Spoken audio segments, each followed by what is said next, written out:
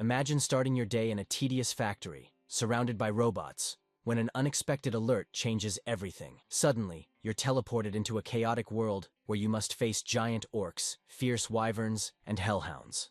Along the way, you meet people in need, a guy riding a bike in the weirdest way, and you begin unlocking powers that might be your only chance at survival.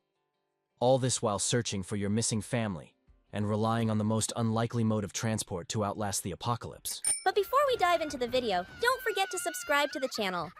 It really helps us keep bringing you more content like this. Already subscribed? Alright, let's get into the video! The main character of this manhwa is one of the most unremarkable individuals you'll ever meet, working at a logistics center to make ends meet. Kim Jeong-gyeom isn't too fond of his job, and you'll soon understand why. When he attempts to make small talk with the robot beside him, the machine simply ignores him and gets straight to work. That's exactly what he dislikes about the place.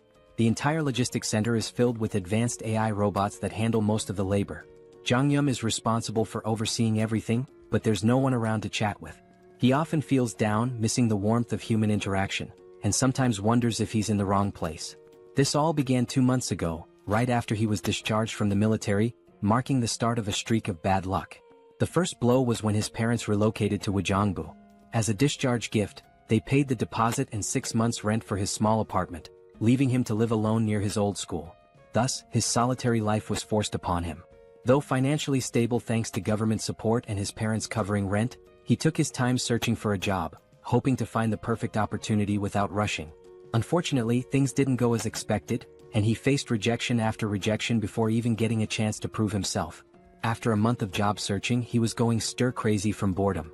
One day, while venting to his sister about being the unemployed brother, she teased him mercilessly. During their conversation, she mentioned that many people were working as operators for delivery companies using AI robots to make things easier. His interest was piqued, which led him to this lifeless place where there's literally no one to talk to. Just as I'm narrating this, someone else calls out to him. This person looks rather grumpy and unpleasant at first glance, someone who could easily pass for the manager.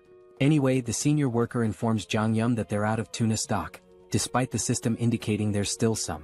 He tells Jeong-gyeom to check the warehouse for any missing stock, and of course Jeong-gyeom agrees with a forced smile. Let's be honest, he finds the robots much warmer than his cold-hearted senior. As Kim enters the warehouse, the door behind him begins to close. He quickly searches for the tuna, eventually spotting it, climbing up to retrieve it. Just then, he hears the door slam shut with a loud thud. He tries turning the knob, but it's jammed. He calls his manager Shin, but there's no response. He briefly considers calling 911 but decides against it, figuring it's not worth the trouble since he's not in immediate danger. Instead, he takes a selfie and sends it to his sister, letting her know he's trapped. She initially teases him, but then mentions hearing a building collapse near her house. Naturally, Jeong-gyeom gets worried and calls her, but when she picks up, she stays silent. Just as he starts thinking it might be a prank, the entire warehouse shakes and an emergency alarm blares. The atmosphere turns chaotic, with announcements urging evacuation. Trapped in the warehouse with no idea what's happening outside, Jeong-gyeom bangs on the door, but no one responds. Panicking, he tries calling 911 again, only to find there's no signal. He's losing his mind, wondering if there's a full-scale disaster outside. Suddenly, he hears something pounding on the door from the other side, each hit leaving massive dents in the steel door like it's made of cardboard. Trembling, he backs away from the door, instinctively knowing things have gone terribly wrong, and if he makes a noise, he's done for. Sweating, he drops to his knees, relieved when the pounding stops, though the noise and screams outside still terrify him. 3 days pass and he's still trapped inside, surviving on whatever food is available. With no one searching for him, he's convinced something catastrophic has happened. He wonders if there's a war going on and feels almost grateful to be stuck inside, thinking he might be safer here. The alarm, which used to blare constantly, has been silent since yesterday, giving him a bit of peace. However, with his phone's battery running low, he's unsure how long he can last. This might be his final note to the outside world, praying someone finds him soon and keeps his family safe. Just when he thought it couldn't get worse, a system window pops up, notifying him that he's been selected and should check his awakened abilities. At first, Jeong-gyeom thinks he's hallucinating, but then another window appears, revealing he's gained his own personal subspace for storing items. He starts to wonder if there's some kind of drug in the tuna cans he's been eating for the last 3 days. Another digital notification pops up, informing him that a target has been designated and asking if he wants to store it. Without hesitation, he confirms, and suddenly he feels himself falling, landing hard on the ground outside. Scrambling to his feet, he looks around only to find everything in ruins, debris and wreckage everywhere. He spots his senior lying dead nearby. As system windows keep flashing, our protagonist is too busy vomiting after seeing his senior's lifeless body. The system then announces that a suitable operating system has been found for him and is now being installed. Suddenly, he hears footsteps approaching from behind, casting a huge shadow over him, and he's almost certain this shadow isn't human. As the scene zooms out, we see a monstrous orc-like creature with sharp fangs and a massive blood-covered body. Jeong-gyeom starts sweating profusely, trying to calm himself, hoping his worst fears aren't true. He convinces himself that the loud roar he heard 3 days ago might have come from a gorilla or a bear. Still, he doesn't dare look back and instead sprints away as fast as he can, running for his life. Panic rises as he realizes he's being hunted by a literal monster. In his frantic escape, he even steps on someone's entrails. He has no clue why an orc-like creature is here or why it's after him, but one thing is clear: he has to get away. Suddenly, a system window pops up, announcing that synchronization is complete and asking if he wants to enter the subspace. Without a second thought, Jeong-gyeom says yes, just as the monster's hand swings at him. He leaps into the portal, leaving the monster trapped on the other side, groaning in frustration. Jeong-gyeom is confused, wondering why the creature can't follow him. A floating drone appears, explaining that nothing can enter his subspace without his permission, as he is the master of it. The drone further clarifies that the subspace is completely under his control. Shocked, Jeong-gyeom feels a strange sense of déjà vu seeing the drone talk to him. Looking around, he realizes he's back in the PAX Fulfillment Center warehouse, but now it's part of his new subspace. The place is filled with the same robots as before. The system then informs him that as he's entered the subspace for the first time, he will be rewarded with a mana stone. The stone materializes in his hand, but before he can figure out what it does, the monster outside begins pounding on the portal again, startling him. He momentarily forgets he's being hunted by a monstrous beast and asks the system if it's sure the creature can't get in. The system reassures him that nothing can enter without his consent. A new system window appears, informing him that the PAX Fulfillment Center is a 5-story facility with a total area of 10,000 pyong, approximately 33,000 square meters, and contains everything necessary for improving customers' lives. It can ship products at speeds of 60 kilometers per hour, with a maximum shipment size of 2 meters. Jeong-gyeom is just as baffled as anyone would be by all this information. The system adds to his confusion by stating there are only 2 minutes left until maintenance. Jeong-gyeom, still disoriented, asks if the facility will shut down after 2 minutes. The drone confirms this and explains that he can use the mana stone to power the facility and maintain operations within the subspace. With 1 mana stone, he can keep the facility running for 24 hours. Impressed by its efficiency, Jeong-gyeom listens as the drone explains that when the PAX Center was stored in the subspace, its energy system was modified to run on mana stones. Jeong-gyeom, still skeptical, asks if this is even real or just some sci-fi nonsense. Suddenly, the facility's lights shut off, and the drone begins flashing warnings. The PAX system explains that the power has been cut, and if energy isn't restored, PAX fresh products, items like fresh vegetables, meat and pre-prepared meals, could begin to spoil. Jeong-gyeom realizes that in a chaotic world like this, where outside is a war zone, food is essential for survival. The power outage in the freezers and refrigerators could be a huge problem. He asks the drone if the mana stone can really replace electricity. The drone confirms this, so Jeong-gyeom inquires how he can get more mana stones.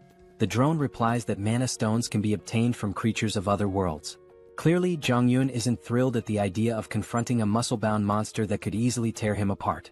He tells the drone to use the mana stone for now, then rushes into the facility to gather weapons. Inside, he grabs as many weapons as he can, but a system window flashes their prices. With limited resources, he's worried he might run out of stock if he throws everything at the monster too quickly. He's also unsure whether these blades can even pierce the monster's thick skin. He figures that wounding the monster slowly rather than trying to kill it outright might be a smarter strategy. Since the creature can't enter his subspace, there's no rush to finish it off in one go. He'll focus on injuring it little by little, ensuring he doesn't waste resources or run out of weapons too quickly. Jeong-gyeom hurls an axe at the monster, but it only grazes its body, which only enrages the creature further. With his original plan failing and aware that his weapon supply is limited, he decides to give the heavy axe another try, hoping it will have a more noticeable effect this time. He asks the system how many axes are left in stock, and to his surprise, he's told there are 15 remaining. He was expecting far fewer, so the number takes him off guard. He quickly checks the location of these axes, and upon reaching the storage area, he's shocked to discover that the axes are duplicating infinitely. The system explains that the items are produced through a process that allows them to be duplicated endlessly. While they can be damaged or altered, they cannot be fully depleted. This revelation leaves Jong-yun stunned. If the system is right, he has an endless supply of weapons at his disposal. Surprisingly, the system confirms this. With this newfound knowledge, Jong-yun feels relieved, knowing he no longer needs to worry about running out of weapons. He can throw as many as he wants at the monster without fear of exhausting his stock. He realizes that his shoulders will probably give out before the monster does, but at least he has a seemingly unlimited arsenal. The system then reveals another useful detail. He doesn't even have to throw the weapons himself. He can automate the process, shipping items from the subspace to the outside world. The system clarifies that shipping can only occur every 30 seconds, but this speed can be increased by leveling up his skills. Jong-yun quickly asks how to launch the weapons, and the system tells him he only needs to think of the registered item and say ship to have it automatically sent out. As soon as the system explains this, Jong-yun says ship, and an axe hurtles through the air at incredible speed, slamming into the monster's grotesque face and bringing it down instantly. The axe was launched by the drone, and when Jong-yun asks about the speed of the throw, the system replies that the default shipping velocity is 60 kilometers per hour. Finally, Jong-yun understands what the system meant earlier by shipping speed. The system then informs him that he can adjust the speed to a maximum of 75 kilometers per hour, but anything faster will require skill upgrades. Naturally, Jong-yun asks how to upgrade his skills, and the system explains that he can do so by using mana stones. At this point, Jong-yun remembers the monster he just defeated and realizes that he'll need to fight more creatures to progress. He quickly gears up inside the facility. First, he grabs lightweight combat boots priced at about 50,000 KRW and matching tactical pants for 78,000 KRW. Once he's suited up, he also buys a detailed map of the Seoul metropolitan area and a permanent marker. He marks a circle around Gwangjin district, then highlights surrounding areas in a specific order. With his route planned, he decides to start with the nearest district and gradually work his way toward his final goal, Ijeongju, where he hopes to reunite with his parents. Since he's starting from Gunpo and doesn't have a car, Jong-yun knows the journey will be long. Even though it's not as fast as a car or motorcycle, a regular bicycle is incredibly valuable in a post-apocalyptic world, and in this situation it might as well be a Lamborghini. He hops on the bike and pedals through the desolate landscape. After around 30 minutes, night falls and Jong-yun has already taken down nearly 12 orcs. He reveals that he's learned a valuable lesson from defeating them, but before he can explain, a new monster appears and tries to attack him. Jong-yun quickly retreats to his subspace, leaving the creature outside. While the monster is stuck, he uses the shipment ability again to launch an axe at high speed. Unfortunately, the axe only hits the monster's shoulder, wounding it but not finishing it off. With a cooldown period of 30 seconds before he can ship again and a range limit of 10 meters, Jong-yun realizes that his abilities, though impressive, need more refinement, and that he can further improve them by collecting mana stones. Beyond shipment, Pax's ability has other applications, and we'll soon discover what those are. Suddenly, the monster notices movement and turns around, only to see the axe flying back into the portal and then returning, striking it in the face again and finishing it off. This is actually the second function of Pax's shipment ability, known as product retrieval, which automatically brings back dispatched items. Just as useful as the shipping ability itself. Jong-yun uses the retrieval function once more to claim the mana stone from the monster, all while wondering why he can't simply retrieve the mana stone without killing the creature first. He then asks Pax the same question and learns that he can only use his retrieval skill on the stone after killing the monster, as it belongs to him at that point. Regardless, Jong-yun steps out of his subspace and shares another vital piece of information about this apocalyptic world. It turns out that the strange orcs aren't the only creatures wreaking havoc. There are also winged monsters, and he knows it will be a serious challenge to hunt one of those. Suddenly, he hears cries for help, but before he can identify the source, the scene shifts to a man named Choi, desperately fleeing. He's so exhausted that each step feels heavier than the last, and a flying creature is chasing him. The monster swoops down, slamming into Choi from behind, sending him crashing to the ground in agony. There's another person behind Choi, but before he can help his fallen friend, the monster lands right in front of him, blocking his path. Its fierce, drooling mouth suggests that human flesh is the most appetizing thing around. However, strangely, the monster doesn't attack the man standing before it. Instead, it fixes its gaze on Choi, who is writhing in pain on the ground. The man, confused as to why the monster is ignoring him, realizes it has been targeting Choi all along, likely because he seems like an easier victim. He feels helpless, unsure of what to do with only a small knife in hand, doubting whether it could even distract the monster. Just then, the sound of a bicycle bell rings through the air, and not surprisingly, it's our boy speeding toward them, though these two have no idea who or what is approaching. Before they can process what's happening, they witness the monster that was hunting them get struck by a projectile, sending it sliding across the ground from the force of the impact. The creature was felled by a single axe throw, leaving both men in stunned disbelief. Jong-yeon quickly checks if they are okay, but they're still in shock, their mouths agape as they try to understand how someone on a bicycle managed to defeat a flying wyvern with just an axe. They immediately ask Jong-yeon if he's a soldier, bowing their heads in gratitude for saving their lives. Jong-yeon, glad they're safe, points to his uniform in response to their question. He explains that he's an employee of PAX FC, and they notice he's wearing the company's gear. This revelation shocks them even more, as they had assumed he was a trained soldier, given his impressive skills and presence. Even though he's not a soldier, his abilities are so extraordinary that if they hadn't seen it themselves, they wouldn't have believed someone could take down a wyvern with just an axe throw while riding a bicycle. Jong-yeon is surprised to find out that these people are already familiar with the concept of abilities. One of them confirms this, mentioning that he himself has an awakened ability, though it's just a simple driving skill, which he hasn't had much chance to use under the circumstances. Choi then laughs, admitting that he's a bit jealous because he hasn't awakened any ability of his own. Jong-yeon asks if there are more survivors nearby, and Choi explains that there aren't. They're currently in Block C, which houses a logistics center where many people gathered, but unfortunately so did the monsters. Most of the people were attacked, killed, or devoured, leaving only around 10 to 15 survivors who are now hiding in the underground terminal of Block E. He goes on to explain that they were searching for a drivable road and trying to collect essential supplies when the monster attacked them. The other man suggests that instead of continuing to talk there, Jong-yeon should accompany them to their living quarters on the 4th basement floor. He assures him that the monsters have never breached that area, so they can sleep peacefully there, and even offers some snacks. Jong-yeon considers the offer, clearly interested in seeing the vehicles they mentioned, as he's in desperate need of information about working transportation. Eventually he agrees to join them, though he remains cautious, unsure whether he can fully trust them. As they begin to walk away, we take one last glance at the dead monster lying on the ground. At that moment, Jong-yeon discreetly retrieves the mana stone from the creature's body and slips it into his subspace, relieved that the two men don't know about his ability.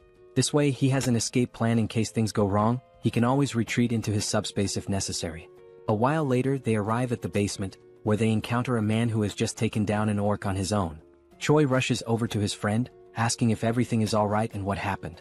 The orc slayer assures him that all is well, explaining that the orc must have wandered in by accident. Fortunately, it hadn't spotted them, so they were able to take it out easily. No one was injured, but now they're less confident that the place is truly safe. Jong-yeon meanwhile feels a surge of fear, realizing how perilous this area truly is. His thoughts are interrupted when the orc slayer asks who he is. Choi explains that Jong-yeon is the one who saved them from the wyvern and used to work for PAX FC. He also mentions that Jong-yeon is quite powerful, having taken down the wyvern with an axe throw from a distance. Everyone is both amazed and curious about what kind of abilities he might possess. At that moment, a woman rushes toward him, absolutely ecstatic that he saved Yongsoo and Byung-kal. Overjoyed, she begins to do a little celebratory dance. The rest of the group starts to gather around, showering him with praise. Jong-yeon tries to brush it off, modestly saying that he was only doing what was necessary. As he continues to receive so much attention, Choi steps in to break up the crowd, telling them not to tease the young guy. Just then, the orc slayer speaks up, revealing that everyone there has been working together for over a decade, and that Yongsoo and Byung-kal are like family to him. He expresses his deep gratitude for saving them and introduces himself as Lee Jin-mak, the center manager of Daehoon Express Terminal. He even bows respectfully to thank Jong-yeon for saving his two friends. After the introductions, Jin-mak gives Jong-yeon a quick overview of the place. He explains that while they can't guarantee total safety, it's far more comfortable than being outside. They have a stockpile of food and water from the logistics center, and he encourages Jong-yeon to eat as much as he wants and to make himself at home. Jin-mak adds that they have enough supplies to last for a while and can always get more from the logistics center if needed. However, Yongsoo interrupts, pointing out that the logistics center they're talking about has suddenly vanished. The group is left wide-eyed and speechless at this absurd news. Jin-mak immediately asks what Yongsoo means by this. Choi confirms it, explaining that the building has literally disappeared, which is why they were being chased by the wyvern. The others are skeptical, questioning how such a massive structure could simply vanish. Jin-mak, though stunned, eventually accepts the reality, reasoning that if monsters like the ones they've encountered are real, then a disappearing building might not be so unbelievable. Jong-yeon remains silent, unsure whether the disappearance of the logistics center is connected to his own subspace abilities. Trying to calm the group, the manager urges them to focus, stating that regardless of the situation, they must dig through the tunnel. Staying here will only make things worse. He encourages everyone to stay strong, saying that their time has just come a little earlier than expected and that they need to start heading into the tunnel as soon as possible. The woman from before, now fired up, tries to rally the group, reminding them that even without the logistics center, they must keep moving forward and force their way through. Jong-yun turns to the manager, asking what forcing their way through actually means. The manager explains that everyone has homes elsewhere, and vehicles are essential for getting around. But with the roads blocked, they need to find a way through. Jong-yun's interest peaks at the mention of vehicles, and he asks for more details. The manager confirms they do have working vehicles but says all the roads are blocked. A golf course obstructs the north, containers block the east, and the southern Yangdong Expressway is completely destroyed. The only remaining exit is the tunnel to the west, but unfortunately, a group of wyverns has taken control of it. Up until now, they've survived by scavenging supplies from the logistics center, but now they have no choice but to push through. The manager then tells Jong-yun that he doesn't have to go through the tunnel since the blocked roads only affect vehicles, and there are other ways to escape on foot or by bicycle. Jong-yun, however, insists that he also needs a vehicle, believing it's best to take the tunnel route. The manager doesn't argue further and tells him he's welcome to join them if he's up for it. Jong-yun grins and says he'd be happy to work with them. He also thinks to himself that it's better to keep his abilities hidden for now. While the group seems nice, he knows they've been struggling to survive, and they might not be entirely forthcoming about their situation. Jong-yun understands their need for secrecy and plans to stay cautious as well. He then turns to the manager, saying he wants to check out the situation at the tunnel and the wyverns. He claims he's planning to scout ahead, but in reality he's eager to use his abilities to wipe out the monsters and collect more mana stones. The scene briefly flashes back to when Jong-yun defeated several monsters and saved up 5 magic stones. With these stones, he's now able to reduce the cooldown on his shipping ability to just 5 seconds. That's when he sees 3 new shipping abilities. The first is precise delivery, which locks onto a target and guarantees a hit. The second is simultaneous delivery, allowing him to send 2 items at once. The third is automatic delivery, which lets him deliver designated items automatically, with adjustable timing. While these abilities sound amazing, each costs 10 stones and Jong-yun can't wait to try them out, though he's still unsure about the exact function of automatic delivery. In the present moment, Jong-yun is grinning, thrilled about the mana stones he's collected and eager for his scouting mission to earn more, or so he thought. His excitement is quickly dashed when he finds himself stuck with Yongsu, one of the guys he had saved earlier. When Jong-yun asks why he's tagging along, Yongsu replies that it's too dangerous to go outside alone. Jong-yun dryly reminds him that he was the one being chased by the wyvern earlier. But Yongsu insists that it doesn't matter. He can't let him go alone. Besides, he's confident that if needed, Jong-yun will save him again. Jong-yun recalls that Yongsu mentioned he had awakened a driver's ability, so he asks if Yongsu can see a message window or something similar. Yongsu replies that he hasn't seen any window, but he feels deep down that he's awakened some sort of ability. It just hasn't fully developed yet. This answer isn't exactly comforting to Jong-yun, who starts feeling more concerned. As night falls, they zoom down the road on their bike at crazy speeds. Jong-yun is sweating in fear as he watches Yongsu steer the bike with one leg while trying to maintain balance. When Jong-yun asks why he's driving like that, Yongsu explains that the road is full of cars and it's hard to see. Suddenly, Yongsu spots a wyvern ahead. Jong-yun quickly tells him to stop because he can't see anything. It seems like the monster has finally noticed them, and as it stares menacingly, Yongsu nervously asks what they should do. Just then, a projectile strikes the wyvern, taking it down in one shot, leaving Yongsu utterly shocked. Meanwhile, Jong-yun calmly tells him to focus and not look back.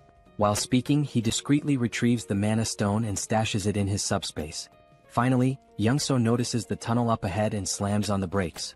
Before Jong-yun can ask why he stopped in the middle of the road, the answer becomes clear. They see a horde of monsters crawling around the area.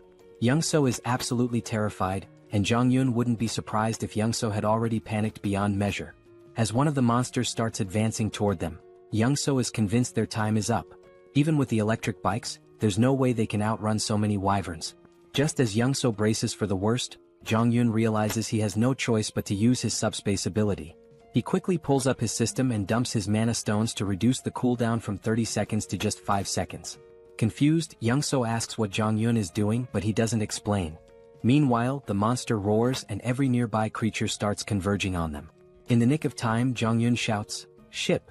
and a projectile drops, taking out the monster and saving Young-so. Looking back, still panicking, Young-so's eyes widen as he spots a portal behind them.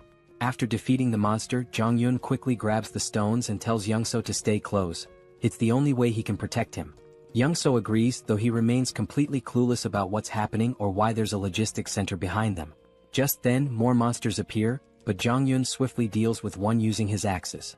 As more monsters prepare to attack, Young-so panics and stumbles back, eventually falling into Jong-yun's subspace. The monster crashes into the subspace barrier, while Young-so falls to the ground in shock. The monster regains itself and charges again, but Jong-yun slips into his subspace just in time. The creature slams into the barrier once more before being taken down by another axe. Young-so watches in awe, unsure what to be more impressed by, the logistics center or the flying axes, but he's certain of one thing. To Jong-yun, these monsters are nothing more than nuisances, and this tunnel is just a minor obstacle he can clear without breaking a sweat. Young-so reflects on how everyone back at the base was relying on the delivery vehicle for safety and food transport, and how the tunnel was part of their escape route. Even if they made it through, monsters still lurked outside. But for Jong-yun, things are different. He only needs the vehicle for transportation since he can handle any threat with ease. Young-so even begins to feel a tinge of jealousy, thinking how with an ability like Jong-yun's, he could reunite with his family much faster. He wonders why Jong-yun needs a vehicle in the first place. Suddenly they notice the monsters starting to retreat. Jong-yun is intrigued, noting that these creatures are smarter than expected since they're fleeing rather than rushing into danger. As Jong-yun collects the mana stones, Young-so spots a blue stone hovering in the air and asks what it is. Jong-yun, surprised, asks if he's never seen a mana stone before. Young-so admits he hasn't, so Jong-yun explains that he uses them to boost his abilities. Young-so finally understands and wonders if he'll ever get a chance to use one himself. This clears up why Young-so didn't bother extracting the mana stone from the orc earlier. Young-so points out that with abilities like Jong-yun's, he could easily clear the entire tunnel on his own. Jong-yun replies that he didn't come here intending to clear the tunnel. He just wanted to check it out. If it seemed manageable, he'd sneak through quietly and not show off his powers. Young-so apologizes for tagging along, but Jong-yun reassures him that it's fine. He didn't know the way to the tunnel anyway, so if he had come alone, he wouldn't have made it this far. He then suggests they head back since the wyvern has retreated, but it could return soon. At that moment, Young-so asks how far Jong-yun plans to travel, that he feels the need for a vehicle. Jong-yun explains that he's trying to reach his family, with his final destination being Wojongbu, near the Gangnam district. This revelation surprises Young-so because his own destination is along the same route. He shares that he's heading to Indaekwon, which is on the way, and asks if it would be too much trouble to let him tag along until then. Jong-yun hesitates, unsure how to respond, but Young-so continues, admitting that even if he makes it through the tunnel, he's not confident about reaching home safely. His driving ability isn't much help in combat, but since Jong-yun can fend off monsters, he might have a better chance of reuniting with his family. Young-so then promises to help Jong-yun get to Gangnam faster than anyone else and swears he won't be a burden. He even offers to provide food along the way. Jong-yun starts to see some merit in this partnership. Young-so's driving skills are impressive, and more importantly, with him around, his secret abilities might stay hidden. It's a mutually beneficial arrangement since Jong-yun fears that if word got out about his powers, people might try to use or even eliminate him, though that might be overthinking. Still, better safe than sorry.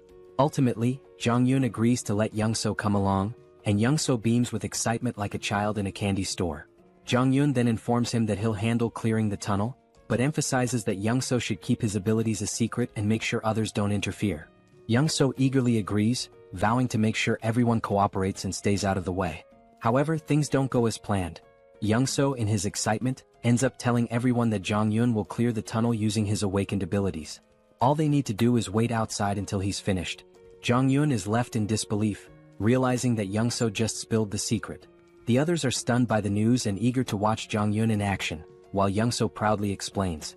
Meanwhile, Jong-yun curses his bad luck, knowing he's now stuck in a difficult situation. In the end, Jong-yun steps forward and announces that by the next morning, he'll have the tunnel cleared so everyone can leave. In his mind, helping them seems like the best option, especially since they still have food, which should keep things calm for now.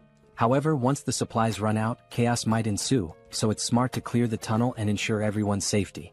Just then, the manager approaches Jong-yun, stating he won't pry into his abilities or ask questions about them.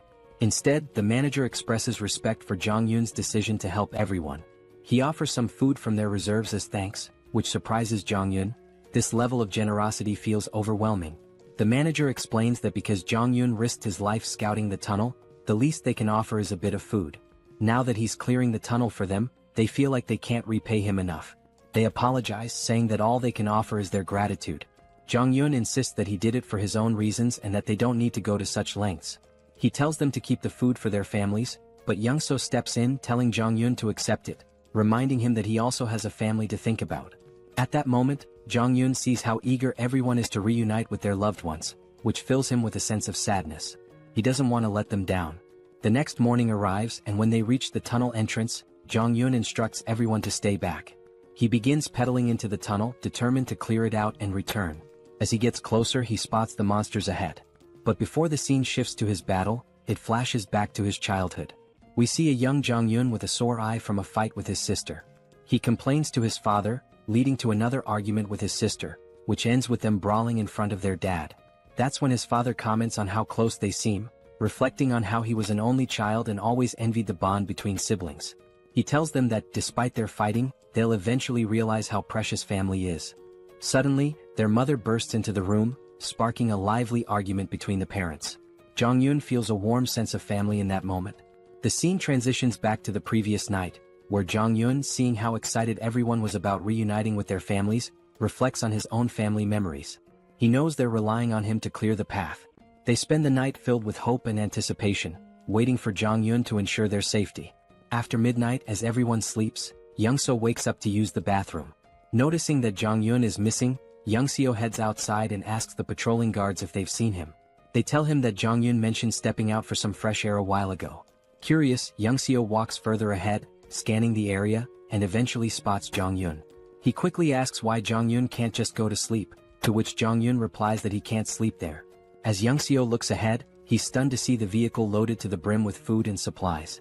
Completely baffled, Young-seo asks why Jong-yoon is giving away so much. Jong-yoon casually explains that he only loaded half the supplies to avoid weighing the vehicle down, but assures him it's more than enough for everyone.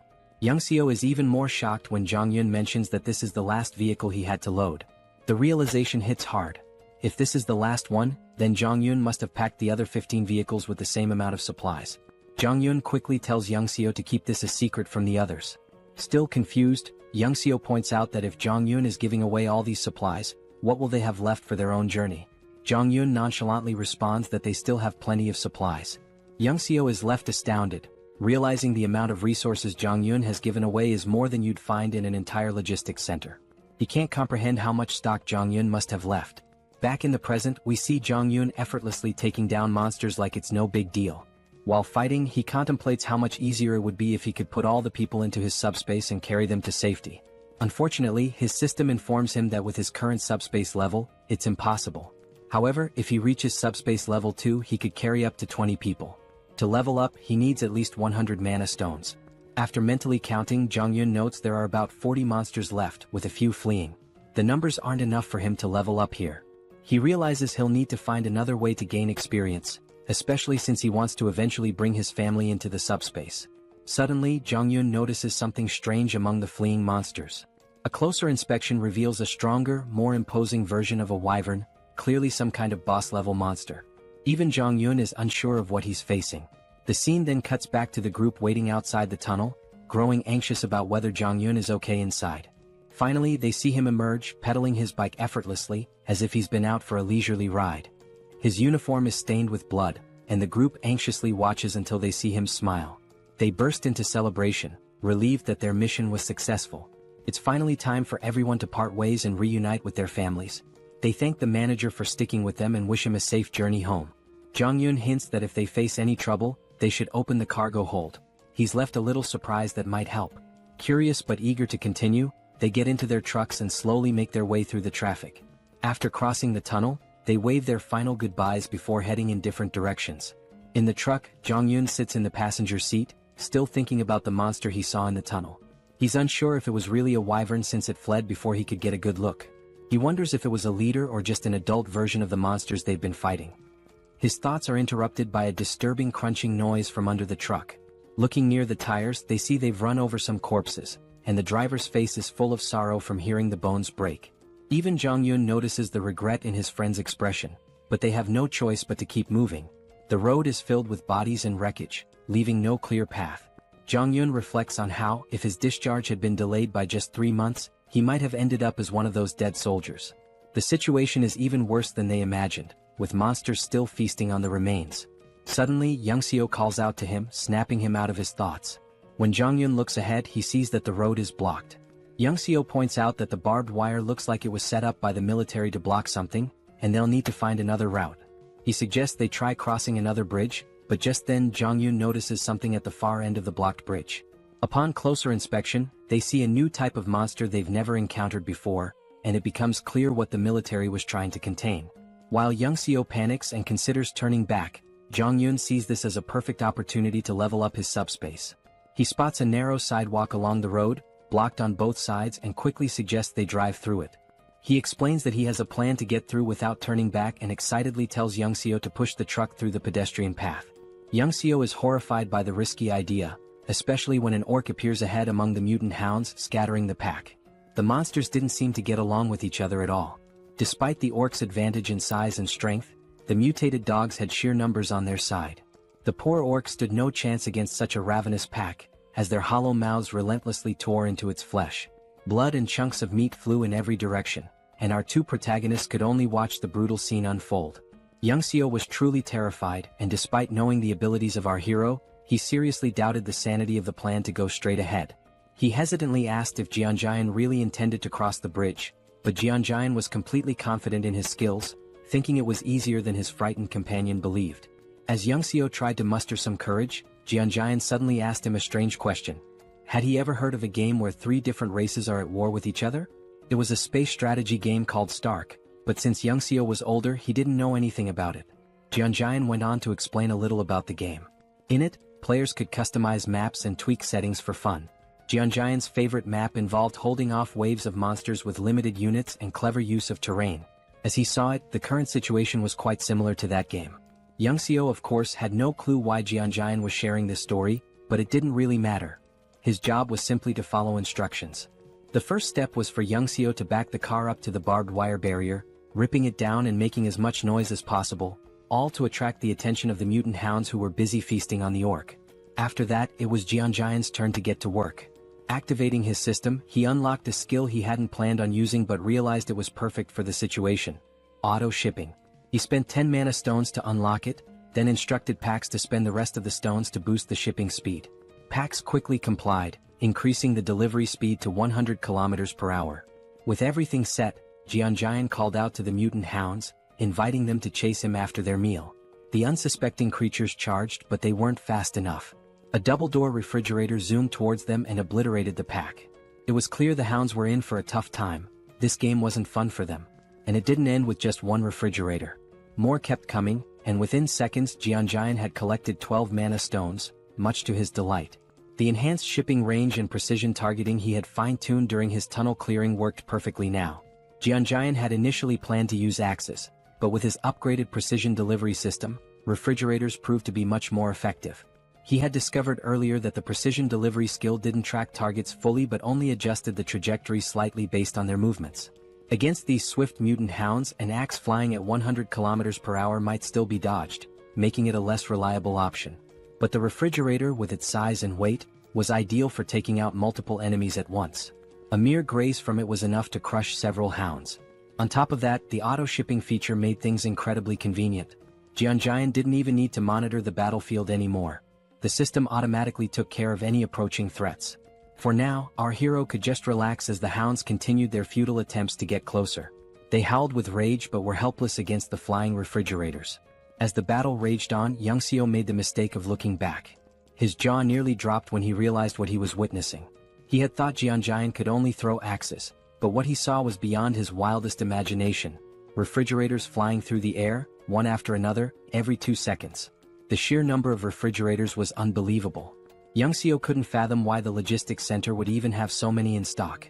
He began to wonder if Jeonjaeon's system somehow replenished items, like how the axes were retrieved and reused. But how this worked with refrigerators remained a mystery. Young-seo stood frozen in shock, unable to comprehend what he was seeing. He didn't even notice when Jeonjaeon came up to him and casually asked if he wanted something to eat. Young-soo finally pieced things together and asked a question to confirm his suspicions. He wondered if it was possible that Jeonjain's supply was actually infinite. Jeonjain was a bit taken aback by the question, assuming Yongsu had figured it out long ago, but clearly he hadn't. All this time, Yongsu believed Jeonjain was simply collecting the axes after each use to recharge them. He never imagined that Jeonjain had an endless supply. In reality, Jeonjain did collect the axes with his system, but only to prevent them from lying around and accidentally harming someone. Even after hearing this explanation, Yongsu still found it hard to grasp the concept of infinite items. Once he gathered his thoughts, Jeonjain asked again if he wanted anything to eat. Having endured an emotionally exhausting day, Yongsu felt that a Coke Zero and a donut would be more than enough for him. As they quietly enjoyed their food, behind them, the delivery system was relentlessly scattering the mutant hounds. Yongsu felt a bit embarrassed for underestimating Jeonjain's abilities and his own naivety, but he was still grateful for the meal, even if it came from an endless stock. Jeonjain was happy to share and thanked Yongsu for trusting him from the start. He told Yongsu that if he ever needed anything he should just ask since he had almost everything in stock. However, Yongsu wasn't keen on overusing someone else's generosity. Jeonjain had already done enough by clearing the path of monsters and helping him get home faster. Once they crossed the bridge, it would only take an hour for Yongsu to reach his house. Jeonjain was glad to hear his friend would soon be reunited with his family, though he could sense Yongsu's worry about what might be waiting for him there. Yongsu hoped his family was safe, and Jeonjain understood the concern all too well. He was worried about his own parents and sisters as well. Wanting to give Yongsu a gift, Jeonjain noticed his friend's tattered clothes and thought he shouldn't return home like that. Plus, with the hounds still lingering, they had time to resolve the clothing issue. The only question was what style Yongsu would prefer. Feeling a little uneasy about receiving even more help, Yongsu didn't refuse. He knew Jeonjain probably had what he needed: aviator glasses and a cool jacket, the perfect outfit for a top-class driver navigating the apocalyptic landscape. Just in time, the last few hounds were almost dealt with. Yongsu's new look gave him a boost of confidence, and with renewed assurance in the truck's durability, he was ready to get going. He moved with speed and precision that would make even Formula One drivers envious. Jeonjain barely had time to grab on before Yongsu floored the gas pedal. The remaining hounds didn't stand a chance as they sped down the narrow road. Yongsu handled the driving with lightning speed, so much so that it seemed like they'd reach his home in just 20 minutes. But Jeonjain had to hold on for dear life as the truck zoomed over broken roads as if they were smooth highways. Jeonjain desperately asked Yongsu to slow down, but it was futile. It seemed like he was about to be sick. Fortunately, the wild ride didn't last too long. They finally arrived at Yongsu's destination, or rather what was left of it. His home was now nothing more than a ruin. Yongsu stands in front of his house, looking out at the wrecked buildings through the window. The destruction is overwhelming, and he tries to reassure himself that these buildings were just old. That's why they crumbled. But deep down, Yongsu's hands are shaking. He's right at his own doorstep, frozen with fear, dreading what might be inside. The thought haunts him: what if his family isn't there? What if he opens the door to find their lifeless bodies? The fear feels suffocating. He keeps repeating that they're safe, that when he opens the door, everything will be okay. But his hands won't move. He's paralyzed, unable to turn the handle. Kim, standing behind him, watches, understanding exactly what Yongsu is feeling. He had driven like a maniac, covering a journey that would normally take an hour in just 20 minutes, fueled by the hope of reuniting with his family. It shows just how desperate he was to get here. But now, standing before the door with the potential of finding something horrifying, Yongsu can't bring himself to move. He knows that if he finds death behind that door, it might destroy him too. Sensing this, Kim steps forward, places a supportive hand on Yongsu's shoulder, and offers to open the door for him. Yongsu freezes, frustration and fear etched on his face. Almost on the verge of tears, he pleads with Kim to do it. Kim, understanding the fear of facing one's worst nightmare, steps up to the door. If he were in Yongsu's position, he'd be scared too, wanting someone else to open it for him. Turning back to reassure Yongsu one last time, Kim tells him he's about to open the door. But before Kim's hand reaches the handle, the door opens from the inside. Both Kim and Yongsu freeze in shock. Yongsu's eyes widen as he sees his wife and daughter standing there. His wife calls his name softly, her voice warm, and his daughter shouts, "Daddy?" Yongsu's wife starts crying, and soon he's breaking down too. She runs to him, and the three embrace tightly as if they'll never let go. It's a deeply emotional moment. Kim, standing a short distance away, watches quietly, giving them space. Through tears, Yongsu asks his wife how she knew to open the door. She explains that she heard voices outside and saw him through the peephole, which is why she opened it. His daughter, still crying, blurts out, "Dad, I hate you. Why did you make me wait so long? I was so scared." After a while, Young-so's wife notices Kim standing in the background and asks, "Who's this?" Only then does Young-so remember Kim's presence. But before he can respond, Kim's vision blurs and suddenly he collapses. Young-so shouts for him, but Kim can't hear anything. His body is shutting down, and after 3 or 4 days without proper sleep, exhaustion finally overtakes him. Darkness envelopes him and he slips into a dream. In the dream he's struck, but not by a fist, by a pillow. Standing over him is his older sister, holding the pillow with a playful grin. She swings it at him, knocking him down, and Kim yells at her, asking why she hit him so hard. "It hurts," he complains, but she just rolls her eyes and says, "Hard? That was a soft hit. You're such a crybaby." She's unfazed, brushing it off as nothing. Meanwhile, Kim is ready to run to their dad and tell on her. He storms off, determined to complain, but his sister couldn't care less. She stands tall, holding the pillow like she's won the pillow fighting championship of the month. Suddenly the scene shifts. Kim's dad is sitting with him and his younger sister, trying to mediate a sibling quarrel. He calmly explains that, annoying as they might be, family is precious. One day, Kim will realize how lucky he is to have them and how much love there is in their little fights. His father reminds him that, no matter the arguments, their bond is something to treasure. Just then, Kim's mom storms into the room, scolding his dad for not helping with dinner when she asked. She's frustrated, telling him she needed help, but there he is, just lounging around. The scene cuts to the whole family at the dinner table, enjoying delicious food, laughing and sharing stories. As they eat, Kim's mom eyes his older sister, Seoul, suspiciously and asks if she's got a crush on someone, noticing how she's always on her phone. Looking nervous, Seoul explains that she's just texting her friends non-stop. It's just how things are nowadays. From the outside, their family is filled with pure joy and warmth. Kim's dad, unable to resist, talks about how Seoul is interested in boxing, suggesting she check out a sports club at the local middle school. With a smirk, Seoul admits that the boxing club is the real reason she chose that school. Kim's ears perk up at the mention of middle school. Fast forward a year, and we see Kim attending the same middle school as Seoul. He's excited, ready to make new friends and have fun, but things don't go quite as he had planned. Instead of finding new friends, Kim ends up being bullied daily by the older students. They beat him, mock him, and Kim, who tends to be sensitive, doesn't fight back. He endures the blows day after day. But then one day someone steps in. Seoul, his fierce older sister, storms in like a force of nature. With an intense, threatening look, she grabs one of the bullies by the hand and breaks it with a single punch. Kim feels relief seeing his sister, his rescuer, but that relief is short-lived. Frustrated by her brother's weakness, Seoul declares that his training starts now. And so, Kim's grueling training under his ruthless sister begins. It's brutal, but it pays off. Soon, no bully dares to approach Kim again. For a while, life seems to settle down. Kim makes friends, enjoys himself, and coasts through middle school. But time flies, and one day his younger sister lands a job at a nursing school, catching both Kim and Seoul by surprise while Kim is lounging on his PS5, barely keeping up. Then, a moment arrives that flips his life upside down. Kim's dad walks in and tells him the time has come. Kim doesn't understand at first, but when it sinks in, it hits hard. It's time for him to enlist in the military. The family worries, though Kim tries to put on a brave face. Outwardly he's tough, but inside he's trembling. He doesn't want to leave his family. And after that, well, the rest is history. Slowly, Kim's eyes open. He feels disoriented and a bit afraid, lying in an unfamiliar bed. He remembers collapsing, standing outside Young-so's door, meeting his family, but after that, nothing. His mind races. Did Young-so betray him? Instinctively, he opens his portal and pulls out a heavy axe, gripping it tightly.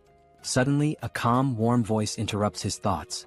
Kim turns, startled, and sees Young-so's wife and daughter at the table, looking at him with puzzled expressions. Reality hits him. He's in Young-so's house. Looking to the side, he spots Young-so sound asleep, completely out. It dawns on Kim, he must have been so exhausted that he collapsed at the door. Young-so's wife had said he fainted and had been out ever since. He must have been more worn out than he realized. Kim glances down at the heavy axe in his hands, momentarily confused as to why he even drew it. What had he been thinking? Quickly, he stashes it back in his portal, hoping no one noticed, especially Young-so's wife. She didn't need to see that. He asks how long he's been asleep, and she tells him it's only been a few hours. Then the mood shifts. With a soft smile, Young-so's wife begins to thank him, expressing her gratitude for everything he's done. Kim can feel the weight of her words, how he saved Young-so's life and brought him home safely. The gratitude in her eyes and her slight bow make him feel uneasy. Kim isn't used to this, feeling awkward and a little nervous, wanting to brush it off as no big deal. He thinks about how Young-so had helped him too. It hadn't all been on him. Just then Young-so wakes up. Still groggy, he chimes in to back up his wife, insisting that Kim had done far more than he lets on. Young-so makes it seem like driving Kim here was nothing compared to Kim saving him again and again. To Young-so, Kim was a true lifesaver. Even if Young-so hadn't made it, he believes Kim would have come through on his own. Then Young-so's wife changes the subject, saying everyone must be hungry. The atmosphere shifts once again as Kim's stomach growls, reminding him he hasn't eaten in what feels like ages. She mentions that Young-so had refused to eat without him, waiting until Kim woke up. Kim can't help but smile. Young-so, with that goofy grin, is all about eating together. With a warm chuckle, they decide it's time to dig in. Suddenly, Kim finds himself staring at a bowl of kimchi stew in front of him. The sight alone makes his mouth water. The smell pulls him back to memories of his mom, filling him with a bittersweet sense of warmth. The food isn't fancy. Young-so's wife even apologizes for the limited ingredients. But to Kim it doesn't matter. This is his favorite meal. After everything he's been through, nothing feels as comforting as kimchi stew. The first bite? Pure bliss. The moment the stew touches his tongue, it's like fireworks going off in his mind. Every cell in his body feels alive. The flavor, the warmth, it's almost unreal. And just like that, he's taken back. Back to when he'd sit down to meals with his family, back to simpler times. But as the meal ended, Kim felt a wave of sadness. For the first time in 3 months, he'd had a meal that reminded him of home, of family, and the ache of missing them overwhelmed him. The others noticed his quiet sadness, which shifted the conversation back to their journey. He mentioned their next stop was Gangnam, and Kim froze, realization hitting him. He was stunned, unable to fully grasp what Young-so was saying at first. It all felt strange. Then Young-so laid it out. He'd already discussed it with his wife, who insisted that since Kim had helped Young-so reunite with his family, he should return the favor. Kim was still confused. Even if Young-so took him to Gangnam, how would he safely return on his own? They stepped outside to get some fresh air, and that's when Young-so explained his plan. He'd drive Kim to Gangnam in his truck, and Kim would leave his electric bike with him. Once they reached Gangnam, Young-so would use the bike to get back home. Hearing this, Kim started to feel more at ease, but something still didn't sit right with him. Why was Young-so risking so much to help him? Sure, Young-so was an amazing driver, and with the bike he could avoid most threats. But Young-so didn't have any fighting skills, so if he encountered a large monster, it'd be over. With a truck full of supplies and his family safe, why was he risking it all? Unable to shake his doubts, Kim finally asked the question that had been weighing on him. Why was Young-so putting himself on the line for him? Young-so smiled knowingly, like he'd expected the question. Then he revealed his reason. Why had Kim helped him in the first place? Kim hadn't asked for anything in return or demanded any favors. He just helped. Without Kim, Young-so wouldn't have survived that tunnel. Now, he wanted to return the favor because they were in the same boat. Kim might have special powers, but that didn't make his life any less challenging. Young-so understood what it felt like to be desperate, clinging to the hope that his family was safe somewhere. That's why he'd risked the tunnel, and now he wanted Kim to feel that same happiness of reuniting with loved ones. With a sly grin, Young-so reassured Kim that he wouldn't take unnecessary risks. He was confident his driving skills would get him out of any tough spots, so Kim didn't need to worry. Then Kim had a flashback to when he first set out for the tunnel and saw a car with keys inside. Young-so could have left the group behind, but he didn't. He stayed and helped. That's when Kim realized Young-so wasn't about to leave him. He just didn't want to admit how far he'd go to help. Kim smiled and agreed, but with one condition. If Young-so was coming with him, he had to bring his family along. Kim explained he'd upgraded his subspace, allowing him to bring others inside. Young-so's family would be safer there than staying behind. Without hesitation, Young-so put on his signature shades and gave a confident grin, ready to drive with his top-tier skills. Meanwhile, Kim had upgraded his subspace to level 2, using 16 out of his 116 mana stones, allowing it to hold up to 20 people. The system informed him it would cost 6 mana stones per day to maintain, but he didn't mind. The system also asked if he wanted to enable external presence in the portal, and he agreed. A few months later, Young-so, his wife and daughter entered the subspace, astonished at what they saw. The expansive Logitech Center was stocked with endless resources. Kim introduced PAX to Young-so's family, and Young-so assured them that PAX would handle anything they needed. Everything was available in abundance and they could use it freely. Young-so's wife looked astounded as if she couldn't believe it. Kim told them he had some tasks to attend to and encouraged them to enjoy the place for now. Young-so then turned to his daughter, asking if she wanted to play princess with him, and they looked so happy together. Kim couldn't help but smile as he watched. Then something new happened. Kim unlocked a new ability, a laboratory where he could combine, classify, and transform any item in his subspace. Instantly, the possibilities seemed endless. Kim sat there, his mind racing as he began to wonder if his powers were truly what he had thought all along. He remembered the first time he'd unlocked his ability, which he called subspace. Back then, it simply allowed him to store anything he wanted. If he stored an apple, it would stay in his subspace permanently. But then, due to a strange accident, he ended up storing the entire Logitech Center, which caused his ability to evolve. His subspace merged with the Logitech Center, taking his powers to a new level. Now, nobody could enter his subspace except him. But that wasn't even the craziest part. The PAX AI from the Logitech Center had also merged with his system, transforming the once emotionless AI into something almost human. And just when he thought things couldn't get any stranger, the Logitech Center's systems, like its shipment functionality, upgraded as well. Now, he could launch items at 100 kilometers per hour. This alone was mind-blowing. But with PAX AI added to the mix, it became pure chaos. Kim hadn't anticipated his abilities would upgrade so dramatically, but reaching level 2 had changed the game. Now he had another exciting option. He could put anything into his subspace once more. The idea floored him. The thought that he could store anything, that he now had a personal lab where he could merge and create new items, was astounding. It felt like he was playing Minecraft in real life. He couldn't help but wonder what abilities would unlock if he reached level 3 or 4. What kind of powers would those levels bring? But thinking wouldn't get him there. He didn't have enough mana stones for another upgrade just yet. So for now, he focused on deciding the next thing he'd add to his subspace. Last time, it had been the Logitech Center, which turned out to be a blessing. But now, with a determined aura, Kim commanded his system to store the entire Earth. Yes, you read that right. He was about to store the planet. If it worked, everyone would float off into space.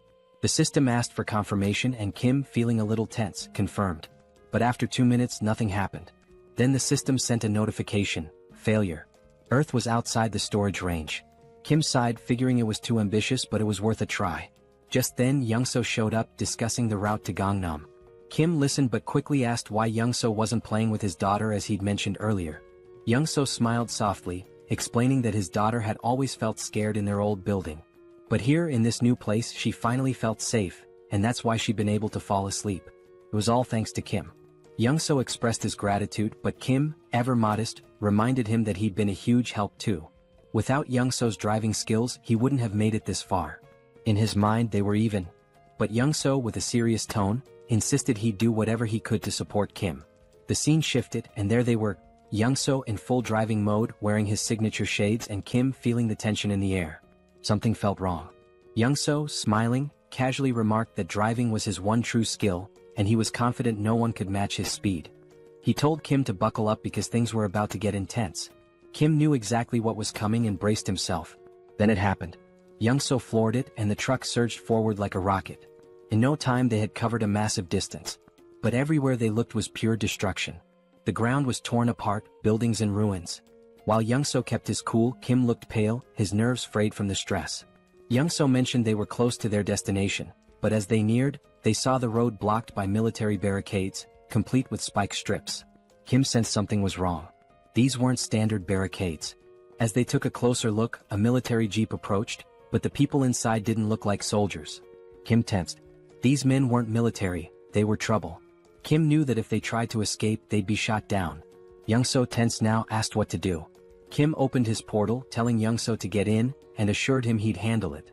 Without hesitation, Youngso slipped into the portal, leaving Kim to face whatever came next. Kim stepped out of the truck as 3 men approached, guns in hand, strutting like they owned the place. One of them, all muscle and little brains, ordered Kim out of the truck. Kim, barely holding back a smirk, stared them down with a cold glare. Without a word, he got out. They opened the truck's cargo and were stunned to find it packed with food. Their eyes lit up like they just hit the jackpot. They turned to Kim, asking if the food was his. Kim, as calm as ever, nodded. But the musclehead stepped forward, puffed up with arrogance, and declared that the food wasn't Kim's anymore. Now it was theirs. Kim knew these clowns were far from military, they were just greedy thugs after his supplies. The musclehead tried to look intimidating as he questioned Kim about where he got all this stuff. Kim played dumb, pretending to be a clueless delivery guy, and claimed he worked at the Logitech Center. But they didn't buy it and pressed him on where the center was located. Calmly, Kim explained that even if he told them, they'd never make it there. The roads were blocked and monsters were everywhere. He himself had barely made it out, just trying to survive. The musclehead looked unimpressed, glaring at Kim and asking how much more loot was left at the center. Kim, staying in character, replied that the food in the truck was only a small part of what was stored there. One of the others glanced at his watch, muttering that it was almost time. Kim was puzzled. What was the rush? Before he could figure it out, wham! The musclehead punched him hard in the stomach and Kim crashed to the ground, wind knocked out of him. Before he could catch his breath, the bulky guy behind them clamped a cloth over Kim's face, knocking him out cold. When Kim woke up, he was tied to a chair in a dim room. His vision was still blurry, but he could see the bulky thug sitting on a makeshift commander's throne. Nearby, a body lay on the ground, a pool of blood spreading around it. Clearly a dead soldier. Kim quickly pieced it together. These guys had taken over the military base. The bulky guy started talking, bragging about how they'd wiped out the military and made themselves the new rulers here. Apparently they'd been fighting vibrants, monsters that swooped in every day at 6 p.m. The military had tried to fend them off with guns but couldn't keep up, so they'd recruited people like him and his crew. When the military was overrun, the gang had taken control, and now the bulky thug was the self-proclaimed commander. He made it clear that Kim was only alive because he needed him. Kim's task? To head back to the Logitech Center with some of the gang and raid it for more supplies. If he succeeded, maybe they'd let him join their group for protection. Kim was beyond annoyed. He was done with these lowlifes. Standing there, he decided what to do next. It struck him.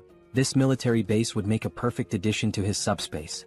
Without hesitating, he commanded Pax to store the entire Joint Commander Communication Headquarters in his subspace. The thug didn't even notice what was happening.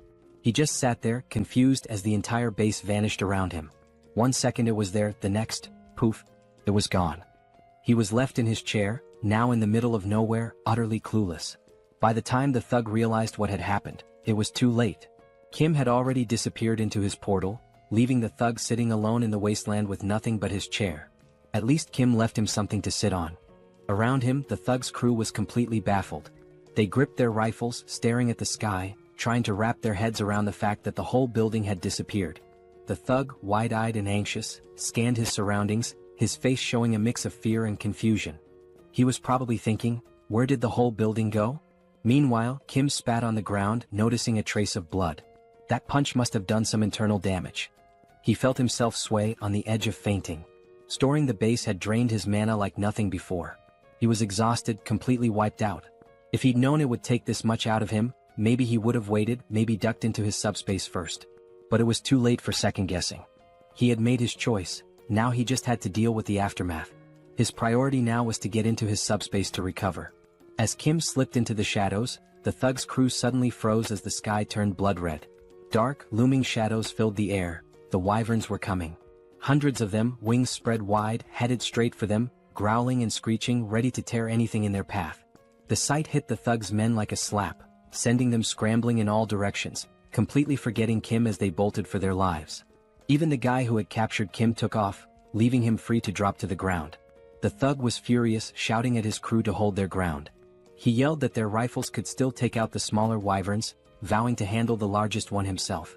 But his men weren't listening, they were too busy running. Rage twisted his face as he cursed them, calling them traitors. Then bam! The ground shook. Something huge landed behind him, shaking the earth. He turned slowly, terror contorting his face, only to see a massive wyvern towering over him. This one wasn't like the others. It stands a solid 20 feet tall, with black scales gleaming under the blood-red sky, and its piercing yellow eyes locked on him with deadly focus. This wyvern is 20 times larger than any he's ever encountered, a real monster brought to life. Amidst the chaos, we see Kim slipping into his subspace, bringing along an injured soldier. The system pings, asking if Kim wants to allow the outsider in. Kim nods, weary but resolute, and both are let inside. Kim feels exhaustion pulling him down even further, and he knows he's just seconds from passing out. His mind races, he barely managed to sneak himself and the soldier in, and he realizes he'll have to be careful with these aftereffects. Storing something as massive as a whole base during such a critical moment might be risky next time. The black-scaled wyvern is still looming behind, its fierce gaze fixed directly on him, making Kim wonder why it's so intensely focused on him. Meanwhile, Pighead stands confidently before the wyvern, boasting about his new physical enhancement power, bragging he can shatter boulders with a single punch. Without hesitation, he swings at the wyvern, but to the enormous creature, it's nothing more than a mosquito's tickle. The wyvern doesn't even react. Suddenly, a bone-crunching sound fills the air. Kim, dreading what's happening, turns around slowly to see Pighead's fate, eyes widening in shock. With a single chomp, the wyvern swallows Pighead whole. Just like that, he's gone. Young-soo rushes over to Kim, checking if he's okay. Kim assures him, though he's clearly drained, his energy barely hanging on. He managed to bring the injured soldier along, who looks worse for wear. Kim and Young-soo gently lay the soldier on a bed, relieved to see he's mostly unharmed, with just a few scratches. But the man is severely malnourished. Kim recalls Pighead's rant about taking over the military base while struggling with food shortages, which must have left the soldier without proper nutrition for weeks. Young-soo then mentions something strange happening in Kim's subspace. An enormous structure has appeared, and not just any structure, it looks like an entire city. He leads Kim to a vantage point and Kim's jaw drops. He thought he'd stored just the military base, but somehow he transported the whole base city into his subspace. His mind races. He hadn't realized the extent of his power. He'd only commanded the system to store the base, but without specifying a building, it interpreted it as the entire city. Young-soo is equally stunned, staring in awe at this impossible sight. Kim realizes he needs to explore the military base thoroughly. Young-soo agrees to watch over the soldier and let Kim know when he wakes. Kim hops into his Mercedes and begins driving through the military base city, his mind buzzing with possibilities. Weapons, ammo, gas masks, military vehicles, even tanks. It's the ultimate jackpot for surviving the apocalypse, but there's a catch. Unlike the Logitech Center, where PAX handles everything and can send supplies directly, this sprawling city means he'll have to locate and retrieve each item himself. As he drives, Kim starts to grasp just how huge this place really is, realizing he has a massive job ahead of him to map out every corner. If he'd known it was this vast, he might have stored all the weaponry and supplies directly in his subspace. Now he's planning his next move. Once he identifies the locations, he'll send Young-soo to retrieve ammo and weapons, while he prepares to strike from his portal. Then a crucial thought hits him: supplies here aren't endless. Unlike the Logitech Center's infinite stock, resources from the base could run out. No more limitless bullets or grenades for reckless use. As he's lost in thought, Pax suddenly appears, casually correcting him. Pax explains that the base isn't an ordinary storage area. It's been fully integrated into the Logitech system format. Kim's jaw drops as Pax continues, revealing that since the military base has merged with his subspace, he can now command it just like the Logitech Center. Kim can hardly believe it, but Pax confirms that the base is synchronized. He'll have unlimited access to its supplies, vehicles, and equipment, just like in the Logitech Center. This changes everything. Kim can barely comprehend it. His mind races through the possibilities, his face a mixture of shock, wonder, and pure excitement. He asks Pax for double confirmation. Are they really talking about endless rifles, ammo, grenades, everything? Pax nods, and it's like Kim's entire reality has flipped upside down. This isn't just groundbreaking, it's downright game-changing. Still buzzing with excitement, Kim needs more details. He asks Pax how long synchronization will take. Pax admits it's a massive job, with only 0.81% done so far, so there's no clear timeline. But Pax offers a solution. If Kim prioritizes specific items, Pax can sync those first, making them immediately accessible. Without hesitation, Kim lists his essentials: rifles, ammo, grenades, vehicles, and fuel, the lifeline for surviving this apocalypse. Kim smirks, knowing that with these at his fingertips, there's nothing out there he can't face. Pax informs him that the synchronization will be ready in just 10 minutes.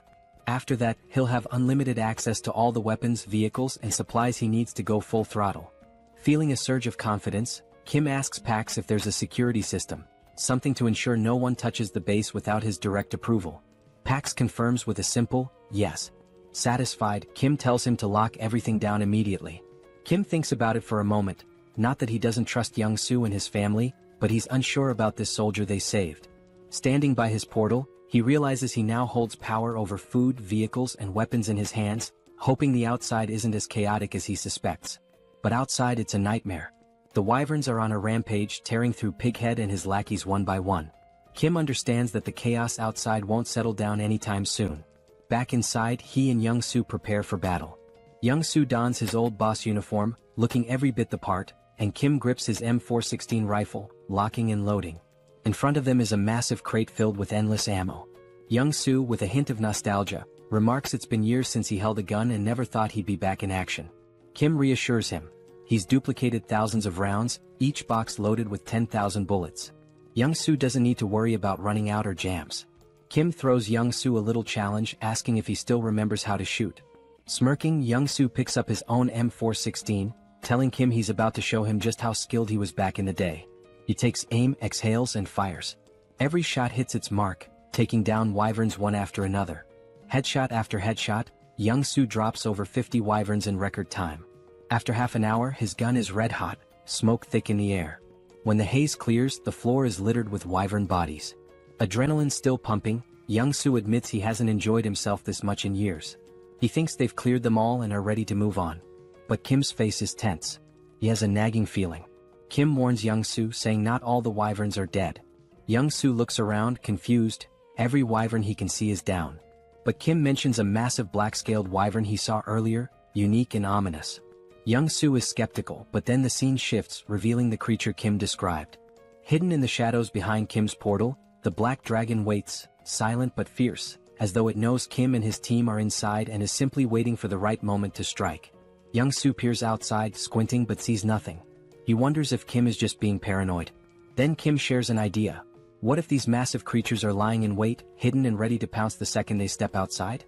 From what he observed, that black wyvern seemed too smart for comfort. Young-soo agrees, noting that in this post-apocalyptic world, caution isn't just smart, it's survival 101. Then Young-soo has an idea. Could a remote-controlled car serve as bait? Would that huge beast chase a small moving target? They decide to give it a try. The scene shifts, showing both men with remote-controlled cars, each with a humanoid doll mounted on top. With a deep breath, they count to 3 and send the cars forward. The dolls roll out of the portal, looking like humans stepping into the danger zone. In an instant, a massive wyvern swoops down, claws piercing the doll's torso and ripping it apart. Young-soo's jaw drops in disbelief. He can't believe the wyvern was actually lurking back there. His eyes widen in terror as he watches the beast tear the doll apart, its massive teeth glinting in the light, each one nearly the size of Young-soo himself. In the next instant, the wyvern turns, its glowing eyes fixed on the portal. Without hesitation, it lunges forward, trying to force its way inside. Kim's heart skips a beat. He shouts for Young-soo to start firing. Together, they unleash every round of ammo they have on the beast. For 15 solid minutes, they pour bullets into it, the room filling with thick smoke. They think maybe they've taken it down. But as the smoke clears, those glowing eyes remain fixed on them. The wyvern, undeterred, shoves its head closer, drool dripping as it tries to devour the portal itself. Young-soo and Kim stumble back, horrified. They can see every detail of the wyvern's mouth, its deadly teeth just inches away. Young-soo is stunned. How is this creature still standing after all this firepower? Kim recalls that Pighead mentioned a similar wyvern, a beast that shrugged off all the military's attacks, forcing them to retreat. Kim realizes it must be the same one. But this isn't just brute strength. Something seems to shield this creature from harm. It's as if its hide isn't only thick but somehow imbued with a protective ability. Kim doesn't have time to dwell on it.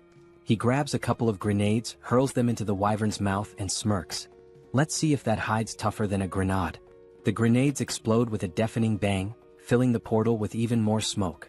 Kim and Young-soo don't let up, throwing grenade after grenade, each explosion answered by the wyvern's enraged roars. An hour passes, their shoulders aching from the relentless attack. Young-soo groans, never imagining that throwing grenades could be so exhausting. Kim's shoulder feels like it's about to give out, but the wyvern remains calm as ever, with its fierce gaze locked on the portal. They're trapped. How are they supposed to escape with this beast guarding the exit? Suddenly, the wyvern slams its claws against the portal, but thanks to its unique properties, it can't break through. Kim is left feeling both frustrated and confused. They've thrown everything they have, yet the wyvern's scales remain untouched. Finally, with what seems like a snort of boredom, the wyvern turns away and flies off. Young-soo, bewildered, wonders why it left.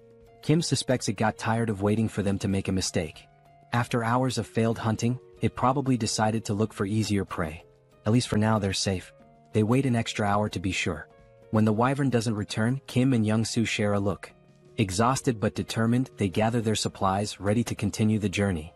The scene shifts as Kim and Young-soo hit the road again. Young-soo, still visibly shaken, can't help but mumble about the horror of facing such a monstrous wyvern. Kim shares his concern. Those dozens of grenade explosions barely left a mark. If a creature that size can withstand grenades, what kind of weapon would it take to bring it down? Kim realizes that regular explosives just aren't enough. Bombs are designed for taking out smaller targets like humans, not dragons.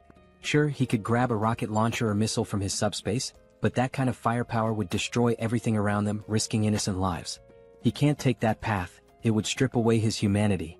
Frustrated, he realizes he needs a weapon as powerful as a bomb but without the massive destruction. The more he thinks, the more his head aches. Maybe, he muses, if he had something heavy enough dropped from an extreme height, it could seriously damage the wyvern. But using a tank wouldn't work, the wyvern would dodge it with ease. He needs something small, heavy, and lethal, but such a thing doesn't exist yet. He's stuck with just grenades and guns. Just as he resigns to the situation, he decides to check his magic stones. When he glances at his crystal, he's stunned. 314 magic stones. How did he get so many?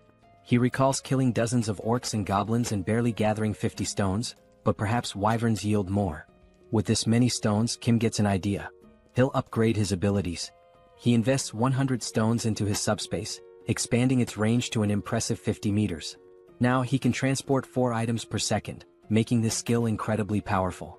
With 189 stones remaining, there's one thing he hasn't tested yet: his pocket dimension lab. It was something he'd unlocked with his last upgrade but never got around to testing. Now, with curiosity piqued, Kim decides to activate it. He channels 50 magic stones into it, and suddenly, his pocket dimension lab comes to life. According to the description, this is a space where he can combine or separate anything he desires. A spark of excitement lights up his eyes. Maybe he can create something unique, something that will give him the advantage he's been looking for.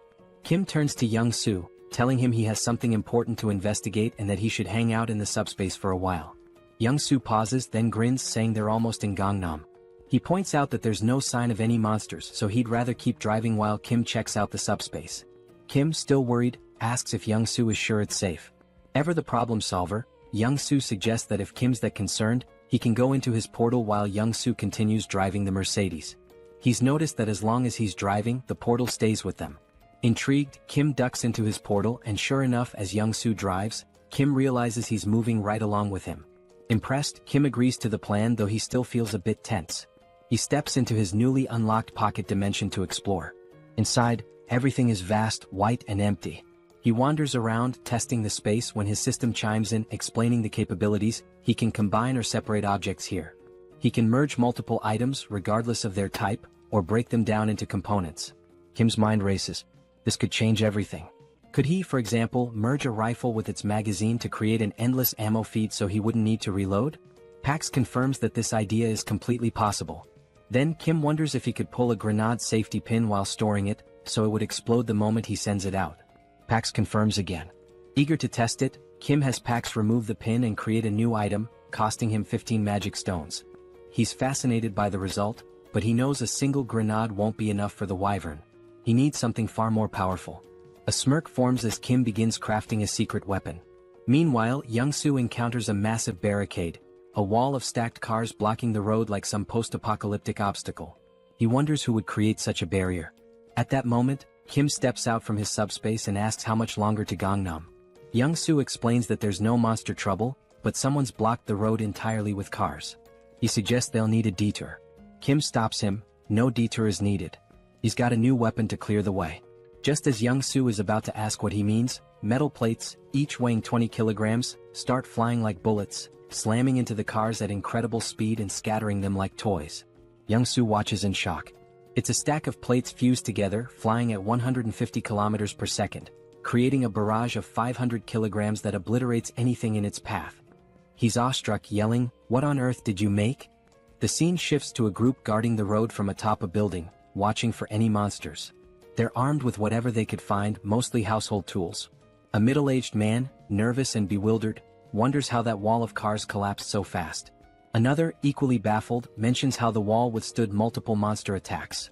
It shouldn't have fallen like that. Then, through the smoke, they see a jeep charging forward, picking up speed until it stops right in front of their building. The men grab their weapons, a wooden stick among them, and stare, stunned. Who are these people? Soldiers, they assume, since they're arriving in a military jeep. Slowly, the black-tinted window of the car rolls down, and Kim smiles up at them, asking kindly, "Is Nurse Kim Jui here?" The scene shifts again, moving into a flashback. Kim's second sister, the middle child, gives him a flying kick so powerful he nearly faints. She huffs in frustration, while Jui, the eldest sister, calmly studies, telling her siblings to quiet down since she's preparing for an exam. Kim and his other sister are stunned, mouths wide open. The middle sister, concerned, asks Jui if she's feeling okay, wondering why she's suddenly so intense about studying. Jui snaps, asking if it's really that shocking for her to study hard. Kim, dead serious, turns to the middle sister. "Yeah, she definitely doesn't look well. We should call Mom. She's lost it." Jui's frustration erupts as she starts shouting, asking if they'll ever let her study in peace. Kim explains that Jui, who is 8 years older than him, only started taking her studies seriously when he was around 7. Since she'd never sat still for more than 30 minutes before, her sudden shift had the whole family on edge. With big worried eyes, Kim and his other sister drag their mom over to Jui, pointing out that their big sister has completely lost her mind. Even their mom looks concerned. Jui can't believe it. Her own family doesn't think she's capable of doing anything with her life. Frustrated, Jui finally reveals her secret. Proudly, she holds up a medical textbook and declares her dream. She's going to be a doctor. She announces, "Even if the world ends tomorrow, today I'll still help those in need." Her face glows with pride, her eyes shining with determination. The whole family is stunned. They just stare at her speechless. Kim and his other sister turn to their mom, whispering that Jui's condition is getting worse. Maybe she needs a mental hospital ASAP. The house erupts into a family brawl, everyone yelling, laughing, the whole scene chaotic. Days pass, and they assume Jui's passion will fade like a teenage phase, and that her ambition to be a doctor will pass. But no, her grades soar. She skyrockets through high school, and before anyone realizes it, she's accepted into the top nursing school she applied to. Her dad, mom, Kim, and her other sister are shocked. Jui, who once couldn't sit still for 30 minutes, has achieved the unthinkable. In the present, Jui stands frozen in shock, staring at Kim, who's come back to find her. It's all real, her journey, her family, her dream, and now this reunion. Tears start streaming down Jui's face, her cheeks red with emotion. Kim stands before her, his eyes filling with tears too, overwhelmed. Barely able to speak, Jui, still sobbing, asks Kim how he made it this far and if he's hurt. Kim, equally emotional, tries to reassure her, saying he's fine, nothing happened. Young-soo, watching from behind, smiles warmly, whispering to himself, grateful that Kim's sister is safe.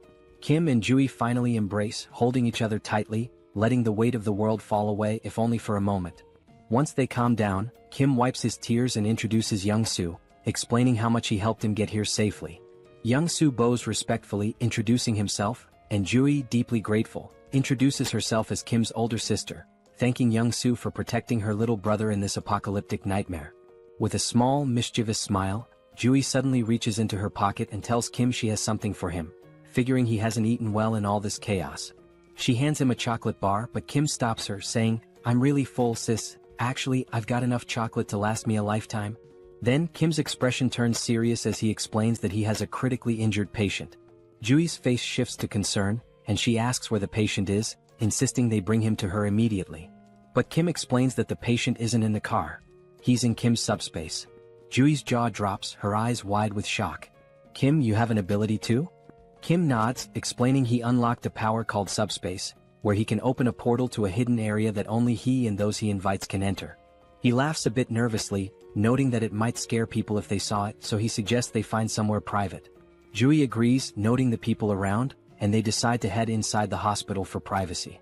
Slowly, Kim, Young-soo, and Jui enter the hospital, and the sight is heartbreaking.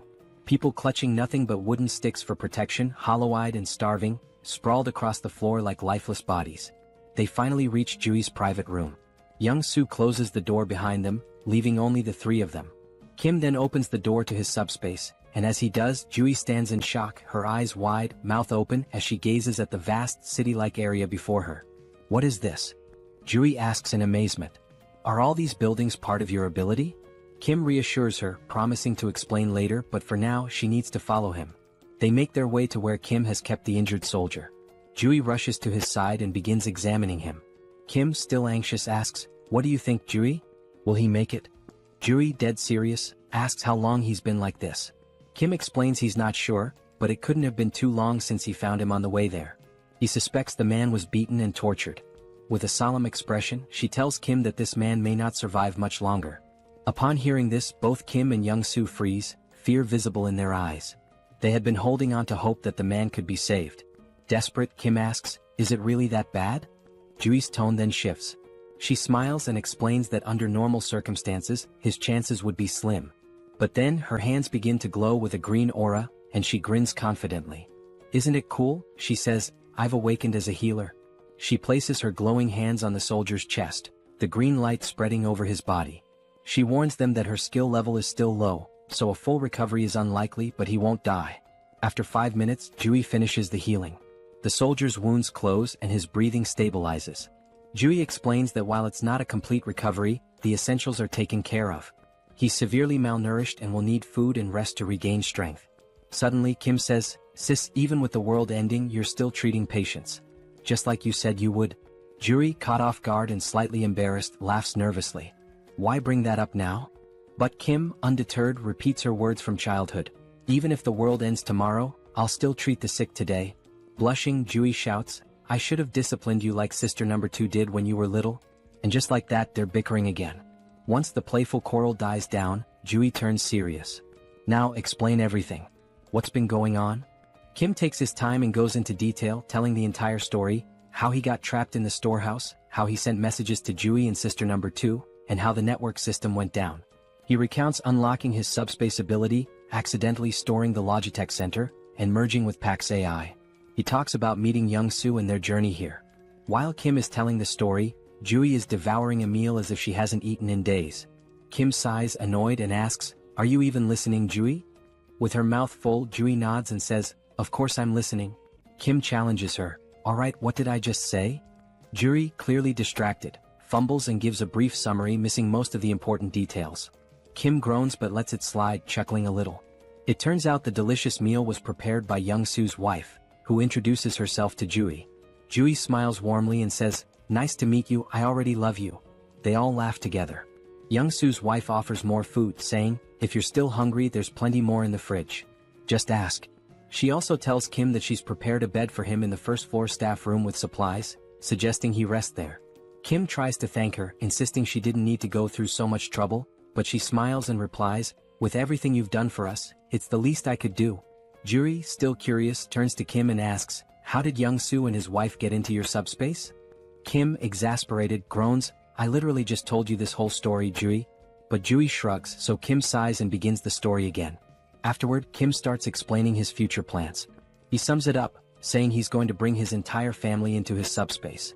The first goal has already been accomplished. His older sister, Jui, is safely inside. Next, he'll go find sister number 2, who is in Area 0. Jui's expression changes at this. In a serious tone, she apologizes to Kim, saying she can't come with him because she needs to stay here.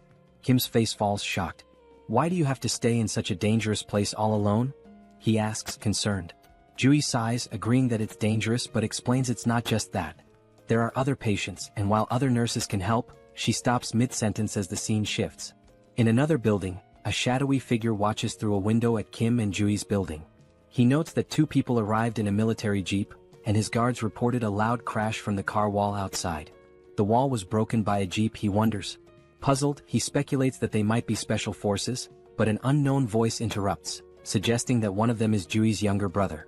The man's face is revealed, ugly and intimidating. His companion, sounding hopeful, remarks that if one of them is Jui's brother, they might not be hostile, just in need of food and shelter.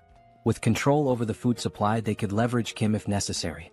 But the ugly man's expression turns serious as he smirks and says, "Do you really think those 2 are stronger than you?" Just then, a towering 7-foot muscular figure steps forward from the shadows.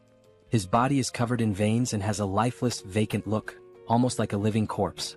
The muscular man reassures his boss that it's unlikely anyone is stronger than him.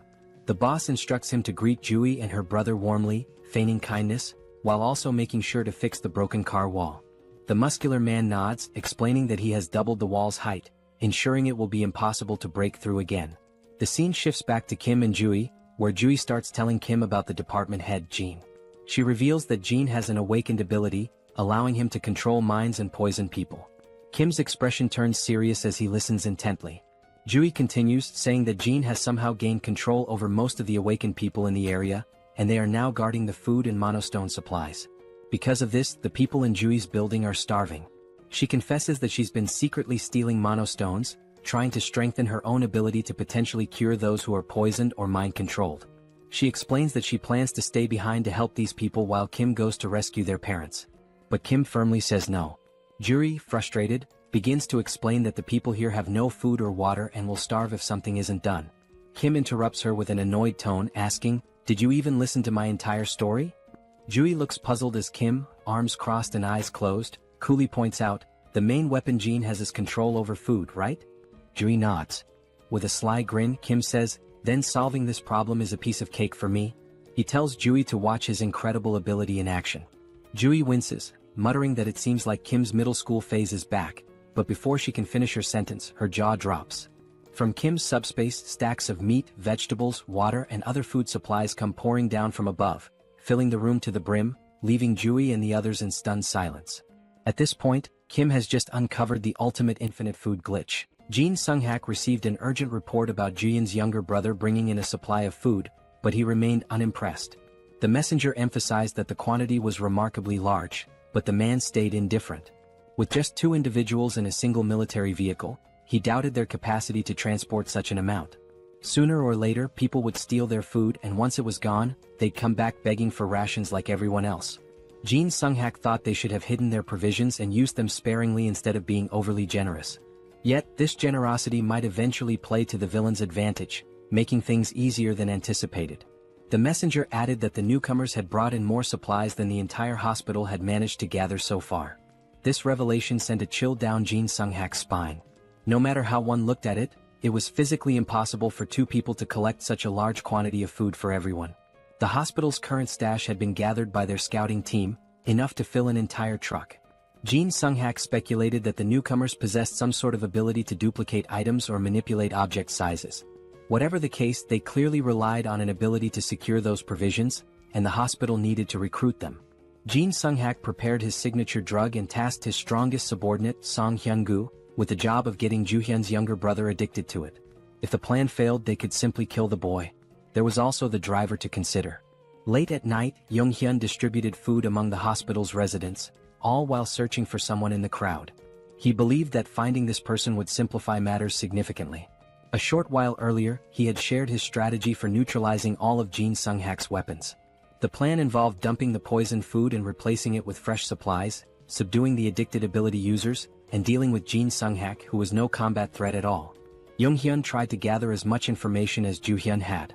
Most of the abilities possessed by the addicted users were trivial. One could reseal cans and another could automatically do laundry. In general, very few awakened abilities were combat relevant, with the exception of one individual in the hospital. That person was Song Hyun-gu, whose presence alone was intimidating. After the world descended into chaos, Hyun-gu traveled from Iljeiro to Gangnam, concerned for his mother in the hospital. Ju-hyun didn't know much about Hyun-gu's ability other than that he was unnaturally strong. His massive frame was impossible to miss, and the car wall protecting everyone had been built by him with his bare hands. Now, that giant of a man had finally come face to face with Yong-hyun for a private conversation. Although Yong-hyun felt nervous, he had some business to settle with the muscle-bound man, making this encounter ideal. Hyun-gu couldn't fathom what kind of business the younger man had in mind, but it no longer mattered. The two stepped outside near the car wall that started it all. Calmly, Hyun-gu presented Yong-hyun with 2 options: either drink the medicine willingly or face a painful death. He strongly advised against trying to flee as it would be futile. It became clear why Hyun-gu had chosen such a secluded location for their meeting. Yong-hyun, however, never planned to run.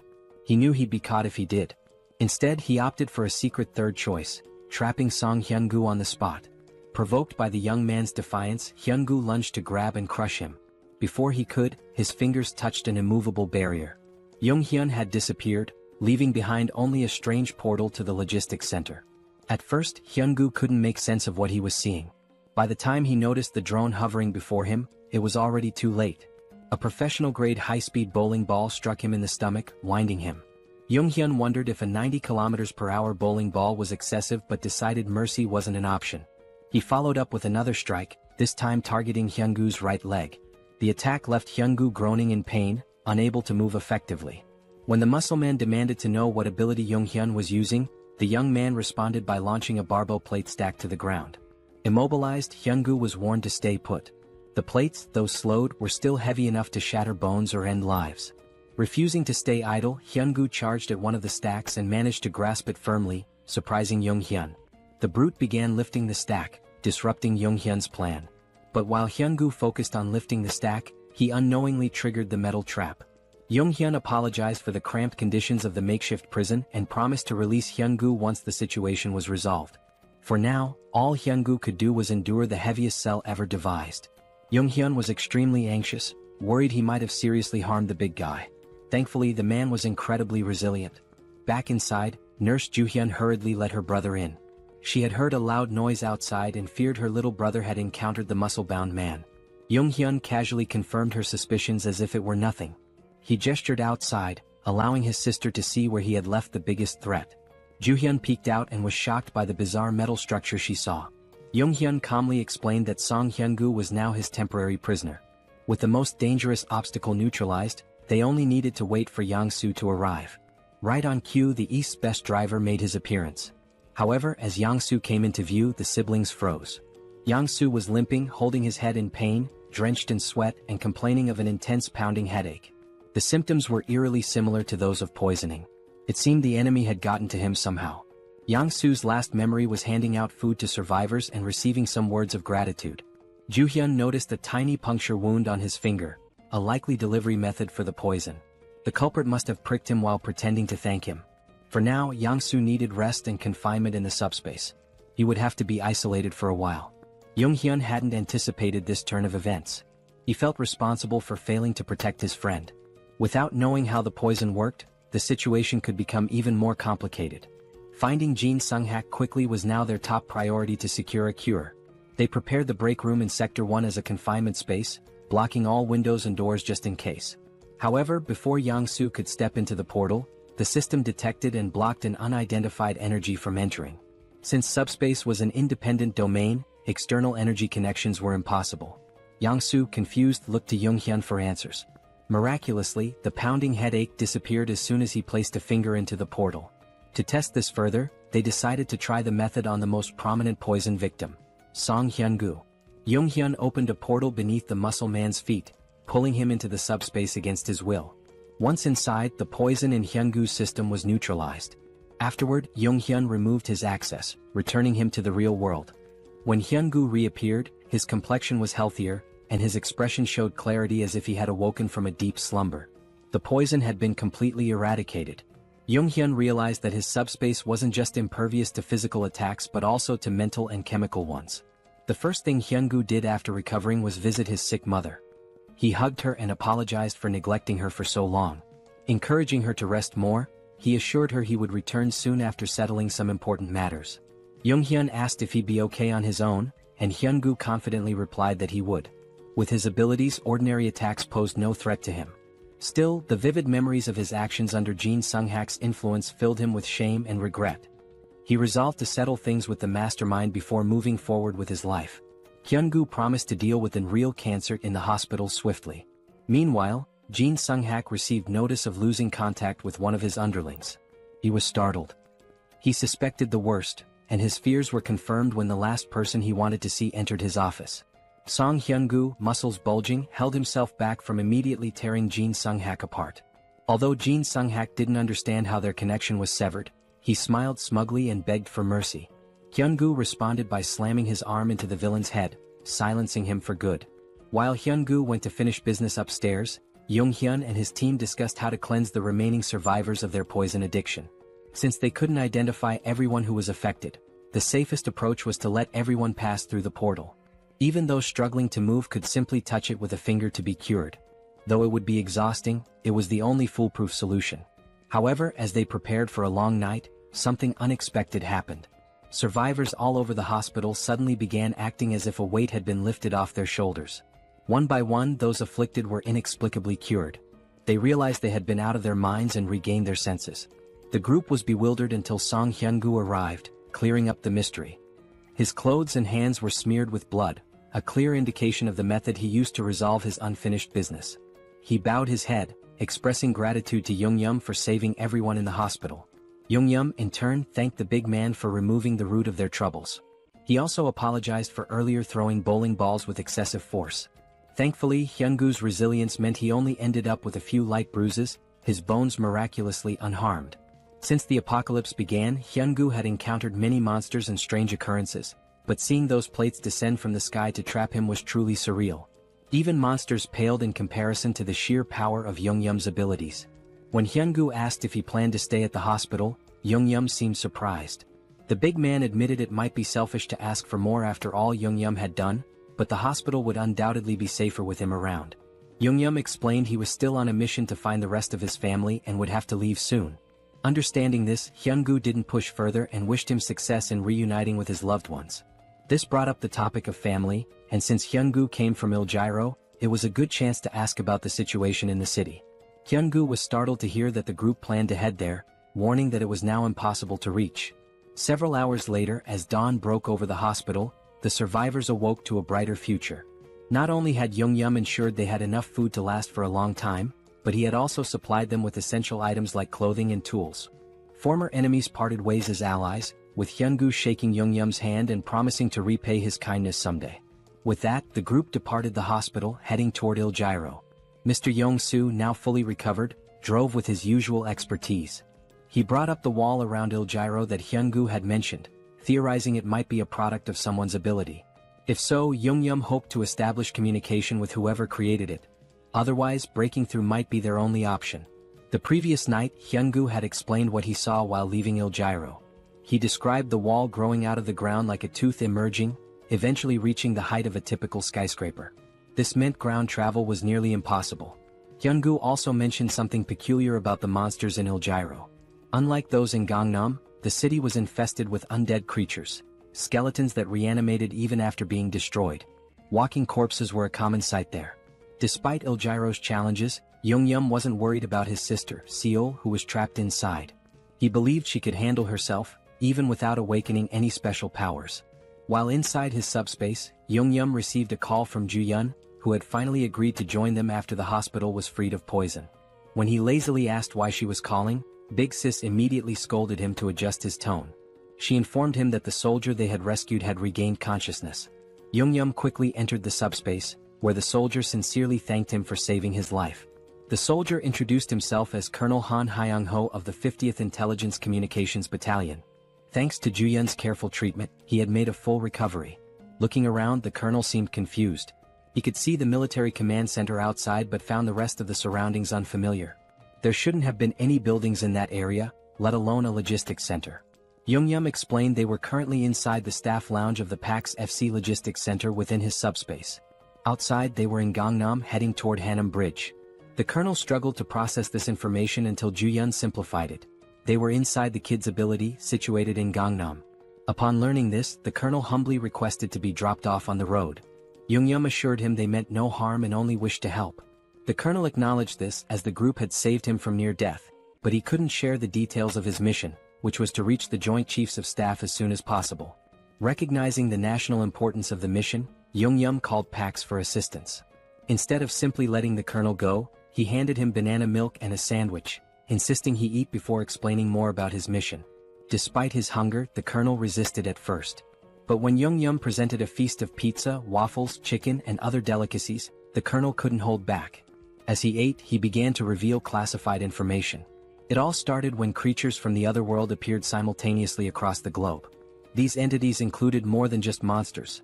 There were insects, animals, plants, and even geographical features like mountains suddenly emerging. They attacked indiscriminately, targeting humans, animals, and even each other. They showed no mercy to anyone or anything.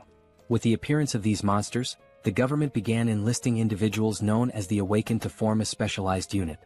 These recruits, wielding their extraordinary abilities, were highly effective against the creatures.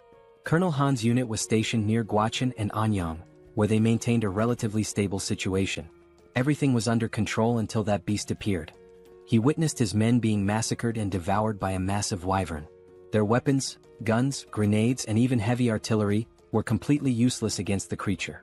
They repeatedly called for reinforcements from nearby military units, but everyone else was overwhelmed by their own battles against other formidable monsters. Strangely, they were able to communicate with Gwacheon and Anyang during the battles, yet no reports or updates ever came from command. Ultimately, Colonel Han made the tough decision to retreat to avoid complete annihilation by the wyverns. Their destination became the National Communication Command. As the monsters relentlessly hunted the remaining members of his unit, more comrades fell. When they reached a city, they attempted to recruit additional awakened individuals to strengthen their numbers. After many days of exhausting travel, they finally arrived at the base camp, only to find it deserted as expected. The reason for the abandonment became evident soon after. While searching the command center, they discovered suspicious documents containing references to a coup.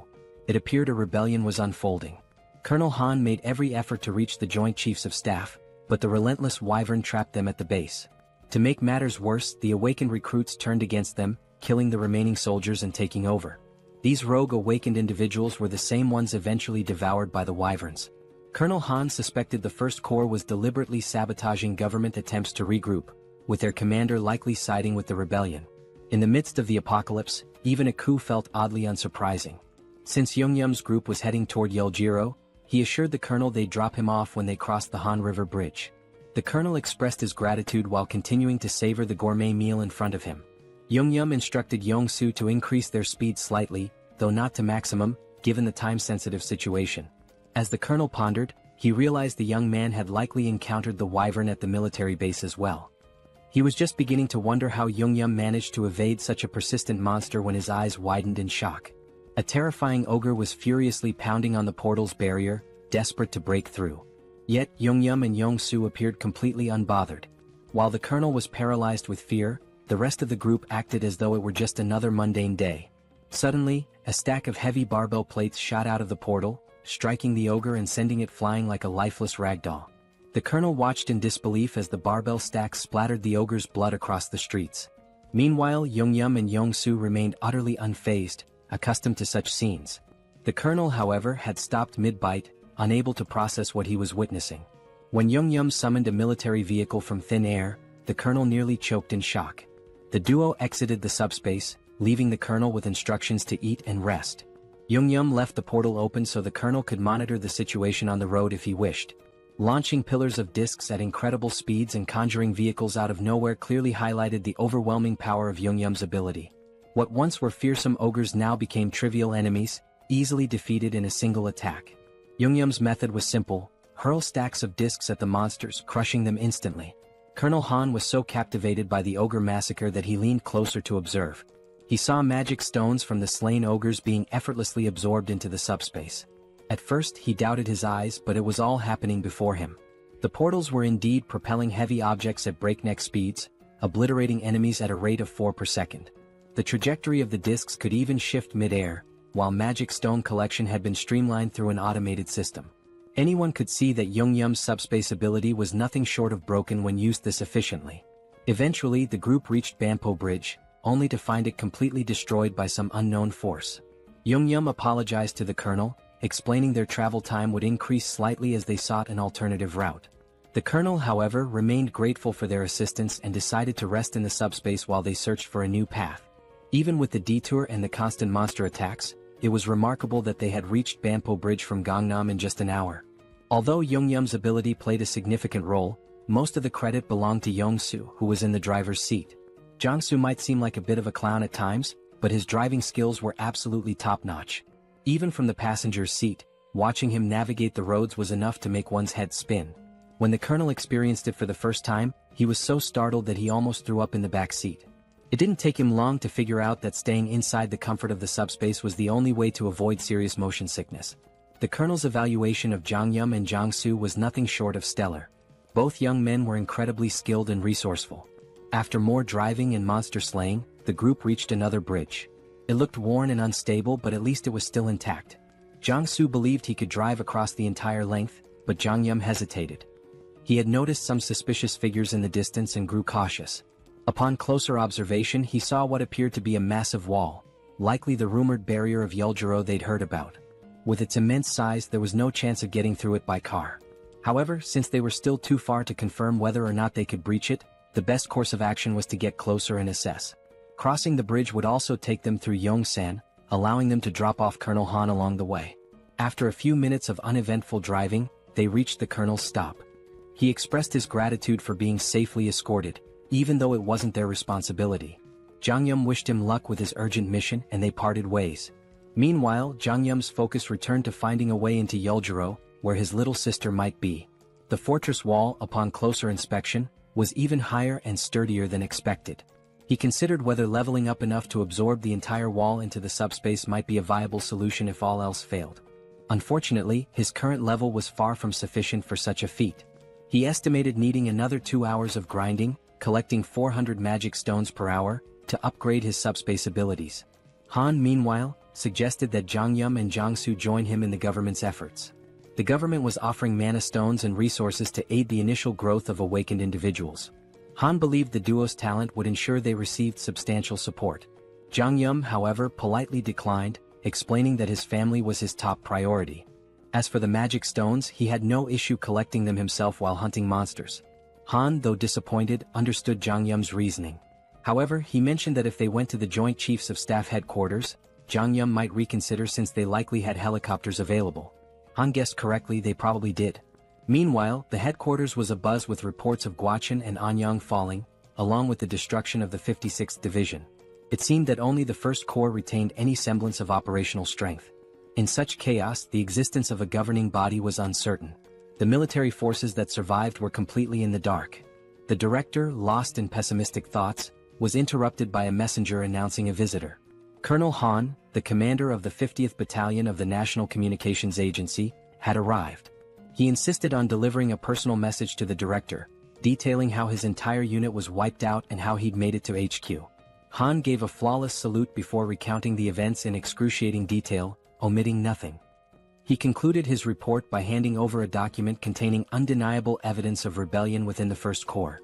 The director's stomach dropped as he read through the papers. He had been oblivious to the treachery brewing beneath the surface during this crisis. Glancing outside, he saw the men who had helped Han deliver the critical intel. Both the director and the colonel hurried to thank Jeong-gyeom and Jong-soo for their incredible service to the country. The director also mentioned Jeong-gyeom's abilities and his request for a helicopter in exchange for supplies. Given the strategic importance of helicopters, the director agreed to provide one, on one condition. He formally invited Jeong-gyeom to join the military as an awakened operative. The government was desperate to stabilize the situation, and Jeong-gyeom's abilities could be a game-changer. However, Jeong-gyeom respectfully declined, reiterating that his priority was rescuing his family. The military, unable to force him into service, had to withhold the helicopter. Jeong-gyeom understood, acknowledging the director's position and wishing him success in restoring order. With a proper goodbye, Jeong-gyeom returned to his vehicle. The director stood there, puzzled and frustrated, realizing he had mishandled the situation entirely. He assumed the young man would eventually give in. But these fools underestimated Jeong-gyeom's determination. He wasn't out of options yet. If the helicopter plan to bypass the wall failed, he'd simply come up with another solution. Since he hadn't even fully assessed the fortress wall himself, he remained optimistic about finding a way through. With the first offer rejected, the director had to set his pride aside and tap on Jeong-gyeom's car window to make another proposal. If the young man fulfilled this request, the military promised to provide the helicopter he sought. Jeong-gyeom agreed, and soon an entire battalion was mobilized, military vehicles lining up in a single file. Sitting in the vanguard, Jeong-gyeom nonchalantly sipped on a juice box, looking more bored than concerned, as though he weren't about to head into battle. Months earlier, the director had laid out the mission. Seoul Station, once a hub for gathering reserve awakened individuals, still maintained communication with survivors there. The problem was the road to the station, completely clogged by skeletons. These skeletons weren't particularly dangerous in combat but were an immense nuisance. They were numerous, tricky, and almost impossible to permanently destroy without targeting the core located at the base of their last right rib. Failing to crush this core meant they would regenerate endlessly. Jeong-gyeom's task was to clear a path through the skeletal hordes and rescue the stranded awakened individuals. With his flying barbell discs, he made quick work of the mission. For him, it was a straightforward job, but for the soldiers watching his abilities for the first time, it was mind-blowing. The operation they had dreaded for weeks was effortlessly executed by a young man with an unusual power. When they finally reached Seoul Station, the awakened survivors erupted in cheers, overjoyed to see their rescuers. The military swiftly evacuated the survivors into armored vehicles. Once everyone was accounted for, the director gave Jeong-gyeom and Jong-soo the signal to leave. Thanks to Jeong-gyeom's skill, the skeletons posed no significant threat during the escape. For the soldiers, fighting skeletons was grueling, requiring near-perfect precision to hit the cores with their firearms. Jeong-gyeom, however, dispatched them with ease. But there was something the young man hadn't yet encountered, a rare and formidable enemy among the skeletons, the Skeleton Knight. The military had a standing order to avoid the creature at all costs. Engaging it was considered futile as it was deemed indestructible.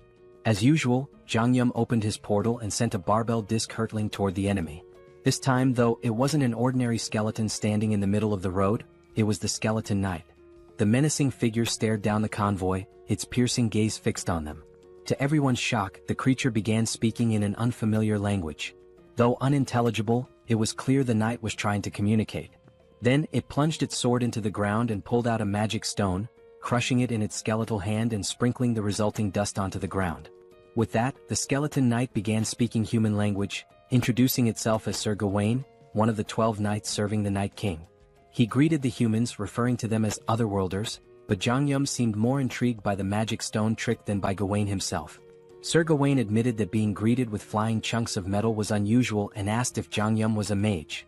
He also questioned the humans' presence in skeleton territory, noting the importance of maintaining proper etiquette in negotiations, even in this chaotic world. In response, Jeong-gyeom flung another barbell disc, which Gawain effortlessly slashed in two at blinding speed. The skeleton knight warned that such attacks were futile, as they couldn't even scratch his armor. But Jeong-gyeom wasn't listening. He sent another barrage of discs, prompting Gawain to roll and dodge with precision, stabbing his sword into the ground for leverage and launching a counterattack. Frustrated, the skeleton knight muttered about the human's preference for violence over diplomacy. Unfazed, Jeong-gyeom launched 4 more barbell stacks at the indignant knight, showcasing his resolve to handle the encounter his own way. Gawain masterfully deflected the first attack with his shield, gracefully dodged the next, and slashed the remaining discs out of the air, halting their momentum entirely. This chain of precise maneuvers brought the skeleton knight alarmingly close to the convoy. Yong-soo, seeing the terrifying figure charging at full speed, began to panic. Meanwhile, Jeong-gyeom was more intrigued than scared, marveling at how easily the knight could slice through 500 kilograms of steel as if it were butter. However, he noticed that Gawain was cautious, clearly trying to avoid taking any direct hits. If I can land a solid blow, Jeong-gyeom thought, we might have a chance. Determined, he gritted his teeth and spent 50 magic stones to unlock tracking delivery for greater precision. As a test, he launched a single stack directly at the skeleton knight's chest. The massive steel disc shot out of the portal like a cannonball, aimed with pinpoint accuracy. Gawain scoffed, mocking Jeong-gyeom for using the same trick repeatedly and calling him a fool by a mage's standards. Confidently bragging that he could dodge any projectile thrown at him, Gawain was blindsided when the disc suddenly adjusted its trajectory midair. Instead of the usual straightforward attack, this one veered sharply, homing in on Gawain's chest just as Jeong-gyeom intended. Though the attack struck, the skeleton knight managed to absorb most of the impact with his armor, batting the disc away after the initial hit. "You're getting ahead of yourself, boy," Gawain growled. "I was merely caught off guard. It won't happen again." But before he could finish his sentence, a bowling ball came hurtling out of nowhere, slamming into his head and knocking him to the ground. Gawain recovered quickly, lifting his head with newfound wariness.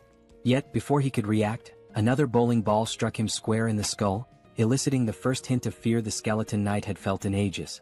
The fear froze him momentarily, giving Jeong-gyeom another opening to unleash a relentless barrage. Inside the car, Jeong-gyeom chanted commands like a gamer inputting cheat codes. Left head, back head, crown, front head, right head, left head. Each command sent a bowling ball flying in a pre-aimed direction, creating an automated assault. Though his jaw ached from issuing rapid orders, Jeong-gyeom didn't let up. The skeleton knight, struggling under the ceaseless rain of projectiles, found himself cracking, literally. Jeong-gyeom noticed fractures spreading across Gawain's skeletal frame and decided it was time to act decisively. He suggested the military convoy retreat while the enemy remained disoriented. But before they could leave, Gawain's curses turned to pleas. Fragments of his bones scattered in all directions as the relentless impacts took their toll. Seizing the opportunity, Jeong-gyeom ordered simultaneous disc attacks from all sides, left, right, front, and back. The coordinated strikes shattered the skeleton knight's form, marking the end of the formidable foe. Even in defeat, Gawain maintained his dignity, commending Jeong-gyeom as a remarkable mage. He issued a grave warning: "This is not the end. Skeleton knights do not die. Even in death we serve the Night King." As his body disintegrated, 3 magical shards fell, a pair of large blue mana stones and a small red reinforcement shard. Jeong-gyeom swiftly secured the loot through his portal. The soldiers trailing behind were dumbfounded. They had just witnessed a young man defeat a skeleton knight, a creature impervious to tank shells, with nothing but flying discs and bowling balls. At the rear, the survivors erupted into cheers, chanting Jeong-gyeom's name in celebration. The unkillable knight had been slain, and their victory deserved to be celebrated. Back at HQ, the director listened to the report with astonishment. He had explicitly instructed Jeong-gyeom to avoid engaging the skeleton knight at all costs. Yet, the young man had not only ignored the order but triumphed spectacularly. Despite his initial disapproval, the director realized the importance of having Jeong-gyeom and Yong-soo on their side. Swallowing his pride, he practically begged the duo to join the military's efforts. But Jeong-gyeom, unwavering in his resolve, politely declined. His quest to reunite with his family remained his top priority, leaving the military forces to wonder how to move forward without him. Thankfully, the director was a pragmatic man and chose to step back. Still, the offer remained open. He hoped that once Jeong-gyeom completed his mission to reunite with his family, the young man would reconsider the military's proposal. At present, the armed forces already regarded Jeong-gyeom as an irreplaceable ally to the nation. For now, the director's priority was to honor his promise and provide Jeong-gyeom with the helicopter he'd earned as a reward. Jeong-gyeom wasn't exactly thrilled with the weight of expectations being placed on his shoulders. It was just another layer of pressure. Still, he could understand their perspective. After all, he had just taken down an unkillable skeleton knight that had been a nightmare to deal with. Truth be told, his victory was far from flawless. He barely scraped through. If there had been even one more adversary as skilled as Gawain, their mission would have been doomed. The harsh reality was that this rescue could have ended in disaster. What's more, there were at least 11 other skeleton knights like Gawain out there. After all, he'd called himself one of the 12 knights. And then there was Gawain's ominous warning. Skeleton knights don't truly die, even in death. Jeong-gyeom couldn't ignore the implications. If the skeleton knights were that strong, their master, the Night King, had to be even more terrifying. It was time to rethink his arsenal. The pillar stacks, while powerful, had barely left a dent. On the other hand, the bowling balls, for reasons that defied logic, had managed to crack Gawain's near-impenetrable armor. But then again, logic had ceased to exist in this world long ago. As they ascended to the helipad, the director asked if Jeong-gyeom was really planning to head to Yeoljiro. From the HQ, everyone could see the high walls encircling the area. The military had already dispatched a unit to investigate the nature of these mysterious walls, but contact with the team was lost. Since then, aerial reconnaissance missions had been conducted whenever feasible. These expeditions confirmed that people were still active inside the walls. The director believed his troops, and perhaps Jeong-gyeom's family, were safe within. Jeong-gyeom appreciated the director's optimism, though he felt a twinge of guilt. He had almost forgotten that his sister might be in danger. To be honest, he wasn't worried about her at all. That girl was more of a monster than anything he'd encountered since the apocalypse began. The director shared another peculiar observation. The top of the wall appeared to be growing and curving inward, as though it were forming a roof. While they couldn't estimate how long it would take for the structure to fully enclose, the director was relieved they could provide Jeong-gyeom with a helicopter before it did. At last, after a long climb to the rooftop, they arrived at the helipad. Jeong-gyeom's gaze landed on a battered, worn-out helicopter that looked like it had been plucked from a battlefield. Did I really go through all that trouble for this? He thought. Trying to convince himself it would suffice, he reasoned that as long as it could fly over the wall, it didn't matter how it looked. But the director quickly redirected his attention to the other side of the rooftop. There, parked at the far end, was a pristine, cutting-edge helicopter, gleaming brilliantly under the fading sunlight. Jeong-gyeom and Yong-soo were momentarily stunned into silence. Meanwhile, the director allowed himself a smug smile, finally able to prove his usefulness. Yong-soo burst into laughter, his excitement palpable. With his aviator sunglasses and Top Gun jacket, he now looked perfectly at home next to the sleek, powerful aircraft. Kim was equally taken aback. At the same time, the director began explaining something, but Young-soo interrupted with loud laughter. Turning to the director, Young-soo expressed how touched he was that the director was lending them a Black Hawk helicopter in such a desperate situation. He was already thrilled at the prospect of flying it. The director chuckled, remarking that he had been wondering who would pilot the Black Hawk, but it seemed Young-soo had prior experience with such aircraft. Before the director could finish, Young-soo interjected, "I've never flown a Black Hawk before." Young-soo then glanced at his system notification and explained that while he'd never flown a helicopter, he felt confident about piloting this one. As he inspected the Black Hawk, a notification appeared on his system. It stated that by using 50 magic stones, he could register the helicopter into his system, which would instantly transfer all the knowledge necessary to fly it directly into his mind. Excited, Young-soo enthusiastically shared this discovery with the group, explaining his unique ability, Best Driver. This skill allowed him to operate any vehicle effortlessly. Until now, he had believed his ability only worked with vehicles he'd already driven, but this moment revealed something new. Instead of leveling up his skill traditionally, Young-soo realized he could register new vehicles to his system individually. This revelation exhilarated him. Kim was equally amazed and things began to fall into place. Reflecting on their countless battles together, Kim recalled how Young-soo's ability never seemed to evolve in a conventional sense. Now it was clear, Young-soo's skill wasn't about progression but about expanding his arsenal by registering new vehicles. The director then surprised them by retrieving a suitcase from the Black Hawk. Opening it, he revealed a collection of magic stones. Placing the suitcase before Kim, he explained that it contained 200 magic stones. Originally intended as a surprise for their journey, the director now offered the stones so Young-soo could register the Black Hawk immediately. Hearing this, both Kim and Young-soo expressed their deep gratitude. Without delay, Young-soo took 50 magic stones and began the registration process.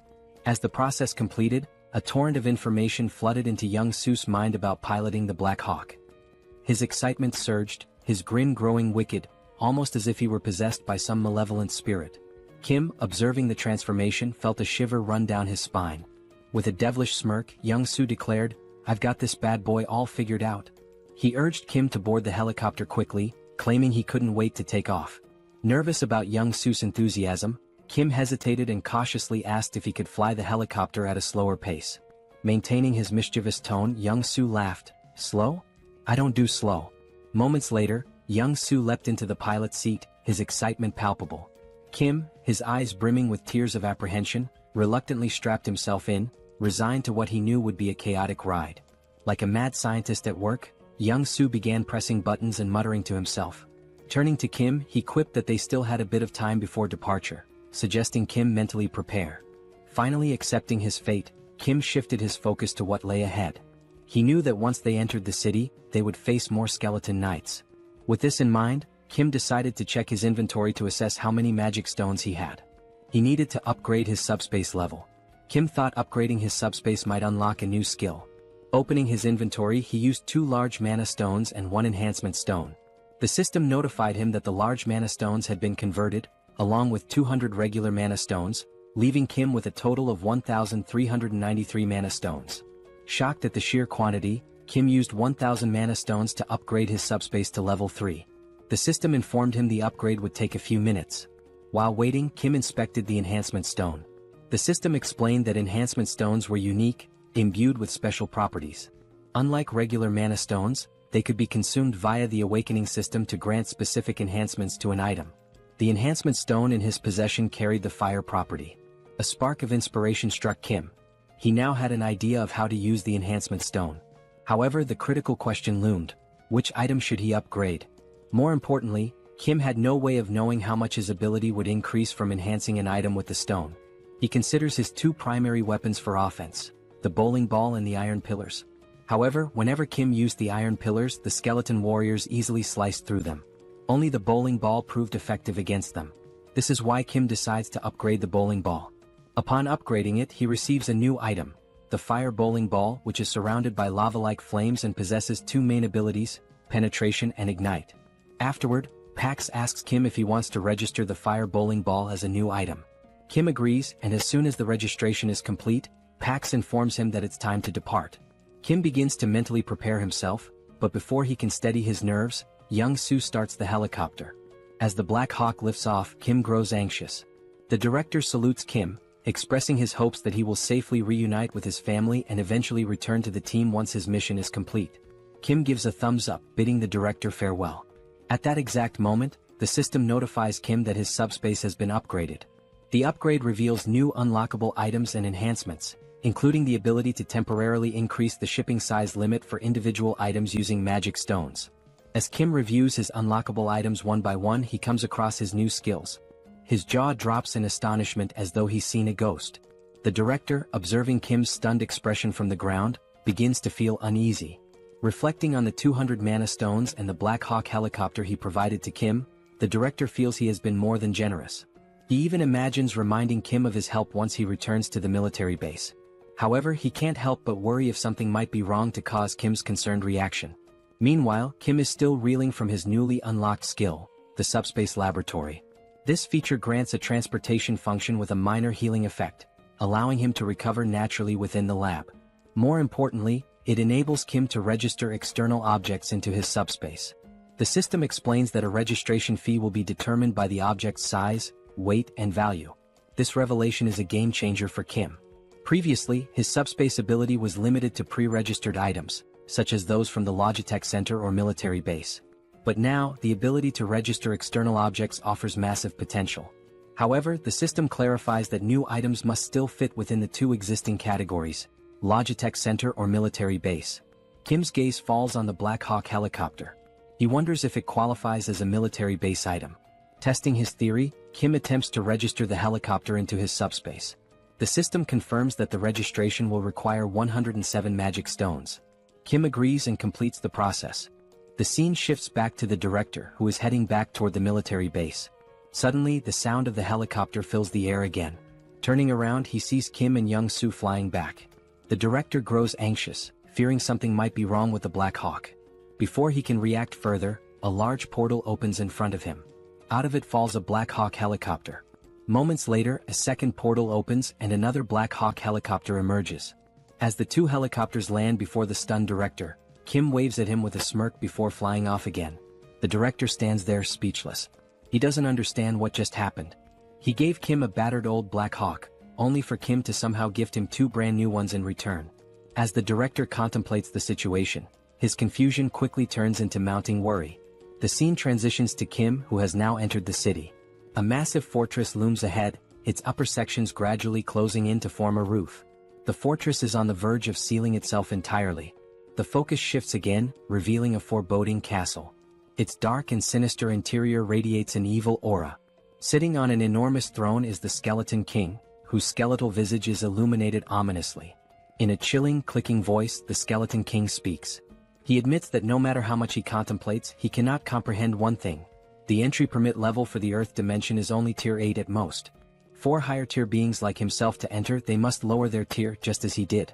It's surprising to think that a wizard, infamous for his arrogance, would come here, even agreeing to a tier reduction. Even more shocking is that he dared to invade the Skeleton King's domain and kill Gwan. The Skeleton King is referring to Kim. We learn that the Skeleton King comes from another dimension, while Earth is classified as an 8-tier dimension. To enter Earth, the Skeleton King had to significantly lower his power, with the ultimate goal of conquering the planet. Now, the Skeleton King believes that Kim, who killed Gwan, is also from another dimension. A wizard who reduced his tier to come to Earth with the same objective, to take control. To the Skeleton King's right, a purple flame begins to morph into the shape of a skull. It addresses the Skeleton King, explaining that before Gwan's death, he had attempted to communicate with the wizard, but the wizard killed him before he could utter a word. This indicates that the wizard is incredibly dangerous.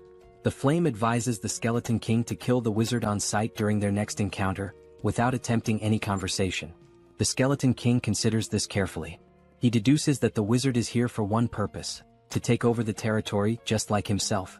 But there can't be two tigers in the same jungle. If the Skeleton King wants to claim this land, he must eliminate the wizard. He mentions that the harvest is nearly complete, and once it is finished, they will launch an assault on the wizard. The flame introduces itself as Lancelot, revealing that it is the spirit of a knight whose physical body exists elsewhere.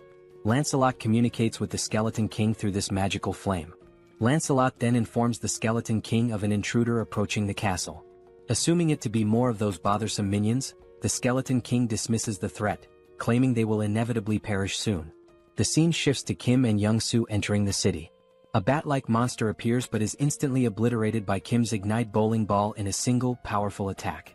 Kim marvels at how much stronger the bowling ball is compared to the iron pillars. While Kim ponders this, Young-soo interrupts, pointing out that it will be difficult to land because a skeleton knight is fighting a monster below. Kim looks down and spots another skeleton knight, similar to the one he killed before, but this one wields a lance instead of a sword, like the kind knights used in ancient justs. The skeleton knight enhances his lance with powerful magic and unleashes a devastating attack on his opponent. As the camera focuses, we glimpse the figure of a human, a female silhouette. When Kim notices her, he reacts with a mixture of irritation and disbelief. The human channels magic into her fist and, with a single overwhelming punch, sends the skeleton knight flying. The scene fully reveals the figure, a muscular and striking woman with an imposing presence. As the skeleton knight crashes from a great height, Young-soo nervously suggests they might have to deal with both of these figures if they land now. Startled, Kim exclaims that one of them is his older sister. Shocked, Young-soo asks which one. Kim clarifies that the one who just sent the skeleton knight flying is his sister. The fog clears, fully revealing Kim's sister, Seoul. She stands confidently, her toned muscles and impressive physique drawing attention. Viewers might even call her a muscle queen. Clearly annoyed, Seoul remarks that while she felt the full impact of her punch on the skeleton knight, the creature refuses to die no matter how many times she beats it senseless. Kim begins narrating Seoul's backstory, referring to her as Sister Number 2. He explains that, as a child, Seoul discovered mixed martial arts by chance on TV and was immediately captivated. Luckily, she had a supportive younger brother. Whenever she watched martial arts matches, she would practice the techniques on Kim. But Seoul's victories over weaker opponents left her unsatisfied. Her desire for greater challenges drove her to find tougher opponents at the local playground. There, she defeated anyone who dared to face her, boys, girls, even kids 3 years older.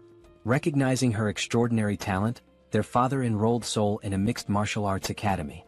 Thus began her journey toward becoming a powerhouse of martial arts. This was the moment Seoul encountered her first defeat. Her teacher bested her. But rather than feeling disheartened, Seoul found the pain of losing exhilarating. At last, she had found a challenge worth her effort. Her new goal became defeating her teacher. Along the way, she achieved victory in multiple jiu-jitsu competitions. By the time she reached 7th grade, she had no equal in the junior division. Her intense passion for training and obsession with fitness drove her to constantly strive for perfection. However, this fixation soon spiraled into a dangerous addiction. Eventually, Seoul sustained a serious injury, tearing the cruciate ligaments in both legs. Impatient with the recovery process, she resumed training prematurely, leading to further injuries. The cycle continued, injury, recovery, and relapse, until she finally made her professional fighting debut at the age of 24. Her skill level could have allowed her to debut much earlier, but her stubbornness and repeated setbacks delayed her entry. Despite the late start, Seoul became so formidable that she easily ranked among Korea's top 10 fighters. Young-soo, hearing this, is dumbfounded. But Kim reassures him there's no need to be intimidated by Seoul, suggesting they land the helicopter slowly. However, Young-soo, still observing Seoul from afar, mutters that she looks more like a monster than a human. Meanwhile, the skeleton knight approaches Seoul, his sword in hand, and with a rattling voice, questions why his attacks are failing to connect. Seoul replies nonchalantly, "Isn't it obvious? Your movements are too slow." The skeleton knight counters, claiming his speed is no less than hers and accusing her of using some incomprehensible trick. Seoul chuckles and explains it's not a trick but simply martial arts. She delivers the explanation so casually that it leaves the skeleton knight bewildered. Hearing this, the skeleton knight compliments Seoul, remarking that people like her are rare. He suggests that if Seoul were to raise her rank, she could become the greatest knight. Seoul, however, is unimpressed and confused, muttering about how all this talk of skeletons, knights, and rankings makes no sense. The skeleton knight continues, confessing that he's developed a deep admiration for her. He promises to speak to the skeleton king to ensure she's the only one spared in the city. But before he can finish, a flaming bowling ball comes hurtling out of nowhere, smashing into him with a deafening crash and shattering his body into fragments. His remains scatter around Seoul. Moments later, the fiery bowling ball rolls to a stop at her feet. Seoul, puzzled, wonders how this strange bowling ball managed to obliterate the skeleton knight when her martial arts couldn't. As she contemplates this, 2 large mana stones and an enhancement stone emerge from the knight's remains. The stones are swiftly drawn into a mysterious portal, which appears to be controlled by a device resembling a piece of corn. At the same time, a helicopter hovers overhead and slowly descends. Kim steps out with a smirk, greeting Seoul with a playful, well, long time no see." He teases her, saying, "As expected, you're still kicking asses, Sister Number 2. Seoul stands frozen, mouth agape, stunned to see Kim after all this time. The scene shifts to a table laden with delicious food, fried rice, pizza, burgers, and an assortment of mouth-watering dishes. Joo-hee and Kim sit silently, watching in amazement as Seoul devours the food with feral intensity. Unable to contain her curiosity, Joo-hee asks if Seoul uses some special ability to enhance her strength. Between enormous bites of chicken and pizza, Seoul casually responds, saying Joo-hee is partly right and partly wrong. Her physical prowess, she explains, is natural and unrelated to the barrier. The barrier's sole purpose, she says, is to shield her from external attacks. She delivers this explanation as if it's no big deal. As Seoul continues eating voraciously, Joo-hee's patience finally snaps. "Eat slower," she scolds, warning Seoul that she'll choke or get indigestion if she doesn't. Kim, observing the exchange, chuckles and tells Joo-hee it's futile to argue. "She's been eating like this since we were kids," he says with a resigned smile. Amid their playful banter, a warm, heartfelt conversation unfolds. Kim, smiling genuinely, tells his sisters how relieved he is that all 3 of them awakened survival-related abilities and managed to endure this long. Kim now had just one more task, to find their older brother. As Seoul ate, she glanced at Kim with skepticism and asked, "Everything's fine, but seriously, Kim, your ability feels like a cheat code. How are you even capable of all this?" Kim chuckled softly, replying, "It's a long story. I'll explain everything to you later, but for now, just eat and get some rest." He showed Seoul how to use the packs to order anything she needed and mentioned that Young-soo's family was safe in the subspace. He suggested Seoul take a moment to say hello to them. Seoul agreed with a nod but then asked, "Are we leaving this city right now? Are we really going?" Kim rose from his chair and answered, "Yes, we need to leave immediately. The city's ceiling is closing at an alarming rate, and I'm not sure if this fortress can shield the entire city." His tone was grave as he emphasized the urgency, adding that he had to gather as many mana stones as possible before the ceiling fully closed. Looking up at the sky, Kim felt a pang of dread. The ceiling had already sealed shut, plunging the entire area into darkness. Wasting no time, he boarded his Black Hawk, ascended into the sky, and launched 5 blazing fireballs at the fortress walls with all his strength. Yet, despite the ferocity of the attack, the fortress remained unscathed. There wasn't even a scratch. A sinking feeling washed over Kim. Not even a dent, he thought. He contemplated his options. Should he take the entire city into his subspace? The thought seemed tempting but reckless. He reminded himself that moving such a massive structure into his subspace could have unpredictable consequences. Kim had already exhausted his remaining mana stones, expanding his portal's radius to 19.76 meters, just large enough to fit the Black Hawk. Now he had no resources left. He considered hunting skeletons and monsters in the city to collect more mana stones, but he wasn't sure what would happen to the city's inhabitants if he took the entire structure into his subspace. As Kim wrestled with these dilemmas, Seoul's voice interrupted his thoughts. "This seems like a lot of trouble," she said from behind. She then recounted her encounter with the skeleton knight, explaining how he had promised to spare her life because he liked her. Before his demise, the knight had mentioned that if Seoul stayed in the city, her death would only be delayed. Curious, Kim asked for more details. Seoul shrugged and replied, "I couldn't get anything else out of him because you smashed him into pieces." She admitted she still didn't know how her death would have been delayed if she remained in the city. The skeleton knight had only mentioned speaking to the skeleton king on her behalf. Kim realized then that if they wanted to escape, he would have to confront the skeleton king directly.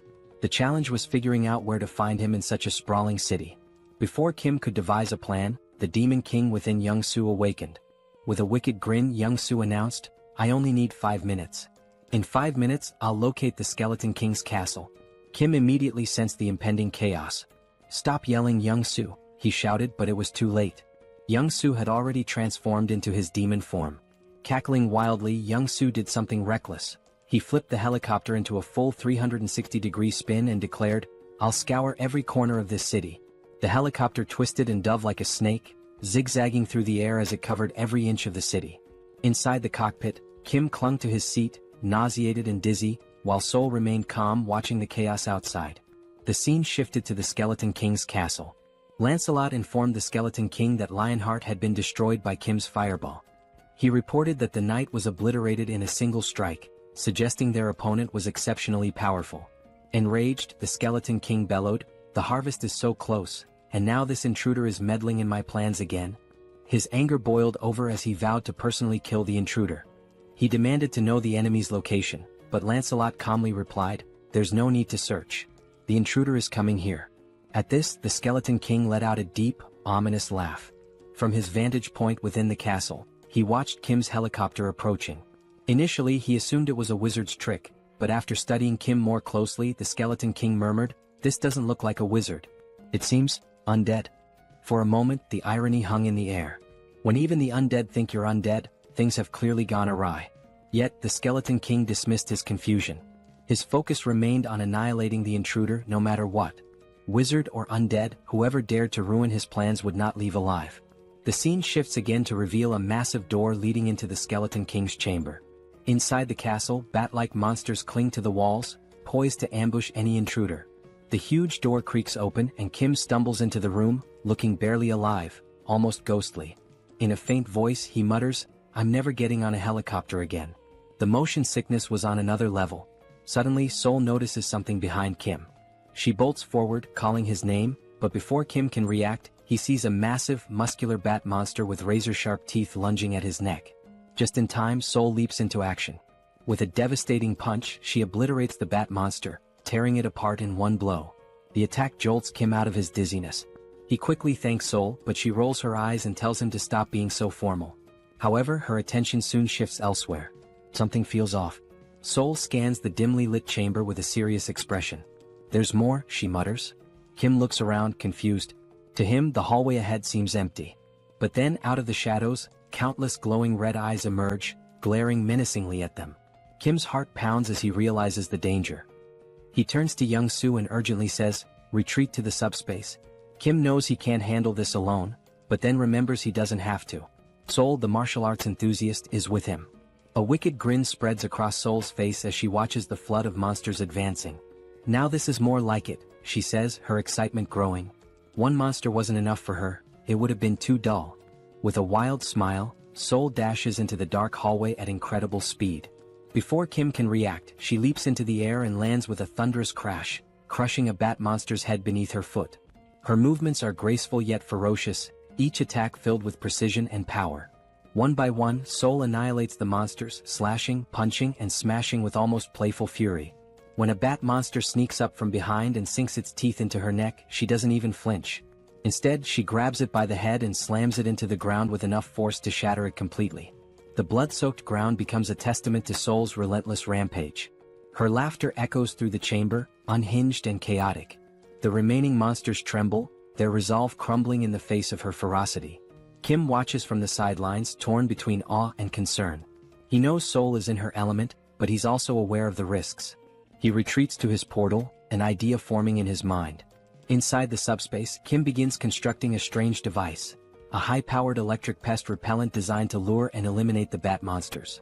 As the machine powers up, it emits a strong current that draws the monsters in. One by one, they are electrocuted, falling lifeless to the ground. Seoul notices the device and glares at Kim, irritated. "Is this your idea of fighting? It's boring," she yells. Kim responds calmly, "I'm just trying to help you." Seoul, clearly annoyed, retorts, "Stop interfering. I can handle this myself." Their argument intensifies, even as chaos rages around them. Kim shouts back, "Fine. But be careful and stop taking stupid risks." Meanwhile, outside the chamber, Lancelot reports to the Skeleton King. The wizard is struggling, Lancelot begins, but he's not alone. There's another warrior with him, someone as strong as I am. Lancelot adds that the wizard is using unconventional tools and seemingly limitless resources. Hearing this, the Skeleton King's irritation grows. He growls in frustration, realizing the fight is far more complicated than anticipated. Defeating a wizard was one thing, but now he had to deal with another formidable opponent, and that was no small challenge.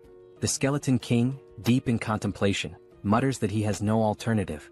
Lancelot warns him, however, that summoning additional power might provoke the wrath of the Chamber of Commerce. Ignoring the warning, the Skeleton King insists he has no choice. After all, the wizard is at least an 8th-tier rank, the same as himself. While the Skeleton King might stand a chance against the wizard alone, the presence of another 8th-tier warrior drastically shifts the odds. He knows he cannot triumph by himself and resolves to summon Lancelot. Extending his hands forward, the Skeleton King begins chanting an ancient incantation. The holographic image of Lancelot's skull vanishes, replaced by 3 reinforced stones instead of the usual one. He rotates the stones around the projection of Lancelot's skull as a surge of mana gathers, signaling the powerful summoning ritual. Meanwhile, in the team subspace, electric appliances and tangled copper wires are scattered everywhere. The group is hard at work, constructing a new weapon. Wrapping thick copper wire around an aluminum rod, they create the electric repellent bat, a semi-rare grade weapon crafted specifically for Seoul. Holding the new weapon, Seoul's face lights up with excitement. The bat, infused with an electrified ability, delivers double damage to enemies. Seoul twirls the bat skillfully, testing its weight and power, clearly thrilled by its potential. As they exit the subspace, she thanks Kim, teasingly calling his crafting skills a scammer's ability for how effortlessly he can produce items. She remarks that the electric bat will be perfect for dealing with the monsters but warns Kim not to interfere in her battle this time. She wants to face the bat monsters alone. As Seoul steps out, she begins scratching her neck.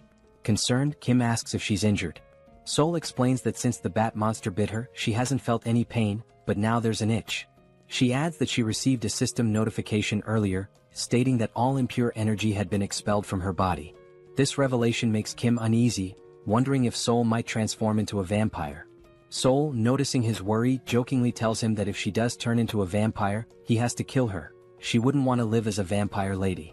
The siblings share a brief, light-hearted moment. The scene shifts back to the Skeleton King, who turns his attention to Kim, his voice laced with sarcasm. He sneers, mocking that the name Arcane must be ashamed of Kim's reckless behavior. The Skeleton King accuses Kim of ruining his plans and causing chaos in his domain. He declares that, regardless of Kim's origins in the arcane dimension, he has no right to meddle in his affairs. With a chilling roar, the Skeleton King vows to fight and kill Kim. Kim and Seoul exchange glances, baffled by the king's rant. "This idiot makes no sense," Kim mutters under his breath. The word idiot only enrages the Skeleton King further. Furious, he calls for Lancelot to attack, commanding him to eliminate Kim and Seoul immediately. Lancelot finally emerges from the summoning. His presence is nothing short of terrifying. His 4 glowing eyes gleam menacingly, and his massive silver armor radiates power. In his hand he wields an enormous sword capable of cutting through anything. Seoul, seeing Lancelot, grins with excitement. She had grown tired of weak monsters and was ready for a real challenge. She turns to Kim, warning him again, "Don't interfere in this fight. If you do, it won't end well," before charging straight at Lancelot. Before Seoul can make her move, Lancelot lunges forward, hurling his sword with lethal precision, aiming to cleave her in half. Reacting quickly, Seoul dodges the attack and counters with her electrified bat. The clash sends shockwaves through the room, the force so strong that even Kim feels it from a distance. As the battle intensifies, Seoul notices that Lancelot's strikes are slowly slicing through her weapon. Realizing the danger, she retreats just as Lancelot delivers a devastating blow, splitting the electric bat in two. Seoul looks back at Kim and jokes, "My bat wasn't weak, it's just that Lancelot is ridiculously strong." Despite losing her weapon, Seoul remains undeterred.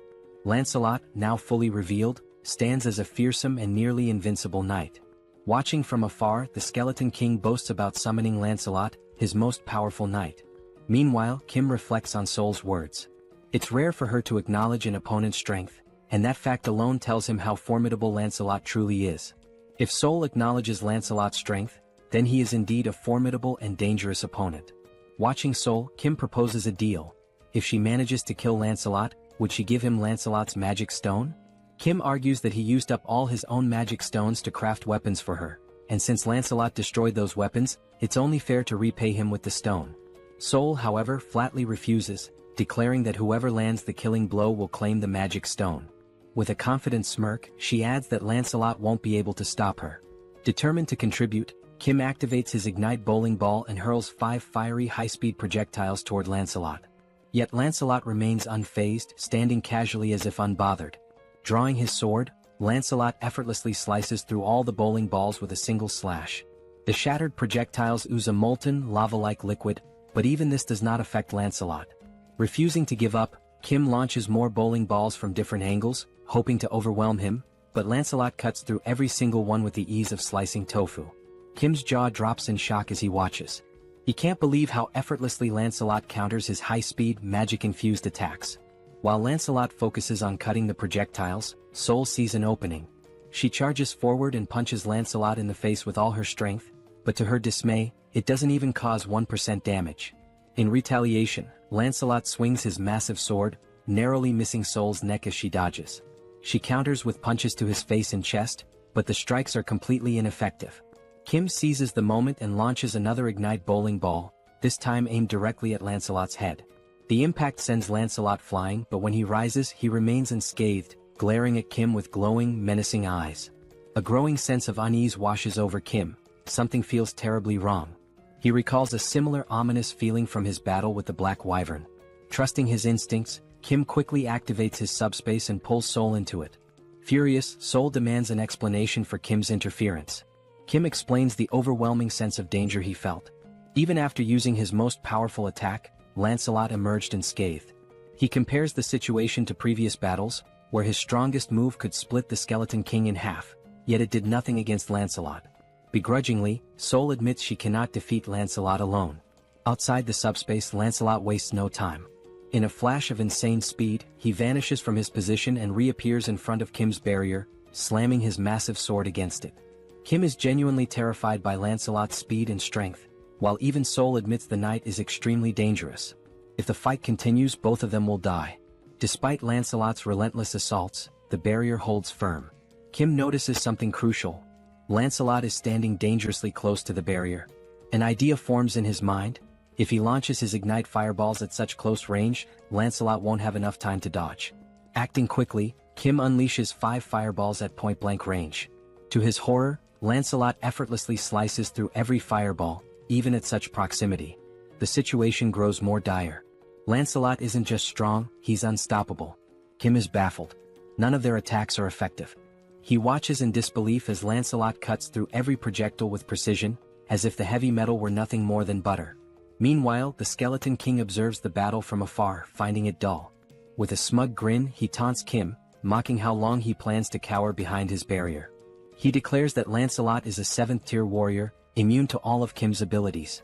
According to the Skeleton King, no matter what Kim tries, he cannot defeat Lancelot. Seated arrogantly on his throne, the Skeleton King begins reminiscing. He reveals that he poured all his resources and wealth into coming to Earth and believed summoning Lancelot was the only way to survive against Kim and Seoul. Now, watching their futile efforts, he expresses disappointment. Had he known how weak they truly were, he wouldn't have taken the risk of summoning Lancelot. As the Skeleton King observes, something unusual catches his attention. Kim is no longer using magic. Instead, he's pulling strange, unconventional items from his portal in an endless stream. Realizing this, the Skeleton King's eyes gleam with inspiration as an idea begins to take shape. Meanwhile, Kim is at a complete loss. He checks all of his abilities: subspace laboratory, replicate, extra-large subspace life support, but none seem useful in defeating either the Skeleton King or Lancelot. Desperate, Kim resorts to repeatedly throwing ignite bowling balls at Lancelot, but Lancelot slices through them with ease, leaving Kim genuinely stuck. Suddenly, the Skeleton King bursts into loud laughter. He commands Lancelot to stop attacking, announcing that the 2 individuals in the portal are not wizards, but rather potential allies for his future plans. Obeying the command, Lancelot ceases his assault and steps back toward the Skeleton King. The Skeleton King rises from his throne and approaches Kim's portal. Initially, he had assumed Kim and Seoul were wizards, but as he observes Kim more closely, he realizes they are ordinary humans. Even more intriguing, Kim possesses a unique ability. Confused, Kim wonders what the Skeleton King is referring to. With a cunning grin, the Skeleton King begins to explain. He mentions that Kim must have encountered and killed 2 skeleton knights to acquire reinforced stones. These stones, the Skeleton King reveals, can only be produced within Camelot Castle by sacrificing living beings. The Skeleton King elaborates on his original plan: to sacrifice the inhabitants of the nearby city to mass-produce reinforced stones, which he would then use to summon an army of skeleton knights. However, he proposes an alternative: a business partnership with Kim. The Skeleton King suggests that Kim, with his unlimited replication ability, could duplicate the reinforced stones, allowing them to dominate not just Earth, but the entire universe. Kim stands silently, processing the offer. As the Skeleton King laughs sinisterly, envisioning his grand scheme, Kim suddenly begins laughing and crying simultaneously, leaving the Skeleton King perplexed. Kim thanks him, explaining that the Skeleton King has unknowingly solved all of Kim's problems. Before the Skeleton King can react, Kim utters 4 decisive words: Pax, put Camelot in subspace. Instantly, the entire Camelot Castle vanishes before the Skeleton King's eyes. The Grand Fortress, once the source of his power, shrinks and disappears into Kim's subspace. The Skeleton King and his skeleton knights are left standing outside, bewildered and enraged. Looking around in disbelief, the Skeleton King tries to comprehend what just happened. Meanwhile, the castle reappears in Kim's hands, now reduced to the size of a toy. Seoul, observing the shrunken structure, casually remarks how small and insignificant it looks. Overcome with fury, the Skeleton King roars, "How dare you 9th-tier slaves!" He accuses Kim and Seoul of destroying his life's work and vows to annihilate them. Enraged, he summons a dark purple orb of energy, brimming with the souls of the dead. The green, ghostly spirits surge toward Kim's portal, attempting to shatter it. Yet as the smoke clears, Kim and Seoul remain unharmed. Now calm, Kim begins to think strategically. He recalls the name of the skeleton knight summoned by the Skeleton King: Lancelot. Deciding to take a bold risk, Kim calls out Lancelot's name, attempting to summon him. To everyone's astonishment, Lancelot materializes before Kim. However, this time his appearance is different. Gone is the dark aura that usually surrounds him. Instead, he radiates a golden light, warm and majestic. Lancelot turns to Kim and acknowledges him as his new master. Without hesitation, Kim commands Lancelot to kill the Skeleton King. Obeying immediately, Lancelot draws his sword and, with a single, precise slash, cleaves the Skeleton King cleanly in 2. The Skeleton King, unable to react or defend himself, is defeated in an instant. With grace and overwhelming power, Lancelot ends the battle in one swift motion. As soon as Lancelot struck the Skeleton King, the violet core within the Skeleton King was destroyed. It shattered into fragments with a faint explosion. Lancelot then drove his blade into the back of the Skeleton King like a royal decree. We see the Skeleton King's body sprawled before Lancelot, his jagged crown lying discarded at Lancelot's feet, and his dismembered parts scattered across the ground. As the Skeleton King's form faded, a golden mana crystal began to glow. The system alerted Kim that he had defeated the Skeleton King.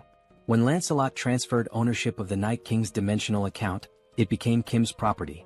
Upon opening the system notification, a new feature appeared, the dimensional account. When Kim accessed it, he discovered 3,086 mana stones within.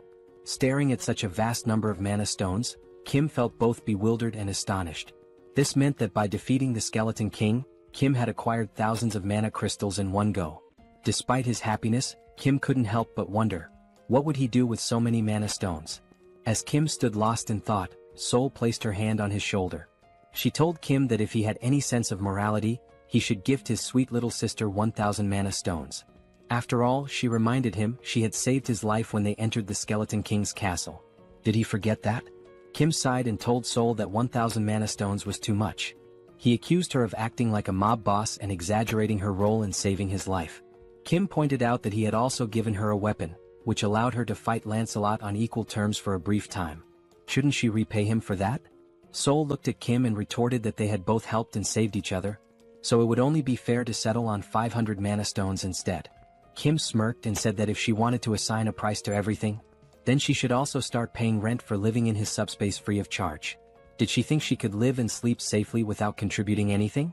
Taken aback, Seoul called Kim a miser. She asked if he was so stingy that he couldn't even spare 500 mana stones. Frustrated, Kim finally handed over 500 mana stones to his sister, not wanting to argue further. Seoul smirked, thanked Kim and declared the argument over. But with a serious tone, Seoul asked Kim what he planned to do next. Both Kim and Seoul turned to their left. From Kim's subspace, Lancelot emerged. Towering at 10 feet tall with eyes glowing red, Lancelot approached them with heavy, deliberate steps. Seoul glanced at Kim and asked what he intended to do with Lancelot. Meanwhile, Lancelot reached Kim and in a deep, resonant voice, called him his lord. Lancelot informed Kim that he had carried out his command and cleaved the Skeleton King in two. Now he awaited Kim's next order. Kim stood silently, pondering what to do with Lancelot. The scene shifted, and Kim narrated that no one could have foreseen what happened next. We saw Lancelot standing still. Sitting atop his helmet was Young-Soo's daughter, clutching tightly to one of its feathers. Lancelot gently moved to keep her entertained while, from behind, Kim, Joo-hee and Seoul watched in astonishment. Kim thought to himself how unimaginable it was that one of the most fearsome knights could end up in such a situation. Meanwhile, Young-Soo and his wife stood in front of Lancelot. Young-Soo's wife was beaming with joy as she watched her daughter play happily with Lancelot. She apologized to Lancelot, explaining that her daughter was usually shy and didn't enjoy playing with strangers. But this was the first time she had played so freely with someone she had just met. To her, this meant her daughter genuinely liked Lancelot. While Young-Soo's wife was overjoyed, the same couldn't be said for Young-Soo. He stood there, stunned, his mouth agape as though his entire world had crumbled. His face reflected despair, like someone who had just received a dire sentence. Lancelot, meanwhile, continued playing with Young-Soo's daughter. He calmly assured Young-Soo's wife that aiding the Lord's companions was equivalent to serving the Lord himself. She apologized repeatedly, worried that her daughter would keep bothering Lancelot to play. But Lancelot, in his commanding voice, reassured her that it was no bother at all. He said he loved children and saw her as if she were his own. From afar, Kim, Joo-hee and Young-Soo watched this touching moment. Joo-hee, with a warm smile, turned to Kim and remarked that it was impossible not to admire someone so considerate. She commented that Lancelot wasn't just strong but also kind and compassionate, someone anyone would look up to. But Kim didn't share her sentiment. With a side eye, he muttered that calling Lancelot a person felt strange. After all, Lancelot was a skeletal knight, and no one really knew what lay beneath his armor. Yet, after a moment of reflection, Kim admitted that Lancelot was never truly evil. He realized that Lancelot had simply been following the Skeleton King's orders. The true villain had been the Skeleton King all along. Now, with Lancelot under Kim's command, away from his former master's dark influence, Kim saw that Lancelot displayed qualities of goodness and loyalty. This made Kim reconsider his initial judgment, allowing him to trust Lancelot at least for now. Joo-hee, noticing Kim's thoughtful expression, turns to him with a serious tone and asks, Are you planning to go to Daebongu City right now? Kim glances at Joo-hee and replies that he intends to head to Daebongu City immediately since their older brother's new home is located there. Hearing this, Joo-hee looks visibly concerned. She tells Kim that she has observed from the start how tirelessly he's been working, without taking proper rest for days. With a worried expression, Joo-hee warns Kim that, while she understands his urgency, what if he collapses or falls ill? She pleads with him to prioritize his health, cautioning that overworking himself could lead to severe problems. If that happens, she asks who will look after him. Joo-hee insists that it's already too late to leave tonight. She advises Kim to rest and wait until sunrise to set out and rescue their brother. Kim listens to her advice and nods in agreement. He then turns to look at his wife and daughter. His daughter is still perched atop Lancelot's head, while Young-soo is trying all sorts of ways to coax her down. With a mix of exasperation and humor, Young-soo tells his daughter to climb down from Lancelot and sit on his shoulders instead. He even volunteers to play the role of a brave knight. However, Young-soo's daughter begins playfully hitting Lancelot's head and declares that her father is boring. She loudly proclaims she wants to play with a real knight, not a pretend one. Hearing this, Young-soo feels a bit hurt, though he hides it behind a strange smile. Meanwhile, Young-soo's wife teases her husband, joking that even she wouldn't want to play with a fake knight like him. Instead, she quips she'd rather choose Lancelot, the real deal. And yet, despite the humor, Kim finds himself momentarily distracted by a ridiculous thought. Why, of all things, is he imagining Lancelot playing with Young-soo's wife? Kim shakes his head, silently cursing his own wandering mind. Watching this heartwarming scene, Kim pauses for a moment, his face softening into a warm smile. He announces that they will take the night to rest, enjoy the moment, and set out in the morning to rescue their brother. The scene shifts to Young-soo carrying his now sleeping daughter on his shoulders, her face peaceful after hours of play with Lancelot. Young-soo wears a contented smile, as if this moment alone fulfills him completely. Kim suggests that Young-soo take his wife and daughter to a private room to rest for the night. Young-soo agrees, nodding appreciatively before leaving with his family. As time passes and the room empties, Saul smirks mischievously. Slowly, he removes his shirt and walks toward Kim, suggesting with a sly grin that now, with everyone asleep, they can begin their real work. Kim responds with a knowing smile and turns to Lancelot, asking if he needs a place to rest. Kim summons the Camelot Castle, and a miniature version of the castle materializes in his hand. The system notifies Kim that this artifact is a unique grade item known as the Palace of the Cursed Knight. It explains that the castle's size depends on the number of mana stones invested. The system further details its three powerful abilities. Blood Sacrifice. By sacrificing livestock, Kim can create reinforcement stones. Summon a ghost. Using mana crystals, Kim can call forth ghosts from the castle. Knight Investment. By combining ghosts with reinforcement stones, Kim can forge knights as powerful as Lancelot. Kim marvels at the artifact's capabilities, deeming them both overpowered and fascinating. However, he notes that the castle's size scales directly with his investment. For example, 500 mana stones would result in a 500 square foot castle, while 1,000 stones would yield a 1,000 square foot one. After some deliberation, Kim decides on a size sufficient for housing 12 knights, opting for a 300 square foot castle. He invests 300 mana stones, and the Camelot Castle grows and expands to its new dimensions. The now enlarged castle stands before Kim, Lancelot, and Saul. As Kim observes the structure, a slight unease creeps in due to its eerie appearance. He turns to Lancelot and asks if the castle's size is adequate for 12 knights like him. Lancelot, with a calm demeanor, responds that he doesn't care about the size as he can adapt to any space. Then, with a wry sense of humor, Lancelot jokes that the castle is as tiny as the Skeleton King's little PP, adding that, compared to Kim's vast subspace, this castle is nothing. Lancelot explains that when Kim summons more skeleton knights in the future, they will reside in his subspace, while Camelot Castle will primarily serve as a summoning hub. Saul meanwhile looks stunned.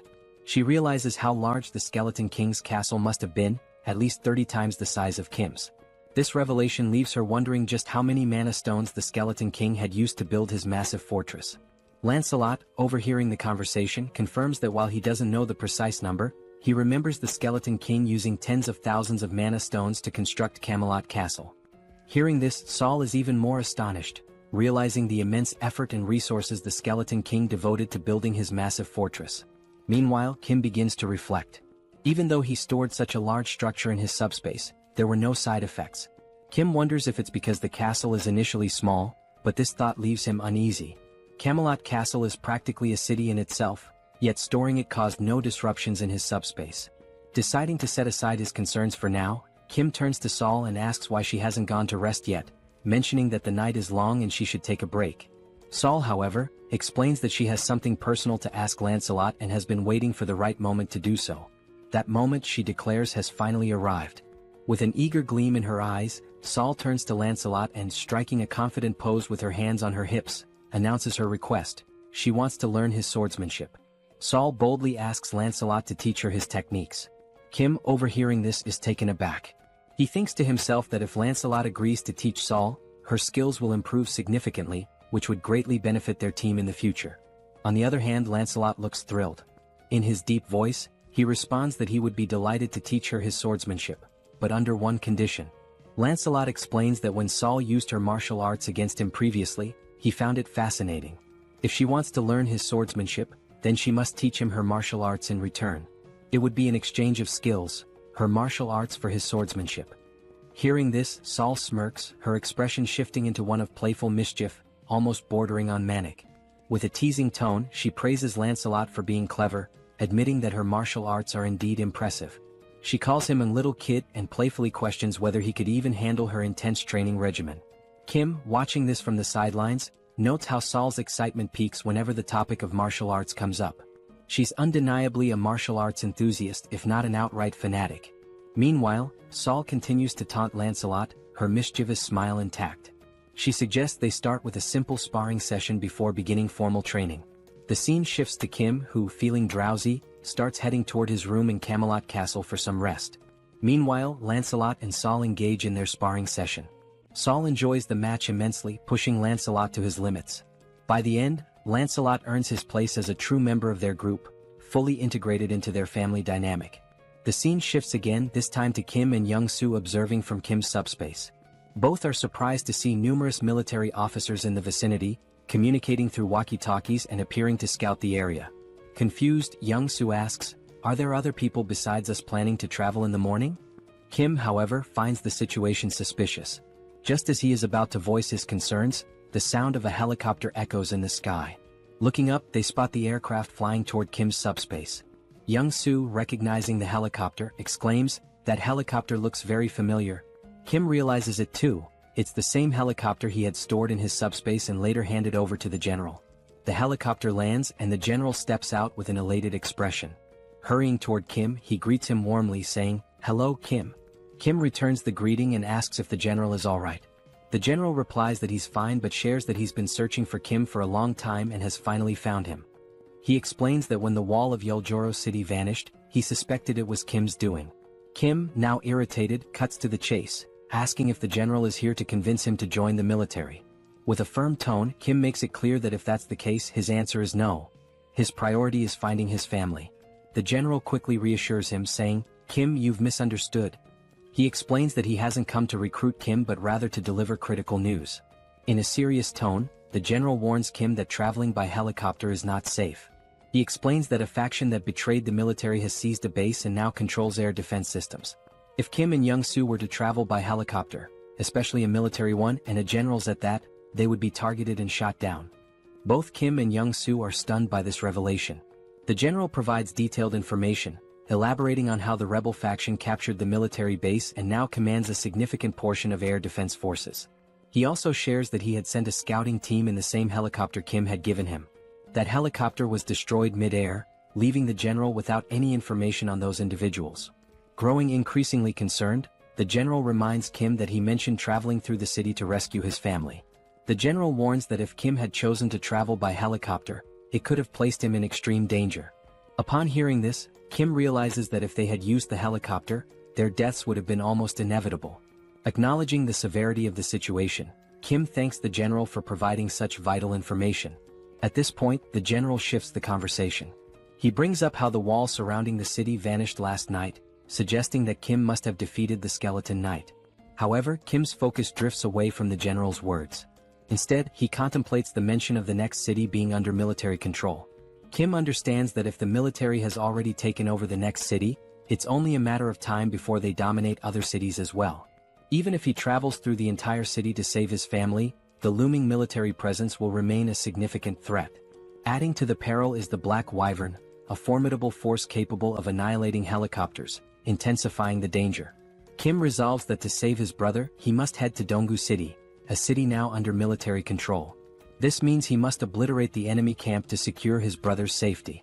With a resolute and determined expression, Kim takes immediate action. He summons the Lord. From the subspace, a dark shadow emerges, causing the general to grow visibly uneasy. Kim, maintaining a calm yet intense demeanor, addresses the general. In response to the earlier question about whether he defeated the Skeleton Knight, Kim affirms, "Yes, I defeated the Skeleton Knight and took him captive." As Kim speaks, the Skeleton Knight appears. Towering 10 feet tall, the figure has glowing red eyes, wields a massive sword and carries a formidable iron shield. The knight stands ominously behind Kim. The general stares in pure horror and disbelief. He realizes that this knight is far stronger, at least 10 times more powerful, than the previous Skeleton Knight. And now this terrifying entity is under Kim's command, ready to follow his every order. The general struggles to process the sheer weight of what he is witnessing. Kim, undeterred, confidently declares that his older brother's new residence is in Donggu City, the very city housing the military camp. This leaves Kim with no alternative, he must go there. With a sly, confident smile, Kim turns to the general and asks, "So, how about we take down all those military forces?" Overcome with joy and relief, the general feels tears welling up in his eyes. We are now introduced to another location, seemingly destroyed, which appears to be some kind of base. In this base, goblin soldiers, clad in military uniforms, are seen wielding rifles and equipped with heavy artillery. Behind one of the goblins, a human hand becomes visible, revealing humans imprisoned in cages under the watchful eyes of the goblin soldiers. As the goblin squints to focus, it notices something unusual ahead, though it cannot determine what it is. From a distance, we see Lancelot's ghostly head infiltrating the goblin base, investigating how it operates. Noticing that the goblin is approaching, Lancelot decides to retreat to avoid alerting the enemy. While flying to gather more information, he overhears a conversation between two goblins but cannot understand their language. However, upon observing their movements more closely, he notices that even within the goblin army, there is a ranking system that dictates the level of importance and influence each goblin holds over the others. Still concealed behind a tree, the ghostly head concludes it has gathered enough information and decides to return to the command center to report his findings. As he departs, the system screen reveals how the summoning ability for this ghostly form works, named Phantom Summon. This ability allows the summoning of Camelot's ghosts, with specific costs associated with each invocation. It is also shown that while knights are in their ghostly forms, they cannot physically interact with the environment, but they are also immune to physical interference. Moreover, this ability enables them to pass through walls and even fly freely. Summoning a ghost consumes 1 enhancement stone and 500 magic stones, the same cost as summoning a knight. Although not explicitly stated in the description, once summoned as a ghost or knight, they can switch forms without incurring additional costs. In other words, phantomization can be considered an optimal means of reconnaissance behind enemy lines. A few hours earlier, the general had been outlining the strategy they would use, showing on a map the cities involved and relying on Lancelot to patrol the enemy lines, determining the strength of their forces, the location of anti-aircraft weapons, and other characteristics of the enemy troops. Based on the information gathered, the plan was to devise a strategy to outmaneuver the enemies. However, due to the ghost's limited range, everyone needed to move closer to the enemy lines and pinpoint where government forces were stationed before reconnaissance could begin. Lancelot returned to the Allied base after taking 2 hours and 30 minutes to complete his reconnaissance. While reporting his findings, Kim was shocked to learn that the soldiers had mutated into goblins and had imprisoned over 200 people, referring to them as sacrifices. Additionally, Lancelot shared further details he had overheard. First, the enemy had a total of 9 anti-aircraft weapons. Second, they planned to recruit additional manpower from Bangkok Dong. Third, the brigade commander, a high-ranking officer, was stationed in the eastern wing. Lastly, they mentioned that the world would change when a certain someone arrived. Lancelot confirmed the accuracy of this information, leaving the 4 members listening utterly astonished. The commander remarked that security had indeed been tighter than usual and suspected they were plotting something but hadn't anticipated the capture of civilians. Kim mentioned rumors that some had voluntarily joined the rebel forces but expressed confusion about their motives and the reason for imprisoning civilians. He also questioned who this person capable of changing the world might be. Lancelot's ghost replied that he didn't know who this individual was but speculated that the reason for capturing people was likely to gain repulsive force. He explained that all beings across dimensions have a classification system known as hierarchy. Repulsive force is the power granted by this hierarchy, essentially the right to be protected from lower-ranked beings. The lower the hierarchy number, the stronger the repulsive force, preventing attacks from lower ranks, e.g., a 9th rank attack cannot affect an 8th rank being. However, this is not an absolute rule. At this point, Kim recalled the attack by the skeletal knight. The sister asks if they are sacrificing people to achieve this hierarchy. Lancelot, based on prior information, confirms it, stating that this method is instinctively used by beings with lower intelligence as a shortcut. With a serious expression, he explains that when this method is used in a lower dimensional hierarchy, it signifies that contact has been made, and possibly an agreement, with a higher-ranked being. Intrigued, Kim asks what kind of agreement this could be, but Lancelot admits he doesn't know the specifics. Seoul, now furious, says that since they are sacrificing people, they're undoubtedly up to no good and suggests going to the base to eliminate them all. Kim responds that if it were that simple they would have already done it. The colonel adds that these enemies seem extremely dangerous. The colonel also notes that the information provided by Lancelot has been excellent. They now know the positions of the brigade commander and the anti-aircraft cannons, which increases their chances of success. However, he emphasizes that the enemy's defensive line is much stronger than expected. Once the operation begins, the enemy will likely call reinforcements from the 1st Legion, potentially escalating this into a large-scale war. Given that they don't know the full strength of the 1st Legion, it's crucial to capture the enemy before reinforcements arrive.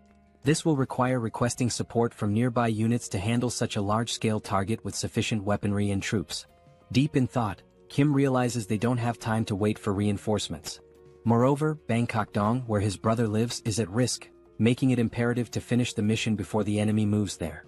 He also remarks that since Lancelot is of the 7th hierarchy, he could theoretically eliminate the enemy on his own, but the area is too vast for him to cover alone, giving the 1st Legion's reinforcements enough time to arrive and turn this into a full-scale war. Lancelot suggests that if the anti-aircraft cannons are a problem, Kim could simply summon another knight, and points out that summoning requires both enhancement stones and magic stones. While they have enough magic stones, they are short on enhancement stones. Kim also mentions that while he could unsummon Lancelot and summon another knight, it wouldn't increase their overall strength, making it an unwise move. More importantly, he feels it wouldn't be right to dismiss Lancelot just to summon someone else. Frustrated, Kim says it would be ideal if they could duplicate the enhancement stones and magic stones in their subspace. Lancelot then recalls that after defeating the Skeleton King, they acquired another enhancement stone. Surprised, Kim admits he doesn't remember this, but upon reflection, he recalls that Lancelot did indeed retrieve a stone. Now, with everyone staring at Kim in judgment, he apologizes, saying anyone can have a lapse in memory. He then asks which knight should be summoned. Lancelot explains that all 12 knights of Camelot are exceptional, possessing both skill and loyalty. He assures Kim that regardless of who is summoned, it will be a good choice. However, there is one knight in particular who would be the most logical choice: Bedivere. He describes Bedivere as a genius archer unparalleled in skill, specializing in long-range attacks. Enthralled, Kim exclaims that he can't resist and wants to summon him right away. Back at the goblin base, the captives appear gravely debilitated. A girl wearing an orange sweater is called out by one of the goblins. Frightened, she asks if he's really speaking to her. The goblin points out that everyone else in the cage looks weak except for her. He then asks if she wants to escape. Confused, she hesitates, but the goblin quickly reveals he's only testing her. He declares that if she offers him something of value, he'll let her go. From the expression on the goblin's face, she understands exactly what he means. Before he can finish his proposition, his head is swiftly severed. The girl is stunned, her eyes lighting up as she realizes what Lancelot has just done right in front of her. Lancelot opens the prisoner's cage and, without wasting any time, continues moving swiftly. The girl steps out of the cage, still trying to process what just happened before her eyes. In the sky, something resembling a flaming bowling ball appears. From a distance, the goblins notice the strange object in the sky but cannot identify it. Upon closer inspection, one of them realizes it is indeed a bowling ball, but it makes no sense to him. Before he can react, the ball suddenly hurtles in his direction, catching him off guard, and moments later, it strikes one of the anti-aircraft weapons. A goblin further away hears the explosion and wonders about its origin. The only thing he knows for sure is that something has blown up somewhere. From a distant viewpoint, we see the explosion and, coincidentally, also a hand gripping another flaming bowling ball. Yes, the summoned knight is hurling bowling balls at the enemies, already contemplating his next target. Moments earlier, Lancelot reveals something he hadn't mentioned before: Bedivere has only one arm. Kim is taken aback and confused as Lancelot had described Bedivere as an archer. He questions how Bedivere could possibly be an archer with just one arm. Lancelot confirms that Bedivere was indeed an archer, but that is a story from the past. He explains that long ago, Bedivere served as a knight under the Duke's command but lost his arm to a commander jealous of his exceptional talent. From that point on, Bedivere adapted, mastering throwing techniques using a leather strap. Thus, he earned his place among the 12 Knights of Camelot. Still skeptical, Kim asks if Bedivere can truly destroy anti-aircraft cannons from such distances. Lancelot reassures him, stating that he fought alongside Bedivere for a long time and knows the full extent of his abilities. Additionally, Lancelot confirms that after scouting the enemy lines, only he and Bedivere will be needed for this mission. Back in the present, we see Bedivere launching more flaming bowling balls at the enemies from afar. The ball soars through the sky and strikes another anti-aircraft cannon. As the goblin base is a large area, a goblin from a distance notices the explosion and wonders what is happening. Turning around, he sees another goblin soldier being attacked and flung away by someone. Alarmed, he asks his officer what's going on, but then hears the distinct sound of a sword. When he looks closely, he spots Lancelot calmly walking in his direction. The goblin, trembling with fear, stammers that this is a restricted area where unauthorized individuals are not allowed. Lancelot remains silent, continuing his steady approach toward him with an air of calm authority. Meanwhile, we see Kim's system sending him notifications. The first shows he acquired 4 magic stones, bringing his total to 2,686. Shortly after, another notification appears, adding 12 more magic stones, increasing the total to 2,698. Kim, staring at the system screen in surprise, reflects that owning a dimensional account eliminates the need to collect magic stones manually, as they are gathered automatically. Still, he finds it hard to believe how quickly the stones are being accumulated and wonders if this is really correct.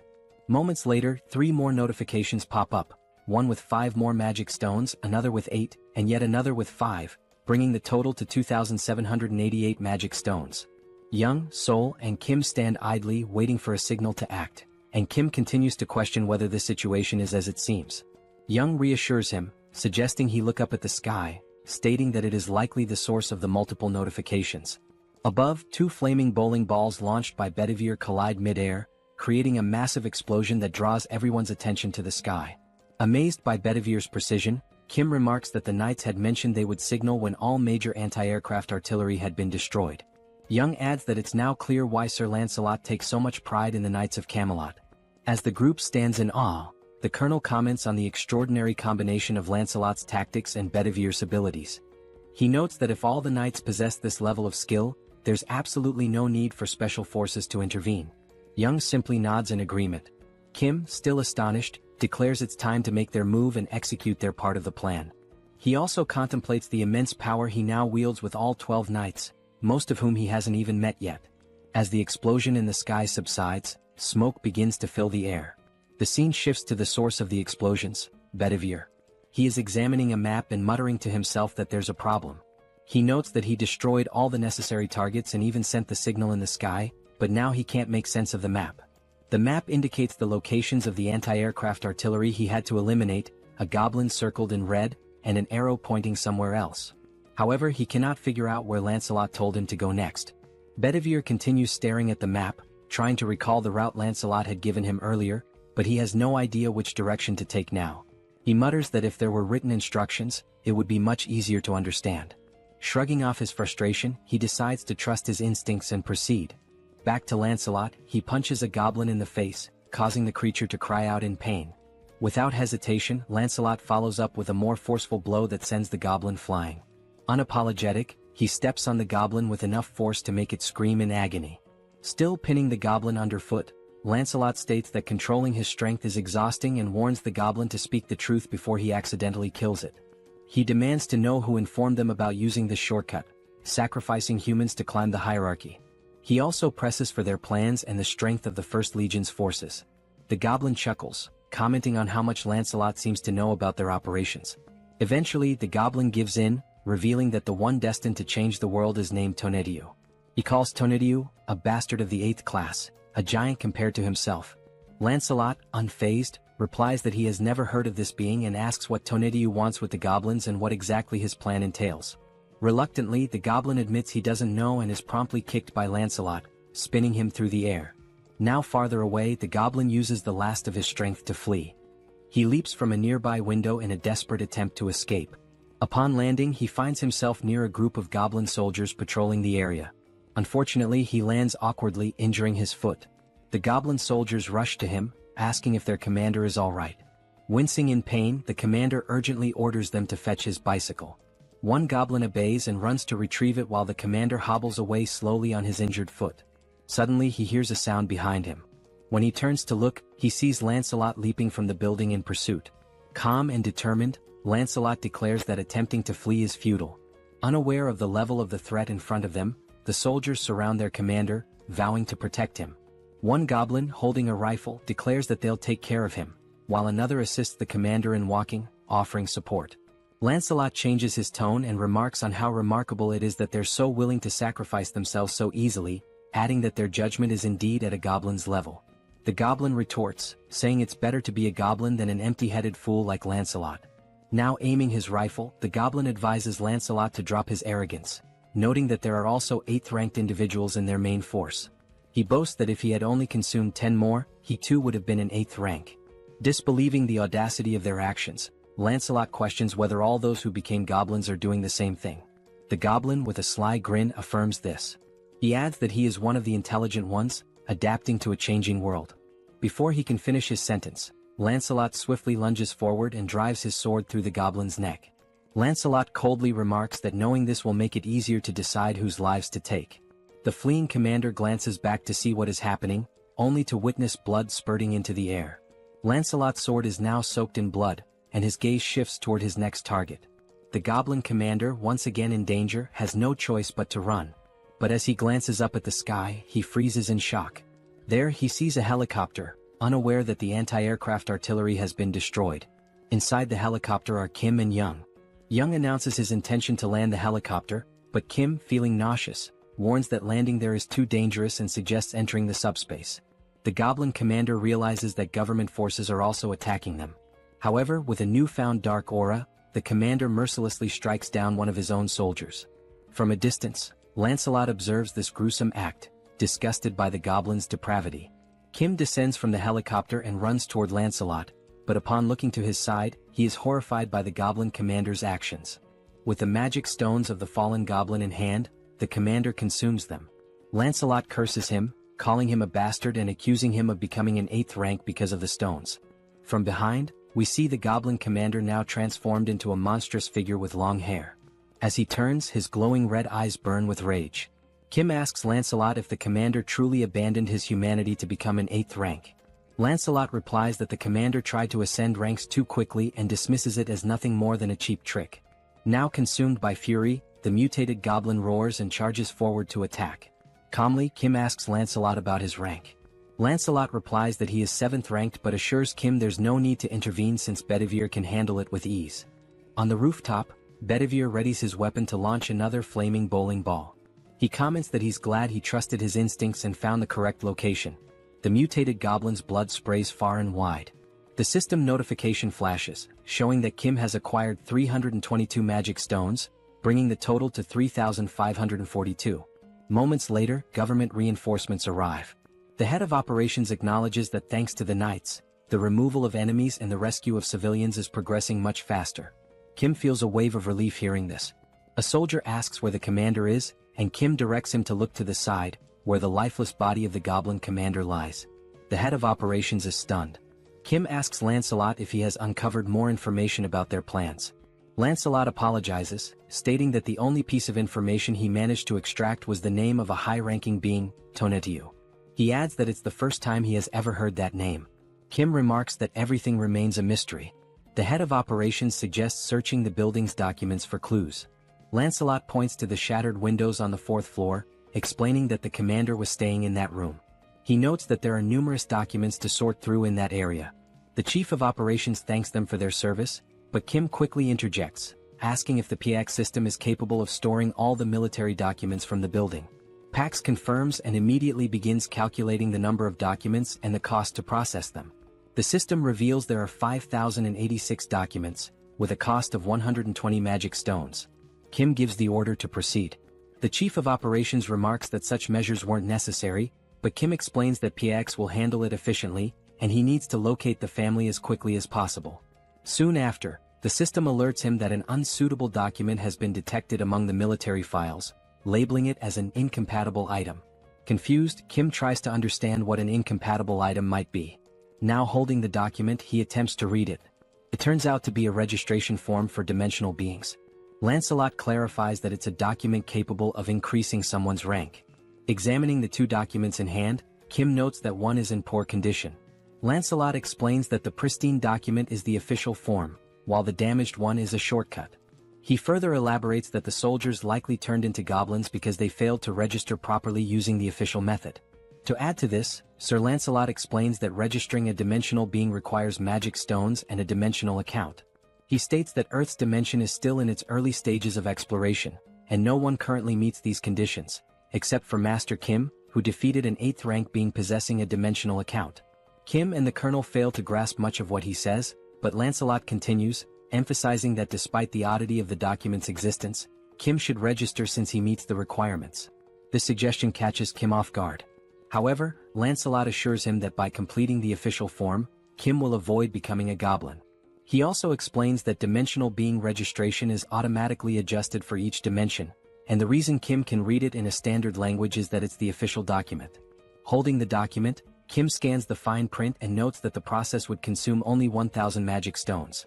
Without hesitation, he signs his name on the form. The system announces that the dimensional being registration is complete, leaving Kim with 2,422 magic stones. After signing, the document begins to glow and disintegrates into dust. Jokingly, Kim remarks that he's curious to know where the system wants him to submit the documents. Outside, someone arrives on a motorcycle, calling out to the commander and apologizing for the delay. The individual explains that the holdup was due to something being incredibly heavy to carry. However, upon taking a closer look around, they are baffled by what happened to the goblins in the area. From atop the building, Bedivere watches the scene with curiosity, wondering aloud if the vehicle the goblin is riding might be a horse.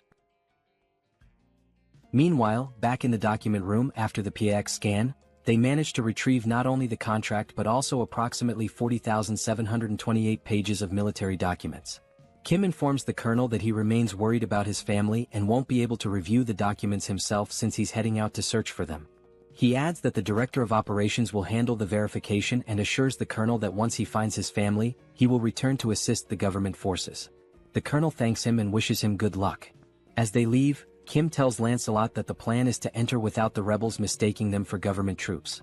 However, they learn that Dobonggu has been occupied by the rebels, making it too dangerous for Yong-soo to drive. Kim decides to take the wheel instead. He considers that, for now, it's safer for him and the two knights to travel in unassuming vehicles to avoid drawing attention and being identified as enemies.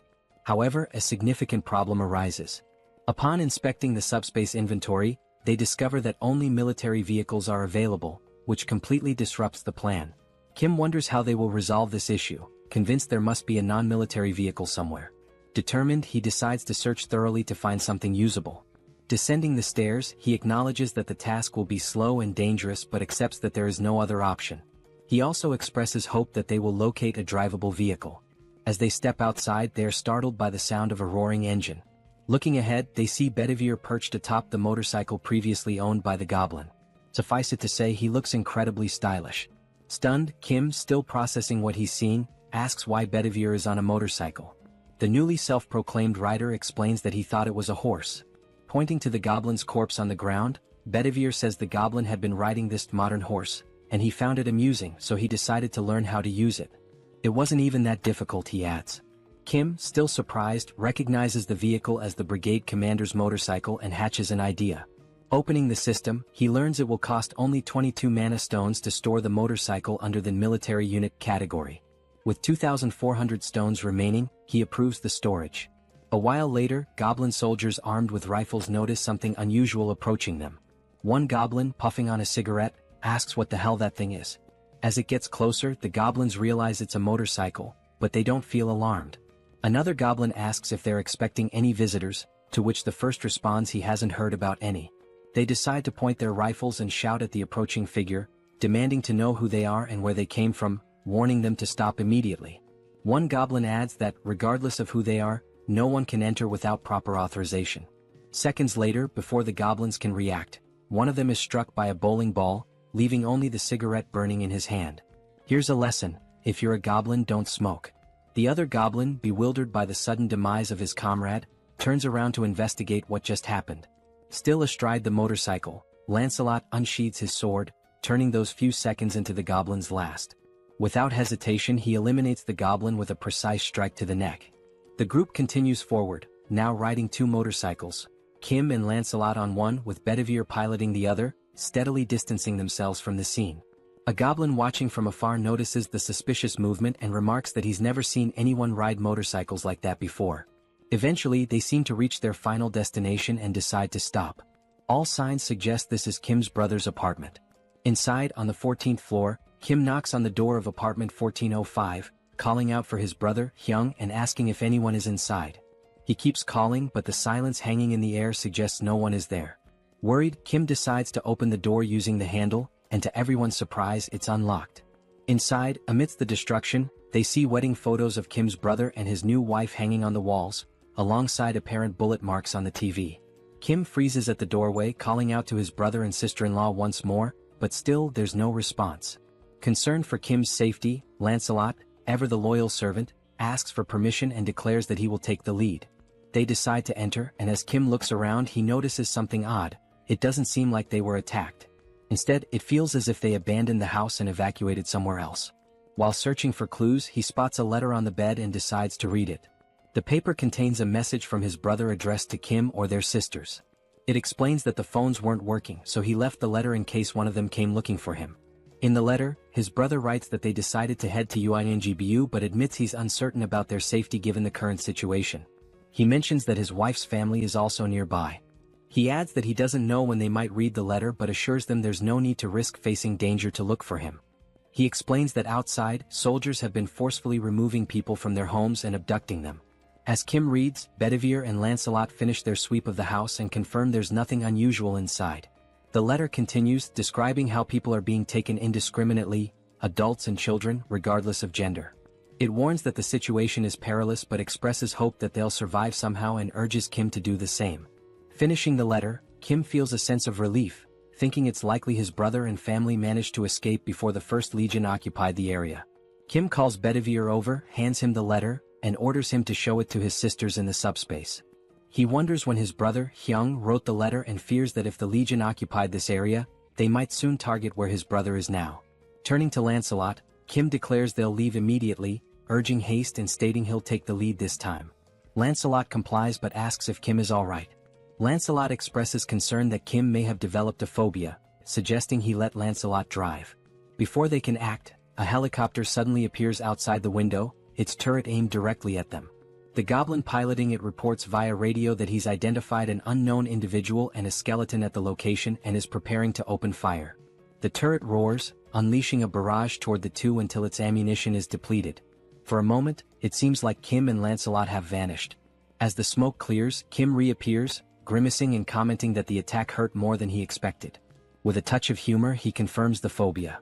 Somehow, Kim commands Pax to store the Black Hawk helicopter in the warehouse, noting that its maintenance hadn't been completed and its weapons were for demonstration purposes only. The system confirms the operation will consume 141 mana stones. The goblin, utterly shocked, demands to know who they are, bewildered that they survived being hit by the turret. When the goblin asks if they are rank 8, the helicopter suddenly vanishes into subspace, leaving the pilot panicked as he realizes he's about to fall from a considerable height. Kim turns to Lancelot, emphasizing that they can't waste any more time. Meanwhile, they hear the goblin scream until it abruptly ends with a splat. Kim reflects on how many rebels they've eliminated along the way but hadn't expected them to have a Black Hawk in their possession. He silently hopes his brother and family are safe. The scene shifts to a group of goblins having a conversation. They discuss how the High Priest promised to distribute rewards based on the number of offerings they've collected. It's been several days since then. One goblin mentions there's only one building they haven't managed to destroy and questions if it's really necessary to interfere like this. He adds that another lieutenant's team has already captured 300 offerings. Another goblin scratches his head, admitting it's not easy to take down that building unless you're rank 8. The goblin lieutenant chastises him, saying they should have asked for reinforcements or figured out another way. He criticizes the others for risking their lives to collect more offerings while they lag behind.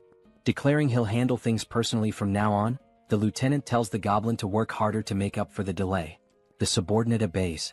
Turning to the side, the lieutenant asks another goblin if he heard the instructions and orders him to destroy the building.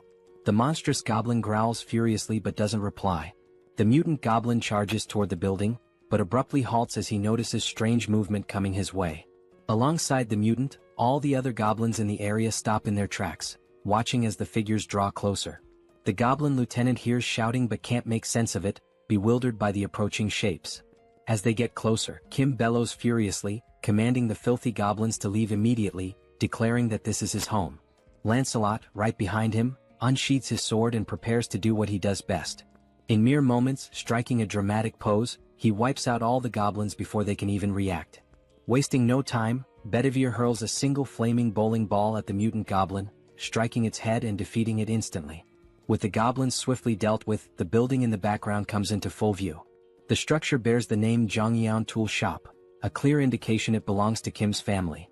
Inside, peeking through a hole in the wall, a few people anxiously observe the scene outside. Someone asks if things are truly as bad as they appear. Another voice questions the father, wondering what's going on and why he's hesitating. The father, seated in a chair and spying on the commotion, reassures them not to worry. He explains that Kim has arrived on a motorcycle, accompanied by skeletons, leaving everyone utterly confused.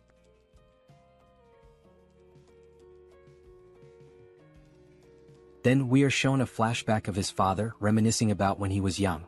His mother used to say that good and bad things only happen because of people, and this idea had fascinated him.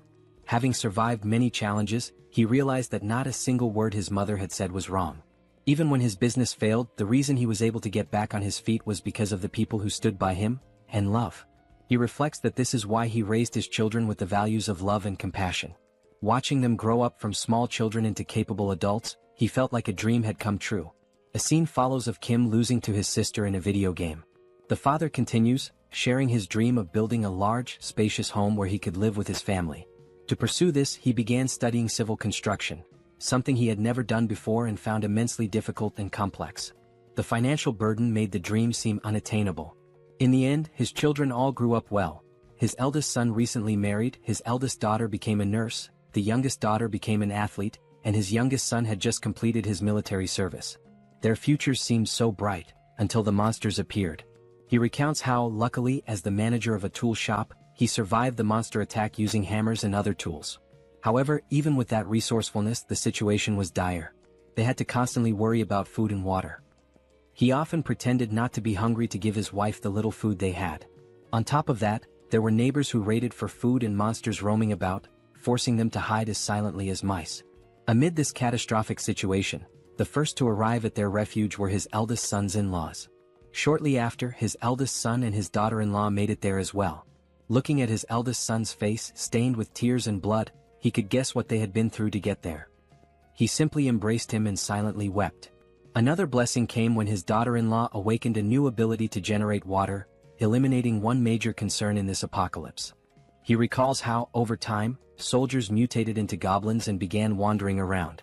These goblin soldiers started abducting civilians regardless of age or gender, isolating their family even further. It was utter chaos. The very soldiers who were meant to protect them were now capturing people. He wished deeply for the safety of his children amidst such disorder.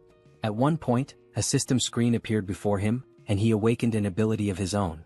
The ability was named Architect, and the system indicated that he now possessed exceptional skills in architecture and could build freely. He doesn't fully understand how his long-dormant dream suddenly became a reality, but he feels grateful that it did. With this newfound power, he immediately got to work reinforcing the tool shop. Thanks to his daughter-in-law's water ability and his own architectural skills, they managed to survive. Even for the goblins armed with weapons, breaking into their fortified location was no easy task. Peering through a hole in the wall, he noticed that a group of soldiers had been stationed outside their home since the day before, and they had brought a monster with them. It was clear now that they were determined to destroy their refuge this time. But he had prepared for this possibility and retreated to plan. Seated in his chair, he called for his eldest son and instructed him to gather the family and escape through the tunnel. His son hesitated, asking what would happen to him. The father explained that the tunnel was an emergency passage meant for situations like this, though he couldn't guarantee that the other end was safe. At the very least, it's better than staying here and dying, he said. His wife, looking concerned, asked if he intended to stay behind. With a confident smile, he assures them he will leave as soon as everyone is safely out, telling them not to worry. In the meantime, a strange noise from outside catches his attention, sparking his curiosity. Before inspecting, he urges everyone to hurry, warning that the goblins are already moving and time is running out. Peeking through the hole, he goes silent for a few seconds. Those around him grow concerned, whispering questions about whether the situation outside is dire or if something is wrong, causing him to hesitate. Still in shock, he turns to them and says it's not what they think. It's just Kim. He's out there. He explains that Kim has arrived on a motorcycle, accompanied by a skeleton. Outside, Kim, Lancelot, and Bedivere approach the tool shop. Kim points to the building, now fortified with metal spikes and barricades, and declares, "This is my house."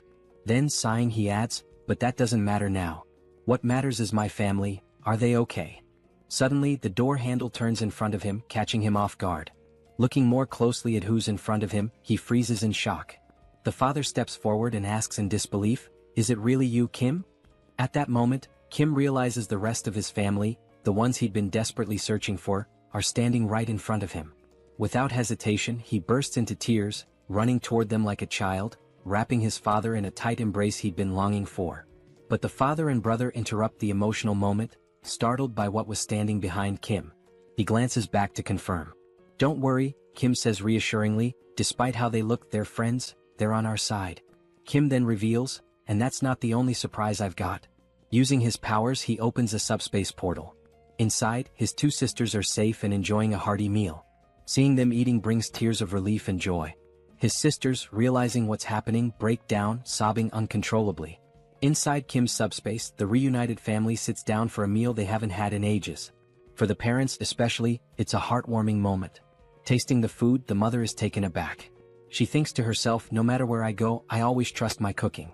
But this grilled mackerel is on a whole other level."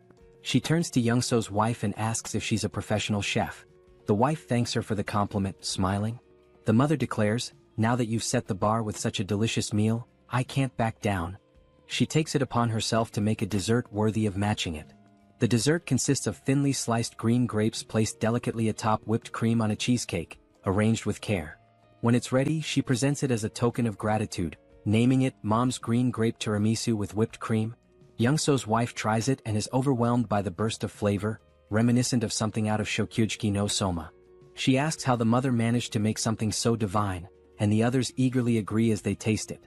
Elsewhere in Kim's subspace, someone is hammering iron. It's an elderly man, the father of the eldest son's wife, tinkering with Lancelot's armor. The old man asks Lancelot for his name. "I'm Lancelot," he answers. The man abruptly cuts him off, asking, "Do you know how to play Jengi?" Lancelot pauses, confused. "Are you sure you mean Jengi?" Clearly misunderstanding, Lancelot begins explaining how, in his hometown, they were famous for dismantling monster corpses, so he's dealt with organs before. The man interrupts again, asking what nonsense he's talking about. In the foreground, a reinforcement stone comes into view as the old man remarks, "Seems like you don't know how to play. Grab a chair, I'll teach you." The reinforcement stone, held by the eldest brother, is handed over to Kim. Kim asks his brother why he has such a stone. The system identifies it as a Tier D reinforcement stone, with attributes of penetration and explosion. The brother explains that he found it after witnessing a battle between a rhino-like monster and a griffin. The griffin one tore off a chunk of the rhino's flesh and flew away. He found the stone in the rhino's remains. Still offering the stone, he says, "You'll probably need this more than I do." Kim gratefully accepts, promising to put it to good use. Completing his thought, Kim mentioned he should express his gratitude and reminded them that, as he had said before, if anyone needed anything, whether it was furniture or something else, they should just let him know. He also added that his sister-in-law's family should feel at home here too. His brother was touched by how Kim was looking after his in-laws as well. Reflecting, he remarked how much Kim had grown since being discharged, recalling that when they were younger, Kim used to cry every time Seoul hit him. Laughing, Kim admitted he would probably still cry if Seoul hit him now. His brother joked that the best thing about being born before Seoul was avoiding her wrath. He thanked Kim sincerely before excusing himself, saying he was going to check in with his in-laws. As Kim noticed the scar on his brother's face, he commented on how they had managed to survive so far with the help of their father's and sister-in-law's abilities. He couldn't imagine how hard it must have been. Suddenly, someone approached Kim from behind. Turning, he realized it was his father. The father spoke, saying how happy he was. not only because the family was safe but also because of Kim's abilities, which gave everyone the chance to eat in a secure place. Then his father asked if Kim knew that good and bad things, but Kim interrupted, completing the saying, "Can only happen when there are people." Kim nodded, saying he understood. He added that no matter how powerful his abilities were, he wouldn't have made it this far alone. He shared that this realization hit him when he started helping people cross a tunnel filled with wyverns. Young-soo had told him that even with awakened abilities, the challenges were the same for everyone. That was when Kim understood the real reason people help each other. It's because everyone wants their family to be safe. People help with the hope that someone else might assist them in return, especially in an apocalypse where empathy is essential. Smiling, Kim concluded, "After all, we're all human. Everyone feels pain when they're hurt and everyone fears death. We help each other because we're in the same situation. Otherwise, it would be unbearably cruel." Looking at his father, Kim asked, "Am I right?" His father, now smiling with pride, replied, "I couldn't be prouder to have you as my son." Kim smiled back, saying he was grateful to have him as a father. Kim then suggested that his father rest, as he must be tired, and mentioned that he would have to leave soon. His father cautioned him to be careful, and Kim reassured him, joking, "I can't even get hurt now, even if I wanted to." Meanwhile, back at the headquarters, the commander was sorting through documents that had piled up, finally feeling some relief that half of them had been taken care of. Thanking the soldiers for their efforts, he told them to take a short break. One of the soldiers joked, saying his eyes felt like they were about to fall out from all the reading.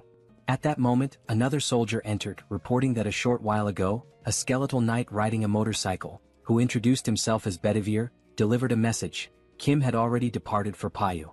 The colonel, puzzled, asked why Kim would go to Payu. The commander thought for a moment before realizing with growing alarm that the First Corps was stationed there.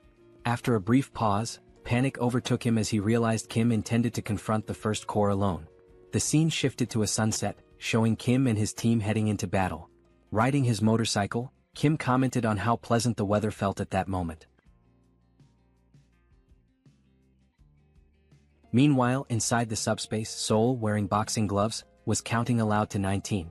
Her eyes glinted with determination as she trained tirelessly. She lunged forward with speed, unleashing a flurry of punches on a punching bag while vividly imagining an opponent before her. Like a skilled fighter, she rotated her torso flawlessly, channeling all her strength into a powerful kick that landed squarely on the bag. Wasting no time, she followed up with a devastating punch that shredded the punching bag, sending its remains flying several meters away. The count of 19, as it turned out, referred to the number of punching bags she had already destroyed. Frustrated, she called out to Pax, demanding he bring another bag and chastising him for being too slow. Nearby, her eldest brother, joystick in hand, observed the scene while Pax muttered that the speed of requests was set by Kim. The older brothers were engrossed in a video game and one of them asked why Seoul was so angry. She replied that it was because Kim refused to let her leave the subspace and risk her life. She added that while Kim acknowledged her awakened abilities, he reminded her that facing weapons, electric vehicles and similar dangers was still too risky. Seoul had insisted on at least being allowed to set up punching bags to train, and ever since she had been relentlessly hitting them. As they continued playing Overcooked, her older brother noted that Seoul had mentioned her awakened abilities. He agreed it was dangerous outside and questioned her eagerness to leave, adding, "But then again, we're talking about Seoul." Joyeon chimed in, agreeing, and mentioned that she'd overheard Kim talking about a scar on their brother's face. Touching his face, the brother dismissed it as nothing to worry about. Suddenly he heard a faint buzzing sound. As he touched the scar, he noticed something unusual. Alarmed, he realized the scar was gone, as if he had woken from a dream. Joyeon teased him, remarking that the scar wasn't that bad but that the bruise was a bit over the top. Still shocked, he insisted that the wound had been significant, pointing out that the scar had still been there yesterday. Smirking, Joyeon mockingly told him he shouldn't act injured, recounting how scared she had been when she was in the hospital. She also recalled a certain chief of internal medicine named Jin Sung-hak who had used his powers to manipulate and brainwash the hospital staff. Angrily recalling the ordeal, Joyeon admitted that it made her tread carefully with every action out of fear of being controlled too. At that moment, Young-so's wife appeared in the doorway, announcing that it was time to eat. Without hesitation, Joyeon dropped the joystick and bolted toward the dining area, leaving her brother to play alone. As their mother called everyone to the table, she overheard playful voices in the background. Someone declared themselves the devil of the underworld, while another announced, "I'm Yu Jong, the magical girl who's going to defeat you." The voices belonged to their father, Young-so, and his young daughter, who paused their game and acknowledged they were on their way. The mother announced that today's menu was kimchi stew and mentioned she had already served the black rice, urging them to eat while she joined them shortly. She turned to ask where Grandpa was, and the father replied that he likely wouldn't be eating just yet.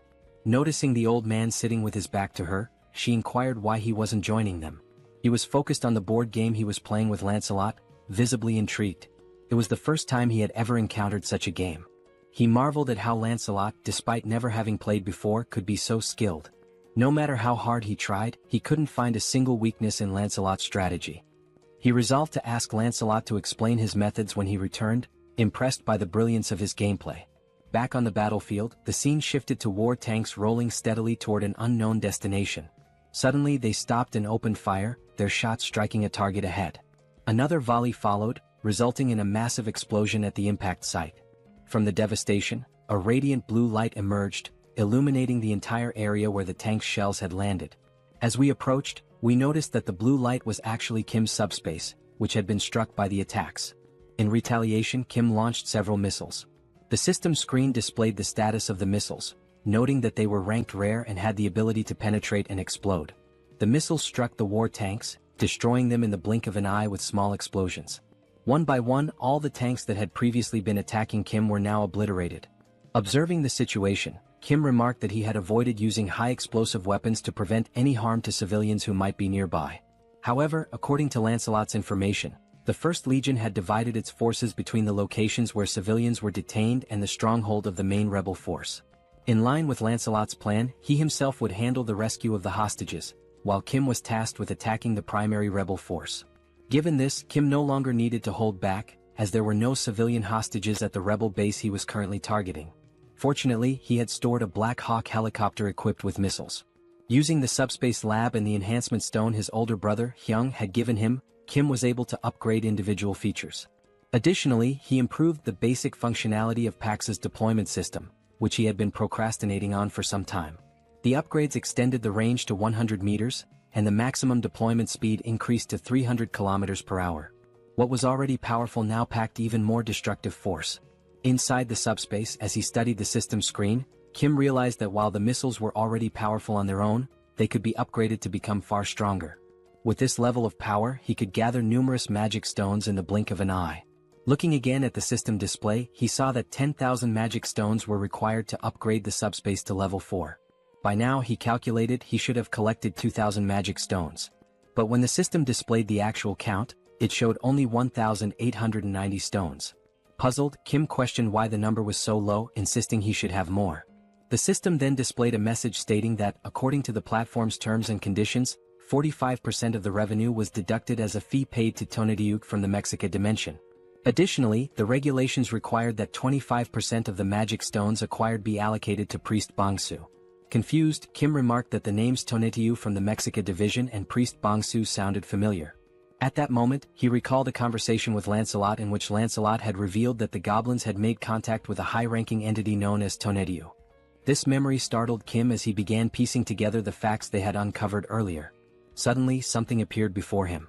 It was Lancelot, addressing Kim as "my lord" and reporting that he and Bedivere had destroyed all the fields. Lancelot mentioned that Bedivere was helping people escape and that he had come alone for now. He asked if Kim was injured. Kim thanked Lancelot for his excellent work and assured him he was uninjured. Turning to Lancelot, Kim brought up the earlier conversation where Lancelot had mentioned a high-ranking entity named Tonatiuh that had contacted the rebels.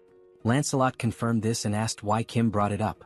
Kim explained that both Tonatiuh and Priest Bongsu were taking his magic stones. He added that Tonatiuh was from the Mexica division and asked Lancelot what the Mexica division was. Lancelot explained that Mexica likely referred to the name of the planet or civilization from which Tonatiuh originated, using the example that their own location was referred to as the Earth dimension. He further stated that Priest Bongsu was sacrificing people to other planets and noted that a traitor was worse than someone betrayed. The scene then shifted to show a mutant goblin from behind, with a system screen open in front of it, displaying the same message Kim had just seen. The goblin tinkered with the system, questioning what he was doing to sound so crazy, remarking that this behavior was unusual. As he continued to look at the system, he wondered how the magic stones could be deposited into the dimensional account so quickly. He also mentioned that there had been massive explosions some time ago. The scene shifted to reveal where the goblin was, a setting resembling a sacrificial altar. He muttered that he hadn't heard the sound of helicopters or jets, much less any gunfire, which made him question where such powerful weaponry had come from. As a light approached him, he commented that, despite everything, none of his soldiers had come to report anything amiss. That light turned out to be a missile launched by Kim, which pierced the goblin's body like a donut. Due to the upgraded missile speed, the goblin had no time to react. After being struck, the goblin was hurled backward, landing hard on the ground. Moments later, Kim arrived, calling the goblin by his name, Priest Bong-su. Lancelot and Kim climbed to the altar, with Kim exhausted and joking that the stairs had nearly killed him. Kim also remarked that he had long wondered who Bong-su was, then asked if he was the commander of the legion. The goblin lay on the ground, pierced like a donut, with smoke rising from the hole left by the missile. While writhing in pain, the smoke seemed to have a regenerative effect, beginning to heal the goblin's wounded body. Kim, astonished by the sight, asked what was happening. Lancelot explained that the goblin was recovering from his injuries. As the goblin rose to his feet, Lancelot remarked that he had been curious about the blackish red smoke that had been rising throughout the camp. Kim, still stunned, asked if such a thing was possible. Now fully healed, the goblin smiled and revealed his sharp claws. He yelled at the two, saying this was more surprising than he had imagined. In front of him stood a human and a skeletal knight, with the latter being loyal to the former. Kim, equally surprised, remarked that he didn't know goblins could talk. The mutant goblin responded, saying that they must have already encountered his goblin soldiers. He explained that the goblins had recklessly consumed magic stones, transforming themselves into goblins. This transformation was a side effect of trying to gain power too quickly before their bodies could adapt. He added that he had given them guidelines, but their greed had led them astray. The goblin then speculated that since Kim had a dimensional account, he must be an 8th level hierarchy user. He questioned where Kim had obtained all the investment for it and proposed a deal. The deal was simple. Kim and his allies should cease their destruction and leave the area, and in return the goblin would refrain from harming them. Brimming with arrogance, the goblin declared that, as they had seen, they couldn't kill him. If he wanted, he could kill both Kim and Lancelot right now. However, the only reason he hadn't done so yet was that it would cost him some damage. Priest Bong-su concluded by saying that fighting at a time like this was nothing but a waste of time. Lancelot retorted that the goblin couldn't kill them either, let alone leave a scratch, and invited him to try if he wanted. Meanwhile, Kim was deep in thought, pondering the sudden offer of peace. He questioned whether he could truly kill the goblin or not. If he couldn't, it was likely due to the mysterious smoke. Staring at the goblin, Kim wondered about the true nature of the smoke, suspecting it might be a remnant of human sacrifices. He recalled that Lancelot had mentioned seeing the smoke at the camp, though he hadn't seen it himself. If he had, perhaps he could have deduced its principles. Looking beyond the goblin, Kim noticed a strange hum and a dark red smoke gathering in the sky. He glanced upward, questioning why the smoke was also in the sky. The heavens glowed a deep scarlet, resembling a scene that signified the end of the world. As Kim stared upward, he was caught off guard by something that made his eyes widen and his body tremble with fear. In the sky, a massive sphere appeared, resembling a glowing, terrifying red eye, unlike anything he had ever seen before. The smoke enveloped the sky, particularly around the enormous eye. Kim stood frozen, overwhelmed and unsure of what to do as he gazed upon such a colossal and awe-inspiring sight. Looking up at the sky, Kim wonders what exactly he is seeing. Still in shock, chills run down his spine as he questions whether the entity before him is truly a high-ranking being. Priest Bong-su smirks, clearly amused by Kim's reaction. The goblin remarks that it must be Kim's first time encountering such a creature, as they usually never appear due to classification restrictions. However, he explains that Lord Tonediu is different from other beings. Unlike them, Tonediu will descend in person. Placing a hand on his chest, Bong-su claims that he alone has the power to make this happen. Still grinning mockingly, he taunts Kim, pointing out how foolish he has been. Despite that, he decides to grant Kim a chance, but only because of his abilities, which he finds too intriguing to waste. But there is a condition. Kim must kneel, beg for forgiveness and plead for his life. Only then will he be granted the honor of becoming Bong-su's right-hand man. Before he can finish speaking, Lancelot dashes forward, delivering a powerful strike that slices through Bong-su's neck in an instant. Lancelot is enraged that a mere goblin dared to place himself above his master. The goblin's severed head flies several meters away, yet even as his body collapses, he erupts into laughter, knowing his regeneration ability will soon restore him. Seconds later, the goblin's head begins floating back toward his fallen body. Smirking, he tells them to stop wasting their time, as they should already realize how pointless these games are. With Tonediu watching from above and Bong-su rapidly recovering, the goblin declares that no matter how many times they kill him, he will simply return to life. His expression darkens as he mocks Lancelot, questioning if his brain is so empty that he still cannot grasp such a simple concept. He also adds that Lancelot has no idea how useful he could be. As a true knight, Lancelot replies that he indeed does not understand, but then corrects himself, saying that honestly he doesn't care to. With unwavering conviction, he states that the only thing that matters to him is Master Kim. He will cut down anyone who threatens his master's safety, no matter how many times it takes. The goblin sharpens his claws and sneers, remarking that the knight truly has an empty head. Without hesitation, the goblin lunges forward, inviting Lancelot to attack him as many times as he wants. Watching Bangsu's reckless charge, Lancelot reconsiders his approach. Instead of drawing his sword, he clenches his fists and decides that if cutting won't kill him, he will simply pummel him into dust instead. With lightning-fast speed, Lancelot lands a devastating punch to the goblin's face. Bangsu has no time to react. With a single blow, his nose is shattered, several teeth are broken, and blood spews from his mouth. The goblin recovers quickly and, grinning, remarks that Lancelot's fists are not bad. However, even with that strength, they are still useless. Boasting about the blessing of immortality, the goblin fails to notice Lancelot moving. Wasting no time, Lancelot seizes him by the hair with his right hand. Focusing all his strength into his left fist, Lancelot states that if something doesn't work, then he will simply make it work. Bangsu's expression instantly shifts to fear as he stammers, pleading for Lancelot to wait a moment. Without mercy, Lancelot begins his onslaught. With the first punch, even more teeth shatter and blood splatters everywhere. But he does not stop there. He continues throwing blow after blow, a relentless flurry of strikes so brutal that the scene is censored, as there may be children watching this absolute manhwa. While Lancelot buries his fists into the goblin's disfigured face, Kim silently observes. He recognizes that Lancelot is doing his best, but if he cannot defeat Tonetiuh, Bangsu's regeneration will continue endlessly. Looking up at the gigantic eye in the sky, Kim realizes that it must be dealt with. However, removing it might be impossible without a proper plan. Still gazing upward, Kim forces himself to think. After a few moments, he wonders whether there is at least a way to stop Bangsu's regeneration. Then, a memory surfaces. He recalls how he disrupted the mind control of that muscular man. He had used subspace. While Lancelot continues pounding Bangsu's face beyond recognition, Kim finally calls out to him. Lancelot halts his fun momentarily. Bangsu, still suffering in Lancelot's grip, keeps insisting that none of this matters. It is pointless. Ignoring him, Kim activates his power and gives a command. Throw the goblin into subspace. Without hesitation, Lancelot swiftly hurls Bangsu toward the portal. The moment the goblin makes contact with it, the system issues a notification. Warning, entity Bangsu is attempting to enter subspace. Do you wish to allow access? Then, Kim grants permission, and the system confirms that entry has been allowed. Inside subspace, while Joyeon is carrying supplies, she notices the portal opening. Instinctively, she assumes that Kim, her third brother, has returned faster than usual this time.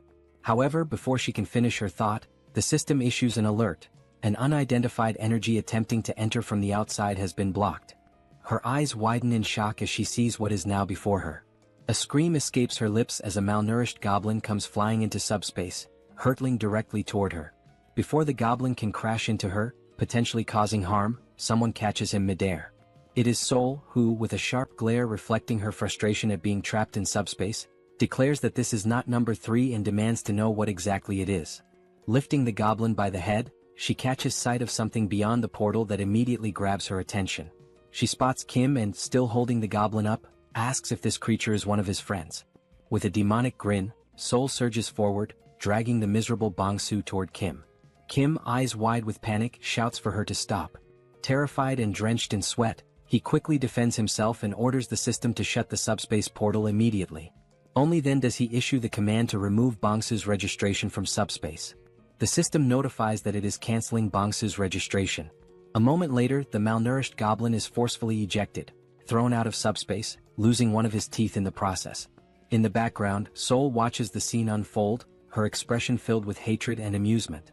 As the portal closes, she speaks again, asking if Kim sees what just happened, because that will be his future.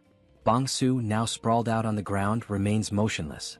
Meanwhile, Kim is still shaken, not by the goblin but by what Seoul might do to him.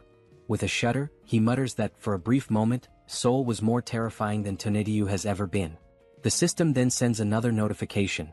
the ownership of a dimensional account has been transferred. Since Kim already possesses a dimensional account, the mana stones will automatically merge. The new total, 14,823 mana stones. Reading the notification, Kim is stunned. The suddenness of it all leaves him struggling to process what just happened. Staring at the system display, he realizes that Bong-soo must have acquired a massive amount of mana stones through taxation. Then, something else catches his attention. The Tonatiuh tax notification is missing. That means, Kim abruptly halts his train of thought and looks up toward the sky. Only then does he realize, the enormous threat and the ominous red-black smoke are gone. The sky is now clear, bathed in the gentle glow of the moonlight. Kim turns to Lancelot, stating that Tonatiuh is gone. Lancelot recalls that Bong-soo had claimed he was the only one capable of summoning Tonatiuh, which means that, in some way, Kim must have severed the connection between them. Lancelot then speculates that now that Tonatiuh has failed once, he might never attempt to return. Hearing this, Kim finally relaxes, dropping down to the ground in exhaustion. Seated, he admits to Lancelot that he genuinely thought his heart was going to stop.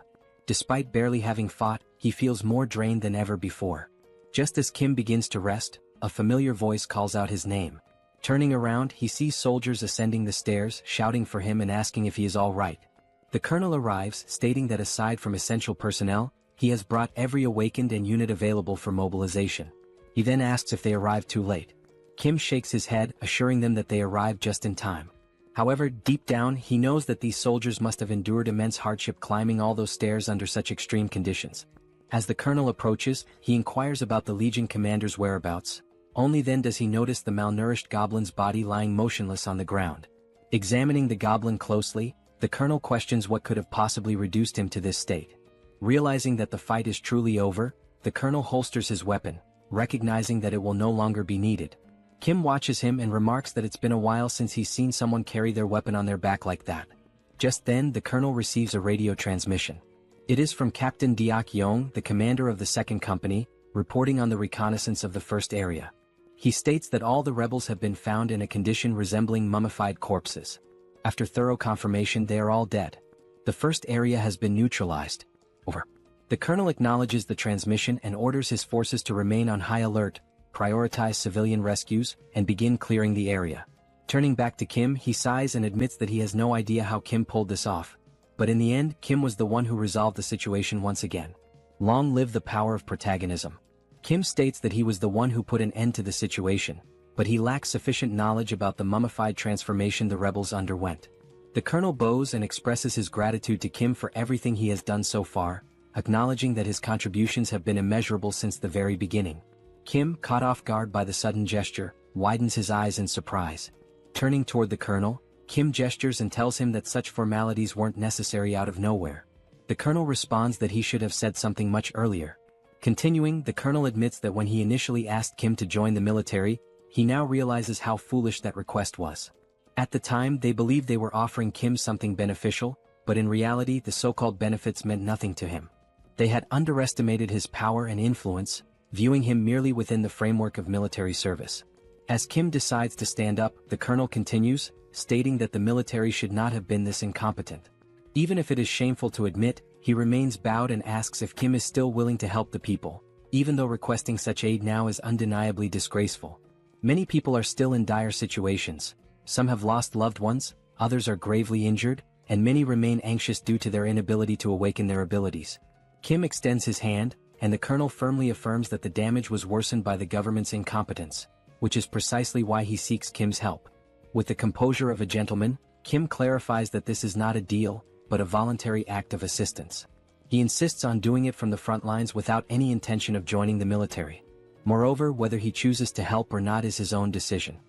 He adds that he only says this to make everything clear, all while keeping his hand extended toward the colonel. Upon hearing this, the colonel smiles, realizing the depth of Kim's kindness, his willingness to help without expecting anything in return. Only then do the two shake hands, signifying mutual agreement. The colonel reassures Kim that he doesn't need to worry. Reaching for his radio, the colonel pauses before activating it and asks Kim to wait for a moment, promising to ensure that he will always have military support whenever needed. Activating the radio, the colonel makes an official announcement to the troops. In recognition of Kim's significant contributions to strengthening the armed forces and neutralizing the rebel army, he declares through this broadcast that Kim Jeong-gyeom is now granted the title of honorary colonel. As Kim listens, he becomes increasingly uncertain about everything being said over the radio. The colonel continues, stating that from this moment forward, all military personnel without exception must show full respect to the newly appointed honorary colonel, Kim Jeong-gyeom, and cooperate with him whenever necessary. He adds that a response is not required, but whenever possible, everyone who hears this message should pass it along to others. Over. Still in shock, Kim mutters that there was no need to take things this far. Then, the colonel salutes Kim and, with a cheerful tone, states that the soldiers will handle the cleanup and resolve the rest of the situation. He then orders Kim to rest, noting that it is getting late. Hearing this, Kim's face flushes red, and he protests, saying that he is not a soldier, so there is no need for such formalities. The colonel responds that if it makes him uncomfortable, he should simply ignore it, but reiterates once again that Kim has done an outstanding job. As the colonel steps back to rejoin the rest of the military personnel, Kim, still slightly flushed, comments on how exhausting everything is. He then tells Lancelot to rest as well, acknowledging that he too has worked hard. Lancelot responds by saying that Kim also did a great job and, by the way, asks if there is any news about Bedivere. Kim agrees, realizing that in his exhaustion he hadn't even thought about it. However, he suddenly smiles upon remembering that the subspace has a recovery function for lost items. He immediately gives the command for the system to retrieve the items. The system then notifies him that the recovery function does not work for items that have been moved beyond a certain distance, instructing him to stay close to the item and use the ability again. Disappointed, Kim realizes the limitations of the ability upon reading the system message. Thinking back, he recalls that when he used it with Seoul, she was practically right next to him. Since he cannot use the ability at the moment, they need to move. Calling out to Lancelot, Kim asks him to come along, suggesting that on the way they can also upgrade Pax's level. Lancelot nods in agreement, saying he understands. The system then confirms that 10,000 mana stones have been used to level up the subspace, noting that abilities can still be used during the upgrade. The remaining mana stone count is now 4,823. Meanwhile, in another area, soldiers begin mobilizing to assist the survivors, instructing them to form slow and orderly lines. They reassure the survivors that if they need anything else, they should speak up, as the military can provide food and water as necessary. At the same time, Kim turns to Lancelot, mentioning that he just thought of something. Since the soldiers are focused on helping the survivors, he wonders what Bedivere might be doing at this moment. The scene shifts to Bedivere, who is holding a document in his hands. While examining it, he mutters that he has found it, admitting that it was a good idea to change routes. After all, who would have guessed that entering a random building out of boredom would lead to the discovery of documents like these? Now crouching as he reads through the papers, Bedivere remarks that Kim will definitely be pleased when he brings these findings back. However, he can't help but wonder what kind of place this is, given the sheer number of documents. This is already the third one he has come across. Some time had passed, and in the meantime the system continued displaying the progress of the subspace upgrade, now at 45%. The documents that Bedivere had found all turned out to be dimensional being registration requests. Now holding the documents in his hands, Kim asks Bedivere if he was the one who found all of them, to which Bedivere confirms. Kim thanks him, thinking that these might have a good use after all. He spends some time considering what exactly he can do with them. Then he opens a portal to the subspace and sees Seoul waiting for him inside. However, just like the last time, she still has a terrifying expression and immediately tells Kim that she has been waiting for him, asking if he is ready. Joyeon, noticing Seoul's intent, urges her to hit Kim, saying that he left everyone worried. Seoul smiles and agrees to do just that. Kim quickly tries to calm them down, presenting the dimensional being registration document to Seoul, who at first does not understand what it means. Kim explains that he prevented her from leaving and kept her confined because he feared she might get hurt. However, with this document, she can now fight alongside him without any worries. He also adds that he wants to see her kicking the monster's asses, making it clear that he didn't keep her locked up just to provoke her. As Seoul listens and reads the document, Kim feels relieved, thinking that saying this to her might have just saved his life. After reading it, Seoul points out a problem. For her to obtain the registration, she needs a dimensional account. Kim immediately acknowledges that she is right. As Kim admits that he had forgotten this detail, a fist slams into his chin before he can even finish his thought. Seoul punches him with full force, sending him flying and spinning through the air. But it doesn't stop there. Before Kim can even hit the ground, Seoul charges after him. Kim catches himself with one hand on the ground, preparing to run. As Seoul chases him down with an intimidating aura, Kim feels a sense of relief, because despite the sheer impact of the punch, it didn't hurt at all. Meanwhile, the system notifies that the subspace level up is complete. New items and additional upgrade options have been unlocked, along with a new ability, Subspace Life Support System. This ability enhances healing effects within the subspace. As Seoul continues chasing Kim, in the background, Lancelot, Bedivere, and Joyeon are watching the scene unfold. Joyeon bursts into laughter, saying that Kim deserves this. She then tells the knights that they should not interfere, as this is simply a demonstration of love between the sisters and their younger brother. Joyeon also notes that Kim is now at level 8, meaning no matter how much Seoul hits him, it won't hurt. Lancelot agrees, but Joyeon notices something is off about him. Looking back at the two knights, she realizes that they are trembling. Concerned, she asks if they are okay. As Seoul puts Kim in a rear naked choke, he starts thinking about how heavy the hold feels, even if it doesn't hurt. However, Joyeon suddenly interrupts their scuffle, shouting that something is wrong with the knights and calling for help. Kim immediately tells Seoul to let go and rushes over, asking about their condition. The knights are so weakened that they can't even stand. Lancelot places his hand on the ground, and soon after, both he and Bedivere are overwhelmed with pain. Seeing Lancelot and Bedivere collapsing, Kim and Seoul rush over, asking if they are okay and what happened so suddenly. Lancelot struggles to respond, saying that he has no idea what is happening. He also mentions that suddenly, his entire body started itching uncontrollably and burning. Joyeon immediately asks what kind of itching he is feeling. Bringing his hand to his head, Lancelot admits that he has actually been feeling this itch for a while, but now it has become much worse. Joyeon wonders what it could be, noting that such intense itching and stinging are not normal. She suspects that something might be poisoning them. Seoul then recalls that when she was bitten on the neck during the fight against the Skull King, her neck also itched. But now, it has completely healed. As Seoul describes how unbearable the itch was back then, Kim starts thinking hard, trying to figure out what could have caused the poison. Kim recalls the system messages, where it indicates that there is a slight healing effect applied within the subspace. It also states that external objects that fit into the subspace category can be registered. However, a separate registration fee is charged based on the value, size, or weight of the object. Another message regarding the completed subspace level up appears, stating that new, previously unknown items and additional upgrade options are now available.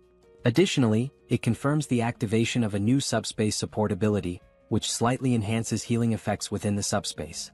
Upon remembering this last part, Kim is shocked, realizing that the healing effect might be restoring the knights. Looking at them on the ground, he begins to wonder if this form they are in is not their original state and questions what he should do, since leaving them outside the subspace may not be the right choice. As he contemplates, Lancelot suddenly mentions the name Camelot, leaving Kim confused. Lancelot then says that he feels a little better whenever he is in Camelot. The system then displays a skill called Blood Ritual, which allows him to generate random enhancement stones by either aging or extracting the vitality contained within them. Now in Camelot, the red ceiling emits a strong glow. A stone falls from above, hitting Lancelot on the head before dropping to the ground.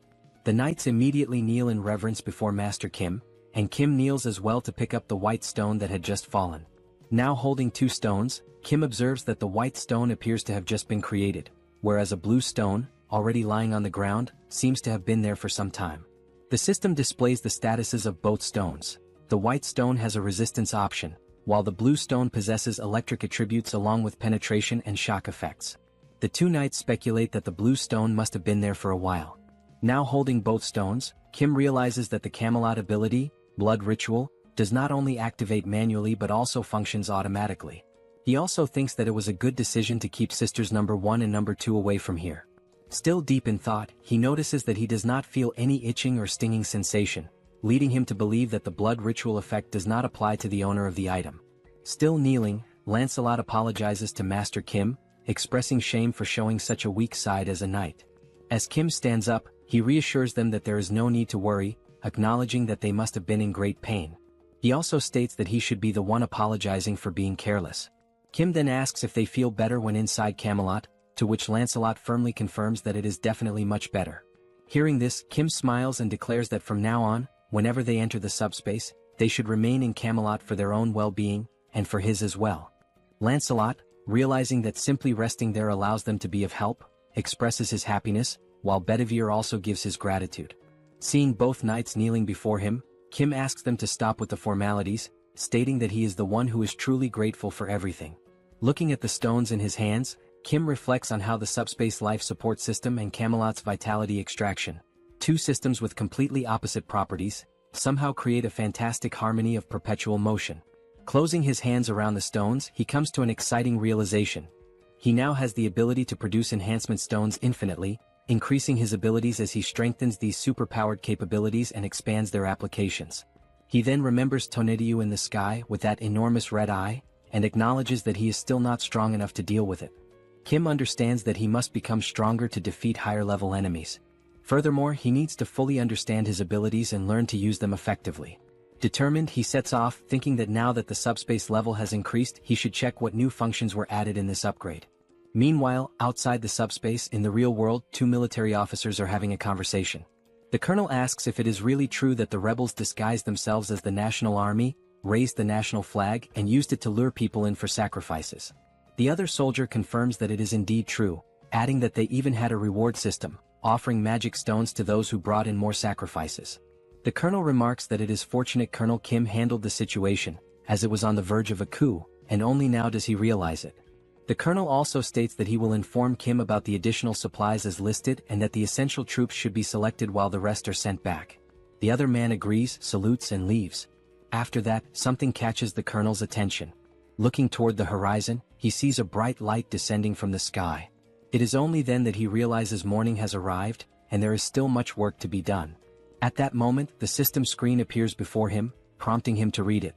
The system displays a notification from the Multidimensional Chamber of Commerce, announcing that recent activities have included free exploration, internal and external projections within Earth's dimension. Additionally, Earth has generated 13,117 new cases of internal projection blessings, and the same message appears on Seoul screen, continuing with the information that, through 17 cases of induced negative growth targeting free merchants, Earth's dimension has demonstrated sufficient growth and profit potential for the multidimensional realm. Seoul wonders aloud what this message means by multidimensional. The system continues, stating that, as a result, the Multidimensional Chamber of Commerce has evaluated Earth's growth as grade BB-. Based on this assessment, the second exploration proposal has garnered significant attention. Another message reveals that, according to the detailed opening strategy of the Multidimensional Chamber of Commerce, an official bidding competition for all regions of Earth will be held in 7 days. Seoul turns to Joy and asks what this means. The messages continue, explaining that residents from other dimensions and from Earth who participate in the proposal will select representatives for each region, who will then compete for potential profits according to the rules established in the bidding competition. It seems this system message has appeared for everyone, as even a mother cooking in the kitchen has received it. The system further states that if other dimensions win, they will install portals in the corresponding regions to facilitate future exploration. However, if Earth's residents win, they will receive separate rewards. Additionally, it is revealed that more detailed information about the bidding competition will be announced 24 hours before the event begins in each respective region. Finally, the Multidimensional Chamber of Commerce awaits Earth's support and participation. Upon reading this, Kim tells everyone that, in other words, they are planning to come in full force. It is all pointing in that direction. The two sisters question whether this is some kind of joke, to which Kim replies that it is not, pointing out that the document that elevated him to an 8th-level entity was also issued by the Multidimensional Chamber of Commerce. The mother, now visibly frustrated, asks if all the monsters sent so far could be the work of this Chamber of Commerce. She grows even more irritated, demanding to know who they are to send monsters like this and questioning if they are aliens. She continues, expressing her indignation at how they dare to talk about rights to exploration, bidding, and competition over Earth.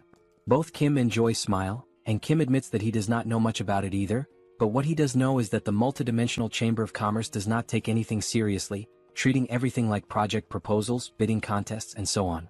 Realizing this, it becomes clear that the bidding competition, structured with these rules, is essentially a kind of game that will take place across the entire Earth. At that moment, the system reappears, but this time only for Kim, announcing that he has been identified as the entity with the highest profit in the Seoul region during the free exploration period.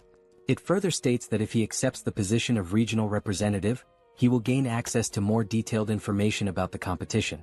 However, if he refuses, the selection authority will be transferred to the second highest profit-generating entity. Reading this message, both Kim and Joy are taken aback, and Joy questions what it means, pointing out that she did not receive the same message. Kim's older brother then explains that if Kim accepts the role of Seoul's representative, he will be participating in the bidding competition. The mother asks what exactly this competition entails, to which the older brother admits he does not fully understand, but judging by the context and system messages, it is likely that they will be competing against alien life forms from other dimensions. Upon hearing this, everyone in the room falls silent, their expressions shifting as their eyes widen in shock, creating a tense yet electrifying atmosphere in the room. The system reappears before Kim, stating that if he accepts the position of representative, he will be able to select up to 100 members, including himself, to participate in the bidding competition. It then asks if he accepts the role of representative. Standing alongside his sisters and looking at the message, he ponders whether he should truly accept and take on this responsibility. Then, with a determined look, it seems that Kim has made his decision. Sometime later, the colonel questions whether this is really true. He is speaking with Kim, who confirms that it is indeed true. He has accepted the role of Seoul's representative. He explains that they have tasked him with recruiting up to 100 team members to face the alien forces invading Seoul. Kim also mentions that for now he has included the 2 knights in Seoul to participate in the first battle, but as a precaution he has also registered his family members in the subspace. However, they still need to recruit approximately 80 more people. The colonel, now excited, shakes Kim's hand, exclaiming that this is a stroke of luck. With a relieved smile, he admits that he was deeply concerned about who would become the representative upon hearing about the bidding competition, but now that it is Colonel Kim, he feels much more at ease.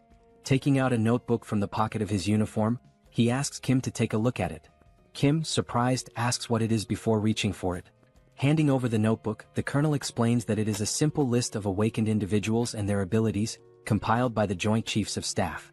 Since Kim mentioned needing to find 80 more fighters for the competition, this list should prove useful. Kim expresses his gratitude, but comments that perhaps special class snipers would be better suited. The colonel, caught off guard, asks if he heard that correctly. Kim confirms, stating that it is exactly as he said, regardless of whether they are awakened or not. The colonel hesitates, pointing out that they still do not know whom they will be fighting. However, Kim disagrees, stating that when he accepted the position of representative, he gained access to detailed information about the bidding competition. As he navigates through the system, Kim explains that the enemies worship the goddess Eames, and their specialty lies in construction and the production of weapons infused with divine power. Instead of explaining further, he suggests that it might be better for the colonel to see it for himself. The system then displays a saved message, containing the advance warning from the Eames dimension. It states that the goddess Eames is so revered by her followers that they carry her image as a blessing upon their helmets. In their devotion to the goddess Eames, the enemies proclaim that she shines with compassion, and that the inhabitants of Earth are nothing more than barbaric and primitive beings, destined to receive the holy mace filled with the goddess's light.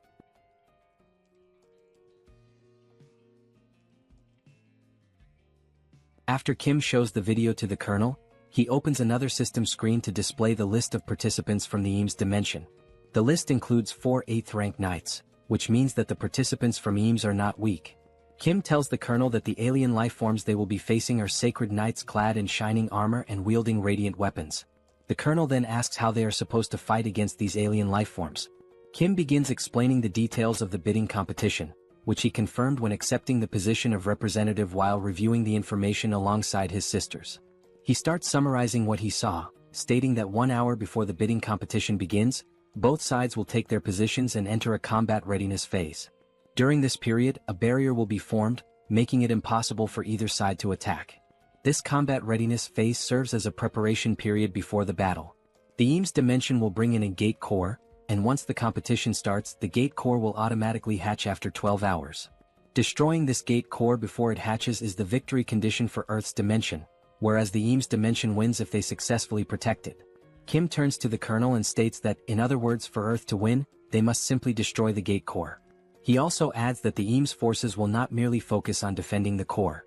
Kim explains that just as they can see the participant list from Eames, the enemies will certainly be able to view Earth's participant list as well. Since most of Earth's participants are 9th rank, the Eames forces will likely assume that Earth's main advantage lies in speed and attack power. The colonel understands and states that, in reality, both Kim's team and the military must reinforce their offensive strategy to try to destroy the core simultaneously. Kim states that the attack strategy can involve his team, Lancelot, and Seoul, meaning the offensive side will not be an issue. However, the real challenge lies in defense as they need to block the assaults of 8th rank enemies. The colonel then states that long-range weapons will be effective in holding back enemy attacks, and only then does he realize why Kim specifically requested expert snipers. However, he warns that standard military weaponry may not be effective against 8th rank alien forces. Kim gives a smile and tells the colonel not to worry about that, explaining that he increased his ability the night before. The scene then shifts to Kim thinking the previous night about the need to become stronger, but in order to achieve that, he must first gain a deeper understanding of his ability to utilize it effectively. He opens the system and reviews possible enhancements that can be made. Options include the ability to send up to 8 products simultaneously, access information about improvement results or combinations in advance, run simulations for upgrades or product combinations, and even create new categories to be included in the logistics center, with a limit of up to 2. After examining the abilities, Kim states that no entirely new functions have been added, but there are supplementary features to enhance existing abilities, such as the 2 available options in the subspace laboratory. With this function, he is able to manipulate objects to briefly assess their performance and view the completed form of a product through a simulation before actually creating it in the subspace laboratory. He then grabs a mug and starts sketching ideas to determine what kind of weapon he should create using this function. While writing down that he has electric enhancement stones and durability enhancement stones, he considers that the weapon needs to be easy to use, even for those without special abilities, and, moreover, must be capable of killing 8th rank beings. After much thought, deliberation, and research, the weapon he creates is an enhanced rifle with upgraded ammunition. Initially, he tries enhancing only the ammunition, but as soon as he fires, the weapon is completely destroyed. Then, using enhancement stones, he attempts to modify the rifle to withstand the powerful shots. However, in the end he manages to improve the weapon just enough to barely endure 3 shots. Now, holding one of the rifles he created, Kim states that regardless, the strategy is to stack these 3-shot weapons to defend against enemy advances and destroy the core to secure victory. After hearing all of this, the colonel, practically drooling with excitement, exclaims that he understands and that he expected nothing less from Kim. He then adds that he will send over a list of the best expert snipers and begin preparations immediately. And so, the 1-week preparation period began with the specialist snipers training their shooting skills, weapon switching, and tactical maneuvers for the competition. Meanwhile, Kim's father began discussing technical terms related to construction, quickly boring Kim. Without delay, his father used his architect skill to construct a fortress. Seoul, along with the attack team, strengthened their abilities using magic stones obtained from exterminating monsters. As a result, Seoul became capable of extending her barrier beyond her body to a certain distance, leaving Kim astonished. Additionally, Joy mentioned that she had also managed to level up her ability to level 2 and could now use healing with an area of effect impact. Seeing everyone's dedication and progress, Kim felt reassured, realizing that his team was now incredibly strong and that everyone could utilize their awakened powers. Time passed quickly, and now only 1 hour remained before the competition was set to begin. At the National Assembly building, a portal opened, and soldiers began emerging from it. Numerous warriors from the Eames dimension clad in the shining armor Kim had described earlier. However, among them, one soldier held the gate core, the key element that would determine the winning side in this battle. Observing from a distance through binoculars, Kim carefully analyzed the scene and concluded that the glowing orb was indeed the core. His father asked what he was seeing, and Kim responded that it was exactly as shown in the video he had displayed earlier, except for one odd detail. His father asked what seemed strange, and Kim pointed out that the Eames Dimension forces were constructing structures beside the National Assembly building, likely to protect the gate core. Hearing this, his father asked if their constructions were superior to his own. Kim, however, simply considered the fact that the competition would begin in just an hour and questioned whether it made any sense to build something now, as there was no way they could complete it in such a short time. Setting the binoculars aside, Kim glanced downward and noticed something that took him by surprise. 5 knights from the Eames dimension stood motionless before the protective barrier. The leader among them began speaking, stating that he had reviewed Earth's participants and found that while there were a few at the 7th and 8th ranks, the majority were at the 9th rank. From above, Kim wondered if they were already preparing to attack and reach the defensive line. The knight then declared that the goddess Eames had spoken of mercy and salvation for the weak and that, in her name, they would grant such mercy and salvation to Earth. Suddenly, the knight's expression twisted into one of hatred as he proclaimed that their mercy would come in the form of tearing out the tongues of Earth's people while they were still alive, ensuring that no one could ever speak ill of them again. Their salvation would be granted by allowing them to repent for their sins through hard labor. From his vantage point above, Kim observed the scene and noted that it was quite the impressive speech, fitting for holy knights, but, glancing at the system screen, he commented that they were underestimating them simply because they were ranked 9th. The system screen then displayed a notification indicating that the bidding competition was about to begin.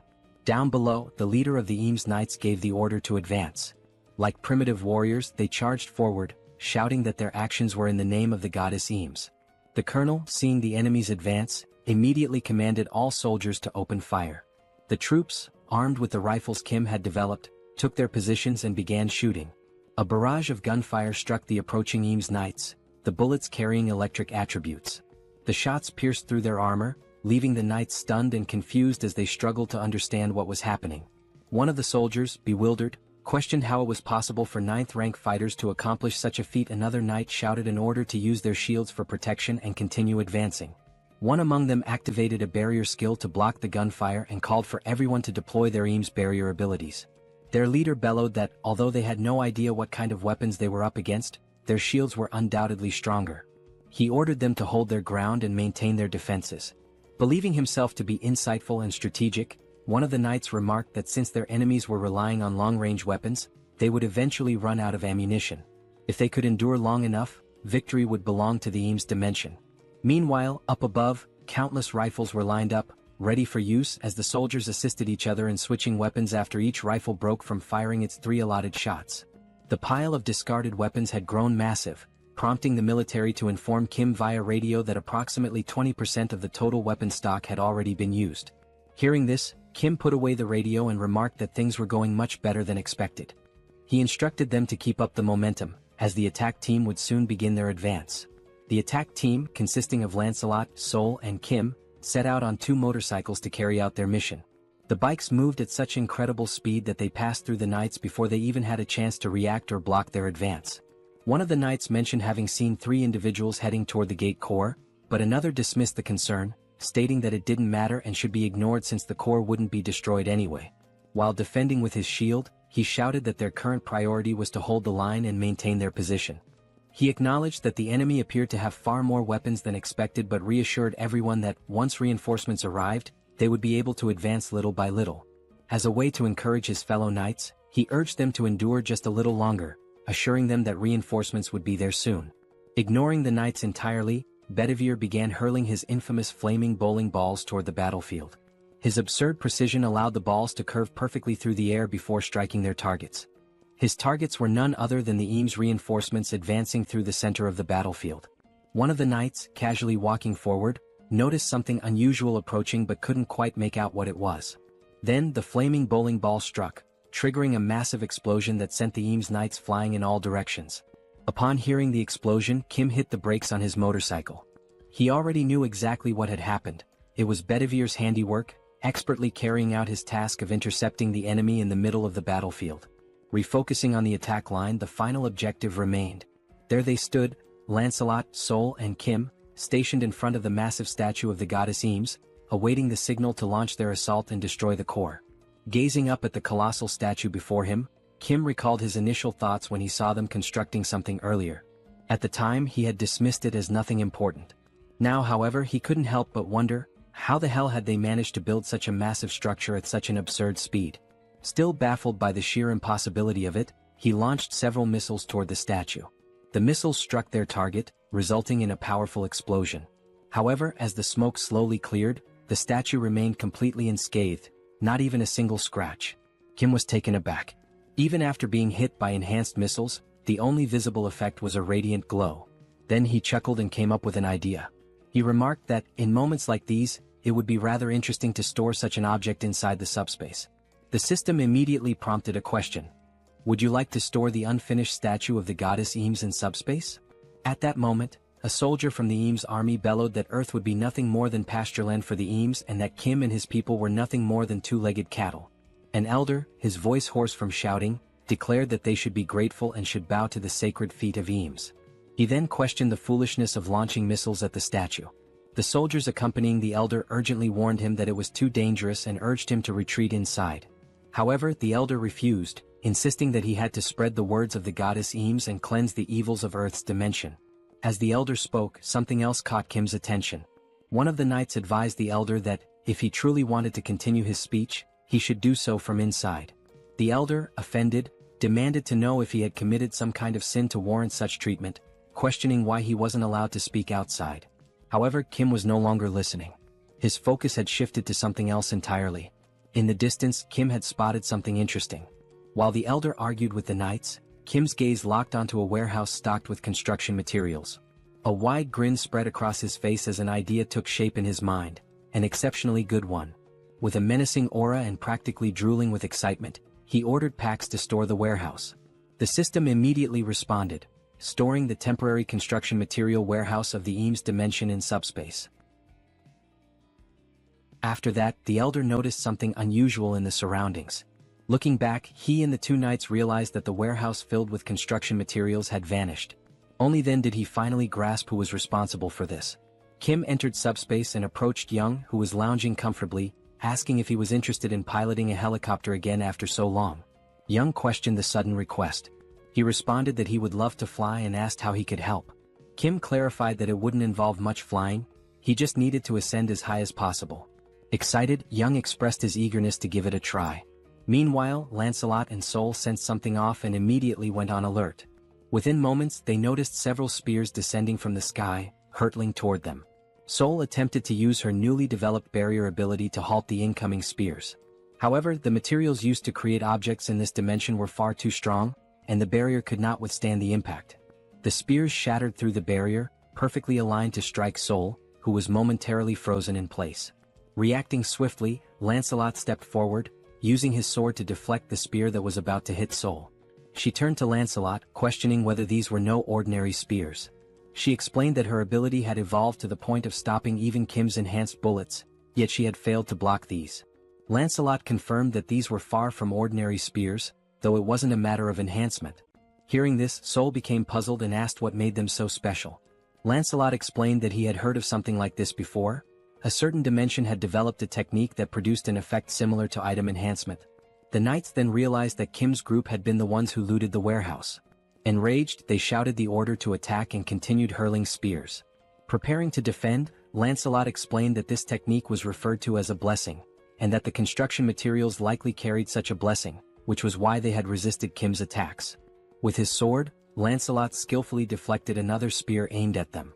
The deflected spear soared toward Seoul, who caught it midair. Now holding the spear in her hands, Seoul grinned and remarked that, regardless of the origin, this spear was incredibly powerful. Inside the helicopter, Kim observed everything happening below. Young noted that the number of incoming spears had decreased and announced that he was about to take off. Kim acknowledged the update and instructed him to ascend as high as possible. Still watching from the window, Kim set his sights on the enormous statue. It was undoubtedly the source of the enemy's increasing strength. As the helicopter approached the statue, he declared that he would bestow a blessing in the form of a gift to the Eames dimension. At that moment, he released the stolen construction materials from the highest altitude, naming the attack god's staff. The materials plummeted, striking the statue and obliterating it with the very essence of its own dimension. From a distance, Lancelot and Seoul observed in awe as the sheer power of these materials reduced the statue to rubble. As the dust slowly settled, something crushed beneath the debris became visible. Then the system broadcasted a message. The Earth dimension has won the bidding competition in the Seoul region by destroying the core of the Eames dimension's gate. Rewards will be distributed to all inhabitants of the dimension who participated in the competition. The rewards included dimensional accounts for all participants, 5,000 destroyed magic stones based on individual contributions, and additional items from the Eames dimension, which would be transferred and allocated accordingly. Without hesitation, the very first thing Kim did was register his entire family as 8th rank. As soon as the registration process was complete, the documents began dissolving in the hands of those receiving them. Just then, a paper descended from the sky, landing near Kim. He picked it up, puzzled by its contents and its sudden appearance. The system then issued another announcement. The commercial rights of the Lettal dimension, previously held by the Eames dimension, have now been transferred and allocated to the representatives of Seoul. With this, Kim had essentially obtained exclusive commercial rights to the Tertius region. As soon as they finished reading, a new portal, this time glowing red, appeared before them. Both his father and Seoul questioned what the portal was. Kim admitted that he wasn't sure, as he hadn't been the one to create it this time. He speculated that it might be related to the commercial rights mentioned in the document. Determined to uncover the truth, he gathered his courage and stepped forward, reaching out to touch the portal.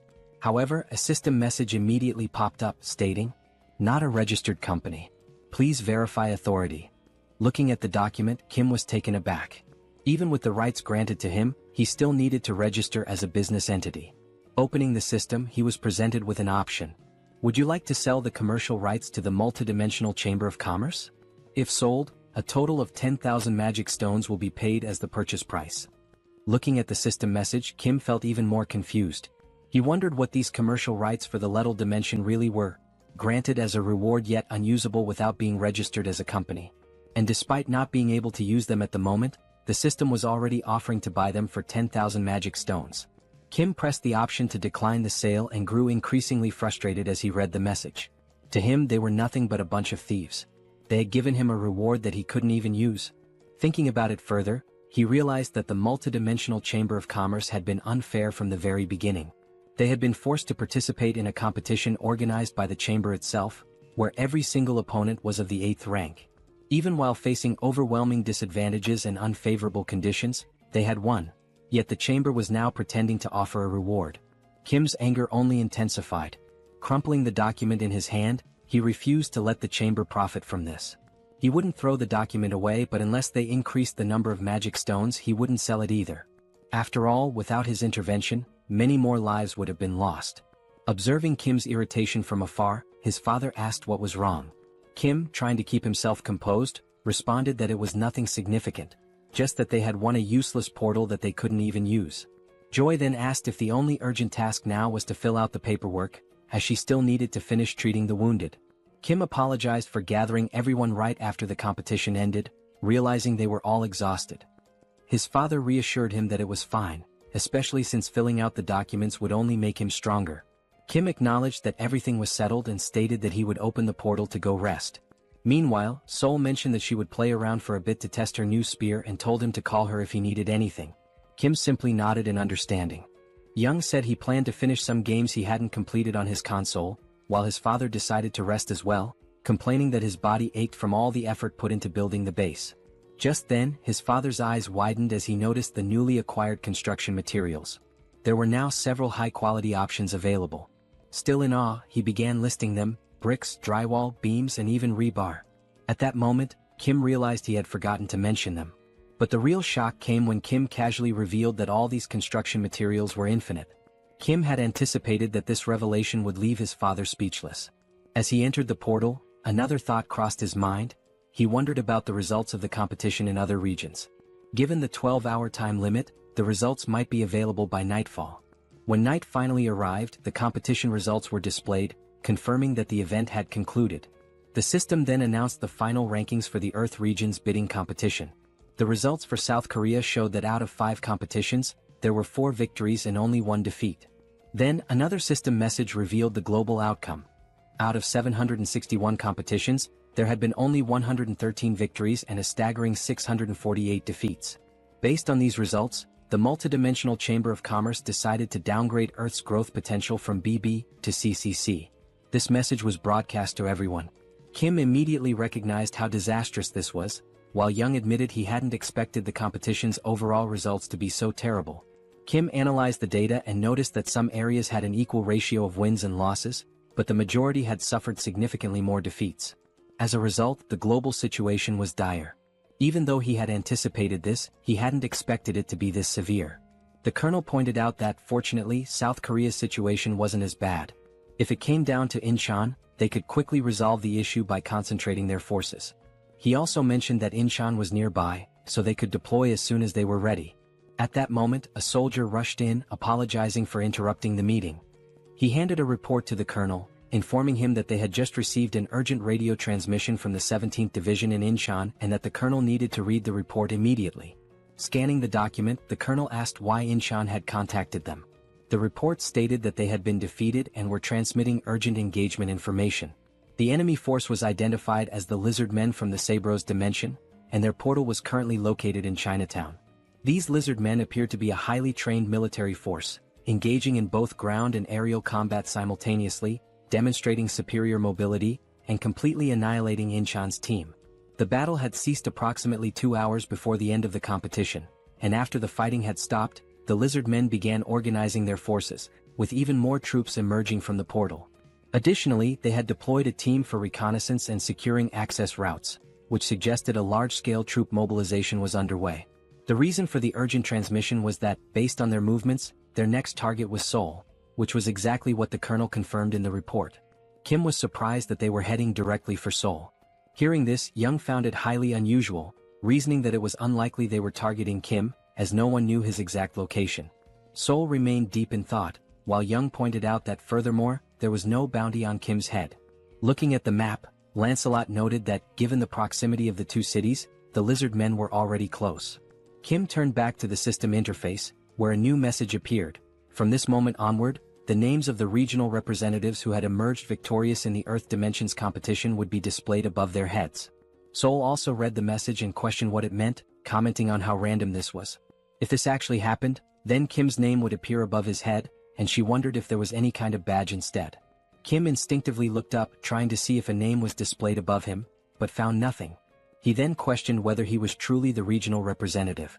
However, Lancelot countered, stating that if Kim wasn't the representative, then the entire competition made no sense.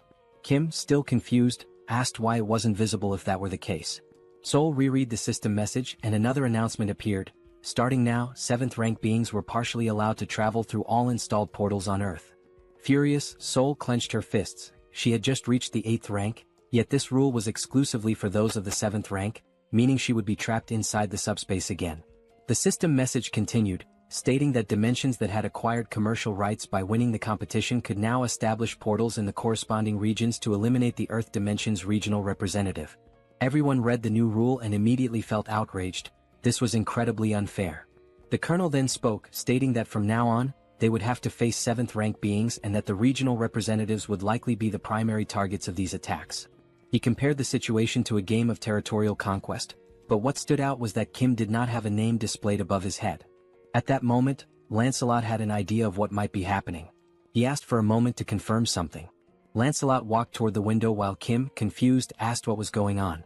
Stepping outside the building, Lancelot held onto the window frame and looked up. What he saw left him stunned. The words "Seoul Representative" were massive, displayed not above Kim's head, but hovering above the entire building for all to see. Lancelot calls Kim over to take a look, and upon stepping outside, Kim is left speechless, not expecting something this conspicuous. Realizing what had happened, Kim remarks that the tag wasn't missing. It was just so high up that no one had noticed it. Seoul points out that something this massive makes it the perfect target for the lizard men, with Kim himself being the obvious objective. A strange feeling washes over Kim, a bad premonition settling in. The lizard men were organizing their forces to attack Seoul, even though there had been no bidding competition. Turning to Seoul, he connects the dots, pointing out that a wonderfully convenient new rule had just been added, and questions whether it feels like they had prepared in advance, knowing these rules would come into effect. Seoul hesitates but admits that it is strange.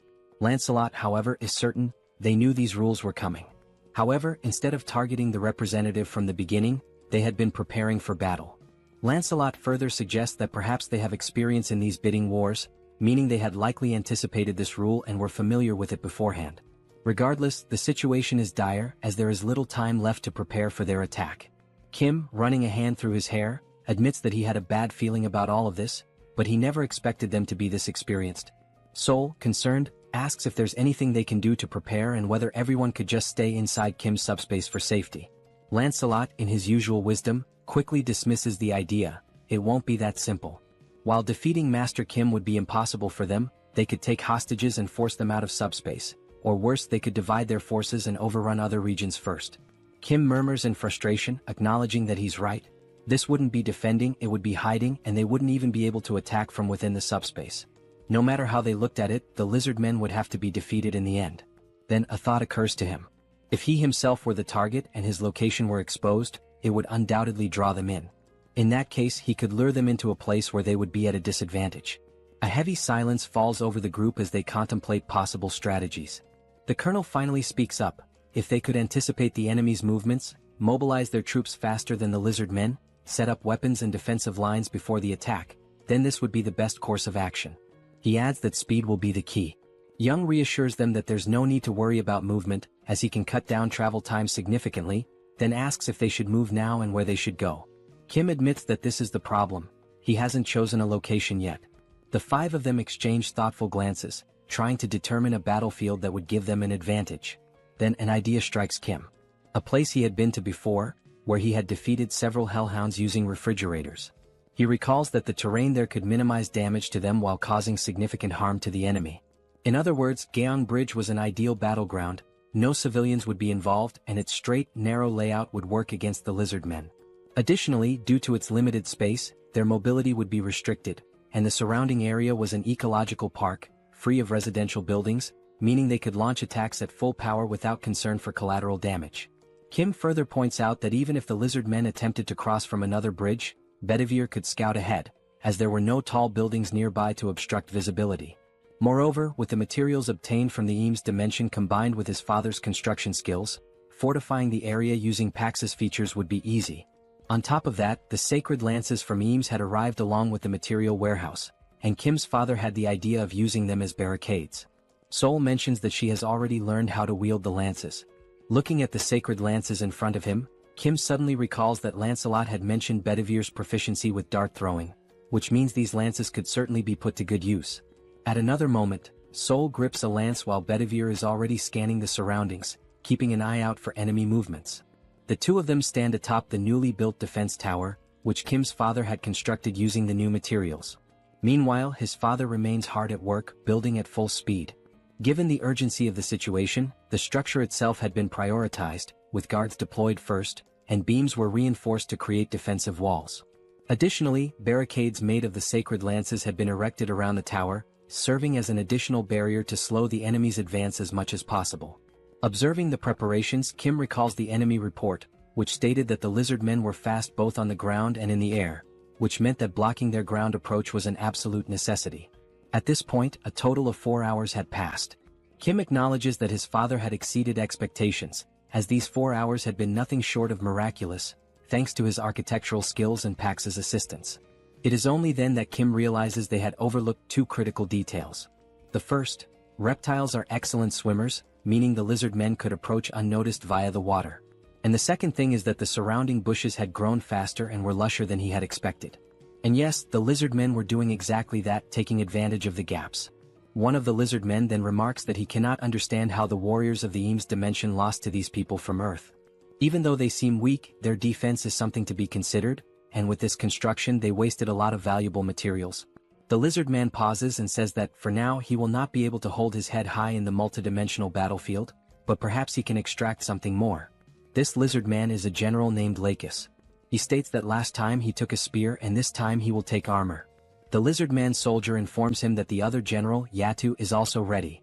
Back at the bridge, Bedivere is closely observing everything, trying to detect any suspicious movement. Then he notices a strange noise and Seoul also senses that something is wrong. Looking carefully, Seoul is taken aback. The lizard men, armed with spears and mounted on giant lizards, are advancing to attack the tower. From afar, Kim and Lancelot hear a shout, warning that the enemies have appeared. Turning their heads, they see a battalion of lizards charging toward them, both on land and in the air. As they advance, the lizard men cry out that this is revenge for the people of the Eames dimension. Kim is startled, wondering how they managed to get so close so quickly. Wasting no time, the soldiers atop the defense tower begin opening fire. The shots manage to take down some of the mounts, slowing the lizardmen's advance. Additionally, objects are being launched by the Pax at relatively high speeds. One of the lizard men soldiers warns his comrades to be careful, noting that they are using materials from the Eames dimension. One of the lizard men generals, wielding a spear, skillfully deflects and counters all incoming attacks. A soldier calls out to General Lakis, stating that the enemies are throwing materials from their brother dimension, Eames, and that it will be difficult for the awakened to use them effectively. He urges them not to fear and to keep pressing forward. Enduring the attacks, the lizard men declare that now is the time to persist, not to retreat. Then one of the generals, Yatu, proclaims that he only knows how to attack and will never fall. Charging forward with his mouth wide open, he challenges anyone to stop him. As he advances toward the tower, a bright light streaks toward him. A spear strikes near his snout. He simply grabs the spear, yanks it out, and scoffs that it is not enough to stop him. He continues his assault. Watching the scene unfold, Kim is alarmed that the attack did not work, while Lancelot readies himself for battle, drawing his sword. Lancelot quickly assesses that they are facing two enemies of the 7th rank, but notes that this large one fights with no particular technique, just sheer brutality. Looking toward the barricades, he realizes that the real threat is coming from that direction. Still gripping his sword, he turns to Kim and warns that this will be a tough battle. However, he adds that the previous attacks were effective against the bulky lizard. Lancelot states that he will take care of the other enemy and warns that if the large one reaches the defense tower, the battle will be lost. He instructs Kim to keep him at bay, even if it means restraining him.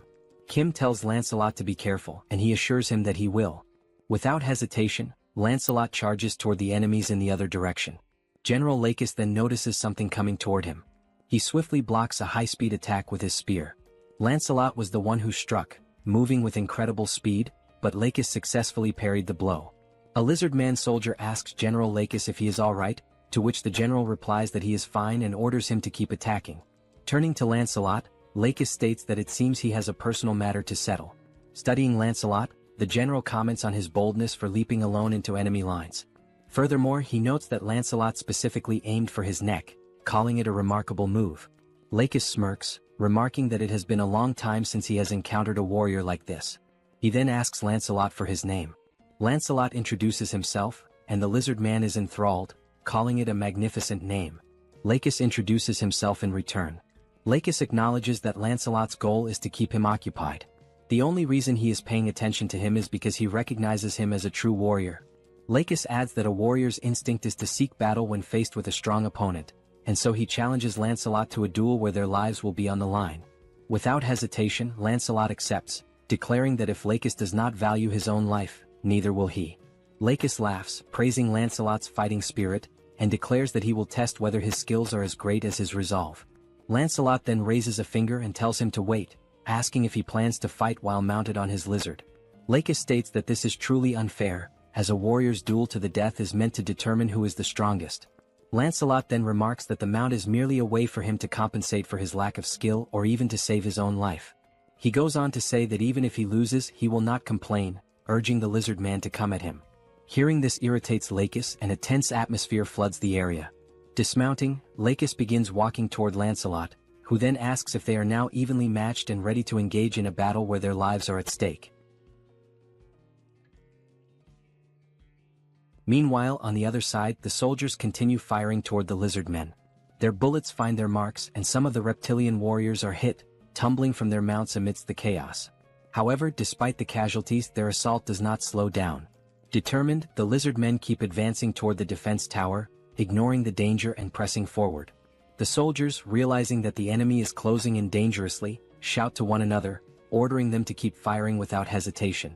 Suddenly, one of the mounts leaps unexpectedly and, with its sharp fangs, sinks a brutal bite into the shoulder of one of the military soldiers. The force of the attack sends him crashing to the ground, and as he falls, his comrades rush to his aid, shouting that there is a wounded man. Amid the chaos, a lizard man and his mount attempt to break through. One of the soldiers quickly takes command, declaring that he will tend to the injured and requesting cover fire. Additionally, he warns that more enemies are approaching rapidly. Before anyone can react, someone appears wielding a spear. In a swift motion, the spear is thrown, striking the mount that was about to breach the defenses. The impact is so powerful that the lizard man riding it loses his balance and crashes to the ground. He barely has time to process what happened before Seoul appears and, without hesitation, slams his head into the ground with a devastating strike, leaving him no chance to react. Seoul raises her gaze toward the soldiers and, with determination, declares that she will take care of any enemies that get close to the building. She then orders them to keep firing without stopping. A reckless lizard man, still mounted, charges straight at Seoul. Standing firm, she gathers all her strength into a single punch and, with one crushing blow, sends the enemy soaring into the sky like a ragdoll. Once again, Seoul shouts for the soldiers to keep shooting. They quickly obey, and their bullets strike the charging mount, bringing it down mid-attack. In the back line, Joy begins to act, using her healing abilities. The wounded soldier groans in pain as she works swiftly to treat him, assuring him that it will only take a little longer to finish. Meanwhile, the lizard men riding flying mounts notice a weak spot in the defense and launch a direct assault. However, before they can get close, one of them is struck mid-air by a spear, plummeting to the ground along with his mount. Another lizard man, sensing something approaching, tries to react but isn't fast enough. He too is hit, but this time the force is so great that his mount collides violently with another, creating a destructive impact. Even so, their numbers remain overwhelming. Despite those who have been taken down, many continue pushing forward, relentless in their attack. Some of the fallen remain pinned against the walls, while the others press on with even greater ferocity. From a distance, Bedivere observes the battlefield and realizes just how dire the situation is. He wonders whether he can handle such a large number of enemies alone and questions how long it will take before reinforcements arrive. Elsewhere on the battlefield, Yatu, the brute among the lizard men, slowly pushes forward, trying to defend himself against Kim's attacks.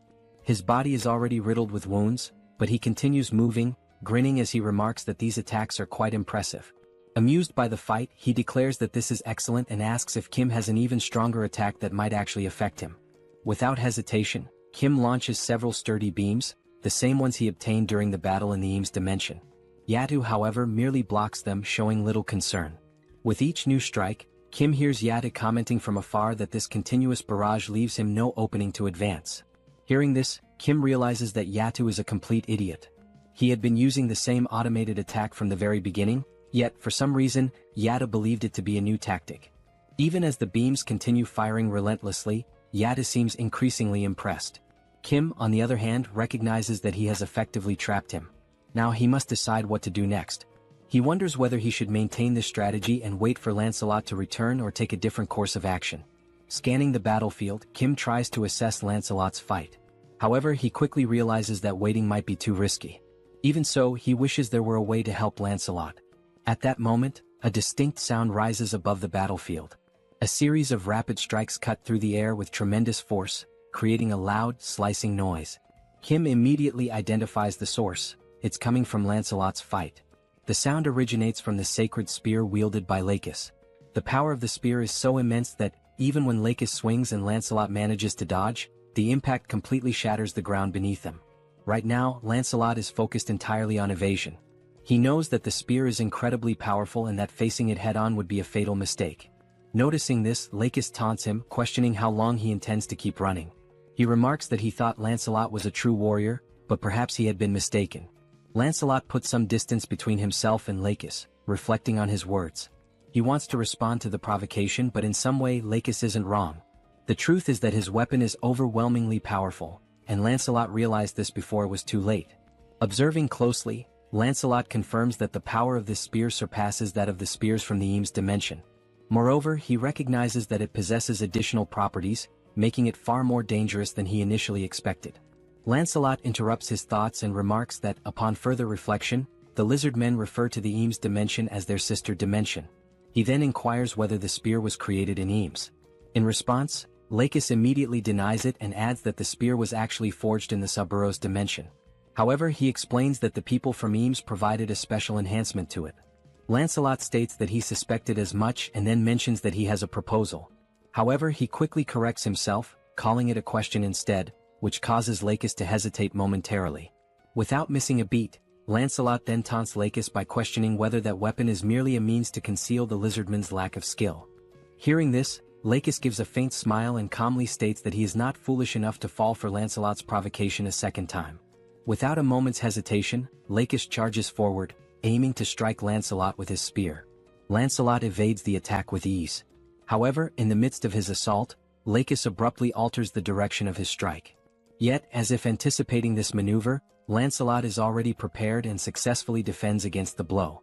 The sheer power of the spear proves overwhelming, pushing Lancelot several meters back upon impact. Not allowing him a chance to recover, Lakis presses the attack, determined to prevent Lancelot from regaining his footing.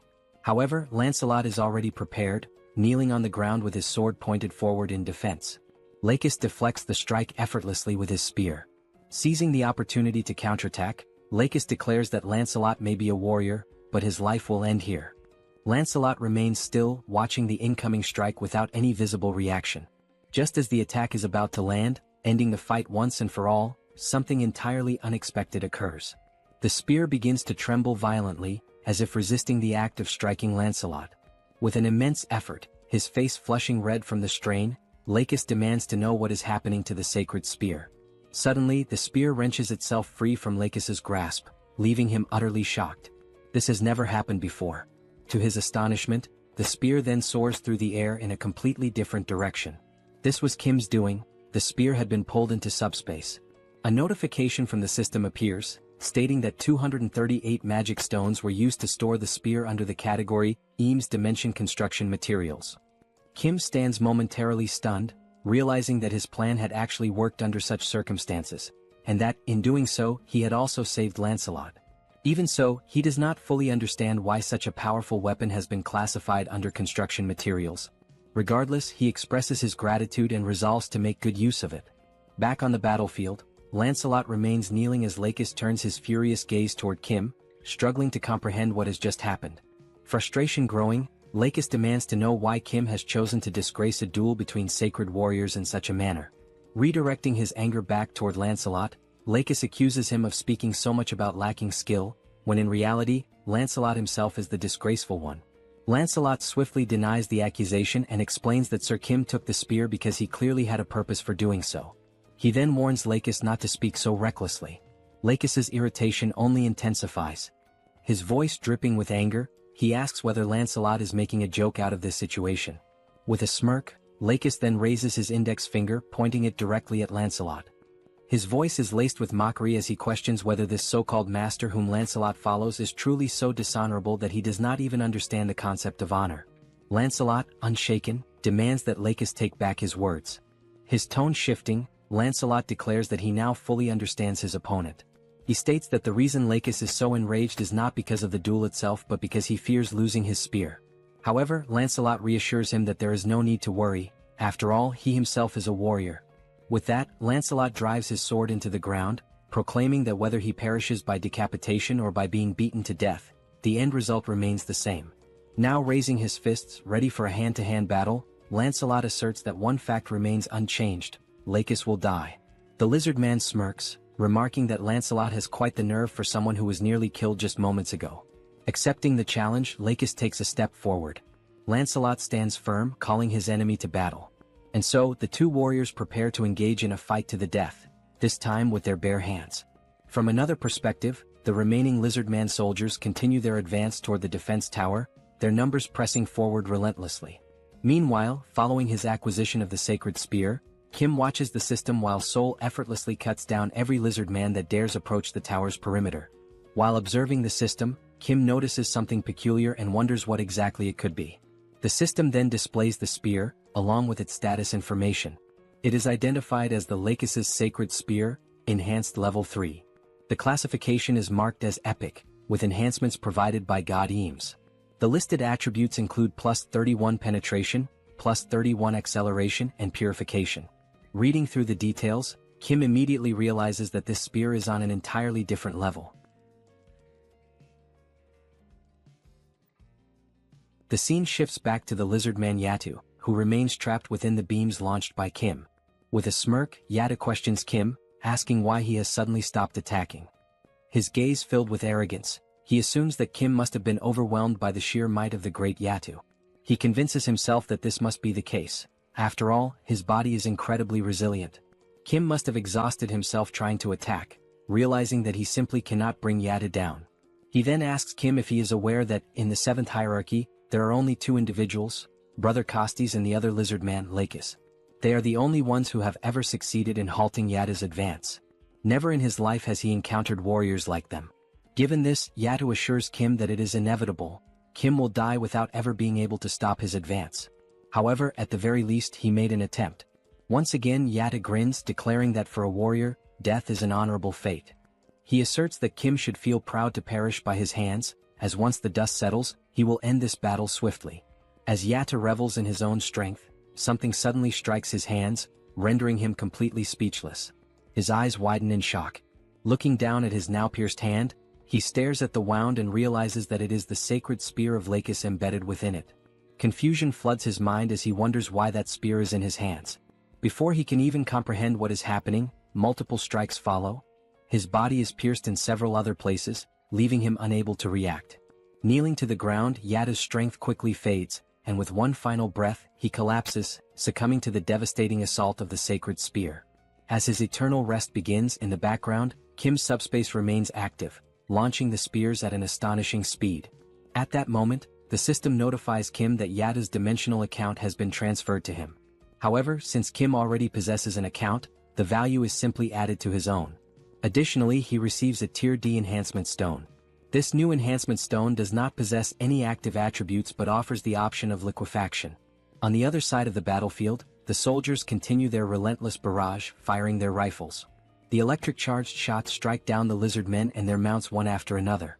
Seoul observes the battlefield and realizes that only one lizard man remains standing, charging forward in a desperate all-in attack. Growing bored, Seoul notes that no more lizard men are near the building and concludes that there is nothing left for her to do. Just then, a sound from above catches her attention. As she tries to make sense of the situation, she hears a wyvern's piercing cry from high above. Only at that moment does she remember, she had completely forgotten about Bedivere, leaving him alone up there to deal with all the lizard men riding wyverns. Rushing up to the defense tower, the first sight that greets her is Bedivere sitting on the ground, surrounded by lifeless lizardmen, all of them pierced through by spears. Sensing someone behind him, Bedivere turns to see who it is. Locking eyes with Seoul, he calmly remarks that she is quite late. He then asks what they should do next now that there are no more lizard men left. Back on the battlefield, the duel between Lakis and Lancelot continues. Lakis swings his tail in a powerful strike, but Lancelot effortlessly dodges, maintaining a safe distance. With swift footwork, Lancelot closes in, keeping his guard up, and delivers a solid punch to Lakis's face. Following the initial strike, Lancelot immediately plants his foot firmly on the ground, rotating his torso to throw another powerful punch, this time, landing directly on Lakis's abdomen. Still dazed from the first hit, Lakis finds himself taking blow after blow, unable to react as Lancelot's relentless barrage continues across his entire body. After a brief moment as his consciousness begins to return, Lakis finally registers another incoming punch. However, just as Lancelot's fist is about to make contact, it swings through empty air. Lakis manages to evade at the last second by ducking low to the ground. Seizing the opening, Lakis lunges forward, attempting to counterattack. But Lancelot, quick to react, drives his knee straight into Lakis's face. Now down on the ground, Lakis's thoughts race. He cannot believe that he has been brought to this state. Before he can recover, Lancelot follows up with an uppercut, striking Lakis squarely on the chin. The impact is so forceful that Lakis momentarily lifts off the ground, nearly standing upright again, only for Lancelot to deliver another crushing punch. This final blow sends Lakis flying several meters away. Lying motionless, Lakis realizes that this is the end. He has no strength left to stand. Slowly, Lancelot approaches the fallen lizard man. Standing over him, he asks if Lakis has any final words. Still on the ground, drained of all energy, Lakis calls Lancelot a true warrior and acknowledges that it was a splendid duel. Lancelot agrees, admitting that it was indeed a good fight. Summoning his remaining strength, Lancelot clenches his fist and delivers a devastating punch to Lakis's face, slamming him into the ground. The impact is so brutal that blood splatters across the battlefield. The fist of the now victorious Lancelot remains stained with the blood of his fallen enemy. From atop the tower, the soldiers observe the battlefield and the commander, seeing the outcome, states that it is finally over. At that moment, one of the soldiers calls out to him. The soldier informs him that they have just received an urgent message from the Joint Chiefs of Staff Headquarters, causing the colonel to feel a slight unease. As the battle comes to an end, Kim takes a moment to process the difficulty of the fight. The lizard men had proven to be formidable opponents, and the strategies initially devised had not worked as expected. However, what matters now is that the portal to the lizardmen's dimension remains open. As long as it stays that way, there is always a risk of more enemies returning, potentially in even greater numbers. With that in mind, the time has come to launch a counterattack. Sometime later, Kim sits inside a helicopter, his system interface displayed before him. The system indicates that he is currently using 1,000 magic stones to unlock a new ability, granting him the capacity to send up to 8 items simultaneously. Beyond that, Kim still ponders over the best way to utilize the new enhancement stone he obtained after defeating the crocodilian enemy. The stone possesses the liquefaction property, and it is becoming increasingly clear that the time has come for Camelot to begin mass-producing enhancement stones. At that moment, Youngso informs him that they are about to land, catching Kim off guard with how quickly they have arrived at their destination. Before disembarking, Kim acknowledges the urgent need for more intelligence, information regarding the exact location of the lizardmen's portal, their numbers, the defensive lines, and any other strategic details. Additionally, he also requires data to determine the ideal location for launching the counterattack. As he steps off the helicopter, one of the soldiers suddenly calls out, instructing the others to salute Colonel Kim. Watching the scene unfold before him, Kim scratches his head, feeling slightly uncomfortable. He has always found these formal salutes to be rather embarrassing whenever he receives them. A soldier steps forward, introducing himself as Park Inbo, Lieutenant Colonel and Operations Officer of the 17th Division of Incheon. He states that he has heard many impressive things about Kim, particularly how he managed to halt the lizardmen's assault without a single casualty. He mentions that he received this information directly from the Chief of Operations, who unfortunately could not be present due to urgent business matters. Kim recalls that the Chief of Operations had received a wireless message and had immediately sprinted off without offering any explanation. Thinking back, Kim vaguely remembers overhearing something about insects attacking headquarters as the officer rushed away. Shrugging off the thought, Kim comments that it is probably nothing too serious. He also recalls that the colonel mentioned having some unfinished business to handle at the Joint Chiefs of Staff. Lieutenant Colonel Park nods, expressing relief that the situation is not a major issue, and then invites Kim inside to discuss the matter further. Once inside, Lieutenant Colonel Park wastes no time, opting to get straight to the point. He reveals that they have discovered the location of the enemy's gate. However, there is one major issue: the core of the gate remains unknown. Park explains that their forces were initially able to position snipers to track the location of the core. However, after the bidding competition ended, a strange sludge-like substance began seeping from the portal. As a result, they lost all visibility of the core's position. Hearing this, Kim inquires if it is really just sludge. Lieutenant Colonel Park, reaching into his pocket, confirms that it is. However, he adds that it would be easier for Kim to see it for himself. He then places 2 photographs on the table, explaining that these were the best images they managed to capture. He points out that, as Kim can observe, a thick, mud-like substance has spread outward, engulfing the area surrounding the gate. Park further clarifies that this sludge does not cause any harm upon contact with the skin.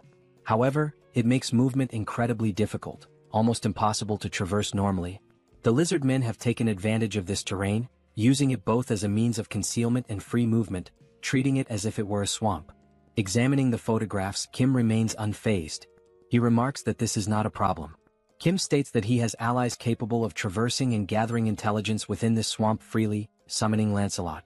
Lancelot takes the photographs in hand, carefully analyzing the situation depicted. Without hesitation, he immediately apologizes, admitting that this will be difficult, leaving Kim momentarily uncertain. Lancelot then elaborates, explaining that movement itself would not be an issue due to the phantom effect. However, if the entire area is submerged in the swamp, their presence would be easily detected as there would be nowhere to hide. Kim acknowledges that he had not considered this factor. However, Lancelot, as always, reassures him that there is still a way. He states that he knows someone who is both swift and stealthy. Kim, curious, immediately asks who fits that description. Moments later, the system interface activates, notifying that an enhancement stone and 500 magic stones have been consumed. As a result, Mordred has been officially appointed as one of the 12 Knights of Camelot. At that very instant, a portal materializes before them, heralding the arrival of a new warrior. The figure steps forth and, without hesitation, announces that he has arrived in response to Lord Kim's summons. Introducing himself, the newly summoned ally declares his name as Mordred, one of the 12 knights under Lancelot's command.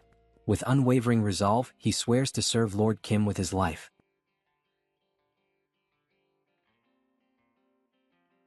Unlike the other knights, Mordred rarely fought on the battlefield. His true battlefield was deep behind enemy lines, where he used his skills in infiltration, assassination, and theft. It was through these talents that he earned his place as one of the 12 Knights of Camelot. The reason he distinguished himself as an assassin was not only due to his exceptional skills and intelligence but, above all, because of his unique ability, an ability that allowed him to eliminate his targets without being noticed. This ability, known as stealth, enabled him to become virtually invisible for a brief moment, hiding his appearance without actually disappearing. However, this also meant that he was still susceptible to external factors. Despite this, Mordred used his talent to become an extraordinary assassin, and the very fact that he survived proves his strength. Furthermore, the enhancement stone used to appoint Mordred, a materialization enhancement stone, revealed his ability to avoid physical interference, although this ability could not be maintained for extended periods. In simpler terms, a great assassin became even greater thanks to the enhancement stone. Back in the scene, Kim, clearly excited, tells Mordred that he will now explain what he needs him to do, and Mordred agrees, addressing him as my lord. Pointing to a map, Kim says that they need to find the core of the Lizardman's Gate from the Sabros dimension. Upon hearing these straightforward instructions from his master, Mordred responds that he understands perfectly. Kim praises him, saying that it is just as he expected from someone with experience. Mordred grasped exactly what needed to be done, despite the vague explanation. Meanwhile, Lancelot warns Mordred to remember that if he dies, the entire operation and strategy will be for nothing.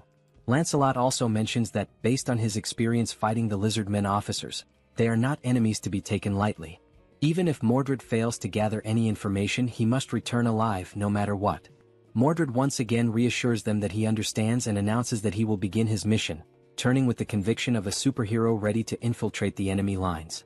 Watching this, Kim smiles, thinking that Mordred seems to be someone truly trustworthy. At that moment, the colonel asks if they are sure about sending that knight on the mission alone. Kim turns to the colonel and assures him that of course they are. After all, these knights are the best of the best. He tells the colonel that they can simply trust and wait for the Knights of Camelot, for they will do what needs to be done. Kim suggests that the colonel take a break for now, as they will need to wait for Mordred's return in order to come up with a plan. He also says that he will let the colonel know once Mordred is back. The colonel thanks him and asks for permission to leave. He also advises Lancelot to rest in subspace, since it hasn't been long since he fought against that powerful lizard man. Lancelot nods, explaining that since he is an undead, he doesn't feel fatigue, so Kim need not worry about him. As Kim is about to say that he still needs to rest, something catches his attention. Looking at Lancelot, Kim wonders if there have always been so few scratches on his armor.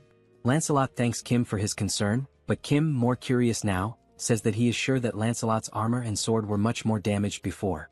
Lancelot responds, explaining that even if the armor or weapons are damaged, they regenerate within Camelot. This revelation leaves Kim astonished, as he never knew that Camelot had such a function. Lancelot goes on to explain that, since they are categorized as items, as long as the item is not completely destroyed, they can regenerate infinitely as long as the materials still exist. On the subject of Camelot, Lancelot adds that there is something he needs to inform Kim about. He tells him that a new enhancement stone has been created in Camelot, and its property is wound regeneration. Upon hearing this, Kim remarks that the stone sounds useful just based on its name. However, he decides to think more about how to use the enhancement stone once Mordred returns. While Lancelot agrees that this idea is indeed good, something suddenly catches his attention, and he shifts into a state of alert. Lancelot, now prepared to draw his sword, hears Kim asking what is happening. Holding the hilt of his sword, ready for combat, Lancelot says that someone is hiding, watching them. Kim is taken aback, realizing that the enemy is faster than expected. He wonders who is hiding and whether it is truly a lizard man. Lancelot admits that he can only sense the presence of this unknown figure and cannot pinpoint their exact location or identity. He urgently advises Kim to enter subspace immediately. At that moment, Lancelot hears a noise coming from somewhere. He quickly spots the figure who had been secretly observing them. Lancelot disappears in an instant with a swift movement, stating that he will resolve the matter quickly and return shortly. From the spy's perspective, he watches as Kim remains alone, wondering where Lancelot has gone and whether the other person who had been with him also disappeared. However, due to Lancelot's exceptional speed, he was already behind the man, holding a sword to his neck. Lancelot began to speak to the spy, explaining that the only individuals he serves are Lord Kim and Lord Kim's allies. He emphasized that just because the man was human did not mean he was to be treated as friendly. Upon hearing this, the man slowly turned around. Still with the sword pointed at his neck, Lancelot declared that the man's answer to the question he was about to ask would determine whether he would live or die. With a killer aura, Lancelot proceeded to ask his first question, demanding to know why the man had been secretly watching them. At that very moment, Kim heard a noise that sounded like screams for help. He decided to rush over to see what was happening. As he approached the scene, Kim could only see Lancelot holding the man by the neck, the man screaming in pain. Lancelot calmly explained that it was this man who had been watching them. He assured Kim that if he waited just a bit longer, he would find out who was behind all of this. Still gripping the man's neck and tightening his hold, Lancelot warned the man that this was his final chance, stating there was no more time to wait. He asked the man if the lizard men had sent him there to spy on them. Crying and struggling to breathe due to the pressure on his neck, the man attempted to speak, but he couldn't. However, upon seeing Kim, he managed to call out Kim's name. Lancelot, visibly angered, demanded to know how the man dared to call out Lord Kim's name in this situation. He informed the man that he would now die in agony and that he would make sure he suffered before his death. Kim, looking perplexed, told Lancelot that he didn't know what was going on, but the man Lancelot was strangling was actually one of his friends. Lifting the man by his neck, now turning purple from lack of oxygen, Lancelot asked if that was truly the case. Meanwhile, in the enemy area, the entire area was covered by something that looked like sludge. All the buildings, cars, and even some lifeless lizard men lay scattered on the ground. At that moment, Mordred realized that the lizard men were a warrior race that considered dying in battle an honor, meaning they were often exposed to the smell of blood and became desensitized to it. As he observed a lizard man lying on the ground, Mordred thought that, based on this, if he covered himself with blood, it would make it much harder for the lizard men to track him. He also knew that erasing his trail was a vital skill. Pouring the lizardman's blood over himself, he made his way toward a tunnel, thinking to himself that now that his scent was gone, it was time to begin the infiltration. Moving slowly and carefully to avoid drawing attention, Mordred noticed that the place was enormous, with unusually large corridors. He wondered why they had built something so vast. As he ventured deeper into the area, he commented that this place seemed terribly inefficient, especially since the size of the lizard men varied greatly. Some were very large while others were quite small. Having realized this, Mordred speculated that the corridors were so large because there was one exceptionally large lizard man, and if that were the case, that giant must be a key figure. Trying his best to avoid touching anything, he thought that if this giant wasn't important, there would be no reason to create such an inefficient structure. At that moment, a lizard man stopped beside him, preventing Mordred from making any move. Realizing he had almost been discovered, Mordred was forced to use the power of the immaterialization enhancement stone. It dawned on him that this situation was truly dangerous, as if it weren't for the power of the stone, he would certainly be dead by now. And he couldn't afford to fail on his first mission. He recalled how Lancelot had been very specific about returning alive, and how his task was to find the core of the gate and return quickly. The deeper he went into the facility, the more he noticed that the lizard men seemed to be stronger and more organized. However, there was a creature unlike anything he had seen before. This new creature was purple, with an enormous round head and only one eye. Hidden and observing everything, Mordred muttered to himself that he had finally found it. He saw the one-eyed creature conversing with a bald man who was reading some kind of book. The bald elder called the creature filthy and asked if it was trying to interrupt his magical studies. The elder warned that if the creature continued to disturb him, he would be forced to imprison it. At that moment, another voice suddenly emerged, expressing irritation at the elder's words and asking if Solzen had forgotten about the agreement between them, addressing him by the name Solzen. Solzen, the elder, responded that he had only agreed to protect the core of the gate, but at no point had he agreed to allow anyone to enter there. Closing the book he had been reading, the elder said that he would seal the core of the gate without causing any damage to it. He added that if he had time to worry about the core of the gate, perhaps he should start thinking about the subordinates who had already died. The voice replied once more, stating that it understood that, a long time ago, Solzen had indeed been an incredible arcane mage, but now he had been exiled and was desperately clinging to them in order to survive. As something moved towards him, Solzen remarked that there was no need to bring up such a topic so suddenly. The thing, which resembled a tail, started wrapping around the elder's neck, and the voice spoke again, warning Solzen to understand his place, unless he wanted every bone in his body to be crushed to death. At that moment, it became clear that the voice was coming from a giant lizard man, who was the leader of all those present there. After this, Solzen acknowledged the situation, stating that he understood and perhaps had misspoken. He then asked the giant lizard man not to be so harsh. Still hidden and observing everything that was happening, Mordred noted that just by looking, it was evident that this was no ordinary lizard man. He wondered whether this elder, Solzen, was truly an arcane mage. Mordred then reflected on what the giant lizard man had said, that Solzen was an arcane mage but was no longer one. Mordred began to ponder the connection between the arcane mage and the lizard men, especially considering that Solzen had been entrusted with guarding the core of their portal. Unable to see everything clearly, he questioned whether the elder was talking to a tail or a tentacle. Not noticing what was beside him and listening to the conversation, Mordred could tell by the tone of the voice that it was authoritative and oppressive, clearly indicating that the giant creature must be the leader of the lizardmen. A giant chameleon had blended into the environment so well that even Mordred hadn't noticed it, leaving him vulnerable. At that moment, Mordred realized that, from where he was standing, he could not fully see the entire shape of the massive creature, but it was enormous, and he speculated that the large corridors might exist solely because of that creature. Mordred mentioned that the lizardman's defenses didn't seem so strong, so perhaps he could move a little closer to confirm the size of the creature. But just then he sensed something strange. Despite not being able to see anything or notice the giant camouflaged chameleon, he felt something pressed against his leg. The chameleon then launched its enormous tongue in Mordred's direction. A strange sensation made him turn to look, trying to understand what had just happened. By the time he realized it, something had already wrapped tightly around his arm, leaving him no chance to escape. As he was dragged by the chameleon's tongue, Mordred understood in that instant that everything had gone horribly wrong. The chameleon hurled the stealthy knight against the wall, giving him no opportunity to react. Upon impact, Mordred's camouflage began to fade, leaving him exposed in enemy territory and completely vulnerable. At that moment, the enemies also noticed something unusual and turned to investigate. The giant lizard called out to the arcane mage, demanding to know what was going on. Solzen, who had already understood what needed to be done, responded without hesitation, stating that someone had infiltrated their domain and had been spying on them. The bald elder then activated one of his red aura spells, summoning several scrolls into his hands. Unrolling one of them, he prepared to unleash an arcane spell.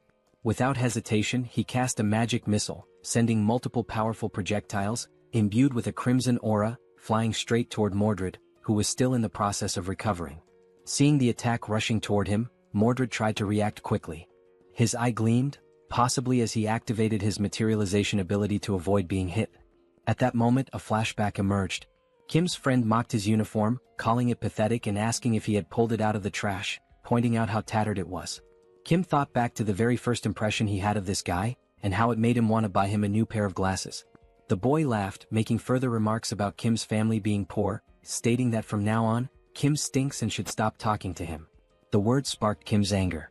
Without a second thought, Kim punched him in the face, and at that moment, the reason behind Kim's earlier thought about buying him new glasses became clear. Sometime later, the same boy was seen playing on a handheld console. He had just bought the video game the day before, yet he wondered why the other kids in the class didn't seem to care about him at all. Sitting alone in the room, the boy, comfortable in his privileged life, subtly boasted about it, trying to draw attention from his peers. However, the only thing the others could think was how annoying it was that he kept flaunting his wealth. Some even remarked that money wasn't everything, and despite his attempts, no one envied him. Kim, reflecting on the situation, considered that the boy had been young at the time, so it was understandable that he didn't know how to properly connect with his friends. But Kim also thought, I was young too, and I still found him incredibly irritating. What started as a small, random incident eventually led to something much worse. Some kids snatched his console and began fiddling with it, commenting on how he had some good games. As they took the handheld from him, they laughed, saying that since he was rich, losing something like that shouldn't be a big deal. At that moment, the boy tried to protest, saying that it wasn't right. But before he could finish, they punched him in the face, knocking him to the ground and continuing to beat him mercilessly, despite him being completely defenseless. The bullies sneered, telling him they hadn't asked for his opinion. However, one of them suddenly noticed something approaching from behind. When he turned to look, it was Kim rushing toward them with his backpack in hand. Without hesitation, he swung the backpack directly into the bully's face, momentarily halting the one-sided beating.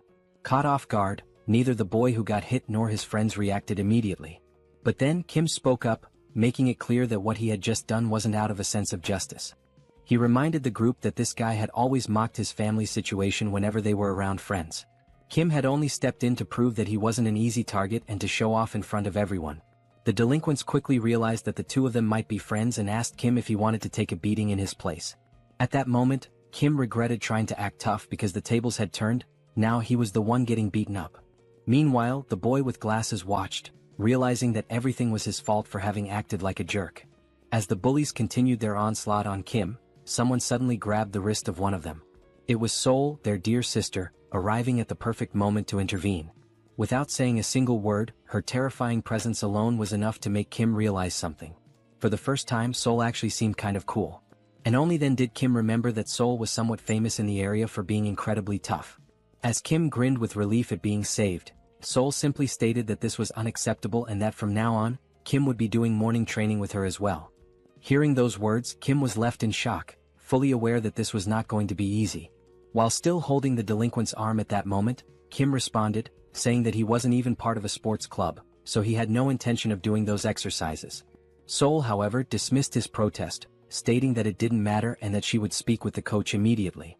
The other members of the club started asking if Kim was Seoul's younger brother, commenting on how adorable he was, while the delinquent stood there, completely unaware that he had just messed with her little brother. The other members patted Kim's head and he thanked them for everything, while Seoul took the opportunity to lecture the delinquent, ordering him to go home. As Kim was leaving the scene, he turned around to take a final look and noticed that the rich kid was still standing there. Curious, he asked what he was doing and told him to hurry up and leave as well. Tears streamed down the boy's face, and at that moment, the only emotion filling his heart was gratitude. From that incident onward, the two of them grew close remarkably fast throughout high school. They began spending more time together both at school and outside of it, watching promotional fights featuring famous fighters, cheating on tests, and laughing when Kim got annoyed for still scoring lower than his friend despite his efforts. Even after going to different schools, they remained in frequent contact, constantly checking in on each other's academic performances and sharing updates about their lives. Then, after graduating high school, they ended up enrolling in the same university, and over time, their bond grew even stronger. Now, they were not just close friends but the kind of best friends who genuinely influenced each other's lives. The two even played League of Legends together, where the glasses-wearing friend would come up with wild builds. At some point during one of their matches, he casually mentioned that he had been thinking about joining a kendo dojo. Kim, caught off guard, asked why he suddenly had that idea. His friend explained that watching Kim and Seoul train had looked really cool, and it made him want to try a sport of his own. Since there was a kendo dojo near his house, he figured it would be a good place to start. Still shocked that his friend found that kind of training cool, Kim jokingly asked if he had hit his head recently. His friend simply responded that not all training was as brutal as Seoul made it seem. At that moment, Kim realized something. That was the exact moment Manhwa started training kendo. Thinking back, before that, he would have never even considered joining a dojo. Returning to the present, Manhwa suddenly said something that left Kim completely stunned. Manhwa repeated himself, revealing that he had awakened swordsman abilities, leaving Kim wide-eyed with shock. Manhwa, noticing Kim's reaction, questioned why he looked so surprised. After all, Kim was the one who should be more shocking. He had become Seoul's representative after all. Manhwa even admitted that, at first, he wasn't sure if it was really the same Kim he knew. The sight of Kim's skeletal companion had terrified him so much that he hadn't been able to approach. Explaining further, Manhwa admitted that he had hidden himself, waiting for the skeleton to leave before stepping out. Even though it had been dangerous, he understood that Lancelot had simply been doing his duty. Turning to the side, Manhwa then asked Kim to call off his skeletal friend, saying that he was too intense. Meanwhile, Lancelot had pressed his own head into the ground, bowing deeply as a sign of apology. Kim, observing this, explained that even if he told Lancelot to stop, he wouldn't listen. For a knight, honor was something personal, and this was a matter of self-discipline. It was about not being able to forgive himself, something that only he could atone for. At that moment, the only thought running through Lancelot's mind was how pathetic he was for having wronged Lord Kim's dear comrade. Beyond pathetic, it was tragic. With that heavy realization, Lancelot declared that he no longer had the right to call himself a knight. Manhwa, observing his posture, couldn't help but ask where Lancelot had learned such a stance. Kim casually responded that he had probably learned it from getting beaten by Seoul. Shifting the conversation, Kim expressed his relief that Manhwa was safe and asked how his mother was doing. He then suggested that, if Manhwa agreed, his mother could stay within a secure subspace, ensuring her safety.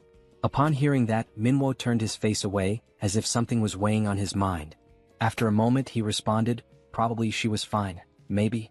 Kim, now feeling uneasy, realized that Manhwa didn't even know for sure if his mother was safe.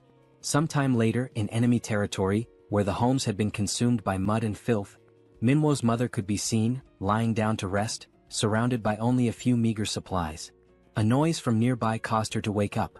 Alerted, she got up and decided to check what it was. As she turned around, her eyes widened at the sight of Lancelot standing outside her window, his fist raised, ready to strike. In an instant, his punch shattered the window, sending shards of glass scattering throughout the house. Stepping inside, he introduced himself. He was Lancelot, the captain of the Knights of Camelot, and one of the loyal knights serving Lord Kim. Then with a steady voice he asked, "Are you Manhwa's mother?" The woman responds affirmatively, confirming that she is Manhwa's mother, but immediately questions what all of this is about. Lancelot then states that, from this moment on, he will personally ensure her safe passage to where her son is waiting. Manhwa then recounts how, shortly after the apocalypse began, a bidding war ended with a transparent barrier tragically separating him from his mother. Desperate to see her again, Manhwa even offered himself as a participant in another bidding war, hoping to reunite with her. However, he lost. The barrier eventually disappeared, but due to the terraforming, he still couldn't reach his mother. He explains that terraforming occurs when an environment from one dimension flows into another, altering its landscape and accessibility.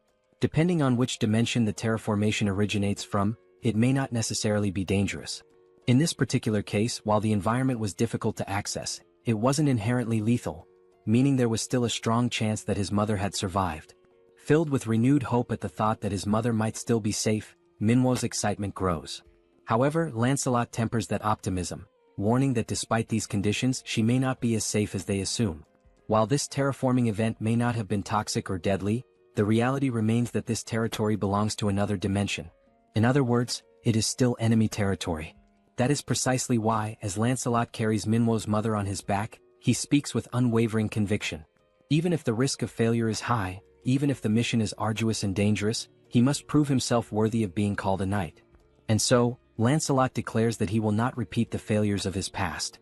At that moment, Lancelot notices a sudden increase in noise nearby. Glancing to the side, his eyes catch sight of someone running while shouting his name. The voice grows clearer as the person calls out, addressing him as Captain, while sprinting toward him. Focusing on the approaching figure, Lancelot recognizes Mordred, running frantically and yelling that he doesn't know why Lancelot is here, but that he needs to hurry. Mordred, looking increasingly desperate, pleads once more for Lancelot to run and look behind him. For a brief moment, Lancelot struggles to process the urgency in Mordred's words. Then, making the decision to turn around, he finally sees it. A wave of enemies surging toward them at full speed. The advancing enemies, their voices filled with pure hatred, declare that under no circumstances can they let that rat escape. It is only now that Lancelot fully realizes the grim reality before him. The plan to rescue Minwo's mother quietly has completely fallen apart. Irritated by the situation, Lancelot turns his frustration toward Mordred. Fuming, he snaps at him, calling him a useless idiot, blaming him not only for failing the stealth mission but also for making the rescue significantly more difficult.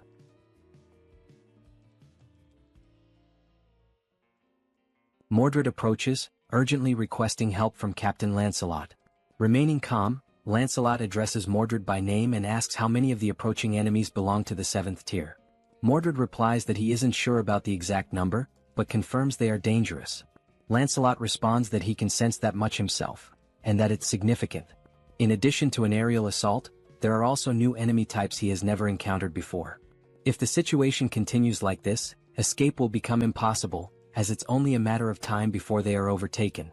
Understanding the gravity of the situation, Lancelot instructs Mordred to return immediately and deliver all the gathered intel to Lord Kim. From this point forward, Mordred will take over the mission to rescue Minwo's mother. While lifting her gently onto Mordred's back, Lancelot identifies her and explains that the mission is to escort her back safely. Placing a hand firmly on Mordred's shoulder, Lancelot tells him he will try to buy as much time as possible, and expresses his hope that Mordred will complete the task without harm. He also instructs Mordred to inform Kim that he should use the enhancement stone, and that Percival would be a fitting candidate for it.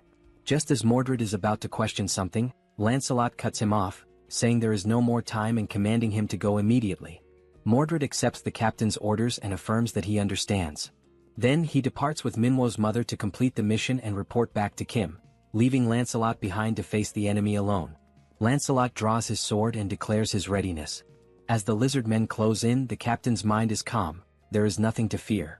He has made his choice to prove he is a knight. All of this is in the name of Lord Kim, even if it means facing every enemy alone. The scene shifts. Mordred has already arrived at the destination where Kim and Minwo are located. Opening the door, he announces that the mission has been accomplished. Minwo bursts into tears at the sight of his mother. Kim, too, expresses his relief and happiness that Minwo's mother is safe. Kim recalls that Lancelot had vowed to bring her back and asks whether Mordred is alright or if he was hurt somewhere. At that exact moment, Kim senses something is off as a system notification appears out of nowhere. The message reveals that the ghost of Camelot, Lancelot, has disappeared. Outside, Mordred begins recounting everything he witnessed and what happened after the split. Upon hearing this, Kim realizes that Lancelot must have sacrificed himself to complete the mission. And thanks to that sacrifice, Mordred was able to deliver the vital information, and Minwo's mother was saved. Kim then reflects that Lancelot may not be truly gone, as he could be revived by naming him once again using the enhancement stone and the magic stone. Even so, the thought leaves Kim uneasy. Being able to revive and being able to survive are not the same thing. He begins to question whether he placed too great a burden on Lancelot, now realizing that perhaps such a sacrifice wasn't necessary at all. Kim continues to reflect that he shouldn't have let Lancelot go like that. Even if Lancelot didn't want to listen, Kim should have told him that everything was alright, and that he didn't need to give up his life to prove his worth as a knight. Interrupting Kim's thoughts, Mordred recalls that Captain Lancelot specifically asked him to say that the enhancement stone would be well suited for Percival. This reminds Kim of the conversation he once had with Lancelot regarding the proper use of the enhancement stone, which possesses healing attributes. Kim acknowledges to himself that Lancelot truly thought of everything in advance, strategically and efficiently, even considering how best to use the enhancement stone. Once again lost in thought, Kim pulls himself back to the present and orders Mordred to share the rest of the information he gathered. With a look of unwavering determination, Lord Kim states that Lancelot's sacrifice will not be in vain, and that they will now formulate a plan to close the gate used by the lizard men. Back in the enemy's hideout, we see Lancelot's helmet, shattered and battle-worn, lying as the only remnant of the fierce fight that claimed his life. The bald old man, Sozen, is shown to be manipulating the helmet through the use of his magic. As he observes it closely, Sozen realizes that it belonged to an undead knight, and begins to wonder if there is a sorcerer somewhere responsible for creating such beings. While the old man is still deep in thought, he hears a voice commending him for a job well done. The voice belongs to the giant lizard man, who says that although the infiltrator was lost, they managed to capture someone else in his place. The old man responds dryly, saying that in situations like this, it's not about saying well done, but about offering a proper thank you, since it was the giant lizardman's duty to capture intruders in the first place. The lizard man admits that it's no easy task, and the old man then asks what he plans to do with the enhancement stone they obtained after capturing Lancelot. The giant lizard man says that for now he'll put the matter aside. Originally he would have handed it over to Lakis or Yatu, but since both are dead, the old man takes the opportunity to suggest that, since there's no one else to use the stone on, perhaps the stone could be invested in him instead. The lizard man then asks what he would gain in return if he were to invest in the old man.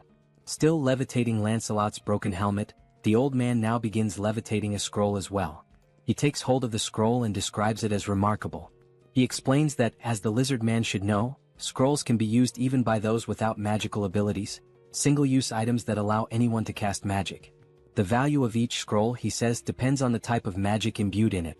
At the very least, they're worth more than 3 D-tier enhancement stones. The lizard man grunts in response, stating he can vouch for that. He also says he's heard rumors that the old man crafts his scrolls by embedding living people into them, which he finds disgusting. He adds that he much prefers the weapons and armor from the Eames dimension, as they are more efficient. The old man replies that the lizard man doesn't understand the artistry of creating scrolls using uncivilized beings. The giant lizard man then questions whether he too would be considered an uncivilized brute just for not understanding the old man's customs. He declares that arcane mages are themselves uncivilized beings. He goes on to say that they're barbaric sorcerers, and asks what it feels like to be powerless and exiled. He concludes that the enhancement stones will be used to acquire equipment from the Eames dimension, while the revolting scrolls will continue to be made using the prisoners they capture. The old man accepts this outcome with a sigh and comments that the lizard men truly lack imagination. At that moment, he hears a sound coming from deeper within the hideout, something that draws his attention. Their focus turns to the entrance and soon someone begins to step through. The old man and the lizard man exchange confused looks, unsure who the newcomer could be. Then they see a knight entering, holding a shield in one hand and an axe in the other. The knight announces himself to the enemies. He is Percival, one of the 12 knights of Camelot. The old man demands to know who this man is, and once again the knight identifies himself as Percival. The old man scoffs, saying it doesn't matter, and asks if he's come to avenge his fallen comrade. Wasting no time, Sozen casts a flame spell using one of the scrolls and tells Percival to try and endure it. A fireball crashes into Percival, but after the blaze dissipates he stands completely unharmed, having blocked it entirely with his shield, without even taking a step back. Seeing the hulking figure standing firm before him, Sozen mutters that Percival is far tougher than he expected. Then, wondering whether the knight can withstand the next spell, Sozen prepares another attack, moving his fingers to control more scrolls. But nothing happens. Turning to look at the scrolls, he sees a portal sucking them all in, every last one of them at once. Sozen freezes in disbelief. This is the first time he has ever seen scrolls behave this way. At that exact moment, the system sends a notification to Kim, stating that all magical scrolls have been stored, at the cost of 3,914 magic stones, leaving only 1,843 remaining. Kim, currently inside a helicopter with Yong-soo, confirms that the scrolls have all been safely stored and says he'll leave the rest to the team. The message is transmitted to a radio device, one that is in Percival's possession. Upon hearing the message, Percival raises his voice and asks if Mordred just heard that. The old man, completely confused, asks who this Mordred is that Percival keeps referring to, and whether he's the one who stole the scrolls. Before anyone can react, Mordred deactivates his camouflage right behind Sozen. Without wasting a moment or giving Sozen time to respond, Mordred swiftly swings his weapon, slicing the old man's head clean off with a single blow to the neck. And with a cold finality, he declares, "Mordred is the name of the one who killed you." A short while earlier, during the planning phase, Mordred had described the characteristics of the enemies they were about to face, mentioning that there was even a mage among them. That mage's name was Sozen, an old arcane sorcerer who had been exiled from Arcane. Kim then recalled how the man who used to be called the King of Knights had once mistakenly referred to Kim as an arcane. Bedivere took the opportunity to explain that Arcane is the dimension of the most powerful mages. According to what he remembers, there are 3 levels of mages there, and even the lowest ranked among them is classified as 6th tier. Seoul, surprised, pointed out that if even the weakest mages from that place are ranked 6th tier, then they must be incredibly powerful. Mordred then added that, for reasons still unknown, perhaps due to his exile, Sozen, the bald old man, was unable to use magic freely and immediately. Seoul commented that if a mage cannot use magic at will, then maybe he isn't as dangerous as they had initially thought. Once again, Mordred said that Sozen certainly lost both his status and magical strength after being expelled, and that there was no reason they shouldn't be able to kill him. However, since he was unable to cast spells normally, Sozen had devised a way to use magic through the creation of scrolls. Seoul asked what exactly a scroll was. Mordred explained that a scroll is a piece of paper capable of storing magical energy. In theory, it can only contain relatively simple spells, but because it can be used by anyone, regardless of magical ability, it's considered a valuable item due to how easily it grants access to magic. He also stated that Sozen almost certainly crafted the scrolls himself and stored them in bulk, giving him a distinct advantage in battle by allowing him to unleash magic when needed without relying on real-time casting. Thinking about the situation, Kim pointed out that there were two key questions they needed to answer. First, whether any of the lizard men also had access to these scrolls, and second, what types of magic those scrolls actually contained. Mordred admitted he hadn't been able to determine that yet, but he mentioned that during the moment he was discovered inside the hideout, Sozen had fired some spells at him. The spells consisted of 3 red magical blasts that detonated upon impact with the wall. Mordred had been saved only thanks to the materialization of the enhancement stone. The only thought running through Mordred's mind at the time was why a mage would be so dependent on scrolls instead of simply casting spells himself. At that moment, the sound of the explosion drew the attention of a nearby lizard man, who came running and asked what was going on, inquiring whether the commander was safe. The commander, who happened to be a chameleon, responded that there was an intruder in the area. The lizard man then asked where the intruder was. The chameleon said the intruder could disguise himself and that they needed to warn the others as quickly as possible. The soldier responded with a nod, saying he understood. Mordred considered the idea of simply slipping away and escaping undetected, but he couldn't bring himself to leave without understanding why a mage wouldn't use his own magic. The lizard man stated that the first priority was to block the entrance to prevent the intruder from escaping. The chameleon agreed, saying they needed to act quickly. As soon as the chameleon finished speaking, Mordred revealed himself and swiftly decapitated the lizard man. As Mordred's camouflage gradually faded, the chameleon stared in horror, realizing that the intruder was still there. Mordred thought to himself that he needed to gain some sort of strategic advantage and gather more information. Without wasting a moment, he struck again, this time slashing the chameleon's throat with a clean swipe of his dagger. As the chameleon collapsed to the ground, convulsing and gasping for his last breath, Mordred turned his head upon hearing a voice shouting insults at the fallen lizard men, calling them idiots and bastards. It was the bald old man, Sozen, floating in the air and ranting that the lizard men were too stupid to catch a single intruder. Still hovering, Sozen complained that he had to take matters into his own hands and write a new scroll himself, which was a difficult task. He looked at Mordred and stated that he was also unlucky because regardless of what happened, he would eventually be caught. At that moment, Mordred didn't quite understand what Sozen meant by that. Reflecting on the past, Mordred later explained that what surprised him the most was that Sozen had been able to track him even after he'd successfully escaped the cave. It was only because of this pursuit that Mordred was able to learn the extent of both the lizardman's and Sauzen's abilities. Mordred bowed his head slightly, apologizing and admitting that the pursuit had been more intense than expected, and that as a result, Captain Lancelot had made a great sacrifice. Kim responded by telling him not to blame himself. Without Mordred, none of them would have even known there was a mage among the lizard men. Kim went on to say that Mordred had taken action not only to gather information but while being fully prepared to die in the process. No one, he added, had the right to judge that. And once again he told Mordred not to feel guilty, because it was Kim's responsibility to act and make decisions. Right now, the top priority was to shut down the lizardman's gate. Bedivere then commented that it was very likely Sozen was reluctant to produce more scrolls, possibly because they were not simple to create. Because of this, Bedivere believed the probability of scrolls being distributed among other lizardmen was quite low. The military officer then confirmed the names of the enemies and of the bald mage, stating that they were likely hiding in a cave because it would be easier to conceal the portal's core there. He went on to say that Sozen was almost certainly the main defensive force guarding the portal, which meant he would not be leaving the cave. And this indicated two things. First, that the strength of the enemy forces was insufficient, and Sozen had no choice but to step forward himself. Second, that the full power of the Guardian mission needed to be deployed, and that the leakage of any information had to be avoided at all costs. Kim then pointed out that if they could just take out the old mage, the rest of the operation would become significantly easier. The real issue, however, was figuring out how to neutralize such a mage. The officer agreed. Kim said that, in his opinion, there was a good way to deal with that, and it involved using his newly unlocked level 3 subspace abilities. He referred specifically to the category skill, which allowed all items stored in the subspace to possess their own distinct properties and to be automatically classified according to specific criteria. The categories were of a higher tier, but the downside was that it was not possible to create or edit new categories at that level. Kim remembered a time when he tried to register a car as a categorized item, but the system didn't allow it as there were no matching categories available. So, only items that already fit into one of the existing categories could be stored, and even then only by paying a cost. He also recalled that he was only able to store the Sacred Spear of Lakis because it fit under the Eames Construction Materials category. It hadn't been long since he had managed to evolve the subspace to level 4, after killing the traitorous goblin Bongso. After this upgrade, it became possible to create new item categories, though the system still limited the number of custom categories to a maximum of 2. At that moment, Kim realized that since the mage couldn't use magic freely and relied on scrolls instead, there might be a workaround.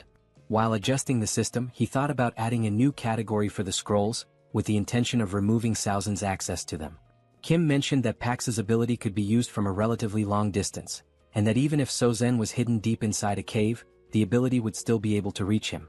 Once the plan was finalized, an assault group was dispatched to the cave. This group was composed of Seoul and Percival, the newly appointed tank knight. Seoul teased him, asking whether he was the leader of this operation, to which he answered affirmatively. She said she was eager to see what he was capable of, and Percival also added that he was looking forward to it. However, as soon as the action began, Percival realized that Seoul never really had a chance to take the lead, and Kim decided to keep her inside the subspace to avoid any unnecessary complications. Inside the subspace, Seoul was furious, yelling that she wanted to fight too. Kim responded by saying that her time would come, and asked her not to be too upset. Meanwhile, the lizard men within the cave were communicating among themselves. One of them announced that there was an intruder and that everyone needed to be alerted. Another said he would go report this new invasion to Saozen. As that lizard man ran off to deliver the message, a camouflaged figure suddenly appeared in front of him. It was Mordred, who, true to his skills as an assassin, intercepted the message by decapitating the lizard man in a single, clean strike.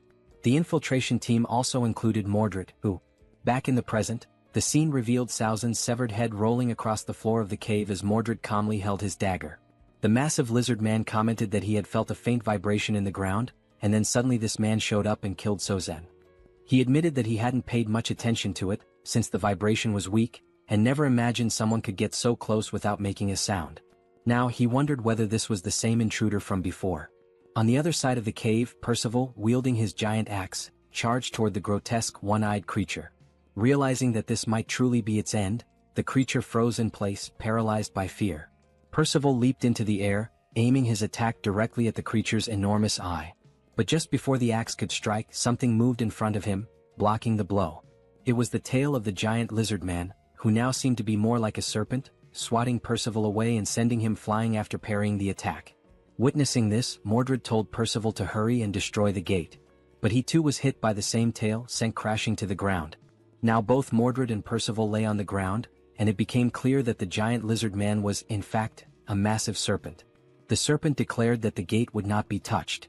Inwardly, the giant snake reflected on how it had heard stories about the powers of the enemy knights, but nothing had prepared it for these two in particular. Glancing at Saozen's lifeless, headless body on the ground, the snake muttered that the old mage had been useless from the start.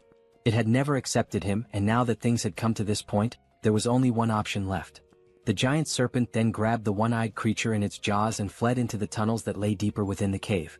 Lying on the ground, Mordred questions the reason behind the enemy's actions and wonders what the true intention is with relocating the core of the portal. His thoughts circle around the possible objectives, trying to understand where the enemy intends to go with such a move. Meanwhile, as it flees through the tunnels, the giant serpent reflects on its past experiences and competitive bidding processes.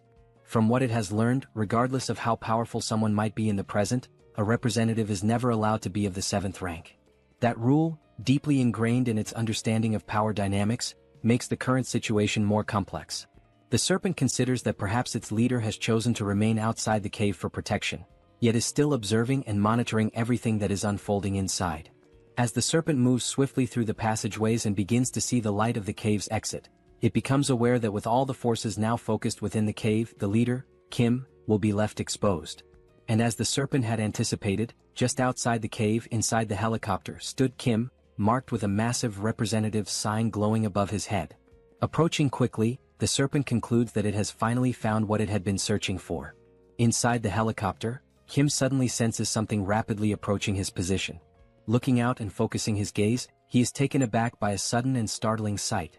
A gigantic creature is closing in at high speed, preparing to swallow the entire helicopter in a single overwhelming bite.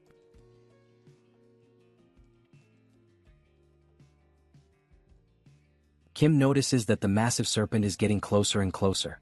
However, in some way he remains composed, perhaps due to the confidence he has in the capabilities of his powers. Recognizing the imminent danger, he calmly instructs Pax to throw something at the enormous creature approaching the helicopter. Without hesitation, Pax hurls an object at incredible speed, striking the serpent and causing it to recoil in pain, thereby interrupting its attempt to attack the aircraft. The impact is so intense that the colossal snake is slammed into the ground with tremendous force. The object thrown is revealed to be a beam from the Eames dimension, known for its highly durable properties. The serpent, catching the beam with its tail, flings it far away. After tossing the object aside, it realizes that the material is indeed a construction element from the Eames dimension. Having heard rumors about Kim's strange abilities, the serpent begins to understand that the rumors might be true. From inside the helicopter, Kim watches the creature and assesses its power.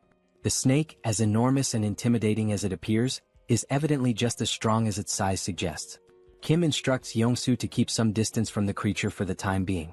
Determined not to give the enemy a chance to recover, Kim gives the order for Pax to continue the attack.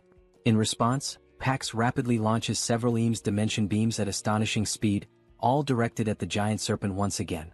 Sensing the incoming assault, the serpent coils its massive body in an effort to shield itself from the barrage. With its incredibly resilient body and the advantage of anticipating the strike this time, it manages to block the incoming beams, seemingly taking no damage at all. Observing the creature's movements as it defends itself, Kim realizes that defeating this enemy may not be so simple. The beam barrage from Pax continues, but this time the giant serpent seems to come up with a plan. It begins dodging each of the beams one by one with precise and agile movements. It slithers swiftly through the area until it comes across a building which it begins to climb. Reaching the top, the serpent positions itself at an altitude parallel to the helicopter. From inside the aircraft, Kim and Young-soo remain unsure of the creature's strategy. Then, trying to catch them off guard, the serpent suddenly spits a venomous substance from its mouth, aiming directly at the helicopter. Noticing the incoming attack, Young-soo attempts to maneuver the helicopter out of harm's way. However, the evasion is only partially successful. The venom still manages to strike part of the windshield. As the toxic substance begins to corrode the surface, Young-soo panics, knowing that if the windshield weren't so resilient, the venom could have reached him directly. Reacting swiftly, Kim opens the subspace and instructs Young-soo to enter it immediately. The portal begins to close slowly behind him. Watching the situation unfold, the giant serpent assumes they have chosen to flee from the fight altogether. But the system then displays a new deployment, another unit of the Black Hawk helicopter, emerging from the subspace and returning to the battlefield. The window that had just been hit by venom now appears flawless, as if it had never been damaged. And indeed that is the case, this is a different helicopter altogether. Witnessing this, the only thought running through the serpent's mind is whether the venom attack was somehow undone by re-entering the portal. It wonders what kind of ability Kim could possibly possess. Inside the new helicopter, Kim reflects on the situation. Whether or not the vehicle is struck, as long as it is part of the subspace, he can simply replace it with another. However, he now recognizes that attacking the creature using the Eames beams is ineffective, and he begins to wonder what alternative strategy he should use. The serpent, now coiled around another building, continues to watch him closely. Kim considers whether he should try using that newly acquired item. Choosing not to waste time overthinking, he commands Pax to launch the spear imbued with electrical properties. Flying at high velocity, the spear hits the serpent directly. At first, it shows no reaction, no visible pain. However, unlike the beams, the spear manages to pierce through the creature's thick hide. The serpent turns its gaze toward the object lodged in its body, questioning what it is and where it came from. Upon closer inspection, it realizes that the weapon is none other than the sacred spear once belonging to its ally, the lizard man Lakis. As the serpent tries to process how this is even possible, another spear swiftly follows, landing right next to the first and piercing its flesh once again. The serpent now begins to question just how strange the situation truly is. It was already unsettling to see Lakis's spear embedded in its body, but now there are two of them and Lakis only ever possessed one. Still in disbelief, the serpent tries to process how such a thing could be possible. Meanwhile, yet another object is rapidly approaching, clearly intended to strike it as well. Unlike the previous spears, which carried electrical properties, this new one is imbued with the power of ice. It pierces the serpent's thick hide just as easily as the others, causing it to react with a hint of alarm. Because the spear holds icy properties, it leaves a thin layer of frost spreading from the impact point across the serpent's flesh. The giant creature recognizes that this particular magical signature originates from the old bald sorcerer Saozin's scrolls. It then wonders how Kim is managing to employ such a wide array of different attacks. Enraged, the colossal serpent lets out a furious roar, declaring that weak attacks like these are incapable of bringing it down. Then, in a swift and aggressive motion, it lunges once again toward the helicopter, bearing its enormous fangs. Inside the aircraft, Kim notices that the area surrounding the squad has become slightly frozen due to the latest spell's effects. Reacting quickly, he opens the subspace once more and steps through, thereby avoiding the serpent's assault. In addition to the helicopter, Kim also pulls others into the subspace. Mordred and Percival, who were still hiding, and Bedivere, who had been watching everything from afar. All of them are sucked through the portal in a single motion. Still frozen in place, trying to understand the nature of her opponent's abilities, the serpent notices that the representative mark of Seoul remains floating in the same place, exactly where Kim vanished into subspace. As she begins to open another portal in front of her, the serpent thinks to herself that Lakis never possessed two spears. Everything must somehow be a part of Kim's ability. This time, what she sees emerging from the portal causes her eyes to widen in disbelief. Kim appears once again, this time accompanied by Seoul and their father, each holding one of Saozin's spell scrolls. But they are not alone. Kim has coordinated for everyone who had been inside the subspace to simultaneously release spells using different scrolls, amplifying the impact of the coming attack. At that moment, Kim signals for everyone to launch their spells and unfurls his scroll, casting the powerful joint spell. The resulting magical force is so immense that the sky lights up in a blinding radiance, leaving the serpent unable to perceive what is coming toward her. As before, dozens of icy spears are launched in unison, forming an overwhelming barrage. This time, the serpent is unable to dodge the attack. Just like the previous strikes, the spears penetrate the serpent's thick skin, each freezing the area around the point of impact. But the assault continues relentlessly. Wave after wave of icy spears rain down, giving the serpent no opportunity to recover. Overwhelmed by the sheer number of piercings and the accumulating frost, the serpent finally collapses to the ground, its body unable to withstand the brutal combination of wounds and freezing effects. Observing the fallen creature, Kim announces that it has gone down and instructs everyone to fall back. He also tells Pax to deploy a new Blackhawk. Within seconds, a Blackhawk materializes in front of them, and Kim calls out to his pilot, Yongsoo, preparing for departure. They board the helicopter and exit the subspace together. Looking out the open door, Kim sees the serpent writhing in pain on the ground, clearly struggling to rise. He remarks that for now the massive beast won't be moving anytime soon. Opening another portal to subspace, Kim gives a sharp command for everyone to launch more scroll-based spells. Now, each person within the subspace is seen holding scrolls of different colors, ready to cast once more. Realizing what's about to happen, the serpent reflects on what it could have done differently. Now its body is frozen and it can no longer move. Once again, the sky erupts in a blinding flash, caused by the immense power of the many scrolls being unleashed at once. At that moment, the system begins displaying multiple notifications, each indicating a different type of attack being launched at the serpent. This powerful, multifaceted magical strike heads straight toward the immobilized creature, which can do nothing but watch as the wave of destruction closes in. Thus, spells of various elements and properties strike the serpent with full force. Sometime later, as the dust finally begins to settle, Kim cautiously approaches the area. He states that he only has one question to ask. Then, looking ahead, he calmly asks why the enemies have been so desperate to launch their invasion. The serpent then states that things had to unfold exactly the way they did. Kim asks why. The serpent replies that he would not understand the reason, at least not now. Kim questions why he wouldn't be able to understand it. The serpent continues, explaining that the Earth's dimension is not far, and that, in time, Kim will realize that instead of simply defending himself as he is now, he will eventually become the one hunting other dimensions. It finishes by saying, "The universe, that is how the system was designed from the very beginning." And with those words, the giant serpent speaks for the last time.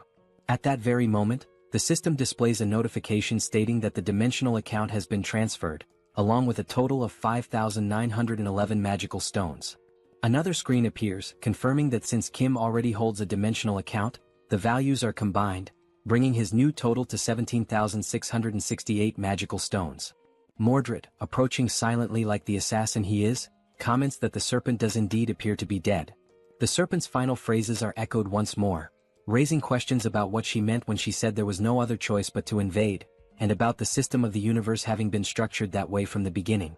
Mordred explains that although the leader of their enemies is now dead, the core of their dimensional gate is still intact.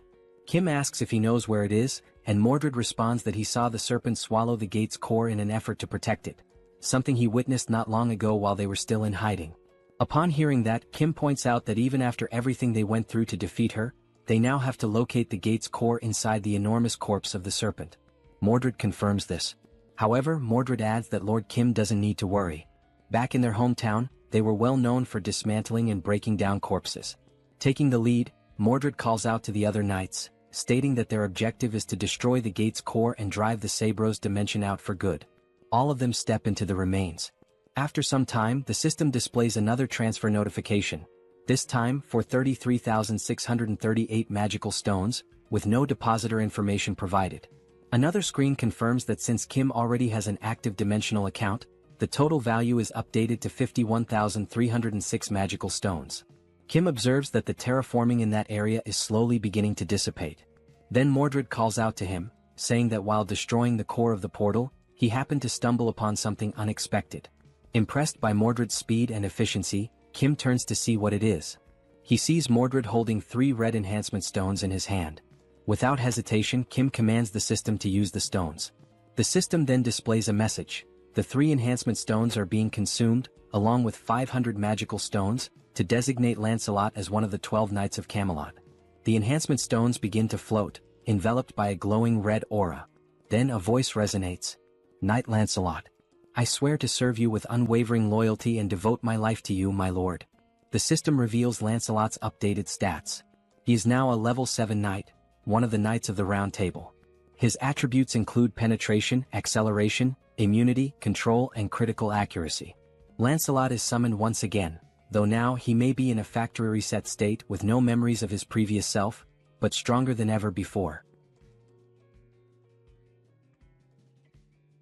At that very moment, a system notification appeared, announcing that the Sabros dimension had officially lost its commercial rights over the Incheon region. The message indicated that, because of this, Incheon had now been fully restored as part of Earth's territory. The land, which had previously been altered to favor the lizard men with its thick layer of mud, was now gradually returning to its original state, slowly but steadily. Lancelot stood quietly, taking in the scene unfolding before his eyes, while someone nearby remarked that all of this was happening thanks to him. The comment caught Lancelot's attention. As Lancelot turned to face Kim, Kim said that although it might be a little late to say it, he was grateful for everything Lancelot had done. Lancelot paused for a few seconds, falling silent. Then finally he spoke, not to deny the gratitude but to apologize, explaining that he had only done what was required of him as a knight. Kim responded by acknowledging how hard it must have been to do what needed to be done. He added that, regardless of whether Lancelot was good or bad, simply saying thank you would be better than offering an apology. Lancelot seemed ready to apologize again, but he stopped himself midway and instead offered a sincere, heartfelt thank you to Kim. And in that brief moment, Kim felt a quiet joy as he realized that his friend Lancelot had truly returned. He had not been reset from scratch, but was genuinely himself once again. At that exact moment, something caught Kim's attention, prompting him to look toward the sky. There, multiple helicopters were approaching in formation, heading in their direction. The city was no longer covered in mud. Throughout Korea, only Incheon had lost the bid for territorial rights. And now that it had been recovered, it meant that all the monsters who had attempted to conquer Korea had been successfully eliminated. Of course, this did not mean that the situation was entirely safe. Primitive monsters such as orcs and wyverns still roamed the land. Those remaining threats would need to be dealt with before the country could truly resume its normal functions, and that process could take a very long time. The helicopters completed their descent and landed at the site. The head of operations disembarked and addressed Kim as Colonel Kim, a title that made Kim pause for a moment, slightly puzzled by being called Colonel. The operations chief explained that they had not arrived earlier due to the ongoing terraforming process. but now additional helicopters were on their way transporting supplies. As he looked up at Kim, who stood atop the massive serpent's corpse, the chief remarked that this enormous creature had to be the leader of the lizardmen, and asked how something that size could even exist. Kim replied that he hoped the other head of operations was doing alright, since the last time they met, that man had fled the scene, claiming he had been attacked by insects. Sometime later, within the subspace, it was finally time for a meal. Plates were being served to everyone, and Kim couldn't help but think about the strange contrast, being served Chinese food in a world where monsters still roamed the streets. He wondered where the dish had even come from. The story had begun shortly after Minwo's mother had been rescued and received care from Joy inside the subspace. Minwo's mother had mentioned that she should offer food to express her gratitude to everyone, but Joy reassured her that she was fine. She had eaten a lot lately, though she would gladly accept the offer as a kind gesture. Curious, Minwo's mother asked how Joy had managed to eat so much food in a place like that. In response, Joy asked if she really didn't know. That was how Minwo's mother came to learn about Kim's abilities, specifically his power to produce infinite ingredients. She then mentioned that she had a friend who was an excellent cook. With materials provided by PX, dishes were prepared by the owner of a renowned Chinese restaurant located in Chinatown. This chef cooked with joy in his heart, because even in such a ruined world, he could still prepare food for others. It made him feel blessed to serve people again. And that was the story behind the Chinese dish. Thanks to the kind heart of the chef, it had become possible to enjoy a meal of such quality even in the midst of the apocalypse. Of course, even if the ingredients were unlimited, it was still questionable how the chef had prepared so much food alone. In truth, he had made only one dish, and from that single plate Pex had duplicated the rest. Seoul, known for her large appetite, devoured the meal and repeatedly asked Kim to bring more food, faster. Hearing this, Kim told her to slow down, commenting that it didn't even look like she was chewing. The women around them were astonished, still wondering how food could possibly taste that good. Meanwhile, Kim reflected on everything that had happened. He had defeated the lizard men, reclaimed Incheon, and now, everyone was able to sit down and enjoy delicious Chinese food together, and celebrate. And there was one more reason to celebrate. At that moment, Kim's sister-in-law, his older brother's wife, was not feeling very well. Joy asked her if she was okay, suggesting she might have caught a cold or something like that, since she hadn't eaten much. Looking down at her nearly full plate, the sister-in-law told them not to worry. But Joy continued, asking whether she had been feeling more nauseous lately, if her urination had decreased, if her mouth felt dry, and whether she experienced dizziness when moving quickly. The sister-in-law responded affirmatively, clearly confused as to how Joy could know all of that. Then Joy said something that took everyone by surprise, even the sister-in-law herself. She explained that those were early symptoms of pregnancy. Shortly after the meal, this information was shared with the rest of the family. Song, Kim's older brother, called everyone together for an important announcement. He explained that after Joy's suspicions, his wife had taken a test, and it had confirmed the pregnancy. Everyone congratulated them with smiles and heartfelt joy. Yangso turns to Kim and congratulates him as well, acknowledging that Kim is now about to have his very first nephew. At that moment, even though the baby's gender is still unknown, Kim suddenly feels as if he has crossed into adulthood, an inner shift he wasn't expecting. As the family gathers, their thoughts begin to wander toward the future of the baby. They start wondering about what the baby will wear, whether PX includes children's clothing, and which sport the child might eventually take up. Joy and Seoul are equally excited about the baby's arrival, filled with anticipation and happiness. However, just as with many things in life, wherever there is joy, there can also be looming concerns. The moment of celebration and happiness proves to be brief. A soldier approaches Kim and speaks quietly, informing him of an urgent radio transmission coming from the chief of the Central Operations Command. He suggests that Kim should hear it immediately. Kim heads over to the transmission line and confirms to the operations chief that he is now listening. After receiving several initial details, Kim explains that the terraforming has disappeared from Incheon and asks if the chief will be returning soon. The chief of operations then reports that, through the remaining direct communication lines with both China and Japan, he is currently sharing the developing situation among the nations. He explains that terraforming is now occurring on a large scale in those areas, and its effects are slowly spreading. He adds that the impact varies from country to country. At the moment, they are facing specific dangers. Toxic gases are pouring from the Beijing Gate, while poisonous water is erupting from the Fukuoka Gate. Kim realizes that being in Korea, China and Japan are neighboring countries, practically next door. He asks which of the two is currently experiencing the most severe damage. The operations chief responds that neither situation is minor, but among the two, the most urgent threat is definitely the toxic gas leaking from the Beijing Gate. While the colonel continues speaking to Kim, a shot reveals a massive insect, already dead, lying on the ground. He explains that the toxic atmosphere hasn't reached them yet, but the arrival of these giant insects shows it's only a matter of time before the real danger begins. The colonel emphasizes that closing the toxic gate in Beijing is now the highest priority.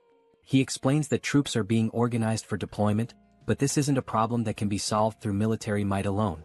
That's why he has remained calm until now. Admitting he feels a bit ashamed, the colonel says he needs to ask Kim for a favor. Kim tells him there's no need to feel embarrassed. If they do nothing, the entire Korean peninsula could soon become a living hell. Wanting to understand the situation more deeply, Kim offers to fly directly to China by helicopter and asks whether that would be acceptable. The colonel instructs him to first visit the 3rd Guard Brigade before heading to China. Kim confirms the order, says he will leave tonight, and ends the radio transmission with the colonel. Now driven by the thought that he cannot allow his future nephew to grow up in a world filled with giant insects, air pollution and poison, Kim feels an even deeper determination to resolve these problems and restore balance to Earth. He gives the command for PAX to increase the level of the subspace. Immediately, the system displays the progress. 30,000 magic stones are consumed to raise the level, leaving 20,000 stones remaining in the system's reserves. As night falls, the system finally notifies that the subspace level upgrade has been completed, unlocking new features and enhancements. One of these newly unlocked functions is the installation of a fixed portal, different from the general portals seen so far. Kim gives the command to install this new portal. As stated in the skill description, this new type of portal is distinct from all previously summoned portals. There are several key differences. First, once this portal is installed, it becomes fixed in the exact location where it was summoned and cannot be moved. Second, this portal has no physical presence or defensive power, meaning it cannot be used as a barrier to block enemy attacks. However, for those granted access, they are able to pass through the portal and enter the subspace, effectively allowing them to avoid enemy assaults altogether. This portal differs from the summoning-type portals used until now. The ability to enter and exit the subspace and collect necessary items through a single fixed location is, without a doubt, a remarkable capability. Watching all of this unfold, Manhwa comments that this is indeed an amazing skill, one that could easily be used for fraud if someone had bad intentions. He then asks if Kim is really going to China and urges him to hurry up. Kim confirms that he will be heading there soon, and adds that after closing the gate in China, he will have to go to Japan as well. Manhwa, clearly pleased, observes how Kim's abilities are now developing and expanding on a global scale. He tells Kim that if he ever needs assistance, he can count on him, because although he hasn't demonstrated it yet, Manhwa has awakened as a swordsman. He also expresses his gratitude for everything Kim has done, especially for saving his mother. Kim thanks him as well, for everything, before heading off on the next journey to save Earth once more. Inside the helicopter, Kim and Young-so give a thumbs up as a way to signal that everything is okay and to offer a temporary goodbye. The helicopter lifts off and begins its flight toward a new destination. Sometime later, at Incheon International Airport, someone is calling out for James, but there is no reply. A man approaches an aircraft while James's name is called again, urging him to come out. The man says he just received a call from the Joint Chiefs of Staff, informing him that the individuals they had discussed, the ones heading to China, have now arrived. Suddenly, James appears from underneath the plane, asking how they arrived so quickly. From his appearance and actions, it seems James is a mechanic. Still processing the sudden arrival, James expresses surprise at the speed of their arrival and comments that the aircraft hasn't even been fully remodeled yet for a long-range flight to China. As things stand, they won't be able to depart at this moment. After arriving at the airport, a military officer was already waiting for them, standing at attention and expressing his gratitude for their efforts in coming all the way there. This officer introduced himself as Park Cheo-hwan, captain of the 3rd Guard Brigade. Both Kim and Young-so respectfully returned the gesture and introduced themselves by name. The officer mentioned that he had already been informed in advance about their arrival so that preparations could be made for their flight to China. Young-so, visibly eager, commented on how excited he was to pilot a new type of aircraft. Without further delay, the officer instructed them to follow him. Once inside, they entered a hangar where the aircraft that would take them to China was waiting. The officer explained that the model of the aircraft was the C-130J, which is significantly faster than a Black Hawk, making the journey to Beijing possible. Hearing this left Young-so fascinated, and he quickly asked whether this aircraft was the same kind used by special forces in spy movies, equipped with cargo compartments. The officer confirmed it was, but added that maintenance work on the aircraft had not yet been completed. He asked them to wait a moment until the preparations for takeoff were finished. Curious, Yang-so asked what kind of modifications were being made. The officer explained that they anticipated encounters or possible monster attacks on the way to China, so the aircraft was being upgraded with minimal defensive capabilities. However, they were not equipping it with missiles or similar offensive weapons, just enough to improve survivability. As Yang-so stared in awe, clearly itching to fly the aircraft, the officer noted that it was almost ready, they just needed to be patient a little longer. However, he mentioned that there was only one engineer working on it. This surprised Kim, who questioned whether just one person could really handle modifications on an aircraft of that size. The officer admitted that Kim had a point, but added that the engineer, a man named James, was quite an unusual individual. Even with that reassurance, Kim couldn't help but feel skeptical about a single person managing such a massive task. Looking behind him, the officer suddenly noticed someone approaching and remarked that if he was already on his way over, it must mean the job was done. Walking over calmly was James, the engineer responsible for the aircraft's maintenance, who called the others over to show them the result.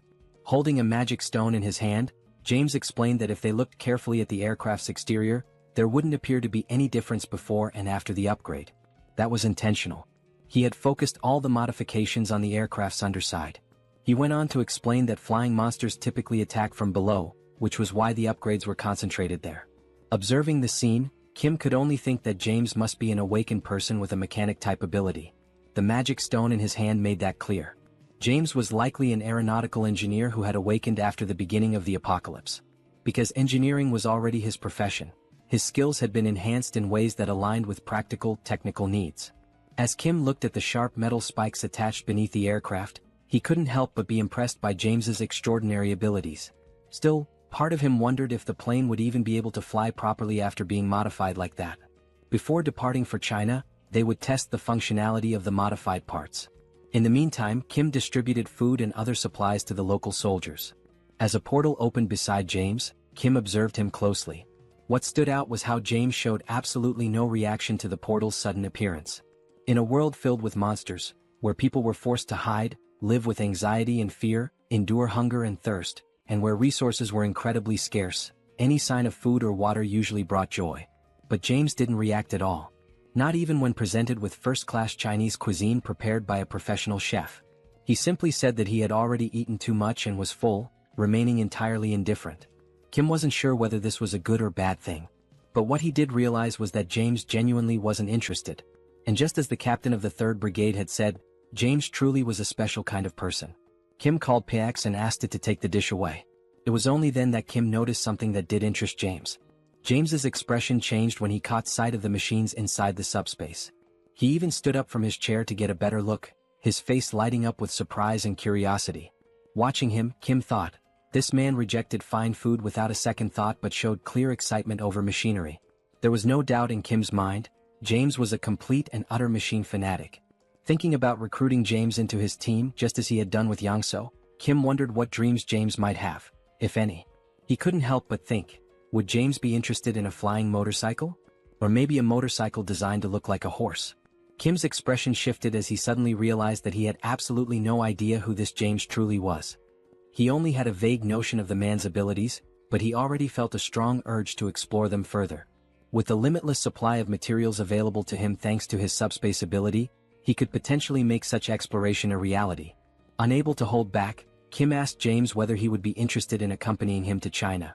Upon hearing Kim's proposal, James simply looked at him in silence, not uttering a single word.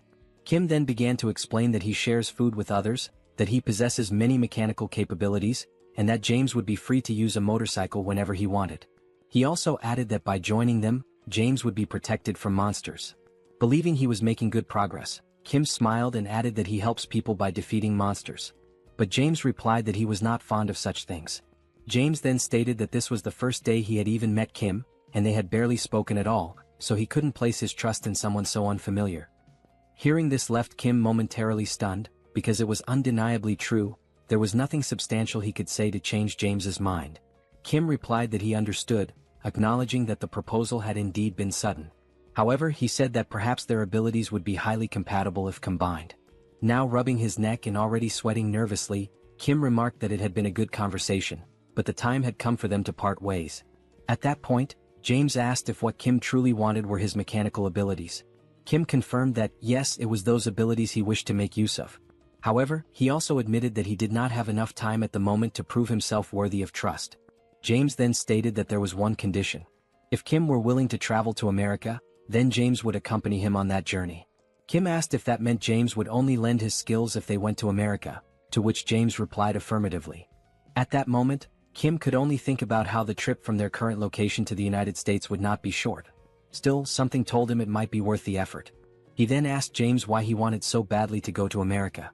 James replied immediately that he didn't have any family there. But even without family, there was still a place he deeply wished to return to. However, he did not want to risk making the journey alone, and with Kim being as strong as he was, it would be reassuring to go with him. Kim responded that going to the United States was a possibility, but not immediately. After closing the portal in China, he would need to head to Japan right away.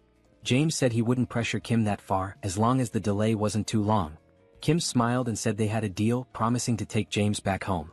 Then, as a way to initiate the sealing of this agreement, he opened a portal to his subspace. James had no idea what Kim was planning to do next. Suddenly, Kim pulled the entire aircraft into his subspace. Then he summoned 2 motorcycles and 2 Black Hawk helicopters. But upon noticing how empty the space still looked, he increased the quantity significantly, making many more vehicles appear. Kim looked over at James, who stood there speechless, and told him that all those vehicles now belonged to him. He could dismantle or rebuild them however he wished. Kim clarified that this wasn't a gesture of goodwill or a promise. It should simply be considered a gift. Smiling, he said he would return soon, waving goodbye. Then Kim left, while James remained behind, still in shock at what he had just witnessed. As Kim continued walking away, the only thing running through his mind was that what he had just done might have seemed frightening, but also slightly amusing. Back with James, he could only wonder what he was supposed to do with that many vehicles and aircraft. He questioned what kind of ability Kim even possessed. And at that very moment, James felt a deep sense of regret. If he had known that Kim had that kind of power, he definitely would have agreed to join him right away. Meanwhile, the flight continued on its course toward China. From inside the aircraft, Kim thought to himself that James truly had no idea what he was capable of. A few hours passed after the beginning of the journey, and they appeared to have reached their destination. In the city below, something abnormal was taking place. Giant insects were scaling the buildings, what appeared to be cockroaches, and not just a few of them. The number of these creatures was uncountable, crawling all over the structures. In addition to the cockroaches, there were also massive praying mantises, which were feeding on equally giant crickets. In the distance, the aircraft could be seen arriving, drawing attention from everyone on the ground. Looking through the window at the horrors below, Kim could only think that their previous enemies, the lizard men, had been noble by comparison. Meanwhile, Yang-so announced that he was beginning the landing process. As the aircraft touched down, some of the insects were already hiding in its landing gear. The airport itself was filled with wrecked airplanes and the lifeless bodies of dead insects. However, Kim had anticipated this situation and quickly opened his portal, pulling the aircraft into his subspace for safety. The aircraft was fully pulled into the subspace in a swift motion. However, to ensure safety, Kim opened another portal and from it someone stepped out. It was Lancelot who emerged, and it was clear that his aura had grown noticeably more intense. Lancelot addressed Mr. Kim, informing him that it was safe to come out. Kim responded by asking for a moment, explaining that he was in the process of putting on a new outfit. After a short pause, Kim stepped out from the portal wearing a suit designed to protect against radiation. He immediately asked whether there were any insects in the vicinity.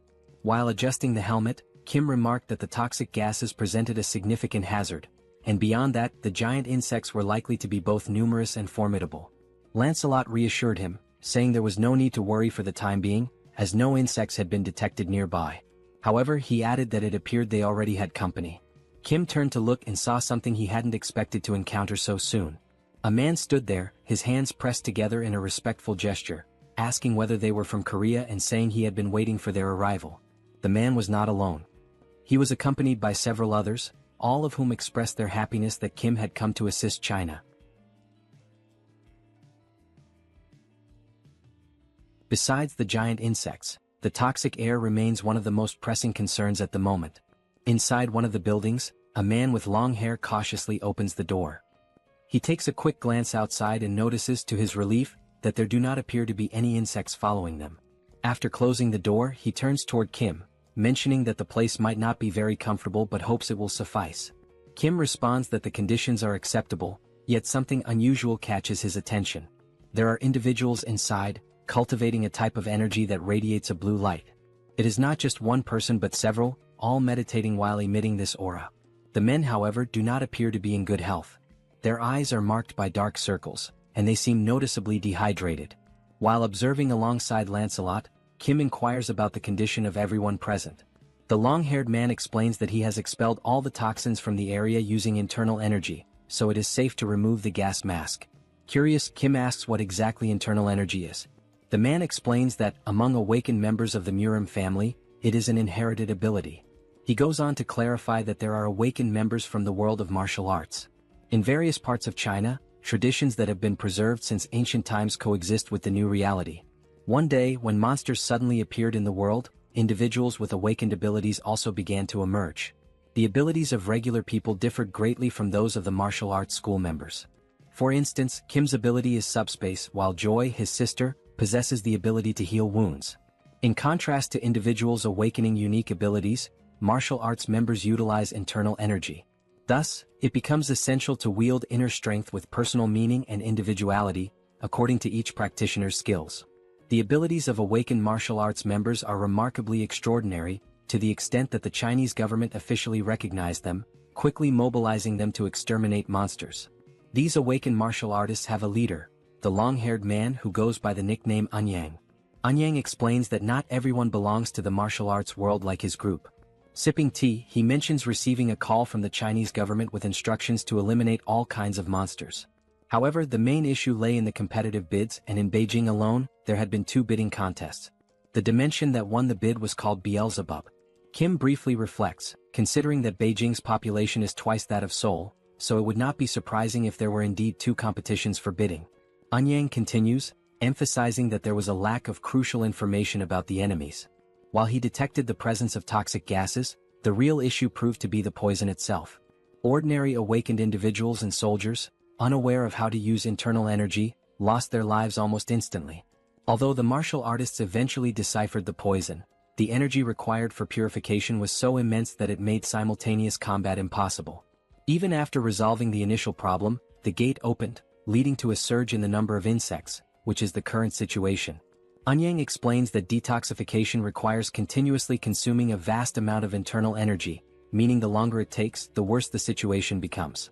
Moreover, for those who must breathe fresh air to accumulate and utilize energy, the toxic atmosphere becomes increasingly lethal.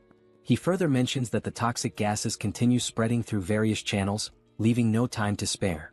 Surprised, Kim asks him to wait for a moment before proceeding. He then inquires whether Anyang feels invigorated by fresh air. Anyang confirms this, somewhat puzzled while standing up. Kim reassures him that it is not a problem. Without further explanation, Kim opens the subspace, announcing that he will return shortly. As he steps inside, Anyang remains unsure about what Kim intends to do. The system displays the cost of an air canister, 9,901 each. Kim instructs the system to generate several canisters. Once produced, Kim commands the system to remove the canisters and stack the air bubbles in layers. As the layers of air accumulate, they begin to form a mass as large as a giant boulder, with each portion of air being recorded as a separate product. Near the martial artist deciphering the gas, the system is set to automatically release fresh air at intervals of 1 second. Suddenly, a powerful explosion erupts near the men, catching them off guard. The force of the air blast is so intense that it pushes all the toxic gas out of the area, creating a clean and breathable environment. And only then did the men finally manage to breathe properly after so much time. An unsettling sensation arose as they wondered how such a thing could be possible. Anyang remained there, watching all those men expressing how refreshing and invigorating the clean air felt. Still in disbelief, he asked what Kim did to achieve such a result, as now all the men seemed revitalized just from being able to breathe pure air. Anyang, still incredulous, questioned how this could be possible. Turning towards the subspace portal, he noticed that the fresh air was emanating from Kim's ability. He began to realize that when he had reached out to the Koreans for help, it was truly a desperate situation. People who did not know how to utilize internal energy could not even move, and meanwhile the insects reproduced faster than they could be eradicated. That was the reason he pleaded for help, desperately grasping at any possibility. Naturally, he had anticipated a refusal when he explained over the call that the situation involved insects and toxic gases. However, during the call, he heard the soldier relay the situation to Kim, and the response came that Kim would be happy to assist. During the call, Anyang had also noticed the relaxed tone of the Korean soldier. Still uncertain, he had tried to confirm if Kim truly intended to come to China to help, and the answer was swift. The soldier explained that Kim would be departing that very night and arriving the next morning. For a brief moment, Anyang had thought the Koreans were being arrogant, assuming that the problem was small enough to be resolved by just Kim. And at that precise moment, when Kim did not merely arrive to eliminate the insects but genuinely demonstrated his immense strength, Anyang realized that he himself had been the arrogant one by underestimating Kim. Casting a sidelong glance with a look of surprise, Anyang finally grasped why Kim had been so composed. His abilities were indeed astonishing. Kim then noticed something that caught his attention. Looking to the side, he saw Anyang leaning towards him, seemingly wanting to express gratitude. Furthermore, Anyang sincerely apologized for any inconvenience caused to Korea, thanking Kim and assuring him that he would never forget this gesture. He continued by saying he intended to act before the toxic gas spread to Korea. Kim responded that he was taking his apologies too far and asked him to raise his head, emphasizing that there were ways to help people survive. Anyang raised his head, acknowledging that originally, it had been a battle where the longer it lasted, the more disadvantageous it became. However, thanks to Kim's ability, the internal energy could now be used in an optimal way. This meant that recovering their strength first would be beneficial, although it was clear they did not have unlimited time. Anyang then suggested launching an operation 3 mornings from now. Kim agreed, stating that it was a good plan as they were already recovering, so it made sense to do it right. Sometime later, Kim served Chinese dishes from the subspace to the Chinese men, who ate as if there were no tomorrow. With every bite, they enthusiastically gave a thumbs up, clearly savoring the meal. Even Anyang remarked that the Chinese food was excellent, even by local culinary standards. After the meal, he moved to the front of a whiteboard and announced that it was time to discuss how they would exterminate the insects. First, however, he would explain everything they knew about the giant insects. He began by explaining that there were some variations among the insects, but most of them resembled the ones they were accustomed to seeing. Some of the insects were larger and emitted toxic gas. Flying insects, such as moths or flies, tended to do this more frequently. Most of the insects were classified as rank 9 or rank 8, but occasionally, there were some classified as rank 7. The challenge was that, with so many of them, it was difficult to track them accurately. Anyang continued his explanation, addressing not only Kim but the entire group. He noted that identifying rank 8 insects often involved spotting large numbers of them, while rank 7 insects were rarer and appeared more formidable at first glance. Moving on to the locations of the gates, Anyang described their positioning, but Lancelot suddenly noticed something unusual. Deciding to investigate, he moved closer to the window. The toxic gas was still present in the area, except inside the building, where Kim had configured the air to refresh every second. Suddenly, the leg of an insect appeared near the building. Lancelot, interrupting the explanation, called out to Lord Kim, mentioning that something had shown up. Kim inquired what had appeared, but Lancelot admitted he had never seen such a creature before and could not accurately describe it. The creature continued to approach the building, revealing itself as a giant centipede with a seemingly resilient carapace. Observing it carefully, Lancelot remarked that just from looking at it, it was evident that the creature was rank 7. As the centipede approaches rapidly, its immense size and speed become increasingly evident. Kim comments that although he already found it disgusting before, it now seems even worse due to its larger size and increased speed. He also mentions that it does not seem to be a 7th level creature, but rather a 6th level one. However, Anyang corrects him, explaining that this monster is actually classified as an 8th level being. Kim then points out that it appears far too powerful for an 8th level creature. Anyang agrees that it is indeed strong, but continues to explain that, compared to other insects, this centipede is particularly formidable. Suddenly, Seoul interrupts the conversation by questioning whether that creature truly belongs to the 8th classification. Cracking her neck with a sense of anticipation, she remarks that she has been feeling extremely bored and hopes that this fight might finally satisfy her. She firmly requests that the others refrain from intervening. Continuing to stretch, Seoul mentions that it has been a day since she moved from Korea to China, and she feels the need to move her body to relieve stress. After preparing herself, she dashes toward the giant centipede with remarkable speed and determination. Seeing her rushing forward, Kim encourages her to show the monster what they are truly capable of. Anyang, however, becomes worried, but Kim reassures him, insisting that everything is fine and that there is no need to worry, as Seoul is so strong that it almost feels like something is amiss. At that moment, another man interjects, questioning whether Seoul is prepared to deal with the toxic gases, leaving Kim stunned as he realizes they had completely overlooked that crucial detail. Outside, Seoul focuses all her strength into a single punch, appearing to channel an electric current into it. She is exhilarated as it has been a long time since she last fought monsters. In one powerful motion, she delivers a punch to the centipede's head, strong enough to shatter its exoskeleton. Inside the building, Anyang continues to explain that regardless of the level of one's skills, fighting while inhaling toxic gas inevitably leads to poisoning. Furthermore, he notes that the centipede's shell is exceptionally hard and will not break easily. He then states that he will help Seoul alongside his disciple, urgently calling for her. He declares his intention to confront the centipede himself, while the woman takes care of Seoul's injuries. However, an unusual noise suddenly draws their attention, and out of curiosity, they decide to investigate its source. Upon reaching the building's balcony, Anyang is taken by surprise. As he closely observes the scene, he realizes that Seoul managed to break the exoskeleton and defeat the centipede with just one punch. While Seoul jubilantly celebrates her victory, Anyang and his disciple cannot help but think about the tremendous amount of internal energy they would need to break through that monster's shell.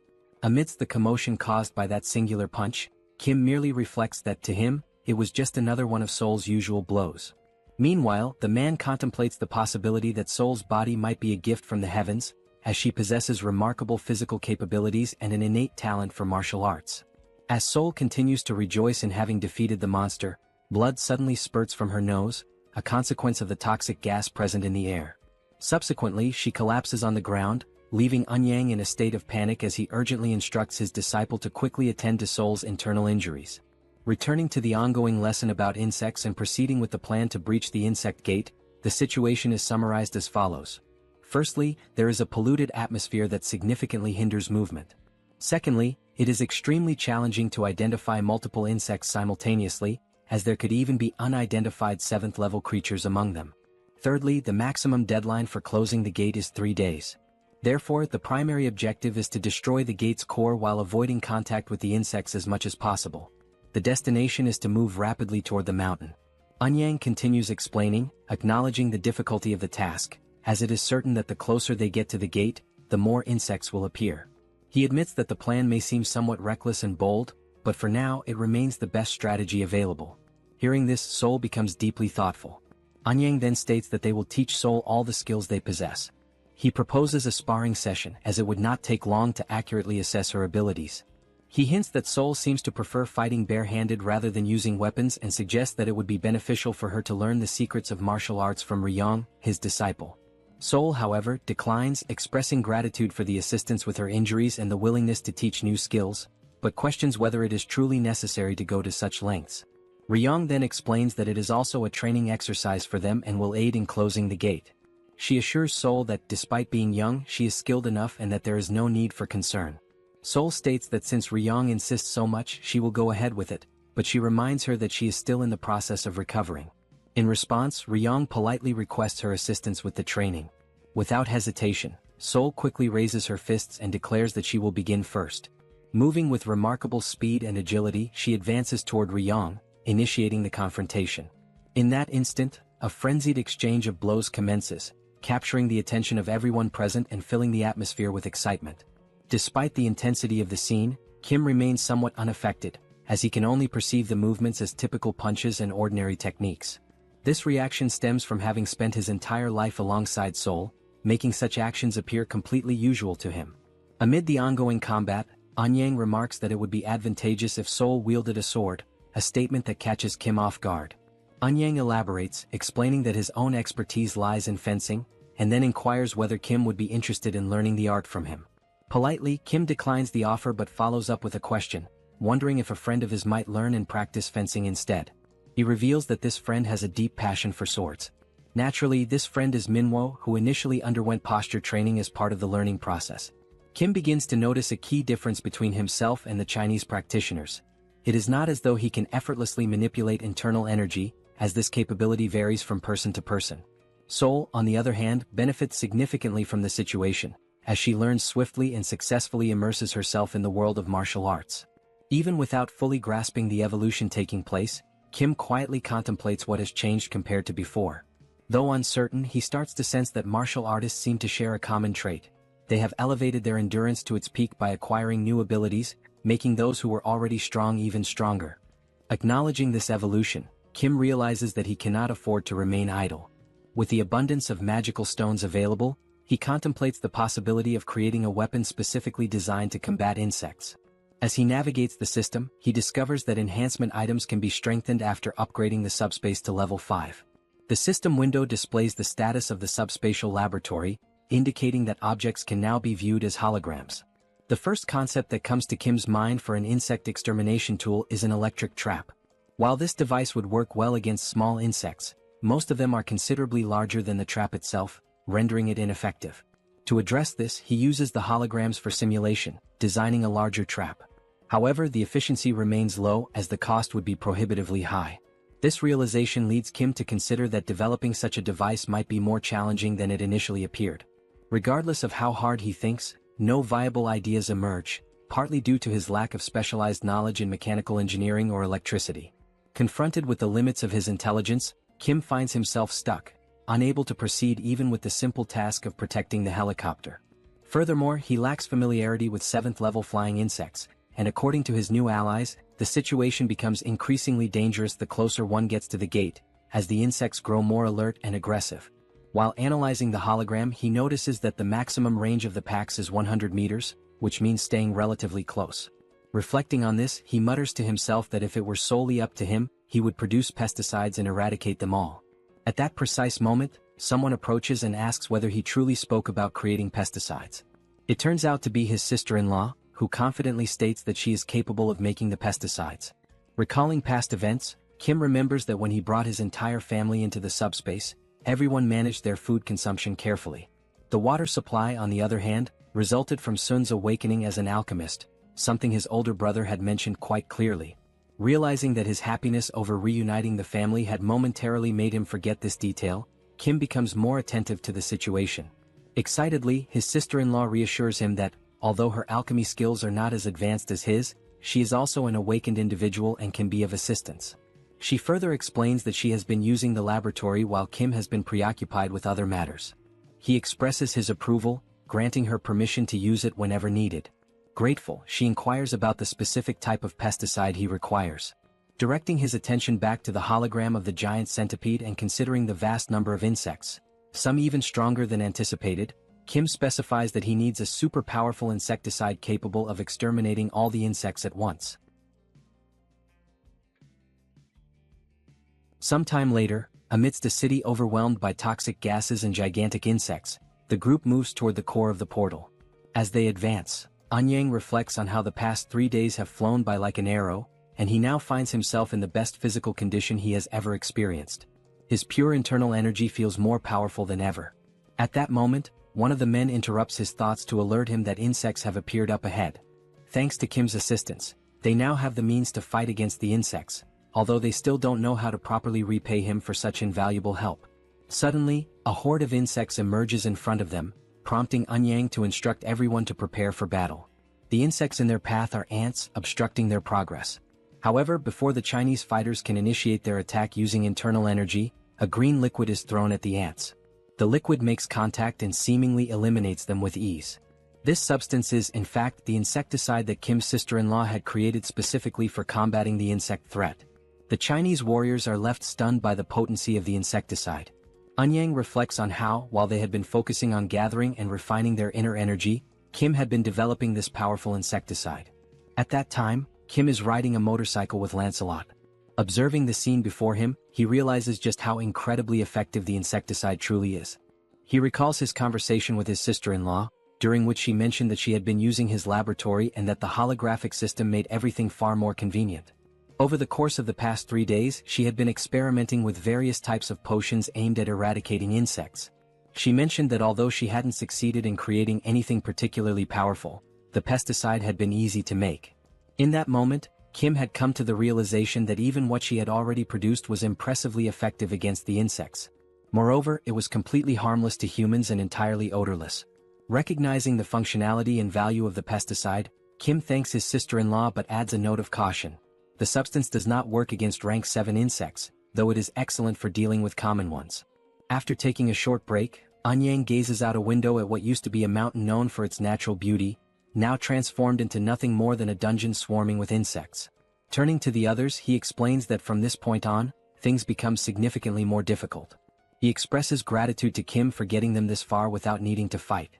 However, the mountain itself will not be so easy to deal with. He further explains that many attempts have already been made to destroy the portal's core, but all have failed.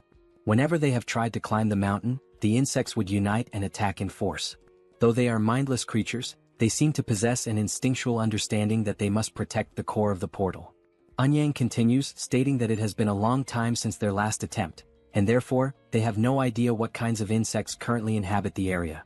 Kim responds by saying that Anyang need not worry, as he is fully prepared to fight rank 7 insects. With a confident smile, he reveals something he had not mentioned earlier. He gestures to Lancelot and explains that Lancelot himself is a rank 7, and there is also something inside the subspace capable of dealing with rank 7 threats.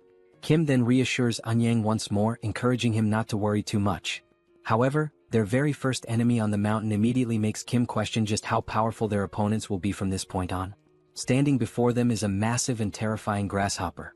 Kim can only think that, unlike the lizard men they had faced before, this enormous insect is definitely a rank 7. As the grasshopper prepares to attack, Kim wonders whether such a creature could have possibly completed the dimensional entity's paperwork. He then recalls what Lancelot had once said about the traitorous goblins, that they had evolved through sacrificial means, a method that lacked intelligence. Those goblins had received unofficial documents, underwent evolution, and thus became what they are now. Kim begins to question whether some intelligent life forms had taken the shortcut of evolving by sacrificing other creatures. He then wonders how primitive life forms managed to achieve similar results. It occurs to him that perhaps, by eliminating and consuming the mana cores of other beings, they are able to evolve without needing any official documentation.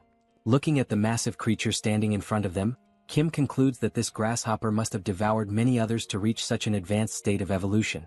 It had grown into something incredibly powerful, so much so that intelligence was no longer necessary. Trying to catch the creature off guard, Kim opens the subspace and launches several beams from the Eames dimension, aiming directly at the grasshopper's face. However, even those powerful beams are unable to leave a single scratch on the creature. Kim is left speechless, realizing that although the beams had at least been effective against Yatu in the past, they now barely tickled the grasshopper. Just as Lancelot is about to say something, Seoul steps forward and announces that she will take care of it. Kim quickly urges her to be careful. As something catches Lancelot's attention, Kim mentions that it would be a good idea for Seoul to bring Lakis's spear with her. Lancelot turns all his attention in that direction, trying to understand what exactly is happening. He begins to wonder what that could possibly be. As he attempts to get a better look, he questions why the trees are moving. Gradually, those trees seem to be drawing closer. It is only then that Lancelot realizes that they are not trees at all, but rather the legs of something enormous, something whose full form is still obscured. Suddenly, the massive creature leaps forward, rapidly closing the distance between them. The loud noise from the impact causes Kim to turn his attention to the source, curious about what just arrived.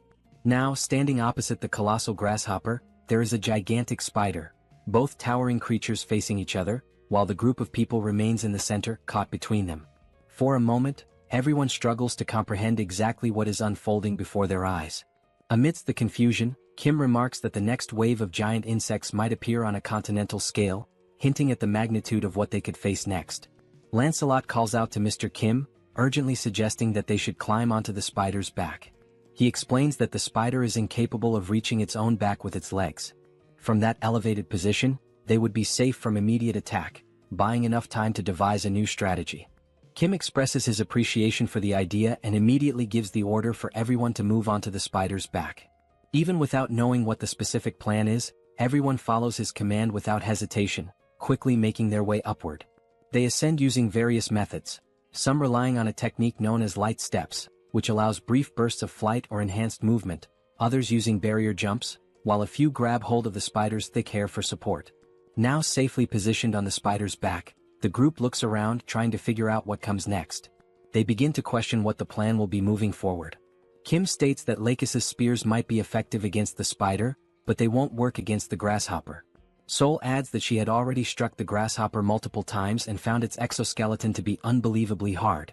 While the spears could manage to leave shallow scratches, actually taking the creature down seemed impossible.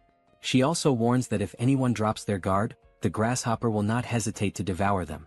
Right as she finishes speaking, the grasshopper suddenly launches itself toward their position with astonishing speed. The sheer agility of the movement leaves everyone momentarily stunned and unable to react in time. All of them are caught off guard by the sudden charge of that colossal creature, now barreling straight toward them. Seeing that massive creature charging toward them with clear intent to attack, Kim shouts for everyone to get out of the way. Instinctively, the group is already moving, reacting without hesitation. In the next moment, the giant grasshopper collides violently with the spider. From a distance, Lancelot shields Kim from the force of the impact, placing himself between his master and the shockwave. The men around them begin to question what on earth just happened so quickly. Looking down at the ground, they spot insect blood splattered across the terrain. The grasshopper remains standing, and now it begins to devour the spider it had just so effortlessly defeated. Witnessing this, Kim questions why the grasshopper would attack what seemed to be its own ally. It becomes clear to him that, although these creatures are capable of identifying enemies, they have no real concept of alliance or loyalty. They are instinct-driven beings acting on pure impulse, attacking first without consideration. Sticking to the original strategy, Kim points forward and says they must climb onto the grasshopper's back while its vision is obscured by the rising dust. Without delay, everyone follows the order, quickly making their way onto the creature's back. While ascending, Kim can only wonder whether the grasshopper has detected their presence. However, it continues feeding on the spider without showing any signs of awareness. Then suddenly the grasshopper stops moving entirely. No one can figure out the reason behind its stillness, but the unexpected pause grants them a valuable moment to breathe and prepare. Seoul turns to Kim and asks what the next step should be. Kim replies that they need to wait just a bit longer. If they can destroy the portal's core, the insects will be forced to return to their original dimension, making it unnecessary to fight the grasshopper at all. Once the right moment comes, they will descend and destroy the core. At that moment, the grasshopper begins to move again. It suddenly leaps into the air, forcing everyone to brace themselves tightly to avoid being thrown off. The landing sends a shock through its massive body, nearly causing the entire group to lose their balance and fall. It jumps once more, and as Kim holds on for dear life, the impact causes his protective mask to fly off his face. Each of the grasshopper's jumps hits with such intensity that Kim begins to vomit from the violent motion. He starts to question whether getting onto the grasshopper's back was actually the best decision after all. Not only might the repeated impacts break their backs and spines before they ever get close to breaking the portal's core, but the nausea is becoming overwhelming. Compared to the first time he rode with Yangso, this experience is significantly worse. At that moment, a new sound begins to rise, something similar to the sound of helicopter blades cutting through the air. Kim turns his head and spots a gigantic wasp approaching. The grasshopper halts in place as the wasp draws closer, and everyone remains still, waiting to see what will happen next. Seoul points out that dealing with the wasp right now will be extremely difficult. The wasp approaches even closer, revealing a long, sharp stinger. It heads directly toward Kim, who is in an exposed position on the grasshopper's back. Kim's eyes widen as he realizes the imminent danger he's in. Lancelot rushes toward him, urging his master to be careful. But it isn't only Kim who notices the threat. The grasshopper also seems to sense that it could be the next target of the wasp's sting. As the wasp gets close, the grasshopper reacts swiftly, swinging one of its powerful legs to strike it down to the ground. Kim starts to think that maybe the grasshopper assumed it was the wasp's target and simply acted in self-defense. Now the grasshopper charges toward the fallen wasp to launch a full attack. Trying to defend itself, the wasp bites down on one of the grasshopper's legs and successfully rips it off. The massive creature now stands with one less limb. Kim can only hope the grasshopper will continue to fight despite the injury. The wasp remains on the ground, seemingly vulnerable. However, the towering insect no longer makes any aggressive moves. Kim grows increasingly frustrated by the mindlessness of these creatures, annoyed at how they act like idiots without any coherent behavior. He begins to wonder if it's even possible to control such beings. At that point, he remembers someone capable of controlling certain things.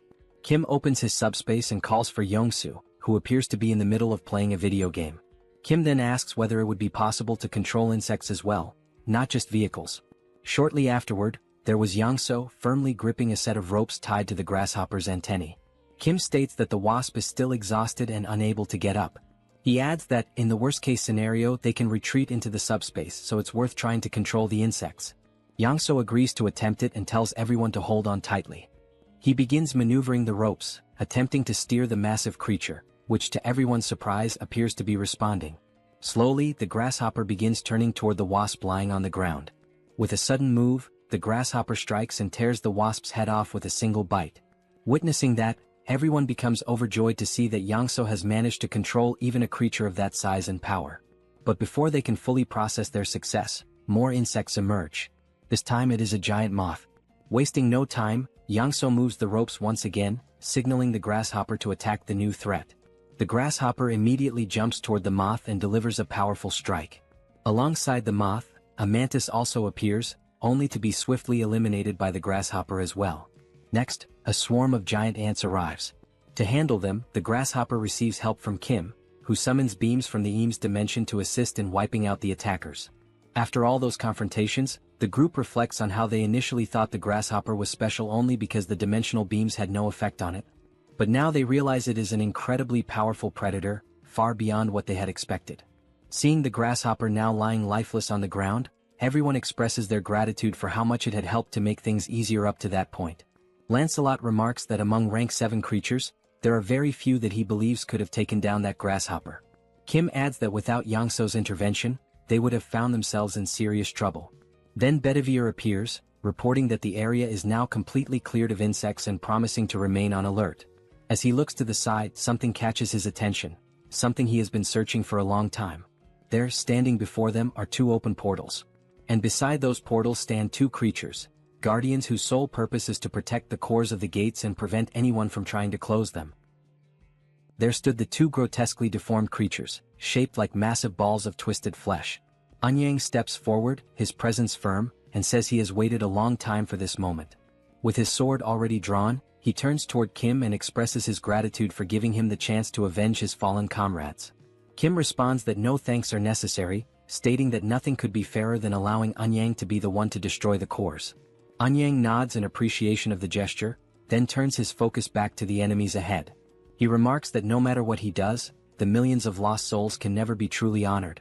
Still, he chooses to unleash his most powerful technique, because that is the least he can offer them. As he prepares to strike, an intense orange aura begins to radiate from his body. Gathering his strength, he raises his weapon and launches the attack, shouting for those disgusting insects to vanish. The skill, known as Descending Footprint, is released from a distance, designed to strike both gate cores simultaneously. The impact of the ability is overwhelming. Upon hitting its target, it obliterates the creature completely, crushing it with brutal force. The surrounding area is instantly engulfed in a thick cloud of dust stirred up by the shockwaves. Anyang turns around, his back to the devastation still unfolding behind him as the explosion continues to rumble. Watching the display of raw power, Kim acknowledges that Anyang had not been exaggerating when he said this was his strongest ability. The strength is truly formidable. Then one of the portals begins to close. However, everyone immediately questions why only one of the 2 portals is shutting down. As the dust settles, it becomes clear. The hand of some unknown creature had shielded one of the cores from the full force of the attack. Everyone turns to see what exactly that creature is. And since it has not yet emerged completely from the portal, Kim wonders what kind of being it might be. Gradually, the creature begins to exit the portal. It has multiple eyes, far more than anything natural. The being resembles a monstrous, mutated fly. The sight of such a horror leaves Anyang stunned. His most powerful strike had not even left a scratch. Then the creature attempts to speak. It says it will likely face reprimand from the Chamber of Commerce, but given the current situation, everything is already a lose-lose scenario. It adds that it smells something quite delicious. Seoul asks whether that mutant can even still be considered an insect. Kim comments that the monster is revolting and questions whether it is also a rank 7 entity. Attempting to catch it off guard, he opens the subspace and gives the command for PX to launch the Lakis spears toward the fly. The spears strike the creature's eyes, yet cause no harm, not even the faintest scratch. This outcome surprises Kim, considering those same spears had managed to wound the grasshopper. His suspicion grows. Lancelot then confirms that the creature is indeed at least rank 6, possibly even stronger. The fly questions what had just been thrown at it, noting that it barely felt a thing. It also asks where those spears had come from. Seoul looks to Kim and asks what they will do next. Kim, however, finds himself unable to focus on anything except trying to determine the next move, never having faced anything of such overwhelming power. He begins recalling past fights against opponents stronger than himself, trying to understand how he had managed to overcome those odds. There must be some kind of trick. Then reality hits him. Until now, all he had done was launch attacks endlessly. And now would be no different, because no other option remains. He shouts for everyone to stay back, announcing his intent to continue attacking from a distance until he can find a weakness. Again, he opens the portal and fires more of Lakis's electric spears. The spears strike the fly, but are effortlessly deflected, causing no visible damage. The creature mocks the attack, sarcastically claiming that the pain was unbearable. It then wonders aloud whether it should simply wipe everyone out, leaving no survivors. Yet it says it feels too lazy to move. Now face to face with Kim, the creature hovers menacingly as Kim desperately searches for a solution, or at least tries to determine whether it's worth continuing to attack despite the lack of results. Kim remarks that the only small advantage is that the fly considers them so insignificant, it doesn't even seem to have acknowledged the presence of the humans. Lancelot calls out to Kim and insists that he doesn't need to fight this monster directly. All they need to do is find a way to destroy the gate's core, and the creature will vanish along with it. Kim responds that he knows that, but still can't stop himself from trying to take the monster down. Lancelot agrees to try and distract the creature. Once an opening appears, they all know what to do. Kim agrees with the idea but wonders how Lancelot plans to do that, especially when even the Lakis spears are being ignored. He concludes that the only possible solution is to find something the insect would be attracted to. Then, an idea seems to strike him. He reaches into the subspace and pulls out an oversized electric repellent. The system display shows that it carries an electric attribute, with functions including penetration, shock, and provocation. When Kim realizes what is happening, within mere seconds, the creature is already alarmingly close to him, as if it had been rapidly drawn in by some invisible force. With its sudden approach, the hundreds of eyes covering the fly become clearly visible, revealing how horrifying the creature truly is. The fly then questions what the object is, calling it both fascinating and beautiful.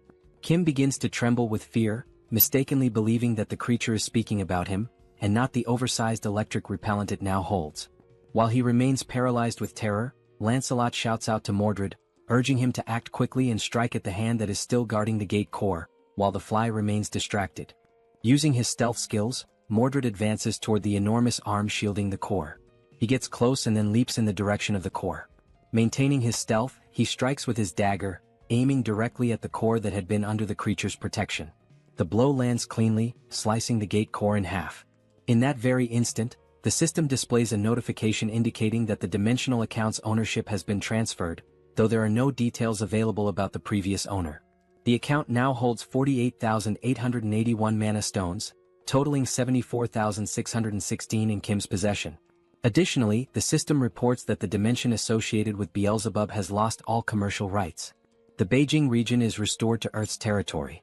At that moment, while the fly is still holding the repellent, visibly mesmerized by it, the creature is suddenly pulled backward, sucked into the portal, and sent back to its own dimension.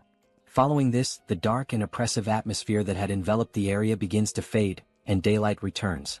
One of the Chinese men, noticing that everything appears to have returned to normal, asks if it's really over. The sunlight breaks through once again, shining over a landscape that had, just moments earlier, been completely blanketed in toxic gas. All the men shout in celebration. At last, they have successfully cleared the Chinese gate. In a moment of relief, Kim collapses into a sitting position on the ground. Lancelot approaches and asks if he's alright. Kim replies that he is, even though his legs gave out and he nearly got eliminated by a giant fly. He explains that when the creature got that close to him, there was nothing he could do. The panic was so overwhelming and immediate that he couldn't even think about entering the subspace. In other words, this time he came back from the dead. He adds that what is most shocking is the fact that even a monster like that is afraid of the multidimensional Chamber of Commerce, the same organization behind the ongoing war. And if they wish to return to their former lives, they will have to confront that very group, to stand against something that even terrifying monsters fear. Seeing Kim so drained, Lancelot asks Mordred to remain on alert. Kim can only think about how he needs more allies, and how he must become even stronger. Sometime later he is seen speaking with Eun-yang. The Chinese warrior asks why Kim had requested to borrow the martial arts manuals. Eun-yang remains in disbelief, especially because when Kim mentioned that he could copy the manuals, he never expected it would happen instantly. With the help of Pax, Kim manages to compile all the manuals into a single, extremely thick volume. Eun-yang expresses that he still feels he hasn't thanked Kim properly, and says it's a shame that Kim has to leave so soon. Kim tells him not to worry as he is already configuring a portal to this location and will be visiting regularly. He adds that if they ever need help, they should not hesitate to reach out because he will be there. Eun-yang then asks what Kim plans to do next. Kim responds that his next destination will be Japan. And so, the scene transitions, revealing what awaits Kim and his companions in Japan. Sometime later, Kim had already returned to Korea and was now in conversation with the colonel, who began by congratulating him on successfully closing the gate in Beijing. The colonel, clearly concerned, asked if Kim had been injured or suffered any harm, to which Kim promptly responded that he was fine. However, Kim turned the focus back onto the colonel, noting that the commander himself did not appear to be in good shape. That was when Kim noticed a woman seated beside the colonel and asked who she was. The woman, visibly enthusiastic, introduced herself cheerfully as Park Seo-yeon, the representative of Busan. She added that it was a pleasure to finally meet Kim and mentioned that she had heard a great deal about him from the commander. Outside, one could clearly see the identification tags of both representatives, visible even from a distance. At that moment, the system displayed a notification. A declaration of war had been issued between Fukuoka and Busan. This time, the duration of the conflict would be 7 days, and the condition for victory was to eliminate the opposing representative. Everyone in the room was caught off guard, surprised that Fukuoka had declared war against Busan. The colonel then turned to Kim, asking if he remembered what had previously been said about Japan, that the situation over there was not looking good. Kim affirmed that he remembered, though he noted that China had been the more urgent matter at the time. The colonel explained that on that very same day the previous government of Japan had collapsed, and an ultranationalist group known as the Society for the Awakening of Restoration had seized power. As the name implied, this group revered beings from other dimensions and exalted awakened powers. Kim commented that it reminded him of the traitors from the First Corps who ended up turning into goblins. The colonel placed an image on the table and said that it showed the appearance of one of their enemies. Kim picked up the photo and was taken aback. It clearly depicted some sort of fish. He questioned whether they were not humans, to which the colonel responded that most members of the Society for the Awakening of Restoration appeared as fish-human hybrids. That was the only key difference between them and the goblins. Back in Japan there had been no one to stop them. Thus, their influence continued to grow unchecked until they eventually took control of the entire country. The situation escalated just the previous day when Hideki, a so-called assault captain, made a sudden appearance in Busan. Civilians working near the coast witnessed the arrival of the monstrous figure and were bewildered, unsure of what kind of creature it was. The shark-like entity then charged at the group of people, aggressively biting down on them without hesitation. Seo-yeon began to explain that Hideki had shown up and immediately began indiscriminately slaughtering civilians. Now, it appeared the group's ambitions extended beyond Japan, with plans to invade other countries as well. And right after these brutal attacks, they issued the very declaration of war that Kim had just seen. Kim felt overwhelmed, struggling to understand how the situation had devolved into such chaos so quickly. Seo-yeon explained that no one knew anything about the true nature of the enemy, only that they were fishmen. No one knew their numbers, nor the extent of their powers. What was known, however, was that in only 6 days the fish would reach Busan. The colonel added that attempts had been made to contact military units to recruit awakened individuals, but the turnout had been shockingly low. Kim joked that he finally understood why the colonel looked so unwell. As he thought further, he realized that these humans had also aligned themselves with beings from another dimension. At first glance, they resembled the goblins of the First Corps. However, back then, the most powerful enemies had still been limited to rank 8. Now, it seemed that nearly every enemy was at least rank 7 or perhaps even stronger. Beyond that, they had no intelligence on their enemies, no information about which beings they had formed alliances with.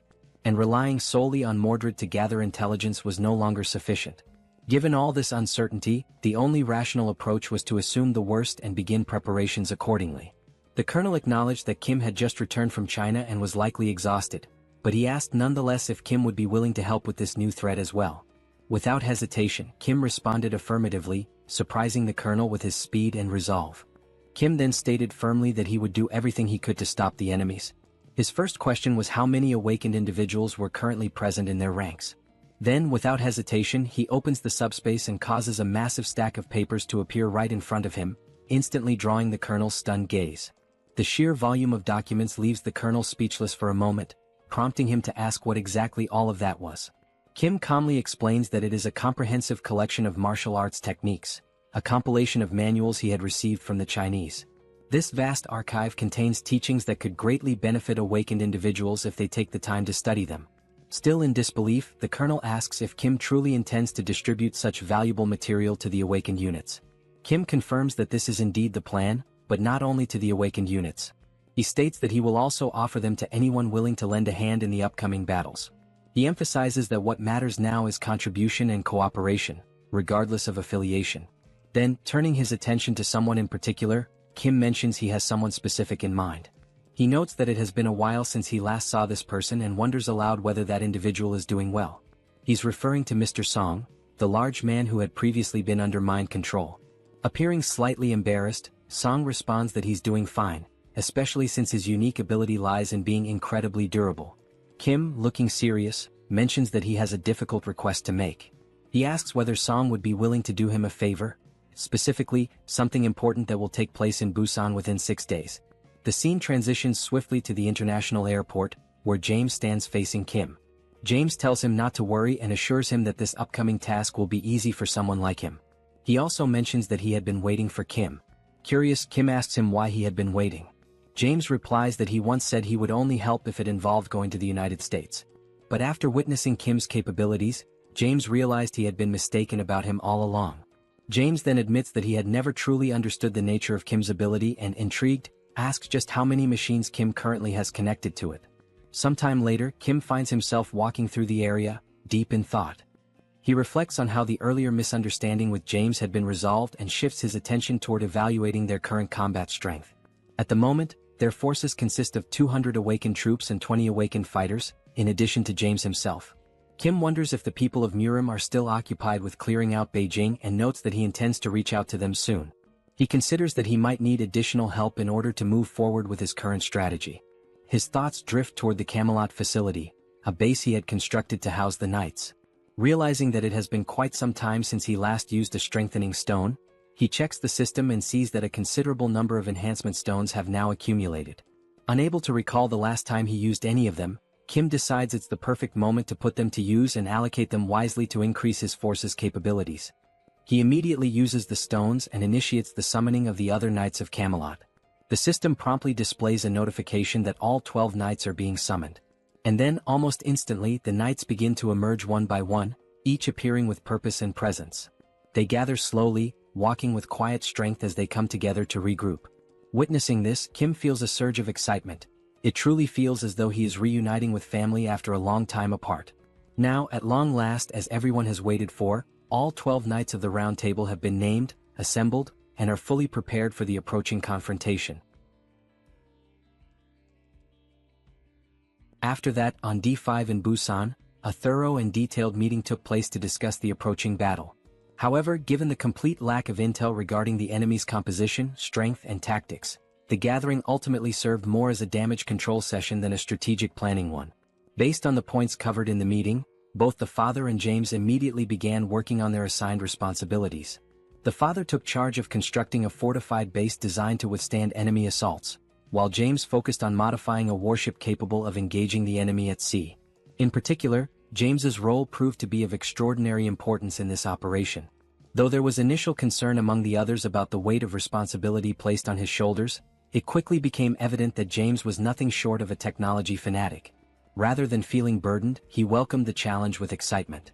As time grew short, Kim made the decision to request reinforcements from the martial artists as well. Anyang and his men reported that they had managed to get things in order back in China, just in time to lend their assistance in Busan. Unfortunately, not everyone could leave China, so only the strongest among them came to help.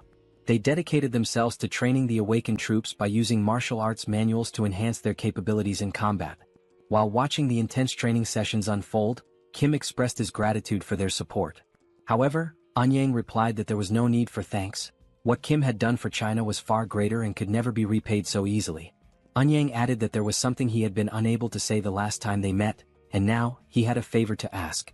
Curious, Kim asked what kind of favor it was. Anyang pulled something out and showed it to him, a sort of remarkable beauty and significance. He explained that he had used an enhancement stone on the weapon, which had significantly amplified its power. He then asked Kim if it would be possible to duplicate this sword, completely catching Kim off guard.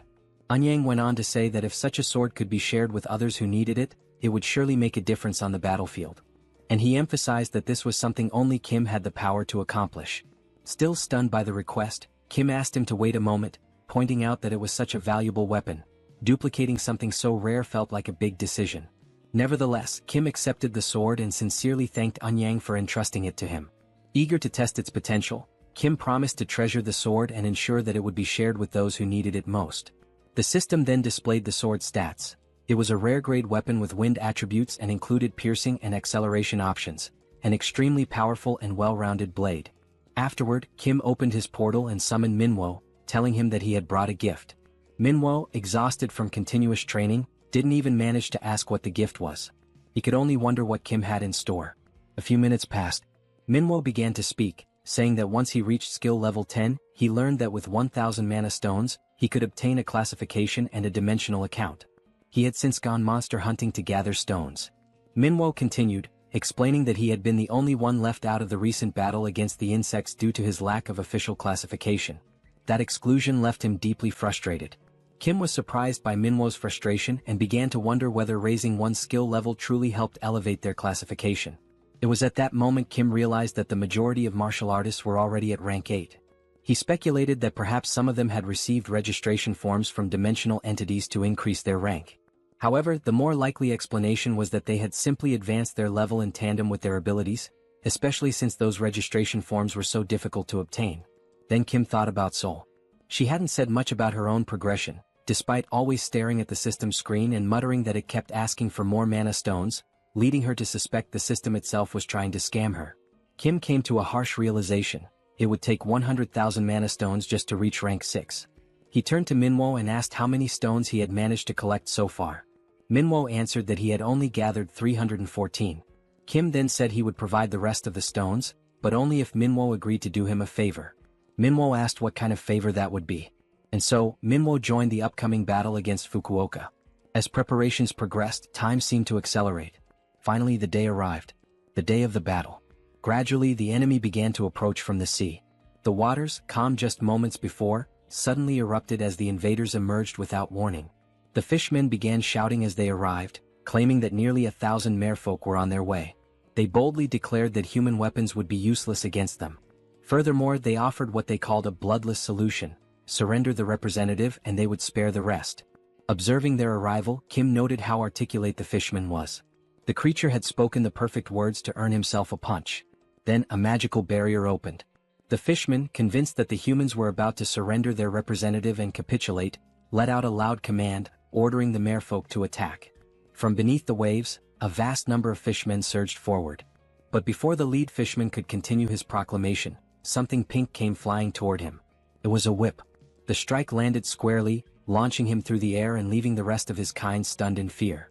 That powerful attack came from the newly appointed knight, who addressed the fishman with absolute contempt, calling him a filthy piece of trash. She was flanked by 3 other knights, standing firm as she boldly declared that those damned fish wouldn't be allowed to take even a single step closer to Lord Kim. The 4-knight formation immediately exuded an intense aura of pressure, striking fear deep into the hearts of the invading fishfolk. Amid the mounting tension, a new figure emerged from among the enemy ranks, a fish-like creature who introduced himself as Lord Makio. His presence marked a shift in the battlefield's atmosphere. Observing the resistance before him, Lord Makio remarked that this scene was quite different from what had previously been described by another of their lords, Lord Hideki. A hammerhead-headed subordinate of his stepped forward, ordering the other fish to stand back as he alone would break through the enemy's defenses. Wearing a confident smile, Lord Makio stated that he would now show them the vast difference in power between their forces. But despite his posturing, the hammerhead fishman was swiftly intercepted and utterly defeated by Percival in a decisive, brutal counter. The blow left him crumpled and motionless, showcasing the sheer gap in strength between them. Witnessing one of their commanders fall so easily, the rest of the fish warriors charged in desperation. They shouted that the mighty Lord Hideki was still with them, and they had far greater numbers. Surely they still stood a chance. Joining the battle's front line was Anyang, wielding his sacred sword with unshakable determination. Fighting at his side was his trusted aide, delivering a relentless flurry of punches against the enemy. Also present on the battlefield was Seoul, effortlessly taking down wave after wave of fish soldiers. Her strikes were sharp and well coordinated, drawing from the new combat techniques she had recently mastered through rigorous training. A bright smile played on her face as she fought with poise and strength. Amidst the chaos, the second Lord Hideki finally made his entrance. Commanding his troops to charge, he stepped forward with a declaration of power, claiming that even among fishfolk, there existed a hierarchy of strength, and they were about to witness it firsthand. But his confidence was abruptly shattered. Out of nowhere, a Virga beam shot through the air at blinding speed and struck him square in the chest, throwing him back violently and halting his advance in an instant. The ordinary fish warriors gasped in horror, eyes wide as they watched their powerful commander being flung through the air like nothing more than debris. Seconds passed as confusion turned into panic. Suddenly, cries broke out among the enemy ranks, urging everyone to retreat. Something was clearly wrong. One of the fish soldiers, now frantic, shouted that they couldn't see any human ships nearby. If there were no ships, there should be no threat. The sea, by all logic, should be a safe haven for them. From the rooftop of a nearby building, Kim silently watched as the fish forces scattered in retreat. There was no celebration in his expression, only observation. He wondered to himself why they were fleeing in such a disorganized manner. Unlike the lizard men or the insect hordes, the fish folk had yet to display any truly formidable power. It left Kim questioning whether this was really the full extent of their strength. Out in the ocean, as the enemy tried to escape, Kim opened a portal high in the sky above the retreating fish. From it, a massive ship descended, an imposing war vessel engineered with unmatched precision and technological enhancements. The fish had plans, no doubt, but against this masterpiece that James had constructed, any strategy would prove meaningless. Inside the ship, Kim gave a direct order to Yangso to set course for Fukuoka. Yangso replied with certainty, affirming that he would take them there, especially now that they had a fully equipped and masterfully modified warship at their disposal. While they sailed on the newly modified ship, Yongsu was excited to be steering the vessel, while Kim thought about how it had already been 2 hours since they had set off for Fukuoka. Besides having escaped earlier, no monsters had appeared. In other words, it had been 2 hours without any incidents or disturbances, completely silent. Kim wondered if perhaps they were being lured somewhere, but he considered that he would have to be extremely careless to be used as bait, which would be far too obvious. He realized that Lancelot and the other knights must be busy defending the base, except for Mordred. As Kim contemplated what could possibly go wrong, and prepared to enter the subspace to protect himself if something did, he suddenly heard an unusual sound. Quickly, he shouted that it was the noise of a strange monster and continued yelling that he had known it was a trap from the very beginning. Outside, on the sea, a giant whale emerged from the water. Kim said that, at first glance, this whale was at least of the same class as the locust, and if it reached Busan, it would cause total devastation, putting Kim on high alert.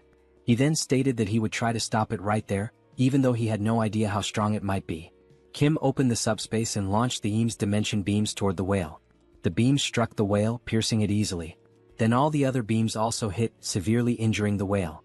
Seeing this, Kim commented that, as expected, the strength of that whale did not even come close to the power of the locust.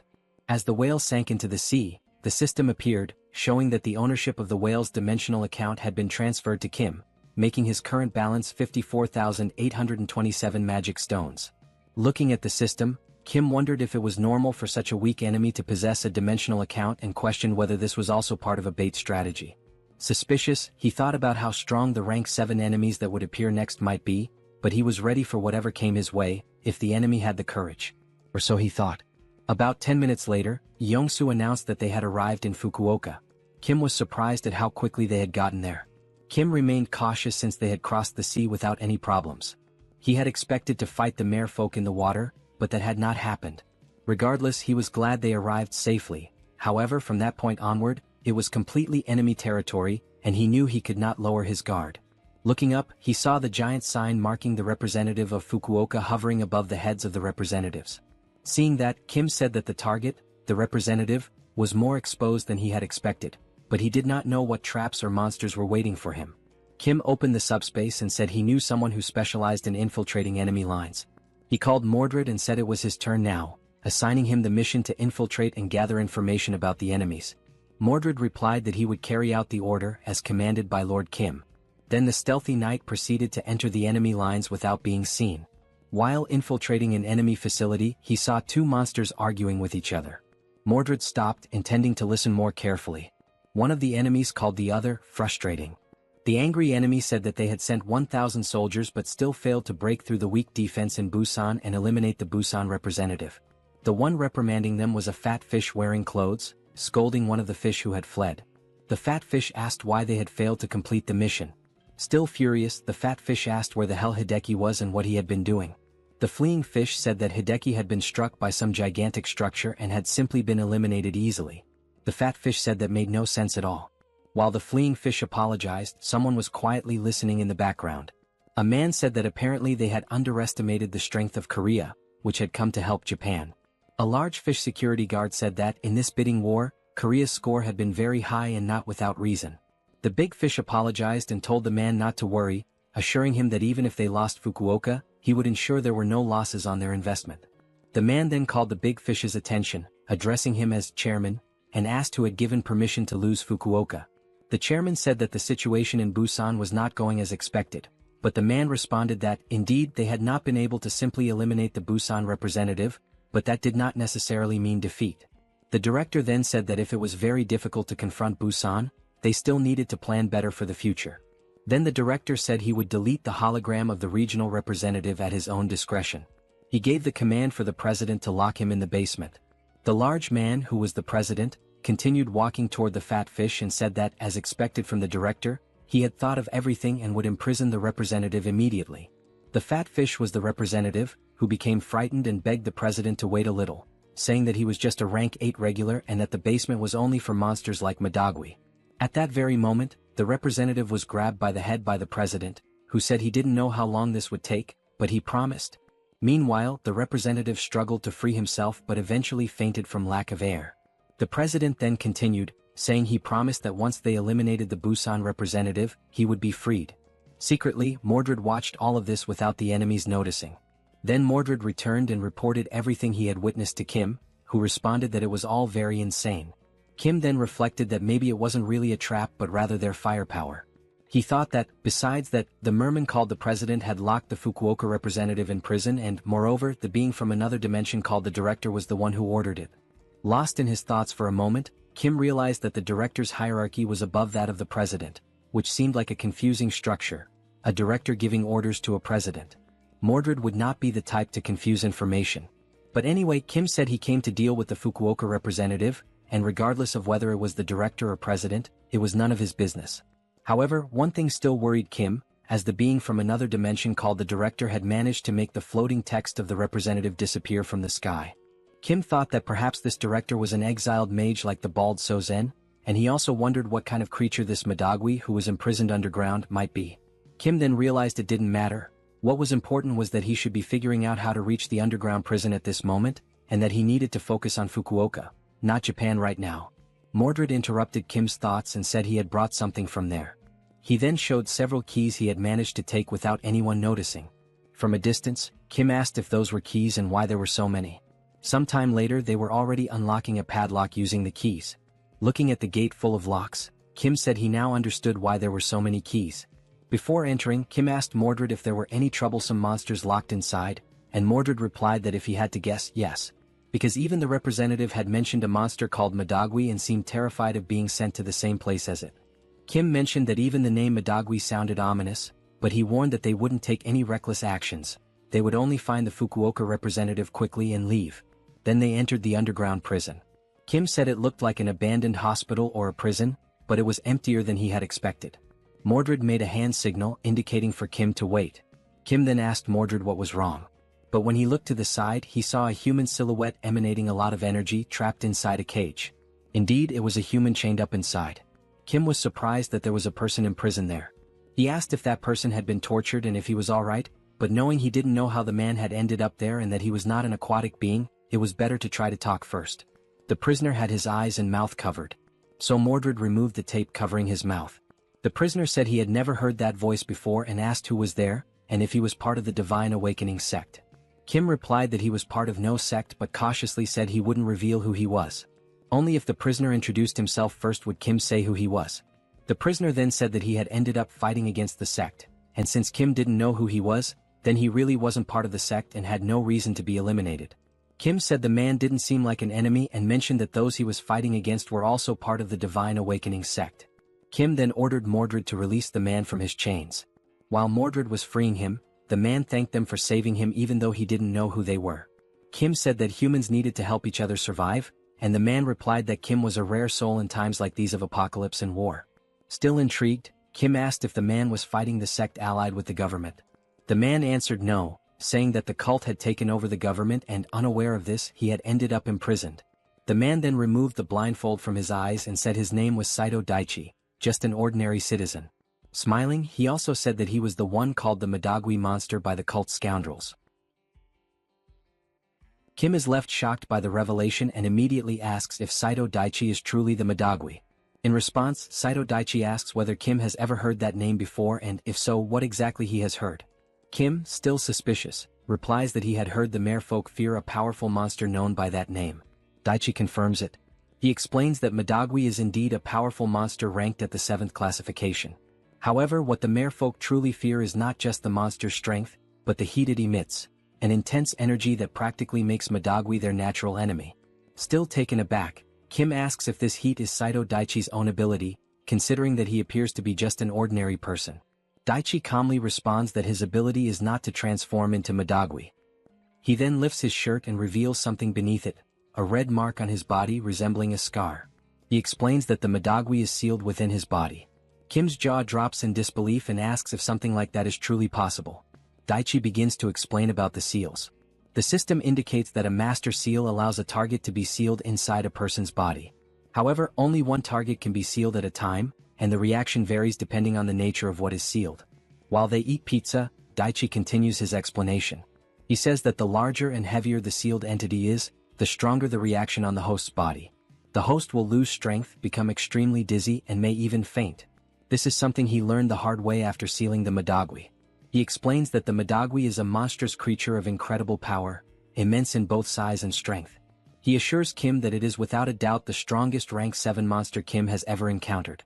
Madagwi destroyed everything in its path, be it monsters or humans. Nothing could stand before it. Its power was such that no attack could affect it. The only thing people could do was pray that the Madagwi wouldn't pass through their territory. The only thing capable of stopping the Madagwi was Daichi's unique ability. The government was aware of this and carefully planned the sealing of the monster with the help of several awakened individuals. And it was only through their combined efforts that the Madagwi was safely sealed. But the real problem emerged after the sealing. Only later did they realize that the government faction pushing for the sealing of the Madagwi was actually the Divine Awakening cult. But by the time they noticed, it was already too late. The cult had infiltrated by sending in agents who had not yet undergone the merfolk transformation, so no one suspected them. And as soon as the Madagwi was sealed, the cult began killing the awakened. Because the awakened had gathered together to seal the monster, they were all conveniently in one place, making it easier for the cult to eliminate them all at once. This was how the cult exterminated every awakened who refused to join them. Daichi explains that he was one of those who resisted. As a result, they kidnapped him and imprisoned him there. Daichi then bows and thanks Kim for saving his life. Kim replies that such formality isn't necessary and asks what Daichi plans to do next. Daichi says that, unfortunately, he's not sure. There isn't much he can do on his own. He then adds that if it were possible, he would unseal Madagwi and release it upon the divine cult to destroy them. However, if he did that, he too would be caught in the destruction and die. Because Madagwi is uncontrollable and unstoppable, releasing him would result in the total annihilation of Japan. Kim then asks if there are any restrictions or a price to pay for releasing the seal. Daichi responds that there aren't. He simply doesn't release it because he would be in danger, and no one else is capable of controlling the monster. Kim is both surprised and excited, asking if that's really all that's stopping him, giving the impression that he's come up with a good idea. Sometime later within the city, one of the patrolling merfolk senses something unusual. What grabs his attention is a strange, loud noise. But when he looks down, he sees the building housing the merfolk being torn apart from within. The structure appears to be collapsing from the inside. Suddenly, it explodes completely, sending debris flying in all directions and destroying nearby buildings in the process. Amidst the devastation, the dust begins to settle. And from within the cloud of destruction, a monstrous gaze emerges. It is Madagwi, now unsealed, rampaging and laying waste to everything in his vicinity. The merfolk who had been nearby see him and can do nothing but widen their eyes in sheer terror, fully aware that this is the end for them. They are frozen in place, paralyzed with fear, unable to move a single step, still struggling to believe that the Madagwi is truly standing there before them. Meanwhile, the Madagwi continued to advance, and with every step it took closer, the merfolk began to feel as if they could no longer breathe. A suffocating sensation overcame them, as though the very air was being burned away. The monster pressed forward, destroying everything in its path without mercy. As it walked, the merfolk nearby began to melt, unable to withstand the sheer heat radiating from its body. From within the subspace, an emergency shelter Kim had created to protect Daichi from Madagwi's wrath, Kim carefully observed the destructive force of the beast outside. At that moment, a notification from the system appeared, stating that the representative of Fukuoka had been eliminated. As a result, Busan had officially won the territorial conflict. Kim acknowledged the representative's elimination and told Daichi not to worry about the rebound effect from the unsealing. Turning to Daichi, Kim assured him that he would take care of everything properly, instructing him to focus only on resealing the monster. Upon hearing those words, Daichi realized this was not the moment to be impressed. But even so, he couldn't help but think Kim was a genuinely admirable person. And it wasn't just because of his strength. It was the way Kim simply did what needed to be done, helping others without hesitation, as if it were the most natural thing in the world. Moved by Kim's resolve, Daichi felt that he too had found someone to look up to, someone who inspired him to do what must be done. Steeling himself, he began removing his shirt. Yes, that's right, just like anyone else would when preparing to bear a scar of such power. Daichi gathered his courage, stood before the portal, and faced the approaching monster. He shouted that the beast's brief moment of freedom was over, it would now be sealed once again. Upon hearing that familiar voice, the Madagui instantly recognized it as belonging to his natural enemy. Panic struck and it turned to flee. But Daichi had already begun channeling his sealing power. In desperation, the monster grabbed onto a nearby building in an attempt to resist. But the structure was no match for its strength and crumbled entirely beneath its grasp. Soon after, the sealing process was complete. The Madagui was drawn back into Daichi's body, once again forming the distinctive scar-like seal upon his skin. Daichi, now drained of strength, collapsed backward. But Kim caught him just in time, preventing his head from hitting the ground. He calmly told Daichi that he had done a great job. Daichi, barely conscious, looked at Kim and thought that he had indeed done what needed to be done. With the last bit of strength he had, he gave Kim a thumbs up. At that moment, Yongsu came running over and asked who the man was. Kim explained that the man was from Japan and was suffering heavily from the aftereffects of his ability. For now, it would be best to move him somewhere safe. As Kim carried Daichi, he told Yongsu not to be surprised if more people appeared in the subspace, since this likely wouldn't be the last time. Suddenly, something caught Kim's attention. When he looked, he saw a new system message. The message congratulated him on his victory and instructed him to head to the Japan branch of the multidimensional Chamber of Commerce for further instructions. Kim recalled the intel Mordred had provided, about a certain manager who held more authority than a president. Something about it seemed like a bug in the system, and Kim began to suspect what might truly be going on. However, before he could finish his train of thought, Yongsu interrupted, reporting that something was ahead of them. Kim looked up and saw two monsters peering intently into the subspace. What surprised him even more was the fact that, despite the widespread destruction in the city, the area where they stood remained completely untouched, as if protected by some strange field. Kim realized with a jolt that this place was none other than the accursed multidimensional Chamber of Commerce, the Japanese branch. Yongsu, recognizing the monsters as enemies, said he would take care of Daichi and told Kim to handle the remaining business. Kim expressed his thanks. Outside, the two monsters conversed. They noted that the Madagui had been unexpectedly released, and that the Fukuoka representative had been eliminated, likely the reason for the chaos. Seeing the floating tag above Kim's head identifying him as the representative of Seoul, they quickly realized that he was most likely the one responsible for everything. Then, a notification from the monster's own system appeared, showing that they had just received a fund of 3,000 magic stones. It was the perfect chance to redeem themselves for past failures. As one of the monsters, the president, devoured the stones, the other warned him to ensure the job was done properly this time. He urged the president to make sure the fight was worth the investment. In the background, the president, already a massive creature, began to grow even larger and more monstrous as he consumed the stones. His body mutated with raw energy. Now fully transformed, the monstrous president roared in fury and challenged Kim directly, declaring that he would not disappoint and demanding that Kim face him. After that, the director demanded that the president prove himself worthy of the investment. The president, with a ferocious expression, responded with determination that he would not disappoint. Raising his voice, he let out an earth-shaking roar, attempting to intimidate the enemy standing calmly in front of him. He anchored his feet firmly into the ground, gathering momentum, and then launched himself forward in a powerful leap. Charging with relentless aggression toward Kim, who remained composed, not flinching as the monstrous president barreled toward him. But just as the president closed the distance, a brilliant light emerged from within the subspace. This radiant burst revealed itself to be none other than the mighty spears of Lakis, which shot forth and pierced through the mutated fish-like creature with precision, forcing him down to his knees, immobilized and gasping. The director, witnessing this unexpected turn of events, stood frozen in disbelief. He could not comprehend what had just happened before his eyes. He questioned aloud, perplexed as to how the president could fall so easily and be overwhelmed so swiftly, especially after the substantial investment he had poured into elevating him to the prestigious 7th classification. His confusion was palpable, unable to fathom the failure after boosting his power. Then a system notification appeared, announcing that Kim had received 14,000 magic stones. The timing of the message puzzled Kim, for he had not yet finished off the president, who remained alive, albeit gravely wounded. Kim's attention was then drawn back to the director, who began speaking, remarking that, frankly, Japan used to be stronger. But as everyone could see, Korea had now become prime real estate in the world of awakened powers. Continuing his monologue, the director revealed his original plan. He had intended to establish Japan as his primary base and from there, proceed to conquer neighboring countries, expanding his influence step by step. However, in light of recent events, he admitted that perhaps his strategy had been flawed from the start. The director, adjusting his tone to a more businesslike offer, turned to Kim and proposed a new alliance. He asked whether Kim would be interested in using Korea as the new staging ground to dominate other nations. Should Kim accept the investment, the director promised Korea would reap numerous benefits.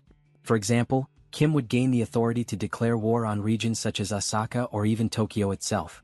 Hearing these words left the president, still bleeding and crouched on the ground, in utter shock. He could not believe what he was hearing. His eyes widened as he questioned what the director truly meant by this sudden shift in allegiance. But the director, showing no interest in the president's disapproval, continued as though uninterrupted. He added that, beyond the political power, Kim would also gain access to more magic stones, with the only condition being that it would be rewarded as a prize for victory and for claiming the Fukuoka Gate. He raised his hand, pointing his thumb toward the surroundings, stating that if Kim accepted this offer, he would like him to eradicate this pitiful place filled with losers. He expressed his distaste for working in such a public and exposed office, complaining that it hindered his ability to operate effectively. By eliminating it, he claimed, Kim's classification would increase significantly. Kim couldn't help but wonder silently if this monster truly had the power to raise his classification. The director then, in a seemingly casual manner, asked whether there were any awakened buildings in Korea as well, hinting at his intricate knowledge of awakened infrastructures. At that moment, the president, writhing in pain on the floor, showed signs of deep frustration. Glaring with fury, he gripped the spears lodged in his chest, yanking one free while speaking through clenched teeth. He accused the director of telling a completely different story from the promises he had originally made. Fuming with rage, the president rose to his feet and with all his remaining strength, hurled the spear toward the director, aiming for a lethal strike. However, as the weapon approached, a green aura enveloped the director's body. Despite the force behind the throw, the spear was completely repelled. No matter how much force the president applied, he was unable to breach the director's defensive field. Observing this from a distance, Kim identified the power as repulsion, but something about it felt off. Regardless of how strong a repulsion ability was, there should at least have been some slight impact or recoil, but the director remained perfectly still, unaffected.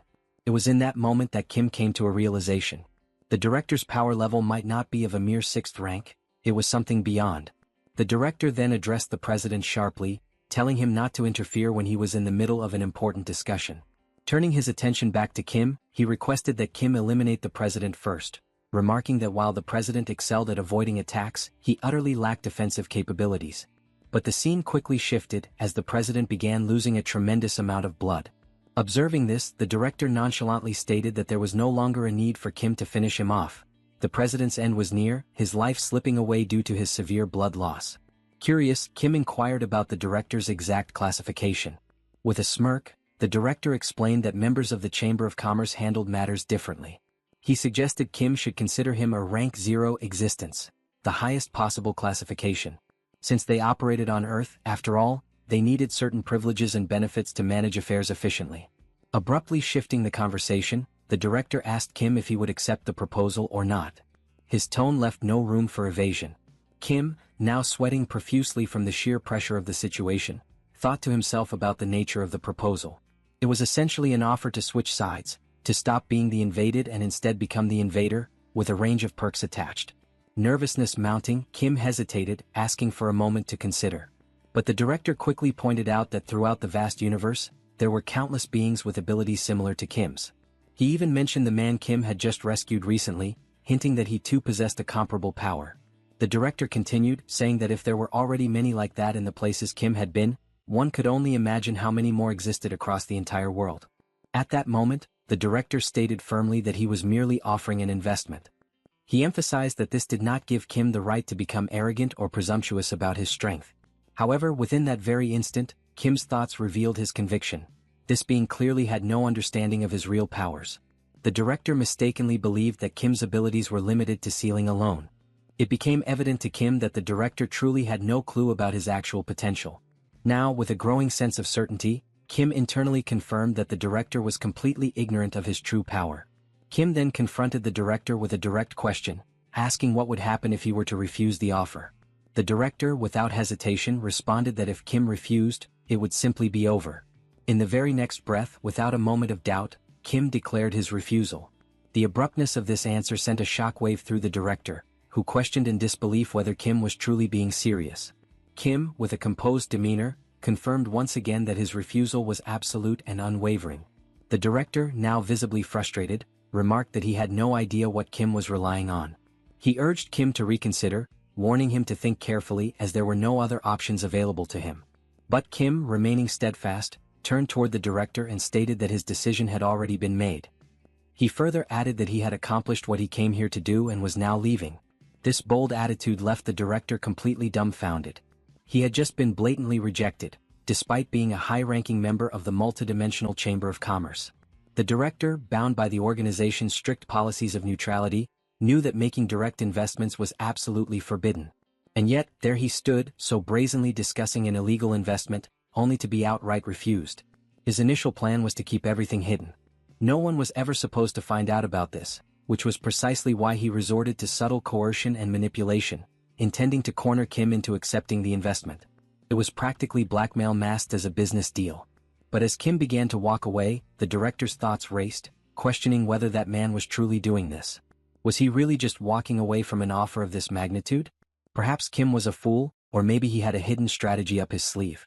Regardless, the director concluded that it wouldn't be too difficult to select a capable individual who could eliminate Kim quietly, thus preserving his secret. It would be a simple matter to erase Kim without causing a scene. On the other hand, Kim, while leaving, contemplated his next move. Given how the Chamber of Commerce had harassed them relentlessly, he was determined to retaliate in some way. However, the director's repulsion ability was overwhelmingly powerful. Not knowing the full extent of the director's strength and understanding that having an enemy within the Chamber of Commerce who could wield such potent repulsion would be unwise, Kim decided that for the time being, the best course of action was to retreat discreetly, or at least pretend to. Kim whispered quietly, issuing a command to PX to begin storing the office. A portal silently opened behind them, swallowing the entire office space into its dimensional void, vanishing it without a trace. The director, oblivious to the sudden disappearance, remained unbothered at first. But when he finally turned around, perhaps sensing a shift in the atmosphere, he realized the office that had once stood behind him was now completely gone. Kim then began to explain, though more to himself than to anyone present, that after defeating the lizard men, he had leveled up before heading to China. As a result, he had gained a special save point as a level-up bonus. However, until now he had never found the right opportunity to make use of it. Given that the director had no knowledge of Kim's hidden abilities, this had been the perfect moment to execute his plan and turn the tables on the Chamber of Commerce, using their own space against them. Meanwhile, still paralyzed by shock, the director struggled to comprehend what had just transpired. His mind raced to understand the implications of the vanished office. But as he raised his head to look toward the portal, ready to curse Kim with a furious insult, his words were abruptly silenced. In that very instant, his head exploded without warning, as though it had been obliterated by an unseen force. The sheer suddenness of the explosion left the president, who was still pinned to the ground with spears, utterly speechless. Kim, too, stood in absolute astonishment, baffled as to how the director's head had simply burst apart on its own. Now, lying on the ground before them, was the lifeless body of the president, his chest riddled with spears, and beside him, the headless corpse of the director sprawled motionless. The president turned his gaze one final time toward the director's fallen body and muttered words of disillusionment. He spoke with a bitter tone, realizing that, in the end, the director was nothing more than a subordinate. From the grand perspective of the vast universe, he had been utterly insignificant, a mere pawn in a much larger scheme. These were the president's last words. With that, his life faded away. The system interface appeared once more, informing Kim that a new dimensional account had been transferred. The accumulated total of magic stones now reached nearly 72,000. As Kim stood there, surveying the aftermath of the battle, the chaotic scene seemed to settle into an eerie silence. With both his enemy and the Chamber of Commerce member lying lifeless, it seemed at last that peace had returned to the area. Yet, despite the apparent victory, Kim remained frozen, his thoughts consumed by confusion. He questioned what on earth had just occurred and whether this bizarre outcome had been his fault for storing the office. He wondered anxiously whether his own head might also explode at random, a chilling possibility that left him with a slight sense of regret for having made the decision to store the office in the first place. But no matter how much his anxiety grew, there was nothing he could do about it now. The primary threat had been dealt with, albeit in the strangest of ways. For the moment, Kim decided it was best to process everything step by step, rather than overwhelm himself with panic. He considered that perhaps the best move would be to return to Busan first and consult with Lancelot about what had just happened. Surely, Lancelot would be able to provide insights into this unprecedented situation. But at that precise moment something caught his attention. A system notification appeared, indicating that a significant system update had been detected due to the contents that had been stored. Reading this message, Kim's mind could only produce a single thought. With an awkward, somewhat perplexed expression, he realized that perhaps storing the office had been the right move after all. After accepting, the system displays that the update is currently in progress. Meanwhile, in another place within the subspace, Saito Daichi is taken aback by the scene before his eyes. He sees Kim standing there again inside the subspace, and the thought immediately crosses his mind that it has not been long since Kim sealed the Madagui. To him, it should be impossible for Kim to have completed such a task so quickly, and entirely on his own at that. Kim asks whether Saito Daichi is doing well, and at that moment, Daichi's eyes light up, as if only now realizing just how remarkable Kim truly is. Even though Kim is from another country, he came here, helped them, and did everything for the sake of Japan. Daichi calls out to Kim and expresses his gratitude for all the assistance, stating that he has recovered and is now about to leave. Kim is slightly surprised by how quickly he wishes to depart, but Daichi explains that despite the help in defeating their enemies, there are still many pressing matters that need to be dealt with. He explains that Japan has lost 9 out of 10 bidding competitions. With clear frustration over the situation, he adds that even at this very moment, other awakened individuals are out there fighting monsters, risking their lives in the process. He points out that even Kim, a foreigner from another nation, has come here to fight, so he too should go out there and follow Kim's example. Daichi mentions that he had been the representative of Yokohama, but the text confirming this had vanished and could no longer be seen. If he can announce the news that they have succeeded in defeating the fishmen, it should be possible to recruit several awakened fighters to their cause. Kim remarks that, unfortunately, such is the reality they face. Still, he would have preferred Daichi to stay at least until the next meal. Yet, since Daichi has made his decision, insisting any further would not be appropriate. Saito Daichi says that if they make it quick, it will be fine. They then share a brief meal together, and afterward, Kim tells him that if he ever needs any assistance, he must not hesitate to reach out. Even though Daichi does not like depending on help from others, Kim also mentions that he had been planning to set up a subspace portal in the area. Kim asks whether Daichi ate well and if there is anything else he needs. Daichi promptly replies that he is fine and expresses his gratitude once again for all the help. With that, he begins walking toward the exit, turns back to face Kim, and says that if Kim ever needs help, he only has to say the word. Daichi will certainly come and will also make sure to release the Madagui. Watching his new ally leave, Kim feels pleased to have learned more about the regional representative, especially since Mordred had previously mentioned that the branch leader holds the authority to sign off on the title of regional representative. Looking at the system display, Kim notes that it is good that this new feature has arrived. The system then confirms that the update is complete. Inside the newly updated room within the subspace, Kim walks forward, remarking that everything seems so ordinary, with no documents or unusual objects in sight. Suddenly, something appears and announces that it has been waiting for him. The entity has the form of a cube, with small propellers that allow it to hover in the air. Recognizing the voice, Kim is taken aback and asks if this is now Pax. With his updated appearance, Pax confirms that it is indeed him. Kim asks what has happened to his appearance, noting that he looks somewhat different. Pax explains that he has acquired a proper form after the system update and that, along with this, new functions have been added. He asks Kim if he would like to see them. Kim, astonished by how much more human-like Pax sounds now, agrees that he certainly wants to check out the new features. With a cheerful tone, Pax announces that he will go over the newly added functions, which amount to 4 major updates. The first is the message transmission system, which can only send messages to targets within a designated area, with certain limitations on the formats that can be used.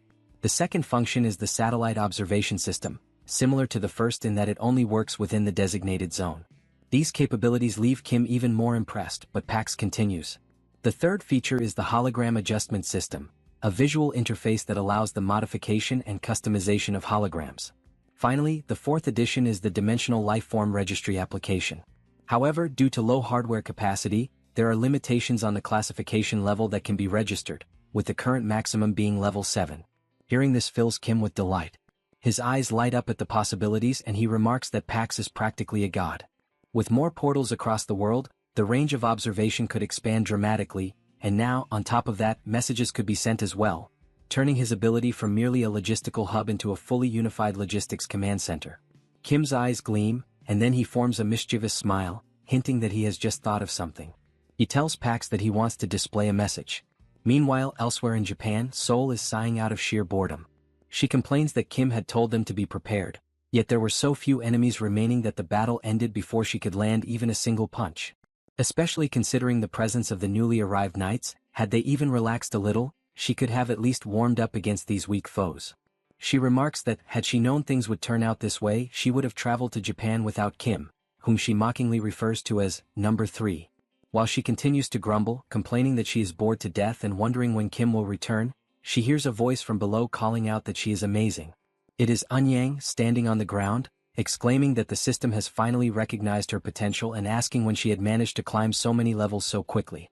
At first, she has no idea what he is talking about, until he tells her to look up. When she finally tilts her head skyward, she sees a message hovering in the air, announcing that she is now at level 999, the strongest in the entire world. She freezes in place, staring at the glowing letters for a long moment without uttering a single word. For reasons she cannot logically explain, she instantly knows this is Kim's doing, and the realization fills her with fury. At that exact moment, she decides it is indeed the perfect time for Kim to come back. Aboard the ship, Kim waves cheerfully, announcing his return. He also knows that, regardless of nationality, race, gender, religion, or culture, every sibling in the world possesses the supernatural ability to sense the murderous intent of their brother or sister. When his eyes fall upon Seoul, he sees a red aura boiling with rage, more intense and dangerous than that of any recent enemy he has faced. Realizing there will be no escaping unscathed, Kim quickly tries to divert her attention, producing a form from his belongings in the hope that she will ignore everything else. It is a level 7 registration form, but it carries a specific requirement, that the group must have at least 50,000 members before registration can be completed. After receiving a thorough beating from his sister, Kim admits he believed the form would be enough on its own, but he himself had not realized there was such a prerequisite of 50,000 members. Seoul demands to know exactly what this 50,000 members requirement means, and Kim replies that he will ask Pax for clarification. Pax then appears and announces that he will explain. Seoul also notices the change in his appearance. He proceeds to describe how the system includes a function that allows the creation of groups, enabling someone to establish a group and recruit members into it. Once registered in a group, members cannot join any other group or create separate ones. Seoul asks if, in order to raise the group's level, they must actually gather all 50,000 people, and Pax confirms that this is indeed the case. Once again she grumbles, declaring that the idea is insane. How on earth are they supposed to find 50,000 people? Kim tells her to wait a moment, explaining that he has a method to gather the required number. Elsewhere, in another location, a ruined city stretches out under a gray sky, its streets littered with debris and broken structures. In the middle of the destruction, a massive foot slams down, belonging to a hulking creature that resembles an orc. The orc catches a strange scent in the air. When it turns toward the source, it notices a thin trail of blood smeared across the cracked pavement. It follows the trail until it discovers an injured human, attempting to remain hidden among the rubble. The creature chuckles, confident it has found its prey with laughable ease. The man is paralyzed with fear, unable to move. A sudden spray of blood splatters across the ground, soaking the shattered stone beneath them.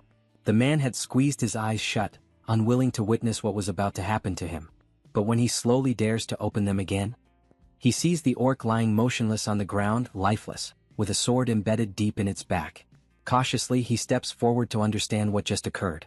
As he draws closer to the fallen weapon, a system notification materializes in the air beside it. A web notification informing him that a powerful sword has been delivered to his current location. Almost immediately, another message appears inviting him to join the group, Pax FC, a group that comes with certain benefits. And so, the clever nature of Kim's plan to recruit people becomes clear.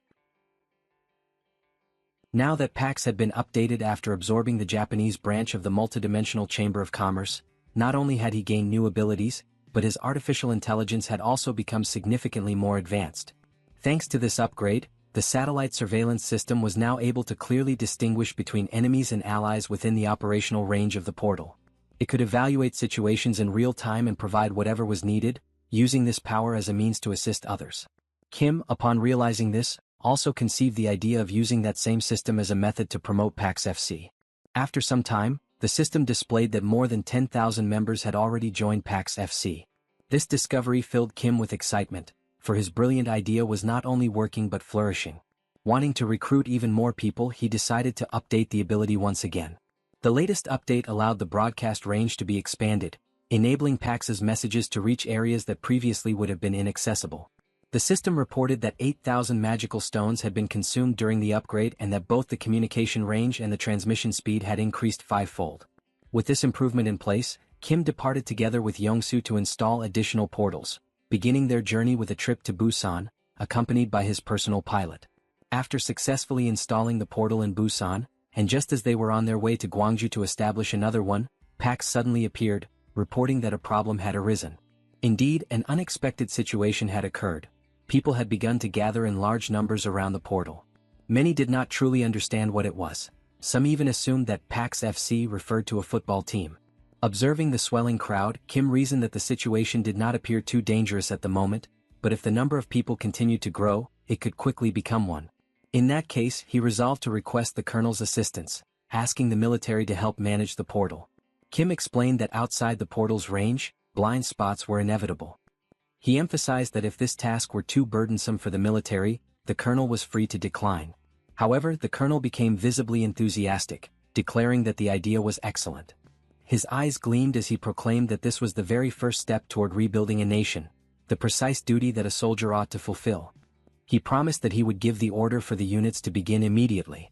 Kim then explained that for the moment the active portal sites were located in Incheon, Busan, and Gwangju, though many more were still to come.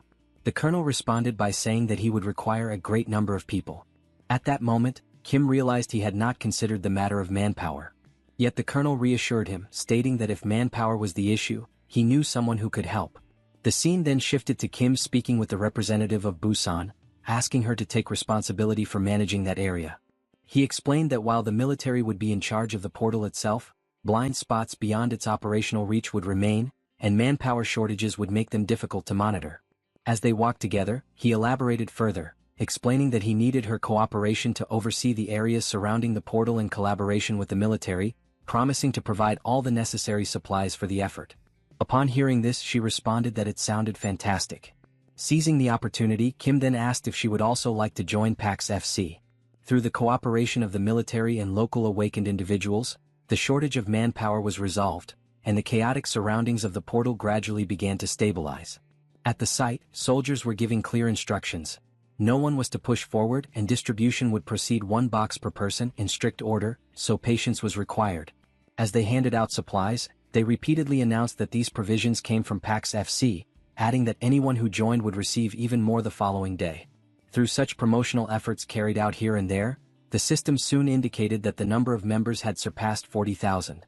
Kim's expression twisted into something almost psychotic, for everything was unfolding even better than he had planned. Now, only 10,000 more members were needed to reach level 7. Interrupting his moment of exhilaration, Pax appeared once more, reporting that another problem had been discovered. He explained that he had detected a being from another dimension, one that showed no intention of attacking, and asked what action should be taken. Kim was astonished, questioning whether it was truly possible for a dimensional being to exist without hostility. The scene then shifted to the introduction of this unusual creature. It was small, fluffy, and undeniably cute. Facing it directly, Kim attempted to identify its species, and realizing this, the tiny furry being began to cry, pleading for Kim to spare its life. Astonishingly able to communicate in a manner similar to a human, the little creature begged, insisting that it had nowhere else to go and promising that it would remain hidden, causing no trouble to anyone. Only then did Kim recognize that the creature was indeed peaceful. Kim stated that he wished to hear its story and suggested that they sit and talk for a while. The adorable creature was deeply moved by the human's attitude. While they were speaking inside, the little creature explained that his dimension had been destroyed by an invasion. While searching for refuge, he had managed to infiltrate during a migration toward Earth. Nibbling on some cookies as he recounted his tale, he revealed that his name was Solon and gradually told the entire story of how he had ended up there. Kim realized that the account could very well be true. After all, Earth itself had also suffered invasions from other dimensions. It was entirely possible. If Earth failed to defend itself, humanity too would eventually become nothing more than refugees. Kim asked whether Solon had come to Earth alone, and this question made the small, fluffy creature cry once again. Still sobbing, he clarified that he had not come entirely by himself. In the beginning there had been many companions. He recalled how he had been their leader and had devised a plan to lead them to a mountainous area to establish a settlement. Unfortunately, it had not been a safe zone. Because of his misjudgment, many had been killed and devoured by monsters, and the survivors had scattered. He explained that they were probably still hiding somewhere, but emphasized that they all possessed a heightened sense of smell. This detail piqued Kim's curiosity. The little one confirmed it, explaining that their keen olfactory ability allowed them to evade detection by monsters. To demonstrate, Solon sniffed the air and declared that there was the scent of a goblin coming from the third floor of the building next door. Kim was left stunned by such a remarkable ability. To be absolutely certain, Kim asked if he might verify the claim. He opened a portal and summoned Mordred, instructing him to investigate the building for goblins. Whether or not to kill them would be Mordred's decision. Only a few seconds later, Mordred returned, carrying the severed head of a goblin. He reported that the goblins had attacked him the moment he appeared, which was why they had been eliminated. Impressed by the speed and precision of the execution, Kim reflected that this was exactly how Mordred operated, efficient, direct, and swift as expected. Kim then considered that, while the result was not entirely surprising, it was still perplexing. Nevertheless, this new companion was astonishing in his own right, for he could identify goblins solely by scent.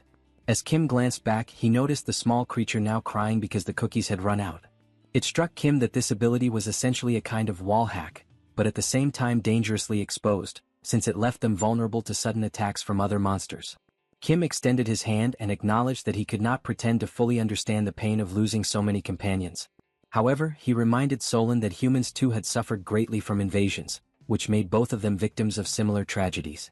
Therefore, Kim asked whether he might like to live with him, proposing a mutual arrangement. Kim would help him find his missing friends, and in return, Solon would lend his assistance. The system then displayed that an invitation had been sent to join PAX FC.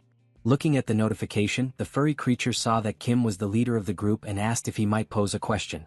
He identified himself as Manhwa and explained that, throughout his entire life, he had never once eaten so well. Filled with gratitude, he submitted a request for his entire Manhwa tribe, more than 10,000 members, to join PAX FC. For a brief moment, Kim was rendered speechless by the sheer number. Then his eyes gleamed with astonishment and delight. He had never anticipated so many Manongs, and with their addition, the total instantly reached 50,000 members, enough to achieve level 7 immediately. He considered it a stroke of luck that might never be repeated and gladly joined forces with the Manongs. The system confirmed that together they now possessed 50,000 members. At that time, everything seemed marvelous. Yet Kim had not realized that this also meant he would now have to locate the 10,000 scattered Manongs. And thus began Solon's journey to reunite with his lost comrades. As they walked, Kim remarked that the initial search would begin in the mountain where Solon had first attempted to establish a settlement.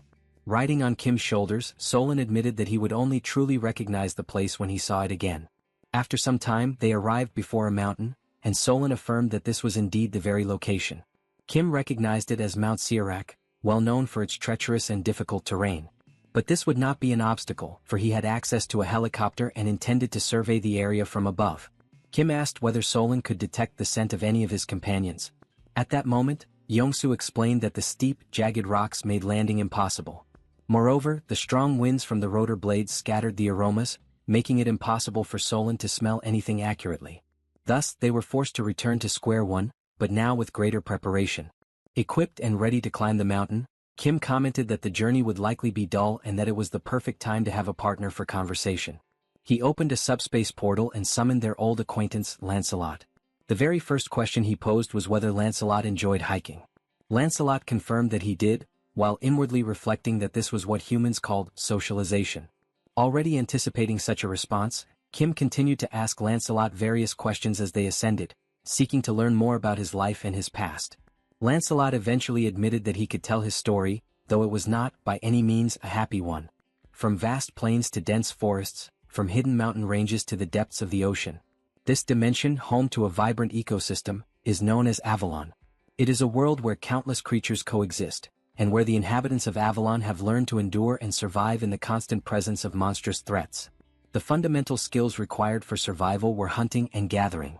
Even children, barely learning how to speak, already carried rudimentary hunting tools, and naturally the people of Avalon evolved into a warrior race. And yet, despite the ever-looming menace of monsters, the people of Avalon managed to push their civilization forward. Through this progress, monsters no longer posed the same overwhelming danger as before. However, with this advancement came a new trial: war. The strength that had been honed to combat monsters was turned inward, against their own kind. The struggle for survival twisted into bloody conflicts over power and territory. After centuries of civil war, when the people were weary and broken, a young knight rose to the occasion. Through peace and diplomacy, that knight put an end to the endless fighting. This knight, who preached love above all else, was cherished by everyone and was crowned king. His name was Arthur.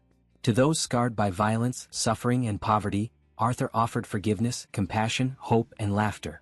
He summoned knights renowned for their valor on the battlefield and ensured that their swords would never again be raised in war against one another.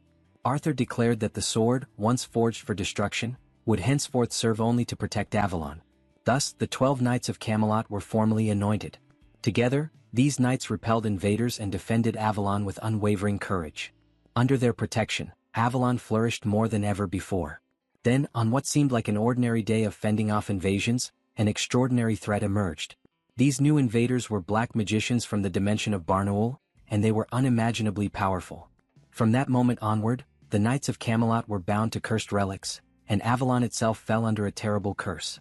Stepping out of the flashback, Lancelot explains that this was how they became the undead, condemned to continue existing even after death. He then asks Kim if that sounds like a joyful story, to which Kim responds that it is indeed far from uplifting. With his small companion resting on his shoulder, Kim tells Lancelot not to worry about his reaction, but that he needed to hear the complete story at least once. Yet deep inside, Kim is shaken, for an entire dimension as strong as Avalon had collapsed completely. Such a fate is not spoken of lightly, for it meant families, friends, everything one knew, vanished in its entirety. Kim apologizes to Lancelot for making him recall something so painful. However, he also reflects that his own family and world are still safe, so he should not pretend with hollow compassion. In that moment, Kim grows nervous, struggling with what to say to Lancelot. Sweating with unease, he asks if there might be any possible way to restore Avalon. Realizing that this question is as futile as asking if one can bring the dead back to life at their own funeral, Kim feels utterly useless for having cast such a heavy shadow over the mood. Yet, Lancelot respectfully answers Mr. Kim, telling him that it is not possible and that he knows of no method to ever reach Avalon again. He explains further that the multidimensional chamber does not open portals to anyone except the invaders. Besides, reviving the dead is something he has never even heard whispered of. Kim apologizes once more, but Lancelot acknowledges that he understands the intention behind his words. Then Lancelot says something that leaves Kim momentarily speechless. He reveals that his obedience is indeed a result of the curse, but beyond that he also possesses genuine feelings. And the mere fact that Kim is not an invader is enough for him. He explains that it has been that way from the beginning and most likely the other knights feel the same. At this, both Kim and Lancelot exchange words of gratitude with one another. Just then Solon catches a scent and asks them to pause. A patch of grass nearby begins to stir, and soon another Manong emerges. Upon seeing one of his kin, Solon leaps with excitement and embraces his comrade warmly. The comrade anxiously asks if Chief Solon is injured in any way, but Solon reassures him that he is unharmed, explaining that he encountered kind people who promised to help them. That was why he returned, to reunite with his lost kin. His comrade then turns to Kim and expresses deep gratitude. He goes on to declare that he will also help, and that he knows where some of the missing Manongs are hiding. Hearing this, Kim is filled with excitement, realizing how much time this will save. He thinks to himself that from here, it will simply be a matter of climbing the mountain in search of the Manong tribe. One Manong will help locate another who will then lead them to even more, creating a chain until the tribe is whole again. But things do not go exactly as planned. A week later, Kim is completely drained in every sense. Only after that long and exhausting time is he finally able to gather all 10,000 members of the Manong tribe. Exhausted and moving like an old man, Kim tries to recall how many mountains he has climbed over the course of the past week, all while wondering why the Manongs seem to have such an attachment to mountains. He once again expresses his happiness at being able to help them reunite, and tells them that he will create a portal to make it easier for them to remain on that mountain. He explains to the tribe that if a monster ever appears, they simply need to escape through the portal, and in addition, if they are ever in need of supplies, they can retrieve what they need directly from it. The Manongs express their gratitude, admitting that they do not know how they could possibly repay such generosity. Kim tells them that thanks are unnecessary and instead asks them to continue doing what they do best, using their extraordinary sense of smell. Yet Kim also wonders if there is perhaps something else they might help with. The system then notifies him that the fierce trackers of the Manong tribe are now available for deployment.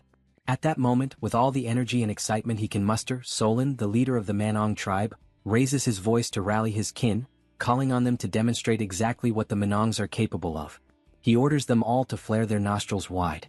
And so, the Manongs begin working side by side with the humans, using their keen senses to track down hidden monsters. They lend their aid to Manhwa as well as to Seoul, allowing them to uncover enemies that would have been otherwise impossible to detect. The sense of smell possessed by the Manong tribe proves to be truly extraordinary. Within only a single week of their alliance, reports of damage caused by monsters drop drastically. Watching all of this unfold from within the system while casually eating a bag of chips, Kim remarks that even though it may be impossible to completely wipe out every last monster, the fact that casualties have decreased is already more than enough. Things are definitely more stable now than they were before. Yet something still gnaws at him, keeping him unsettled. Now that he has reached level 7, secured an alliance with the Manongs, and witnessed a sharp decline in enemy activity, it feels like exactly the kind of moment when something catastrophic is bound to erupt. And right then, Pax appears, agreeing with what Kim has just said, announcing that new documents from the Chamber of Commerce have just arrived. For a brief moment, Kim feels a rush of pride, assured that his intuition never lies. The new document reveals that due to falling profits in the Korean and Japanese regions of Earth's dimension, measures of consolidation will be implemented with other dimensions. Expecting it to be about expansion or new opportunities, Kim realizes instead that it concerns the consolidation and merging of dimensions. He immediately asks which dimension will be merged, and Pax hands him another document. This one, however, is long and tedious, spanning more than 20 pages filled with dense text. Knowing how to make use of Pax's AI capabilities, Kim asks Pax to summarize it for him. Recognizing the importance of the information, Pax summons the other members into subspace to share the news. Pax then begins to explain that the Chamber's objective seems to be twofold. First, to increase revenue in Korea and Japan, and second, to reduce the number of level holders. To achieve this, the continent of Elvenheim will be relocated to the Pacific region and forced into battle. After that, an official warning for Korea and Japan will be issued within 7 days. Upon hearing this, Seoul raises a question. If it is only 7 days away, what is the point of sending an advance warning? Kim clarifies that this is an internal chamber document, one they received early thanks to their control over certain facilities. In short, it means they will soon be forced to fight again. But in the background, Joy raises a troubling thought. She recalls Pax mentioning that it would be a forced battle, and asks if this means the inhabitants of Elvenheim are being compelled to become invaders. At that moment, Kim realizes that their probable enemies might also be unwilling victims, dragged into a war they never chose. This sparks the thought that perhaps there is a chance to clear up the misunderstanding and prevent an unnecessary conflict. Lancelot joins the discussion, telling Master Kim that he is not wrong in his reasoning, but that there is currently no way to establish contact with the people of Elvenheim. He explains that they must physically go to them in order for the battle notice to be delivered. He warns that they have no idea when Elvenheim will be transferred, and in the worst-case scenario, it could happen at the exact moment the official warning is released, immediately provoking them into combat. Pax reassures them that this is not the case, explaining that Elvenheim has already been relocated to the Pacific, and only the formal warning remains, which will be issued in 7 days. Kim states firmly that there is no time to waste. Joy, however, raises another concern, pointing out that there is still a chance that the people of Elvenheim may not see things as they do and may in fact desire war. She adds that it is also possible they might be similar to the primitive creatures they once encountered in China. These possibilities leave Kim deep in thought about what step he should take next. But after a moment of reflection, he declares that he will only decide on a course of action once they arrive. The scene shifts to a beach covered in dark sand. The landscape, though striking at first glance, carries an unsettling air for two young elves with golden hair who have just arrived there. One of them remarks that, despite the dirty and gloomy appearance of the place, it still feels preferable to their homeland. As they walk along the water's edge, the young female elf comments once more on how filthy the place looks, yet admits that even so, it is not as unbearable as returning home. Her companion nods in agreement, reflecting that perhaps there are even filthier and more unpleasant places scattered across the vast universe. However, since neither of them has ever set foot beyond their realm, Elvenheim, they have no way of confirming such assumptions. Curiosity eventually takes over the boy, and he crouches down, reaching out to touch the water. As his fingers skim its surface, a faint, luminous blue glow radiates from his hand, a sign that immediately attracts attention. An older elf notices the display, approaches with disapproval etched across his face, and sternly demands to know what the boy thinks he is doing. He reminds them in a sharp tone of the supervisor's strict orders: nothing is to be done on earth. Startled, the young elf stammers in response, insisting it was nothing, that he was merely playing around. The elder, unconvinced, reprimands them firmly, stressing that they had been clearly instructed to be cautious in every single action. Even the act of purification, he warns, requires express prior permission. Intimidated, the two children fall silent under his reproach. From a distance, another elven figure keeps watch, ensuring the rules are upheld and no further mistakes occur. Hidden further away, Kim observes the entire scene unfold with careful attention. Inside a command room, Kim discusses the situation with Lancelot. Together, they observe that although these beings are elves, the environment around them still looks appallingly dirty. Lancelot adds that it appears the young boy has just purified the ocean itself. Intrigued by the term, Kim asks what exactly purified means. Lancelot explains that purification is a natural and unique magical ability belonging to elves, used to restore balance and vitality to nature. He points out that while elves are famous for their combat prowess, this ability is what truly sets them apart. Hearing this, Kim concludes that although elves may look fragile and unreliable, their powers also reveal that they might not be inclined to fight when approached without hostility. Back on the beach, the elder elf suddenly notices something unusual and wonders what it could be. The leader of the group, quietly reflecting, considers the nature of the humans around them. Without warning, she senses a presence drawing near and questions whether enemies have arrived, perhaps after detecting the surge of their mana. A dazzling blue energy manifests before their eyes, condensing into a large glowing cube. The cube slowly opens, unveiling a basket overflowing with fresh vegetables. A notification from the system clarifies that a welcome gift has been modified into this offering. The elves stare at it, completely astonished and uncertain of how to react. It is at this moment that an elf steps forward, acknowledging that he does not know what manner of being stands before them, but that it is undeniably remarkable. With a composed smile and a firm handshake, Kim introduces himself by his true name and declares his origin as Korea. The elf responds by introducing himself as Ethan, and offers greetings in the dignified manner of the noble elves, who, in their belief, live under the blessings of God. The tone of the meeting soon shifts into seriousness. The female elf's expression changes to one of surprise, her eyes widening at the sound of the word Korea, as though the name carries weight and familiarity. Kim notices the reaction and deduces that they must already have received alarming war reports. He immediately seeks to reassure her, urging her not to be distressed. He explains that although the current situation appears to signal the outbreak of war, the truth is far different. It is nothing more than a carefully orchestrated scheme by the Chamber of Commerce.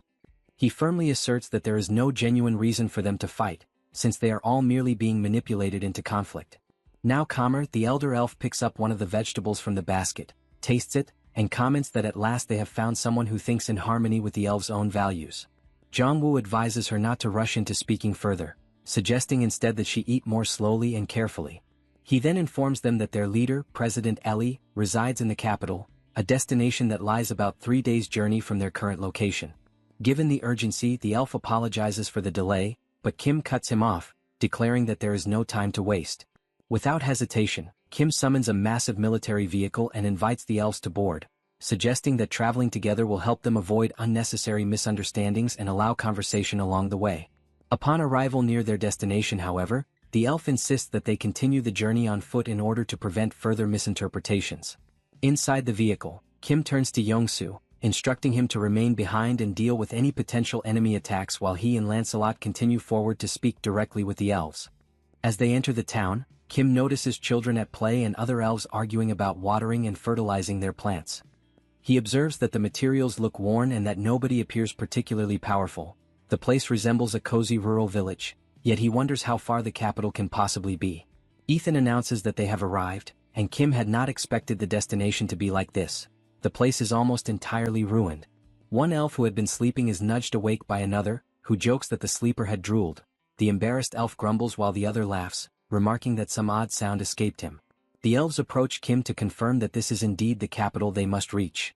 Kim studies a building that looks like an old asylum and wonders to himself whether this could possibly be the so-called Galactic Council. Stunned, Kim realizes that the capital he had pictured is in fact a small, picturesque hamlet. His surprise is interrupted by the arrival of a stern, braided elf who berates the litter scattered about and scolds the children, warning that if they keep behaving this way they will grow up as filthy as the elders. Her scolding stops abruptly when an elder announces that Mother Nature will take care of the mess, and then informs her that guests have arrived. Startled, she turns and sees Kim's group for the first time. Led into a council hall, Kim and Lancelot receive a formal welcome. A noble-looking elf apologizes to Kim, explaining that the children apparently caused some trouble and that Kim's assistance eased their journey. Kim replies that it was no bother at all. The conversation shifts toward the future. The braided elf makes clear that they do not want war either and insists she has no intention of leaving Elvenheim. Their only desire is to discover what happened to their people. Kim agrees to maintain peaceful relations and coexistence, but the elf interrupts him coldly, declaring that they do not mingle with outsiders and warning, to eliminate any doubt, that piety does not equal naivete. Whoever dares to invade their people in Elvenheim will be killed. Kim smiles confidently, certain of his previous words, and asks what she means by whoever. The elf confirms bluntly that she means exactly what he heard. Anyone who threatens them will be eliminated.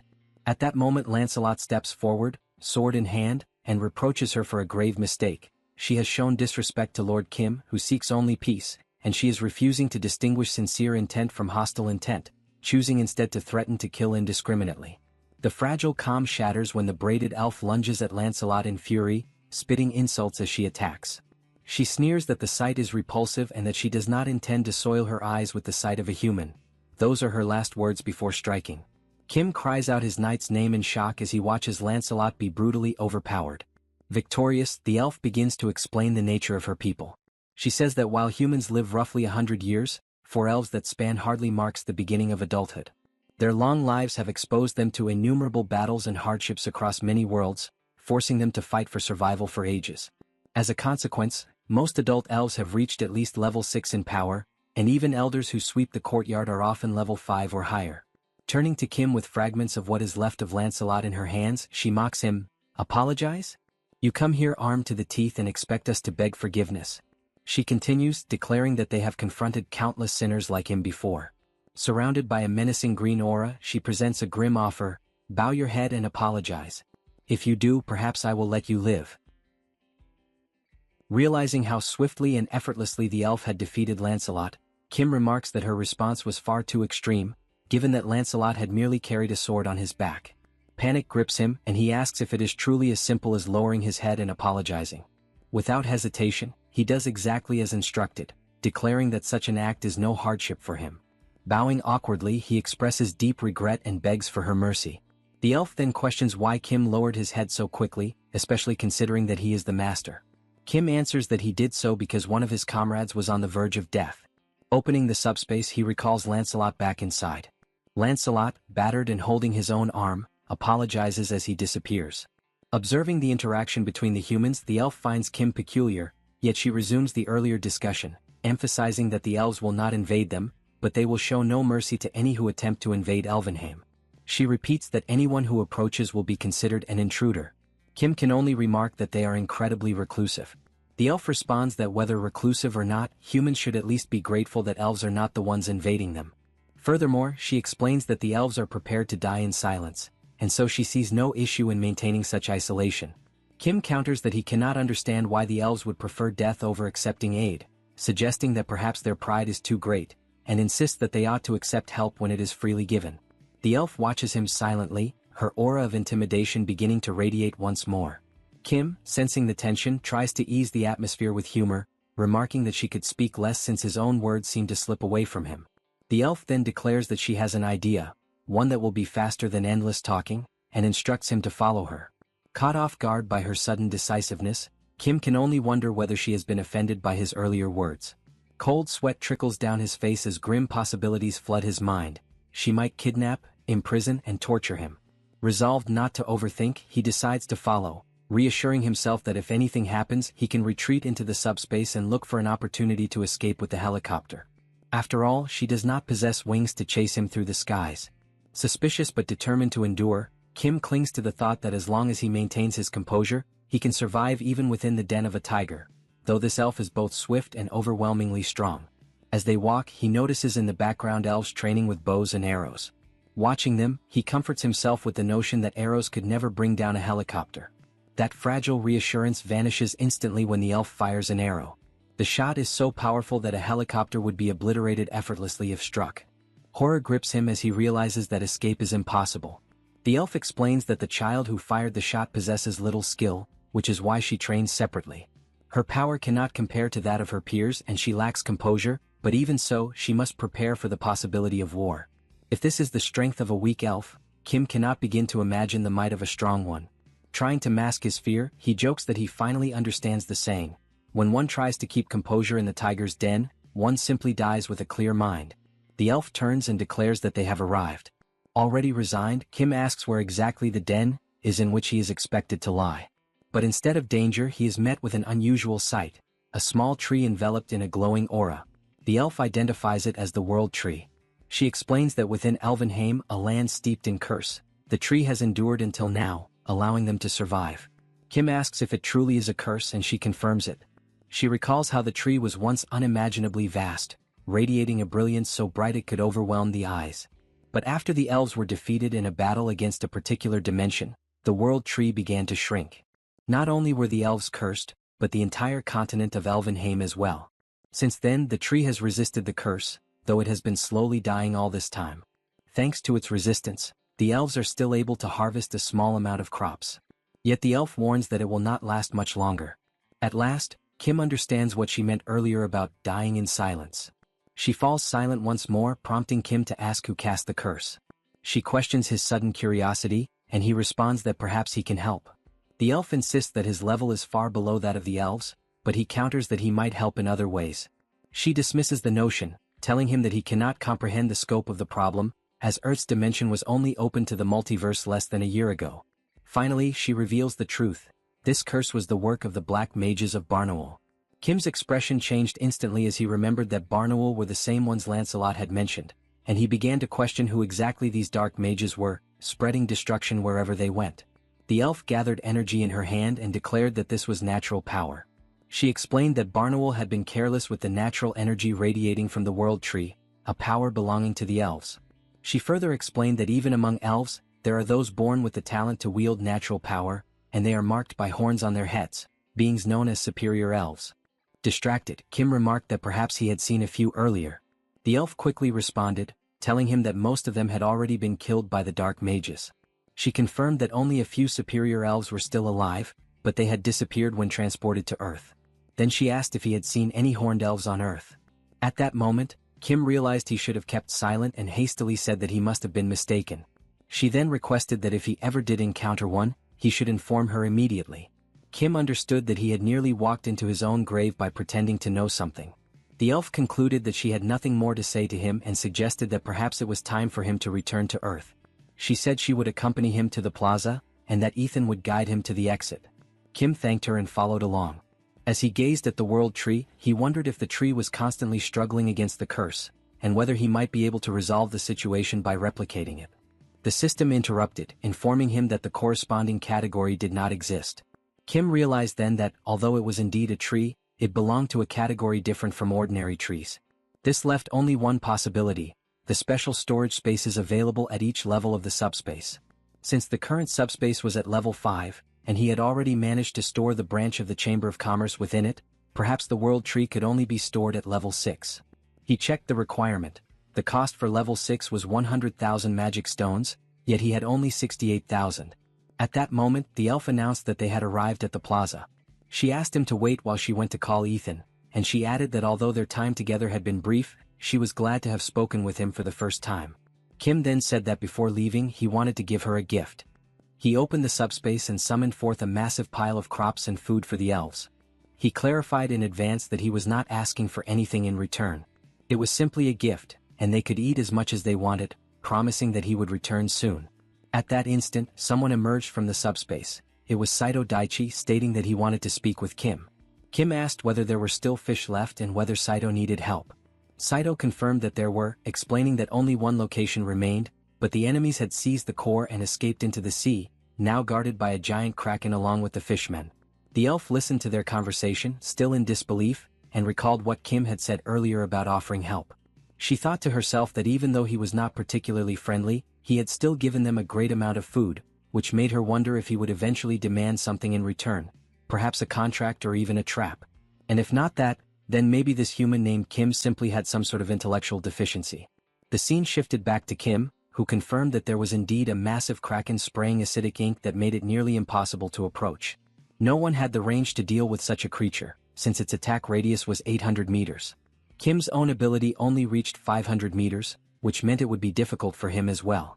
He realized then that they needed a long-range, powerful attack, and the only one capable of this was the elf. Kim declared that since she had already received his gift, he wanted to ask her for a favor, thereby confirming the elf's suspicions. The elf said she had already guessed his plan, since it had always seemed strange to her, and she questioned whether it was not shameless of him, given that he had previously insisted he wanted nothing in return. Kim then countered that if she accepted, he would give her double. The scene shifted again, showing the kraken spraying its acidic ink in several directions. From a distance, the elf observed everything. Slowly, she began to gather her hair and tie it back. Kim handed her a bow, jesting lightly and asking her to take good care of it. The elf then focused her energy, preparing to unleash an overwhelming attack powerful enough to defeat the kraken at a range of 800 meters. The elf released her shot toward the octopus, and the arrow struck the kraken with such overwhelming force that it defeated the creature in a single blow. The beast exploded into countless fragments, scattering pieces in every direction, while, in the background, the humans erupted into celebration. That single arrow, fired by the elven leader and imbued with the pure force of nature, not only destroyed the kraken but also shattered the portal core it was protecting. This meant that both the monster's magic stones and the portal's core would soon be recovered. Depending on the value Kim received, two possibilities emerged. If the total amount of magic stones, those he already possessed combined with the new ones, reached 100,000, he would be able to upgrade the subspace level, store and reapply the world tree, and thus save Elvenheim. However, the entire process would have to remain secret, for the elves would never accept such an act. They would believe he was trying to exploit the world tree, and if they ever found out, they might misunderstand his intentions and kill him in a cruel way. The second possibility would arise if the total number of stones failed to reach 100,000. In that case, he would need to act as though nothing had happened, plan again, gather more stones, and gradually increase his level before visiting the elves once more. Both alternatives were difficult, requiring absolute secrecy, but the second, starting over from scratch, was the most dangerous of all. Looking at the system window, Kim expected to see only 32,000 stones remaining. However, he actually had 68,000, and he believed that by defeating the kraken he would finally reach the 100,000 mark. Yet even after the ship returned to Elvenheim, not a single new stone had been added. After all, it was the elf who had slain the creature. At first, Kim was not overly concerned, thinking he could trade food for the stones. However, the elf soon sought him out, demanding the promised food since she had fulfilled her part by killing the monster. Somewhat embarrassed, he agreed but asked if he could at least receive the magic stones obtained from the kraken's defeat. The elf replied coldly that this was not part of their agreement. Kim insisted, saying he wanted nothing for free and that he would offer 4 times the amount of food. The elf was surprised by the proposal but refused. Kim asked why, reminding her that she herself had said her people were in need of food. She admitted that was true but found it suspicious that he would offer so much more than what had been agreed upon, especially when the original offer was already generous. Her distrust grew. She suspected an ulterior motive, perhaps a hidden plan. She asked why he needed those magic stones so desperately. Trying to sound casual, Kim said that he always needed them and used a few here and there. The elf replied sarcastically that she too used a few here and there, making it clear she saw through his evasive answer. Kim realized that his vagueness had only fueled her doubts, and she was not naive enough to overlook it. She then declared that she would keep the stones and that he should simply uphold his end of the bargain by delivering the promised food.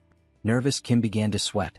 The elf, growing impatient, demanded that he act quickly, warning that if he delayed any longer she would turn him into food instead.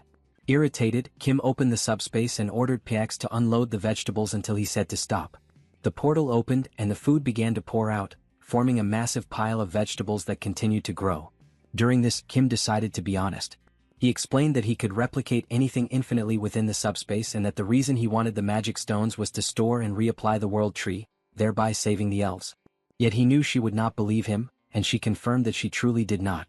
That was why he had preferred to keep the truth hidden. She even doubted the food itself, suspecting it might be some kind of trap. Still, she continued to watch. The subspace kept producing food without end, the pile growing larger and larger before her eyes. The elf stood there, speechless, astonished by what she was witnessing. Kim asked if she believed him now. She answered that she still was not sure whether he could truly replicate infinitely, but she admitted that he could reproduce an impressive amount. Even so, she questioned how she could trust him to return the world tree to the elves instead of keeping it for himself. She said that such a matter was not something to be taken lightly, and entrusting the fate of her people to a stranger was unthinkable. Kim replied that there was no need to worry, for the world tree to him was nothing more than an ordinary sapling. That statement only confused her further. Without gaining anything from it, he seemed to be risking everything merely to help them. She asked why he was trying so hard. As she reflected, the elf remarked that his hesitation to answer clearly revealed he was hiding something. Kim denied it, explaining that his motivation was simple. He simply felt pity for her and her people. The elf was caught off guard by the straightforward honesty in his tone. He elaborated that, despite their strength, they were on the brink of collapse, starving, frail, with both children and adults pale and sickly. He wanted to help them not out of self-interest or hidden ambition, but purely because he sympathized with their suffering. Kim then asked if she did not see things the same way, that her people were in desperate need of help. He added that, if they truly wished, the elves could easily invade human lands and seize food by force, but they chose not to. The elf remained silent, and from her body began to emanate a faint green aura, its gentle glow carrying an undertone of intimidation that made Kim slightly uneasy. In that moment, a fragment of the past resurfaced in her mind. She remembered a distant conversation, someone once scolding her for provoking others. That voice, likely belonging to her father, spoke patiently about the importance of mutual growth and coexistence, saying that both were vital for survival. Competition was necessary, he explained, but the destruction of one another would never lead to prosperity. Coexistence and shared development were the paths of true wisdom. He had called her Elia, reminding her that a hand was not meant solely to strike, but also to be extended toward those in need. And if someone offered help, he had said, there was no shame in accepting it. Even the elves were not perfect. They had much to learn, not only how to fight but also how to receive assistance when it was offered in goodwill. Returning from her memories, Elia looked at Kim and remarked that she did not even know his name yet. Kim introduced himself, and she requested that, when the time came to search for the High Elves, he lend his aid to them as well. Kim agreed without hesitation. Moments later, the system displayed a message. Kim had received 46,000 additional magic stones, bringing his total to 115,000. A notification followed, announcing that the level upgrade was complete. Kim immediately summoned Pax again and commanded him not to stop until ordered. He then requested that the world tree be sent out. Back in Elvenheim, the elders watched the sky, struggling to comprehend what was unfolding before their eyes. One of them began to cry, overcome by emotion and shame that Feindrich, a former elder, was no longer alive to witness that moment. From above, countless crates began descending, each one sent by Pax, and inside every box lay a newly duplicated world tree created by Kim. The elves were overwhelmed with emotion, their cheers and tears blending into one. After some time, Seoul, Kim's sister, pointed out that there was no more space left to plant and asked that the remaining trees be placed near her. Witnessing the scene, Elia's composure finally broke. Tears streamed down her face once more. Even after all these years, she still cried like before. She was not alone. All around her, other elves were weeping too. They said that they had always given their utmost to endure hardship, but expressing gratitude, that somehow was even harder. An elder replied that they could not help it, for their tears would not stop flowing. Another elf, smiling through his exhaustion, murmured that they were likely tired down to their very bones. Meanwhile, everyone, elves, knights, and even Kim with his family and friends, joined together in replanting the world trees. In the midst of the work, one of the knights suddenly began trembling, scratching himself uncontrollably, confused and alarmed by the strange itching spreading rapidly through his body. As Kim observes the growing forest before him, he realizes there are now far too many world trees and not nearly enough people to plant them. Faced with this, he orders Pax to halt the transmission of the trees for the time being. Then, turning to the system, he requests that messages be sent across the realms, summoning anyone willing to come to Alverheim and assist in the planting effort. Before long, countless responses begin to arrive. Among the volunteers are Colonel Myo, an old friend of Kim, and the Chinese man he once helped in the past. Both assure him that they came to lend their strength, insisting that Kim need not worry. Moved by their enthusiasm, Kim decides to explain to everyone exactly what is happening. With a spirited grin, Colonel Myo declares that he trusts his own skill with a shovel and that this is the perfect time to prove the strength of an experienced worker. Kim smiles faintly and instructs everyone to think of the mission as a grand divine reforestation campaign, a sacred effort to plant the world trees throughout the continent of Alverheim. Each volunteer is to take one tree, plant it at a safe distance from the others, and ensure that its roots are firmly set in the soil. As he speaks, a voice calls out urgently from behind. It is Seoul, his sister, who pleads for him to come quickly, saying that something is wrong with the knights. Concerned, Kim rushes toward the location she indicates. Meanwhile, the elves remain cheerful, invigorated by the presence of the world trees. Their hearts and bodies brim with vitality, a feeling they have not experienced in ages. Yet, upon reaching the knights, Kim is met with a disturbing sight.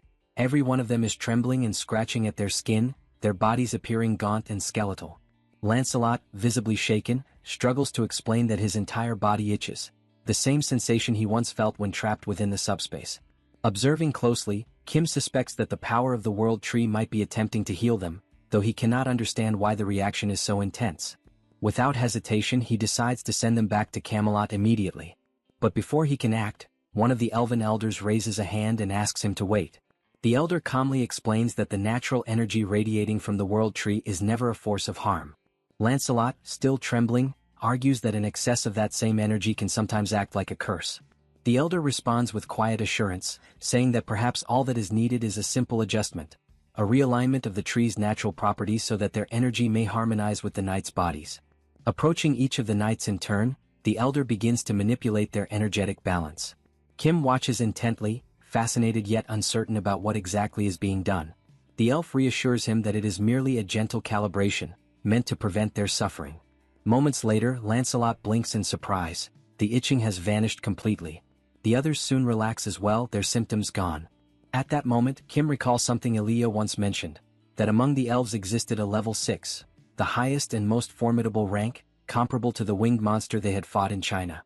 Studying the elder before him, Kim realizes that no ordinary measure could truly gauge the depth of this being's power.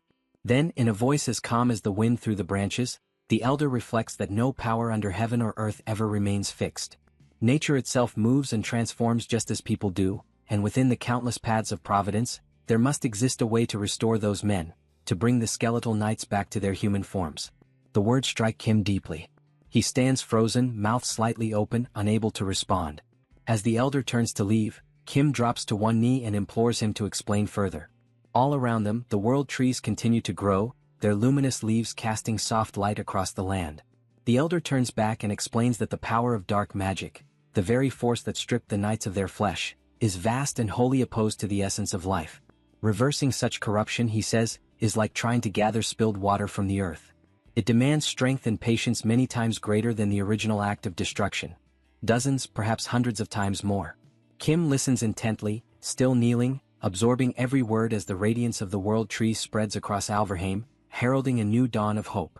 He then asks what would be required to accomplish what the elder proposes.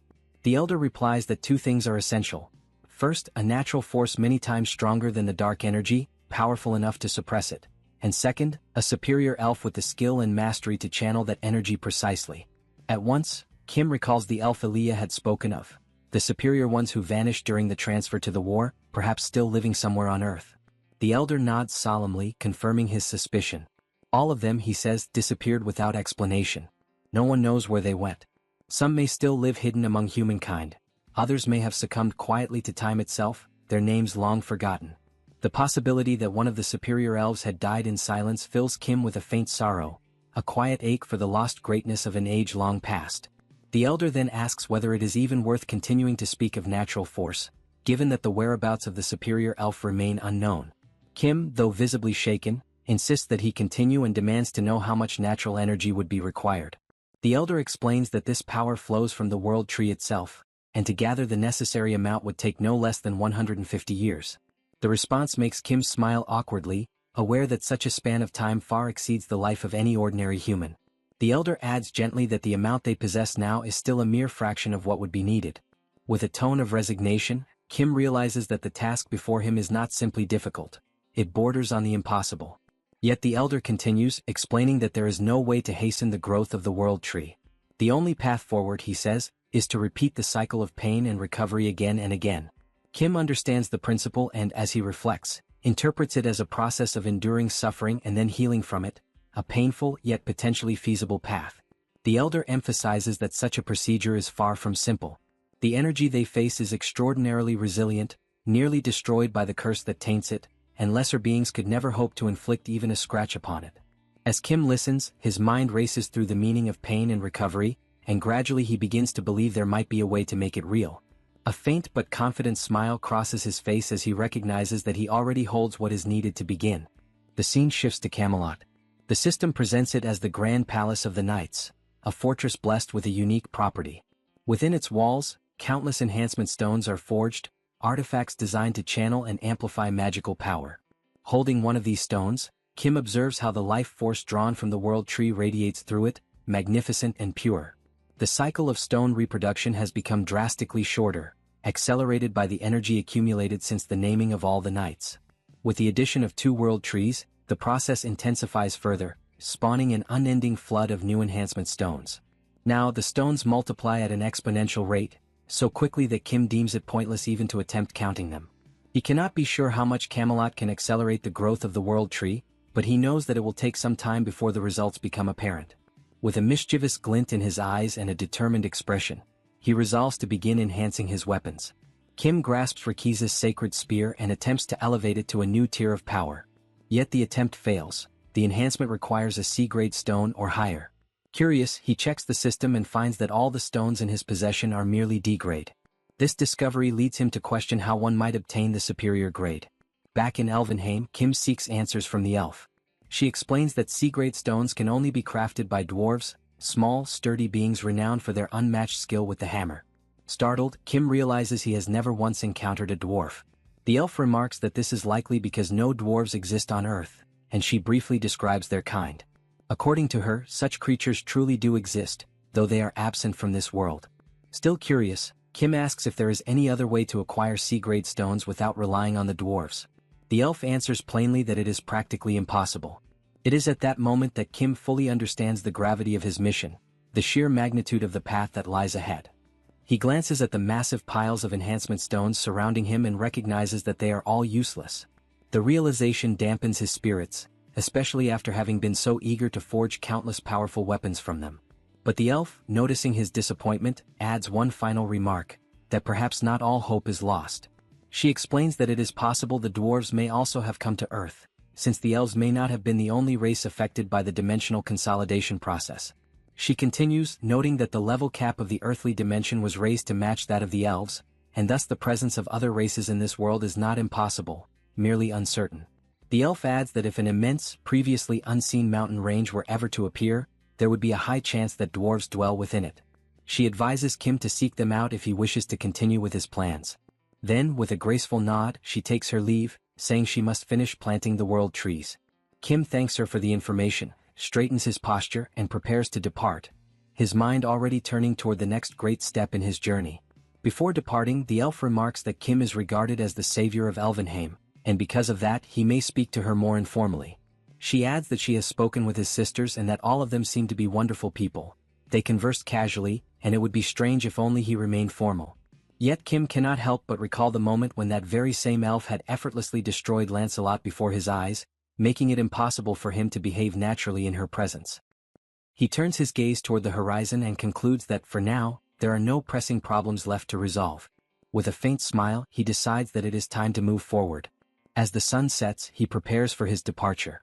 The colonel watches him closely and asks whether he truly intends to travel to America, curious about the reason behind such a choice. Kim reflects that James had expressed a wish to return home and that, in any case, he himself must continue exploring new lands. However, something in the colonel's reaction draws his attention, a subtle expression that suggests he knows more than he is willing to say outright. The colonel explains that he no longer maintains direct contact with the United States and does not know every detail, but he states firmly that the federal government there has collapsed. Among the few remaining state governments, something strange seems to be unfolding. He goes on to say that the real issue may not lie within America itself, but rather with the monsters that have taken positions above the Pacific Ocean. The revelation catches Kim off guard. The colonel then mentions that there is a video that can better illustrate what has been happening. The footage shows fighter jets streaking through the skies at nearly the speed of light. The pilots report unidentified flying objects approaching at extreme velocity and attempt to change course to avoid collision. Before they can maneuver, however, enormous creatures tear through the aircraft as though they were made of paper, obliterating them with terrifying ease. It is not a single attack. Multiple monsters move in coordinated formations, defending their aerial territory with frightening precision. As they watch, the colonel explains that only one pilot survived, thanks to an emergency ejection. Through him they managed to retrieve the recording. After the incident, American forces stationed in Korea attempted to return to their homeland, but every attempt ended in failure. The number of soldiers who succeeded in setting foot on American soil remains 0. Kim contemplates the situation, wondering if James might be able to modify an aircraft capable of crossing the ocean despite the dangers. Yet when James studies the data, he realizes the creatures are faster than fighter jets and strong enough to pierce armored warplanes. He concludes that flying over the ocean for more than 13 hours amidst such beasts would be nothing short of suicidal. For a brief moment, James's eyes glimmer with the spark of invention, and Kim expects him to propose some brilliant modification.